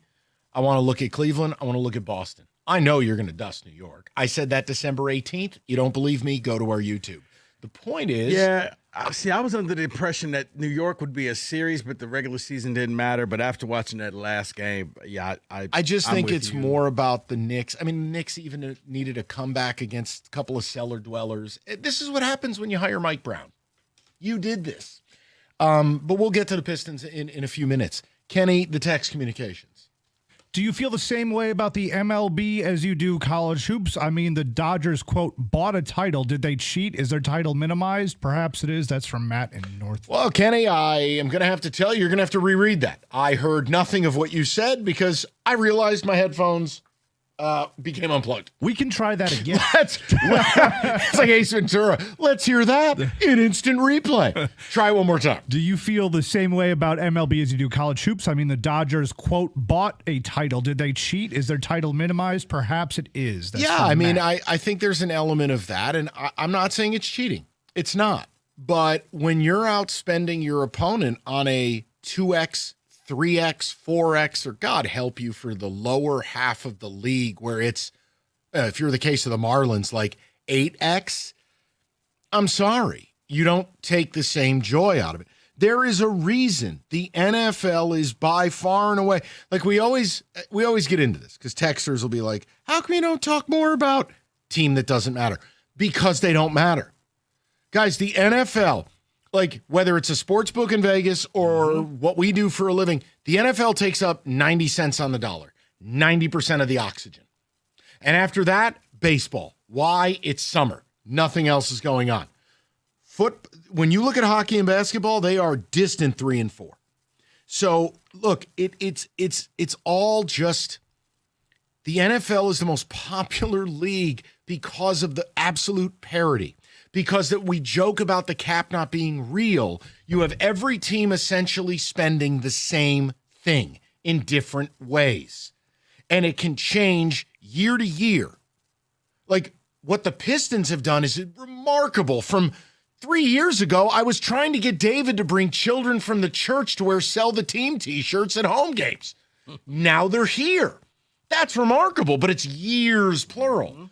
The Patriots went from losing 14 games to being in the Super Bowl. I remember that Sell the Team. And we wanted the kids from Greater Life. They wouldn't, kick the kids out.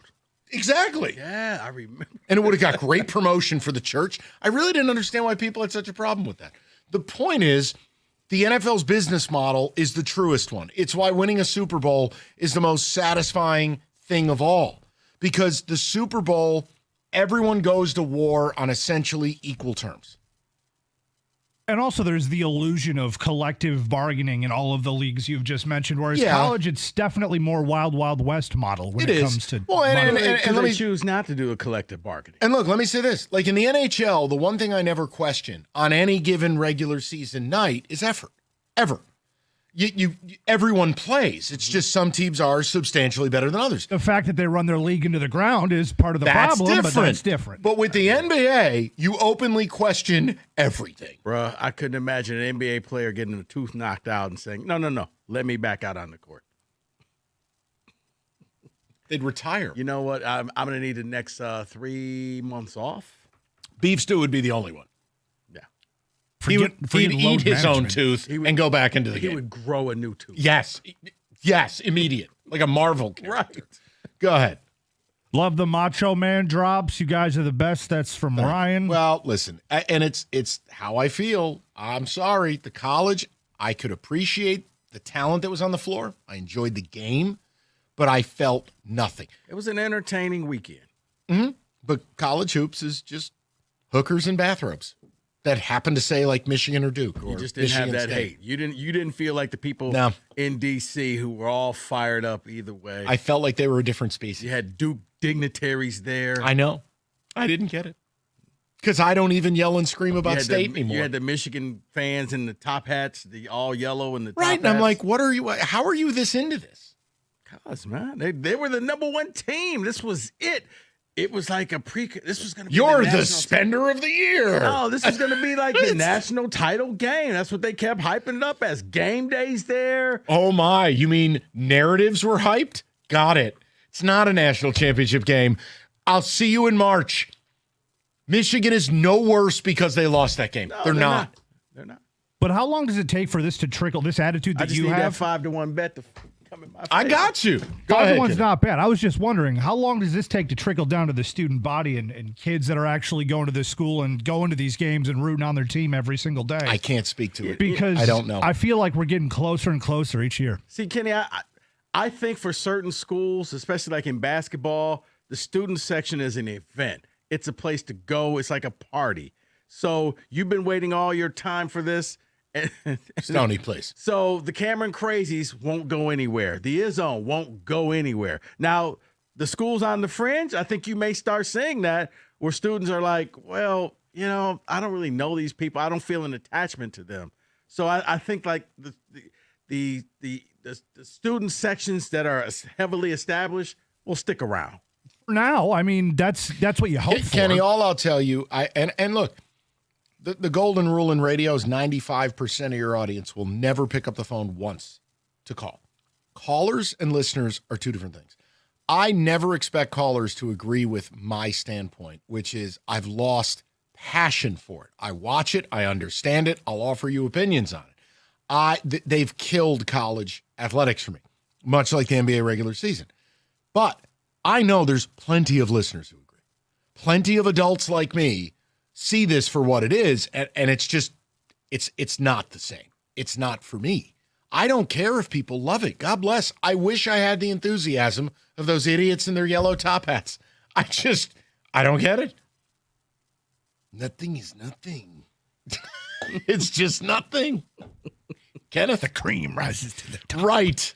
3v3 is a joke. It bastardizes the whole event. That's from Ryan. It does. I'm still glad that USA won it, but it cheapened it to me. Yeah, another one. The last one on that. Don't love 3v3, but honestly, I think we lose that game if it was 5-on-5. And I think that might be Well, right. John Cooper, he But here's the kind thing, of talked like that a little, question mark. But it was hockey, and if you won, then there would be no excuses. Look, the USA's waited 46 years. I don't care if they did it in a 1v1 tournament, okay? They needed to win a gold. They got it. I'm not taking it away. But it's just, come on, man. That looked like Gus Macker. It's ridiculous. A couple of weeks ago, I watched Michigan and Michigan State. They go to OT at Yost, and it's 3-on-3 nonsense, and I'm going, how is this real? This is nonsense. It's a combination of that and Did you just hear what he said? what did he say? I watched the third period collapse. You watch college hockey? I was bored, and it was a Friday night, and I turned it on. I go, wow, oh, look, State's up 3-1. Wait, And- Rico, this man actually is hockey elite now because that is one more period of college hockey than I've watched. Right. Like, even this man does not, because like Kenny, do you ever watch this guy? He's like, no. I'll be honest with you, I have no idea who No, you're talking let me about. tell you, the game was horrible to watch. It was like they were skating in mud. But I go, okay, Trey Augustine, show me. I go, oh boy. State blows the lead, gives up another one in OT. I'm like, it was just ugh. like, whoa, did he just say he watched I college did. hockey? That was the 24 and a half You know minutes what? I'll watch all year. Gonna get you a new hobby. I know. It was just, you know what it was? You're channel surfing. You've hit the end of Netflix. You see it's on actual TV, not a camcorder. The Netflix icon. There's nothing else here, Mike. Yeah, you have been logged out. Go Rico, to can the BTN. Can we get him out to Yost? We can have a little show trip. We could all, use your MSU Connects. Or down with LSU when they play the thing down there. What? when Michigan and Michigan State plays down at the LCA. Oh, the duel in the D. Yeah, well, no, because then we blew the lead there, and then we kicked their ass the next night. Yeah, they won the duel in the D, but yeah. Hey, buddy, all I'll tell you, not a little good reset there for Mr. Augustine, and we'll leave it alone. Okay. It was funny because my buddy was like, man, I got these great seats for the duel in the D. You want to go? I don't understand. I was like, that's because State's playing Illinois at the same time, and everybody's at the Breslin. Uh-oh. But it's 1v2. You should lead your show with it. They're taking penalty shots all game long. Exactly. He was like, oh, is it too late? Yeah, it's too late. Oops, he thought he got the deal of the century. Nope. I'll leave that alone. All right, 97.1. Let me just, oh boy. I almost stepped in it there. Hey, winter conditions this year. Yeah, they're awful. Ice, snow, whiteouts. Could be worse. You could live in Connecticut right now. Yikes. Bottom line, if you're in an accident, there is one call to make. David Feminino. He's been an injury attorney in Michigan for 30 years. He helps thousands of people pick up the pieces after an accident. Just make the call, 855-65-CRASH, or go to the website, getdavidgetpaid.com. That's getdavidgetpaid.com.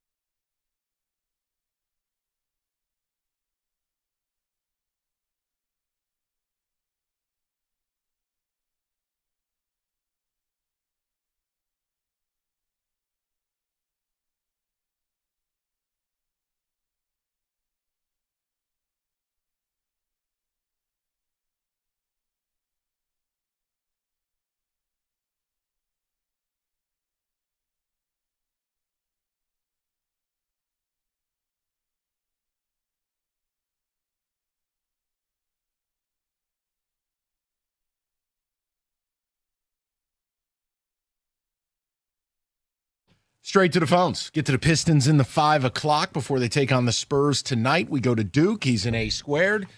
That seems odd considering those two teams just played. Duke, what's going on, buddy? What's up, guys? Great show. Just initially, I wanted to comment on college basketball and just everything I hate about it, but you guys kind of led me somewhere. Sure.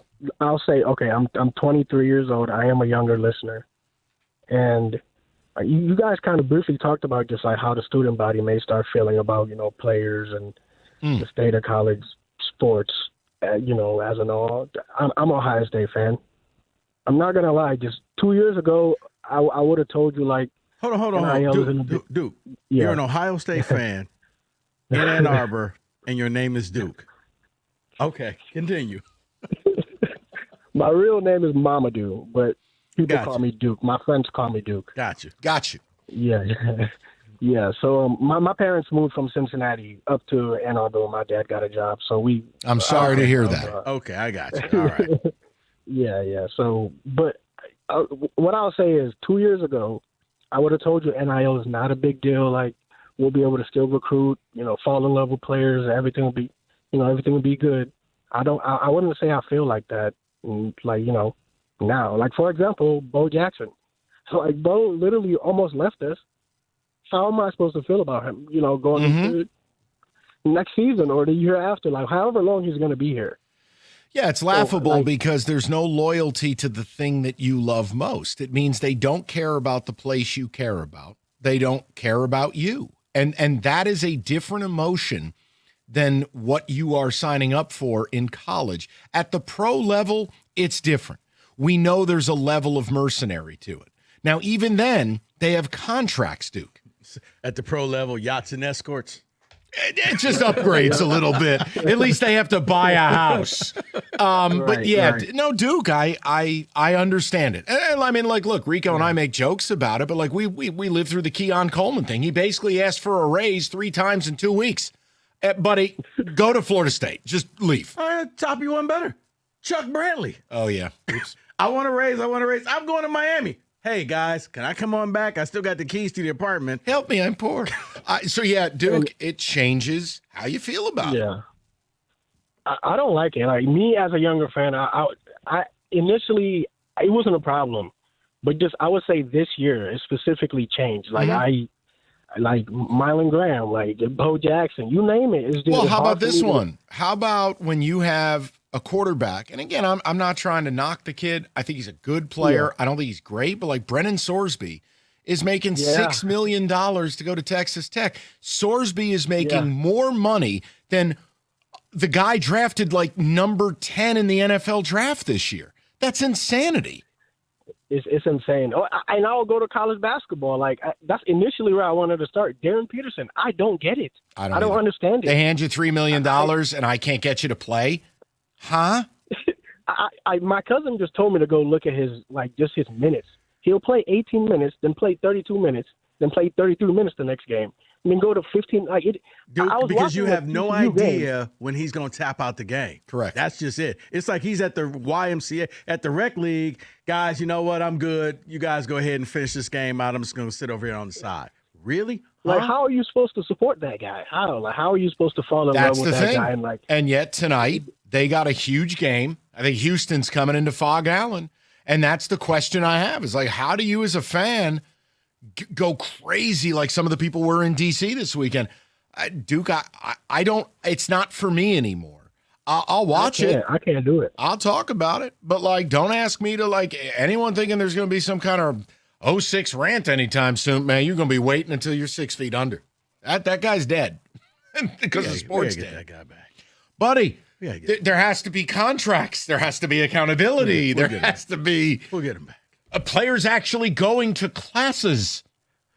Baby steps. We'll get you to tailgate first. No, okay, good then luck. Then we'll get that guy back. We got to get you tailgating, Mike.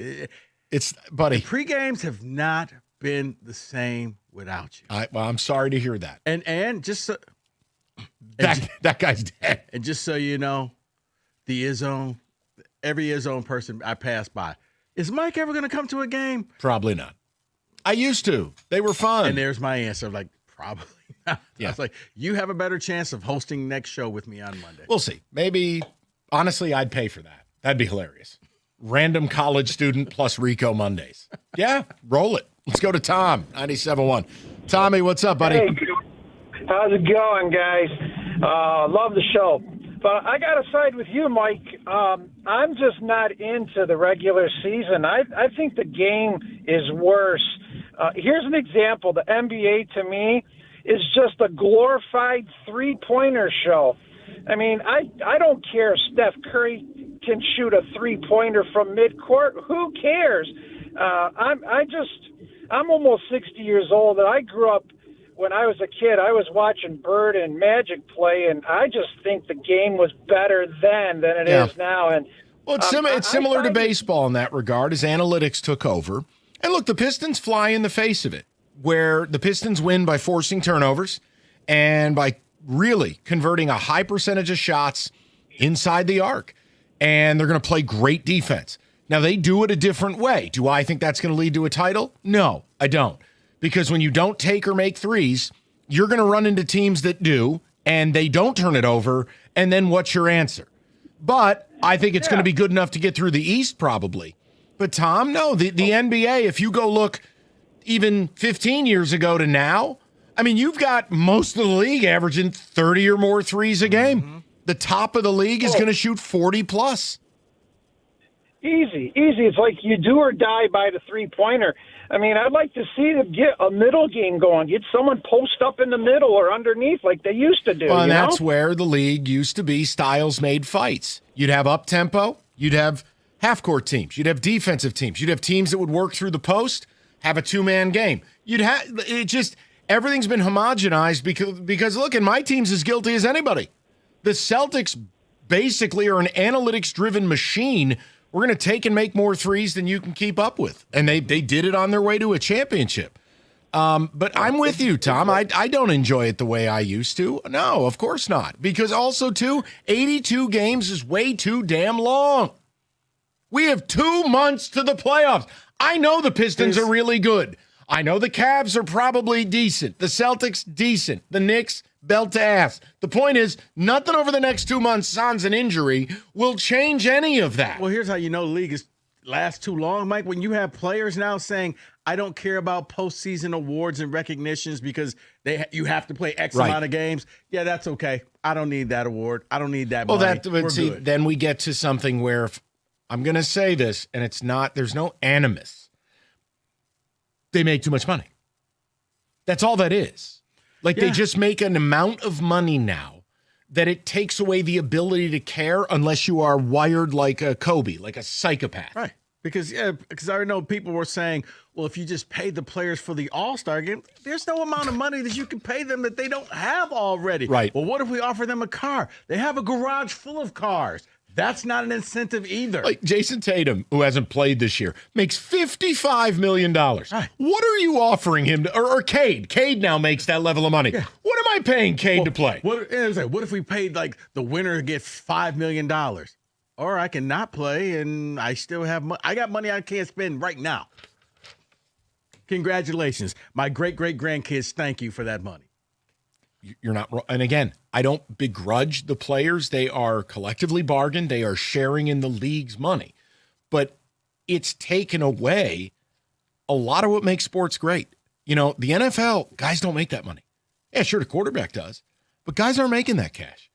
You literally are playing against people trying to take food off your table. NFL doesn't have fully guaranteed deals. Yeah. Basketball, these deals are guaranteed. Oh, I signed a big deal. Now all of a sudden I'm terrible at basketball, and I have an awkward laugh. Hi, I'm Kawhi Leonard. I mean, basically, Kawhi has spent the last 5 years moonlighting as an NBA player. Bro, you're Ben Simmons. You just decide just to tap out. That one is all I don't even want to play anymore. That is all But I'm keeping the money. Yeah, and orange sunglasses. Yes. That is an all-timer. How passing up a layup ended a man's career. From going from being like second in defensive player of the year, an all-star multiple times, to I don't like to make money playing this sport anymore. I'm going fishing. Yeah. Okay. 248-539-9797. We will get to the Pistons top of the hour as the Spurs are in town tonight. We'll see what you guys take out of it. You know what I do. Nothing. If you're in the market for a new ride, remember the name. Moran Buick GMC of Sterling Heights.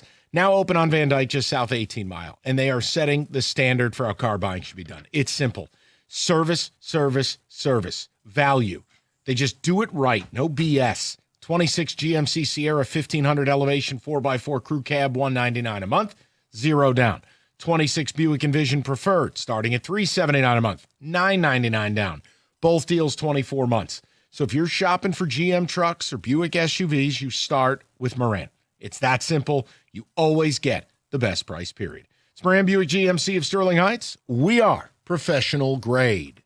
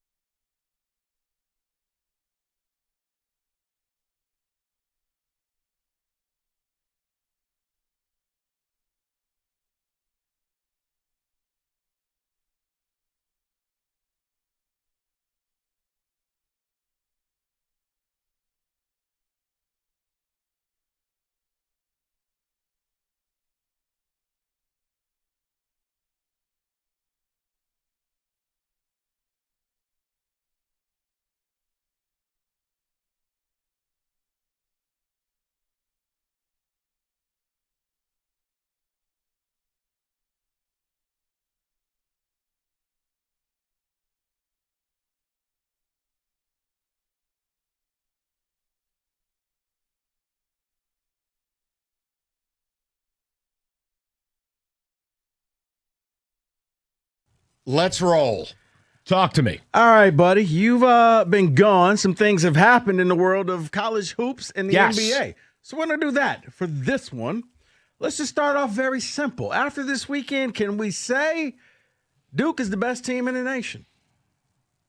You could say it, but I treat this like the NBA regular season. All debts will be paid. All scores will be settled in March.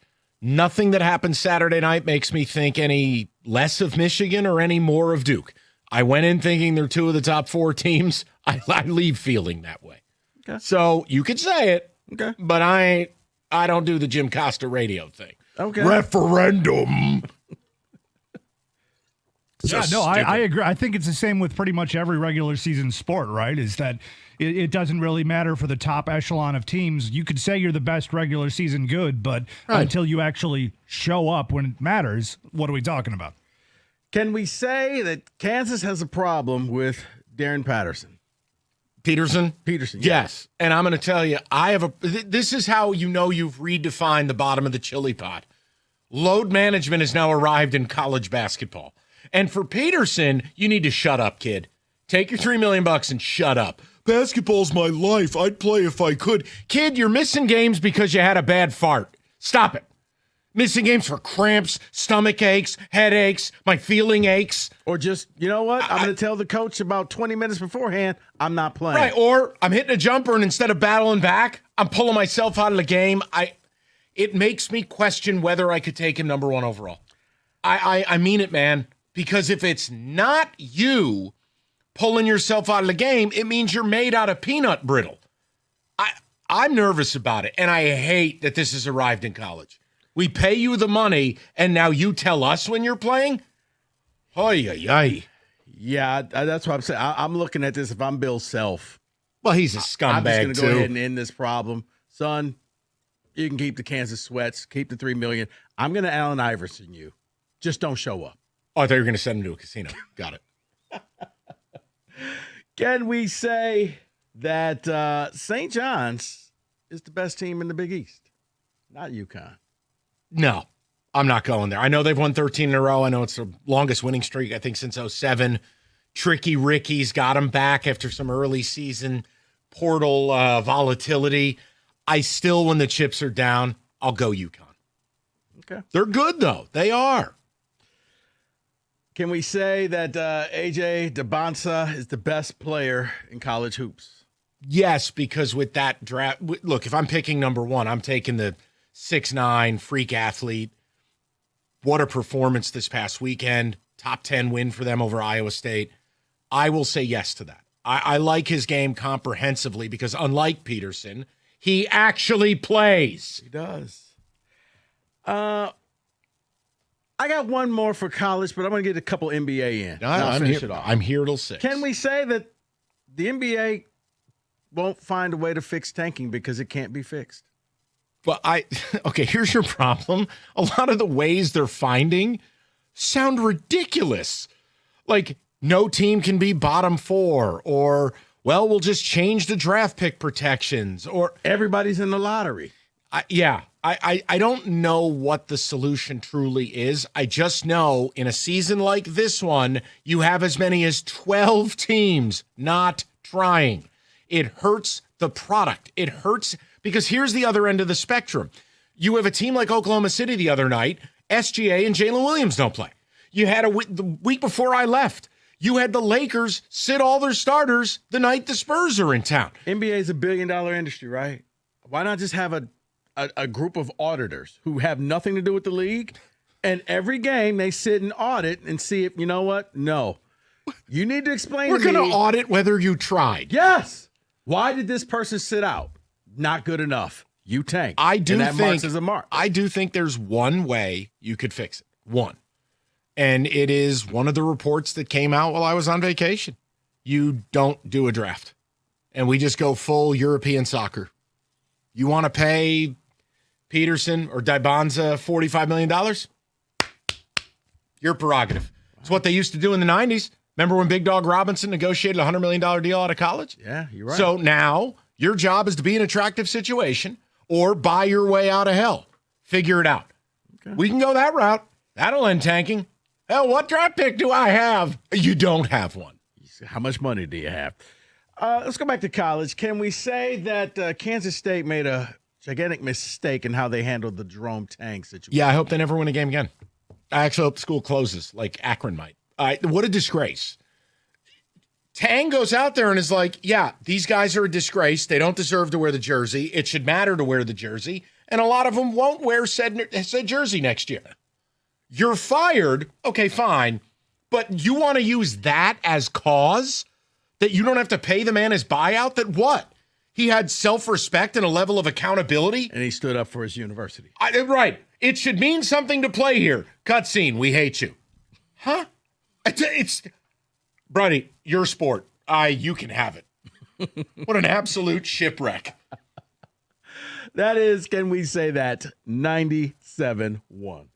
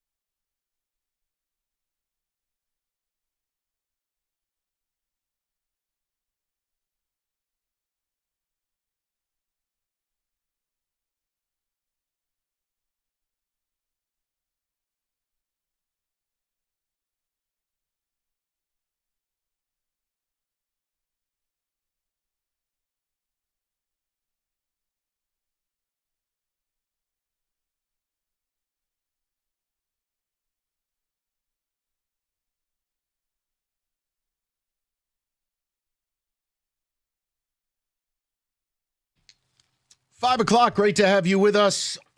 It's a blessed day. The sun is out. We'll take it. We have covered everything. How the gold medal, happy we got it. Felt a little cheap with the 3-on-3 OT. Nice job, hockey, you poverty sport. We talked Michigan and Duke. I have increased the stakes. I was impressed with Michigan. Obviously, Duke very good as well. But I have Michigan and Arizona to win the thing. Rico has the field. We talked about how Saturday night, the emotion.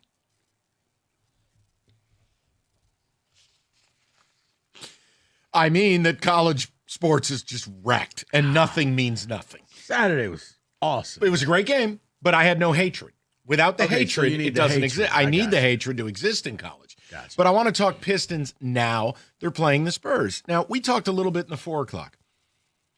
This is the issue. This show is a 180 from the other shows. Every time the Pistons win a game, Cookies treats it like the first time he saw a boob. So you just can't. Not every game is a referendum. Not every game. It means something. It doesn't. The NBA, the regular season largely is a joke. We know the Pistons are good.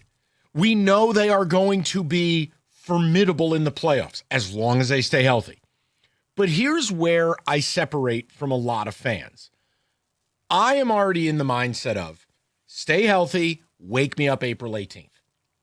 They're not going to lose the 1 seed barring something seismic.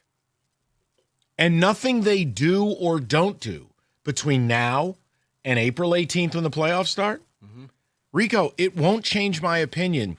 They are 1 or 1A in the East to win the East. The other team, I think it's more interesting to monitor Cleveland and Boston, not New York. I said to you, December 18th, go to our YouTube. You'll beat the Knicks in the playoffs. And nothing to do with the regular season. Mike Brown is a bum. End. But those teams have, or first of all, does James Harden fit in Cleveland? What does it look like, etc.? For the Celtics, it's, does Tatum come back? If so, what is he? The point I'm making is, like you even hear it in the update, Brendan Schmidt, this is the most difficult week. If the Pistons lose by 20 tonight to the Spurs, my opinion of the Pistons does not change. They're fierce. They're going to play D. They're going to force turnovers. They're going to shoot a high percentage because they don't take or make threes. Correct. But the point is, it has nothing to do with the playoffs. So I want to hear from the people because what we battle, both with our coworkers and the people, is the whiz-bang pow stuff. They're like a dog who hears a knock at a door. Like, it's the NBA regular season. We have 2 months to get to the playoffs. 2 months. Yeah, but I think it's because you haven't seen this in a long time, the Pistons this good. Right, but didn't we savor every victory? But didn't we get a version of this last year? They were good last year. They were coming on. But they weren't best record in the NBA. But good. what does that mean? You know what it means? It means being the first to 60 in Major League Baseball. Okay. Nothing. Well, that's part of what I discourage people from doing. They did the same damn thing with the Tigers. I understand if you want to pursue the number 1 overall seed, so be it. The thing I'm going to tell you is like case in point. Wednesday night. All right. OKC the other night, they sat SGA and they sat Jalen Williams. Like, they already won a championship. Denver won a championship a few years ago. The Celtics won it 2 years ago. When you win a championship, you don't approach the regular season the same way. No. Now, hey, if you want to watch Spurs game tonight and you just want to show Wemby who's boss, God bless, go have a good time. But don't ask me to sit here and do cartwheels over it.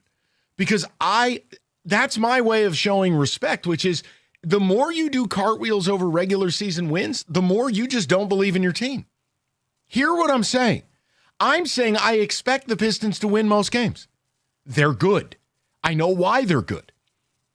They turn you over, they guard you, and they're going to shoot a high percentage because Lord knows they don't shoot threes. But that's established. Mm-hmm. They play great defense. I'm ready for the playoffs. I admit this is a failing of the NBA. You got a ways to go, my friend. No, and that's my point to you. I want to know where people are at. Like, if you're still like locked in and enjoying regular season games, that doesn't mean you're bad. But I'm also not going to tolerate being vilified because, dude, I've watched the NBA my whole life. The regular season has never meant less. Open questions of effort, tanking, load management. That's before we get to gambling scandals. I'm not here for it. No, you're right, because you couldn't tell me for sure that Wemby or, SGA or anybody was guaranteed to play this week. So I don't know how excited I could be when the games show up. You're just hoping the point I'm making they're in is the lineup and they're going to play. The Pistons have shown enough. I'm not going to knock them if they lose. If they could go 0-3 this week. I don't change my opinion of who they are. Right. Right. It would be, you know what? You had a bad week.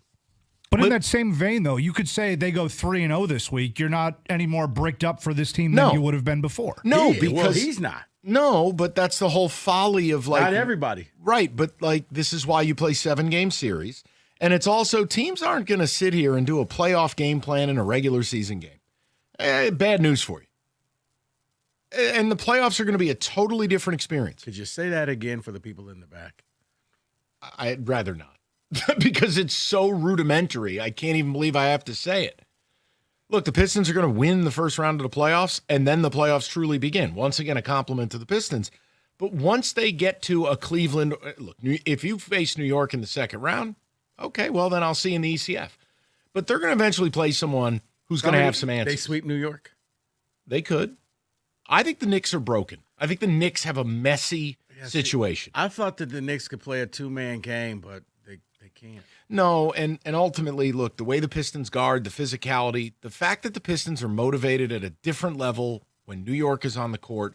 Look, Pistons beating the hell out of them last week in front of Spike Lee. That's always delicious.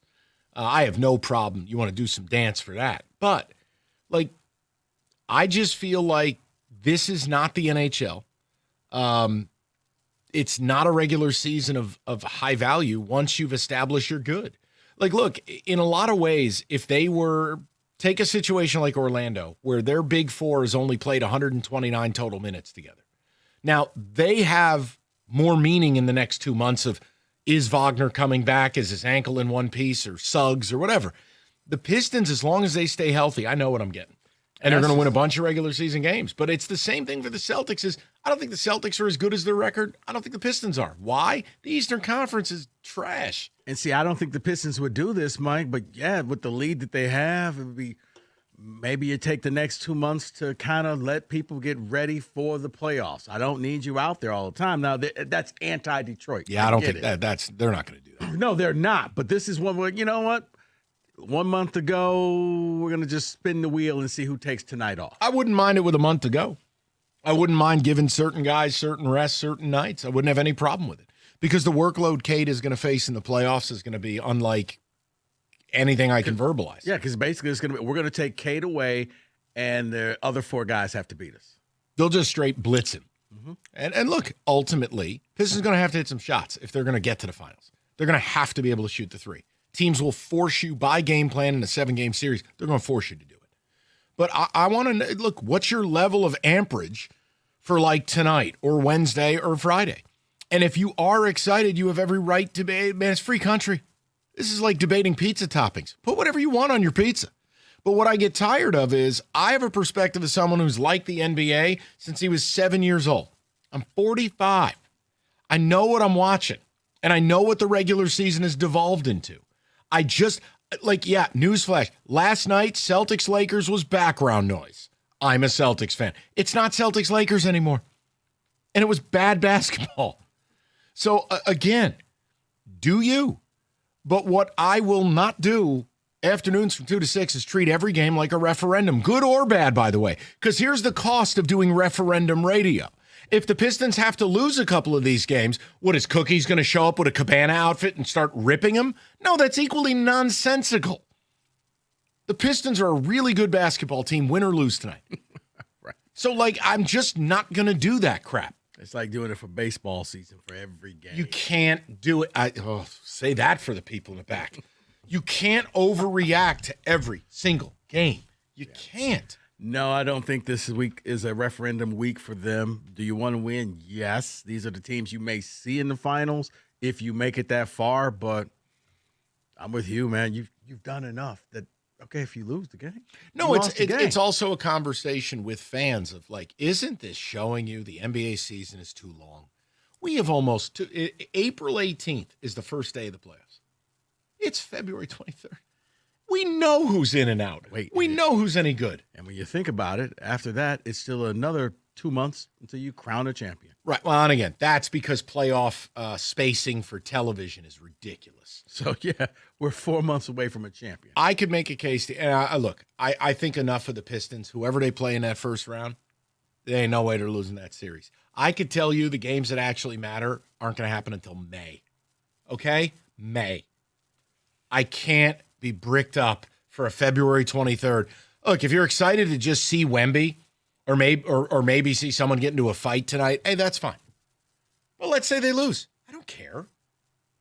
It doesn't matter. It doesn't mean I don't think less of them. It's the same way of Michigan versus Duke. Michigan has done enough to earn my respect, much like the Pistons. Why would I overvalue a regular season game? I've just reached a point in my life I can't do it. Because it's the antithesis of I'm going to wait till the playoffs. Every game matters. Every game means something. That's what I'm ready for. Wake me for the playoffs. Right, but I'm saying this for the people who get excited about the win because, you know what, playoffs aren't here, and I don't want to let this play out. I want to win this game, and I want to win the next. Go ahead. I want to see all the Pistons stuff that they put on social media. I want to see them wear the belt. I want to hear them sing the song.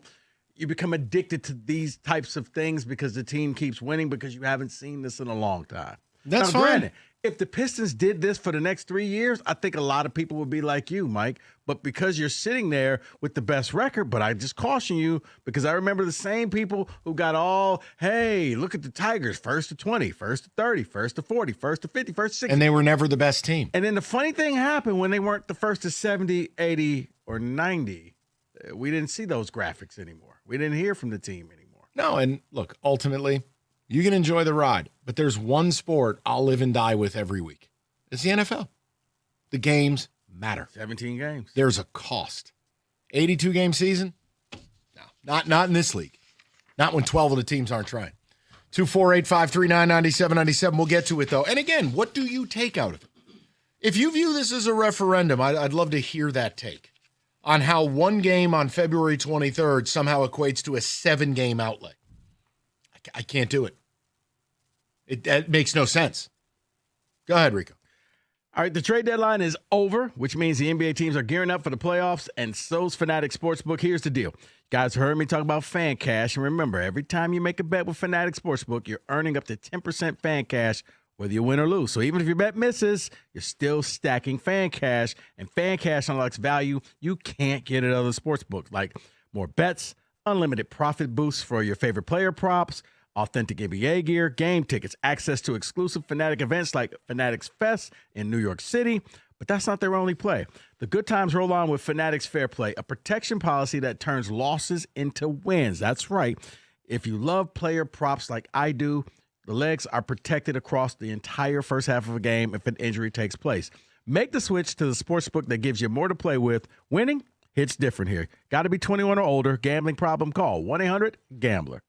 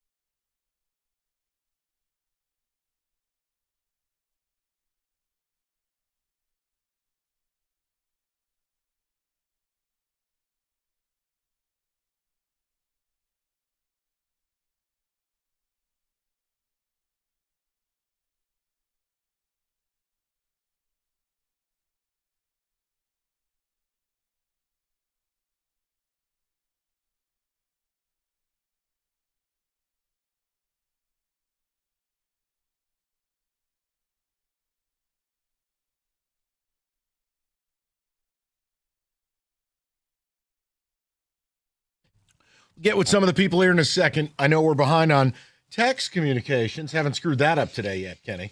Still time to go. Don't worry. What do the people have to say? The people have to say this. I'm excited to see Cade versus Wemby, but you're right. The result doesn't really matter for this game. Yeah, it's also not Cade versus Wemby. It's a team game. Right, but people are saying at least there's some sex appeal to that matchup. Yeah, and that's fine. But like I said, win or lose, I'm not denigrating the Pistons in any way. I'm ready for the playoffs. That's the whole point of the topic. The NBA has a distinct problem that there are months left in the season when the season has largely been defined already. That's the problem with the NBA regular season. That's where you run into the tanking problem because it's like we can't win anything, so let's just lose. What tanking problem? Signed caller Trey 2 weeks ago. Oh, yeah. Yeah, yet Only 4 teams. Yeah, or 12, and every bit of news since on my side, including the commission of the league, maybe getting rid of the draft. You're right. Nothing to see here. Where's Baghdad Bob? Everything's fine. Yes, Kenneth. 2 things can be true, Mike. It's all about winning championships. You can also get excited about winning in the regular season. Agree totally, and I hope you do. I just remember, I said there's nothing wrong with your approach. So why do you get so butthurt about mine? That's the point. There's 2 months left. I've seen everything I need to see about what this team is. Nothing they do. The only thing that matters between now and April 18th, for me, injuries. Stay healthy. That's all I care about. And then we go and see when the rubber meets the road, if this team can do it. I mean, like right now, I don't agree with Las Vegas that you're not the favorite in the East. You're not right now. I think that's a little silly because you're putting your faith in James Harden. Yeah, right.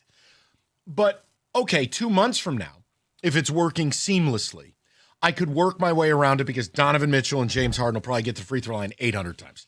And then we'll have to listen about unethical scoring like we did last year. The Celtics, I'm not, I'm a Celtics fan. The Celtics could present a problem for you in that they don't turn it over and you live off turnovers. And they are really good defensively like you are. I think you're both in the top 7. And the Celtics shoot threes like at a ridiculous clip. Okay, the Tatum thing, I got to see it to believe it. Because Tatum coming back, if he's an empty husk, that doesn't help them. But if he comes back and he's good, well, here's the upgrade. Look, the Pistons story, there's no devaluing it. The Celtics story is very similar. They were supposed to be terrible this year. Al Horford, KP, Drew Holiday, all gone. Championship guys, gone. Jason Tatum, dead. That's a $55 million top 10 player in the league, gone. And yet, they're a couple games behind you. The question will be, and I can't answer it today, next week, not even next month. If Tatum comes back and looks solid, forget about being JT. Well, then that just means instead of Bailey Shireman playing 25 minutes a night, shout out Creighton Hoops, okay, that would be JT. Okay, that might present something. But that's months away. In the here and now, the Pistons deserve to be the favorite. No, I get it. I don't care if they get hit by a truck tonight by the Spurs. It doesn't matter. That's the folly of the NBA's business plan, damn it. Or if you go 0 for 3 this week, it doesn't matter. You go 3-0, you're still. I got bad news for you. You're not going to win it all. Right. You don't hang a banner. But the job is, let's get a chance to win it all. Get to the NBA Finals. And I think this team can do it. There's only one team I'll root against you against. And that's if my team is there.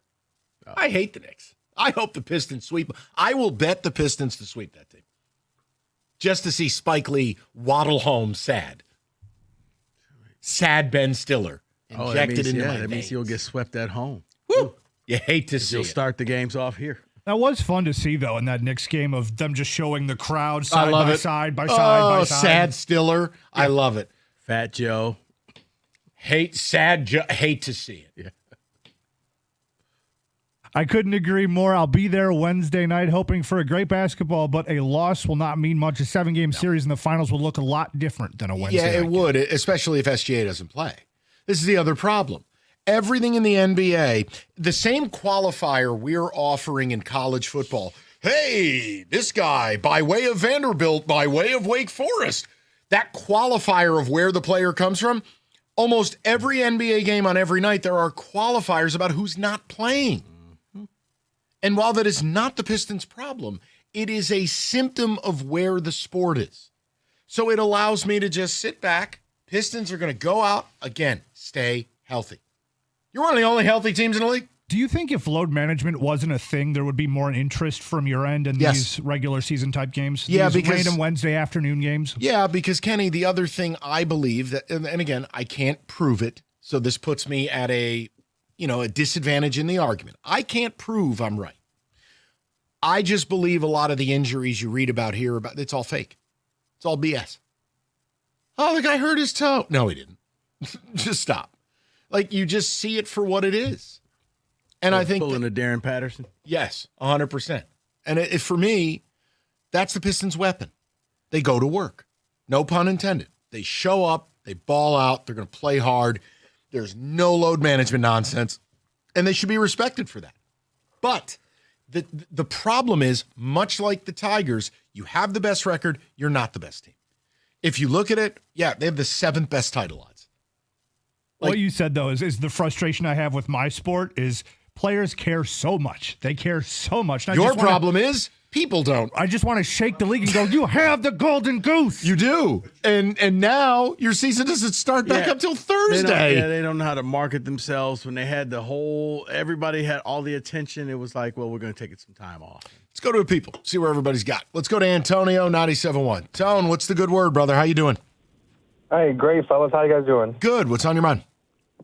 So I do agree that these games, in terms of wins and losses, don't necessarily matter, but I think the number one thing is for Cade's MVP case. Sure. The only way he's going to get it is if, I would say, because the stats don't really back it up that much, but if the Pistons do end up being the number one in terms of record in the NBA, and with some big performances against these big, bigger teams down the stretch, I think that's the only way he's going to be able to get it. I have no problem with it. What I don't like, I don't think anything should be decided today. Like, I love all the takes of, again, it's overreacting to regular season of after Thursday and they drill the Knicks.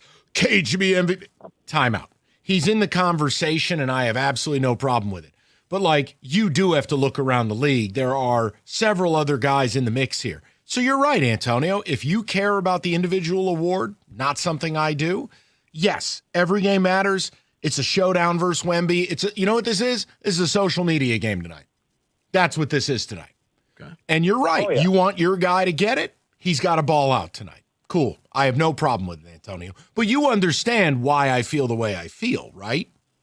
Well, obviously, number one, no injuries, because that's just, what's the point of any of this if we just get, one of our key guys injured? We saw what happened in the last year's playoffs, right? Without these two, it was the fact it showed when he wasn't playing. It did. It really did. So, Pistons never had an MVP, and it'd be nice to get one, a little bit of something. I think Cade will get one. Maybe I'm a little arrogant about it. Antonio, I feel like he's going to get one regardless.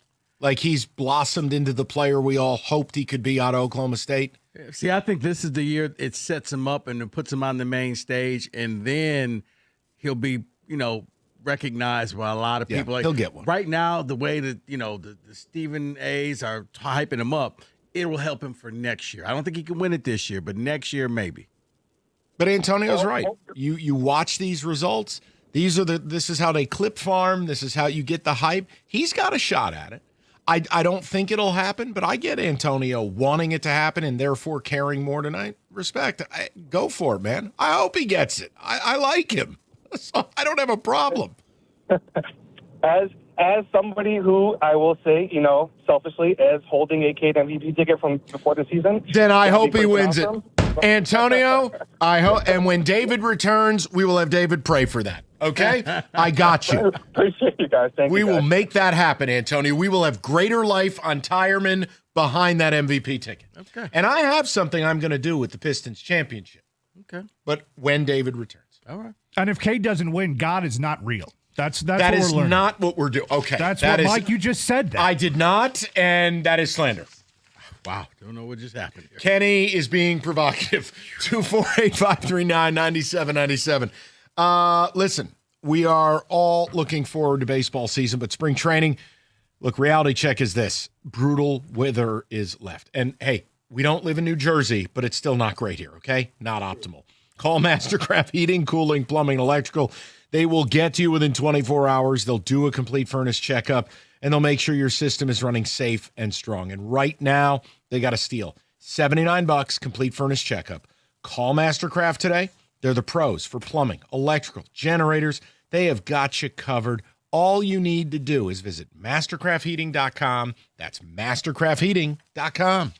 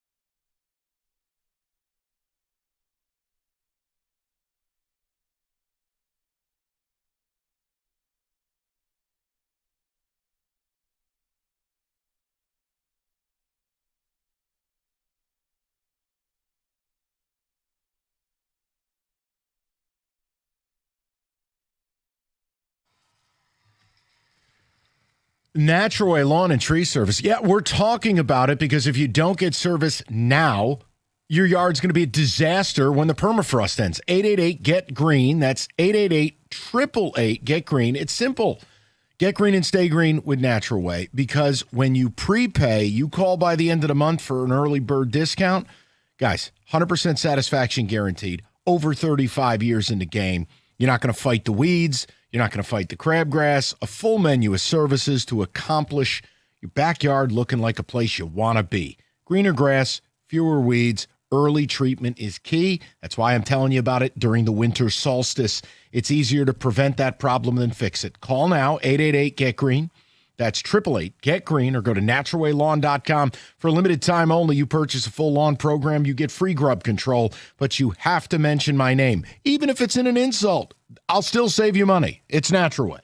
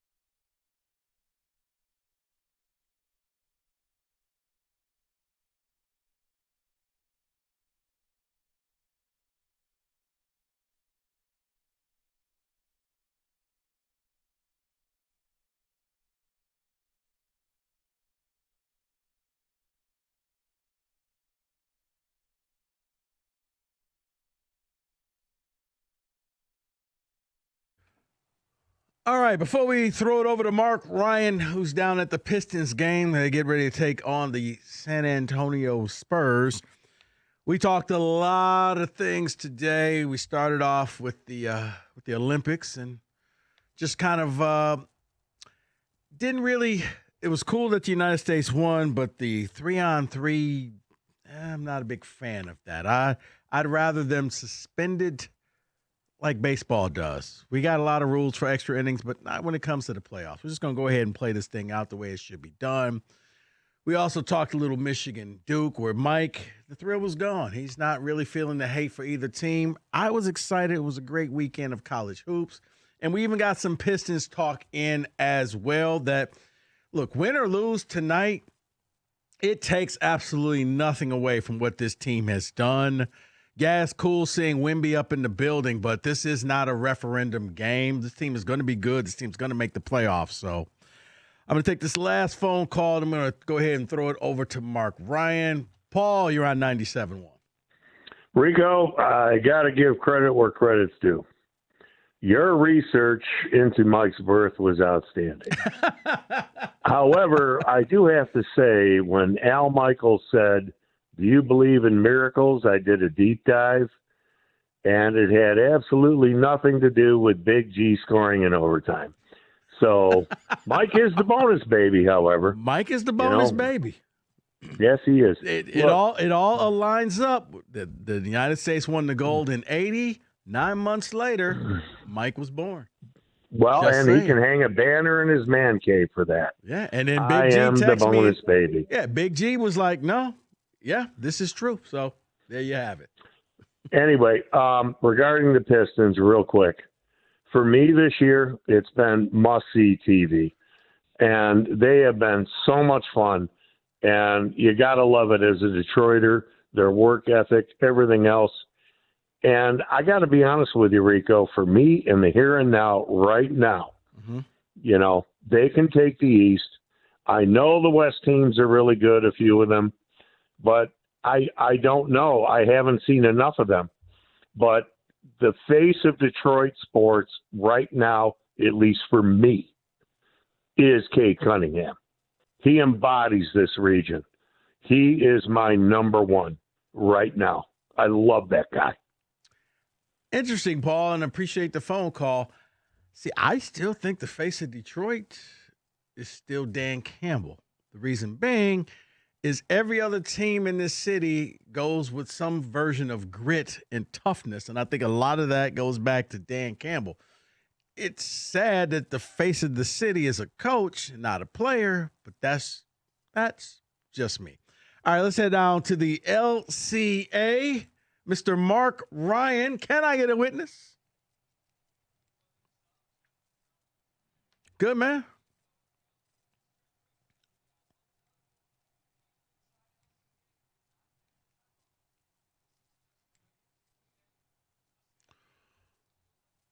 No. And let me clarify this for the people in the back. The reason why I said if they lose, this is still a great Pistons team. You're not getting knocked out. This is a little bit of a measuring stick of, hey, this is a team that we could play, especially Wemby playing. Okay, we see what the Spurs are, how we measure up with them. But playoff, Mark, you've been around long enough. Playoff basketball and regular season basketball are two different animals.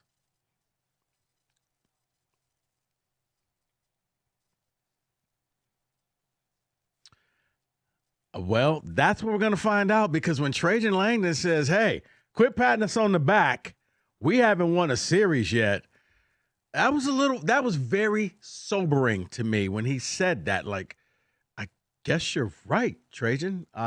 Way to splash cold water on everybody. But no, I will see, because in playoff basketball, teams are going to attack Cade and dare the other four on the court to beat them. And that's what I need to see.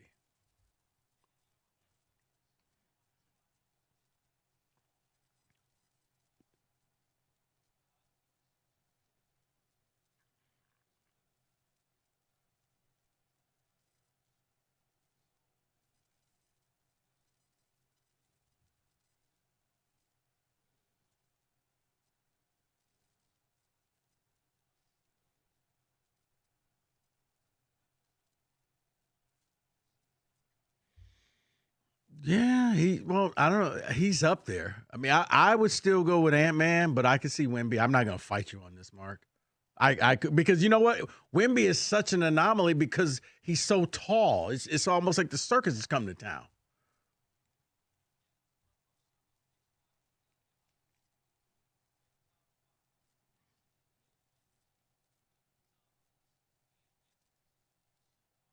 Okay.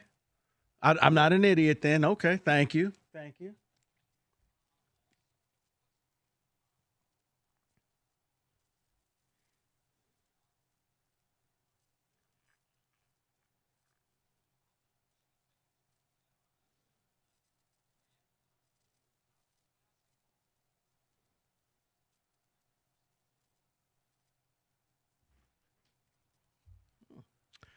I think it did. But then again, I'm a college basketball fan. So what can I say?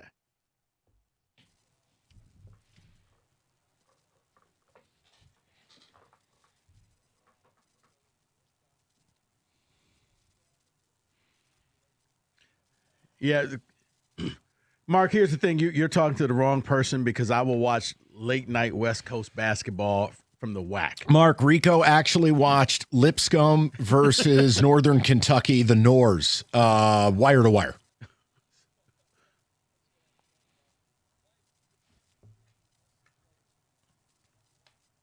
Yeah, because he's a freakazoid. Like, he's just this cartoon built in a lab Marvel character. Yeah, he's there for sure. He's just so unique. I've never seen anything like it.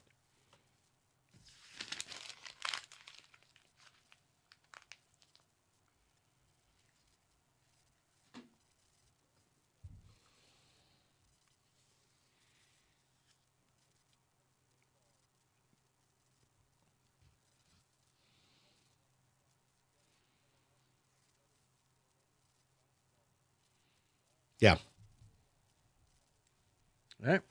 All right. He's Mark Ryan. Listen to him next. 97.1.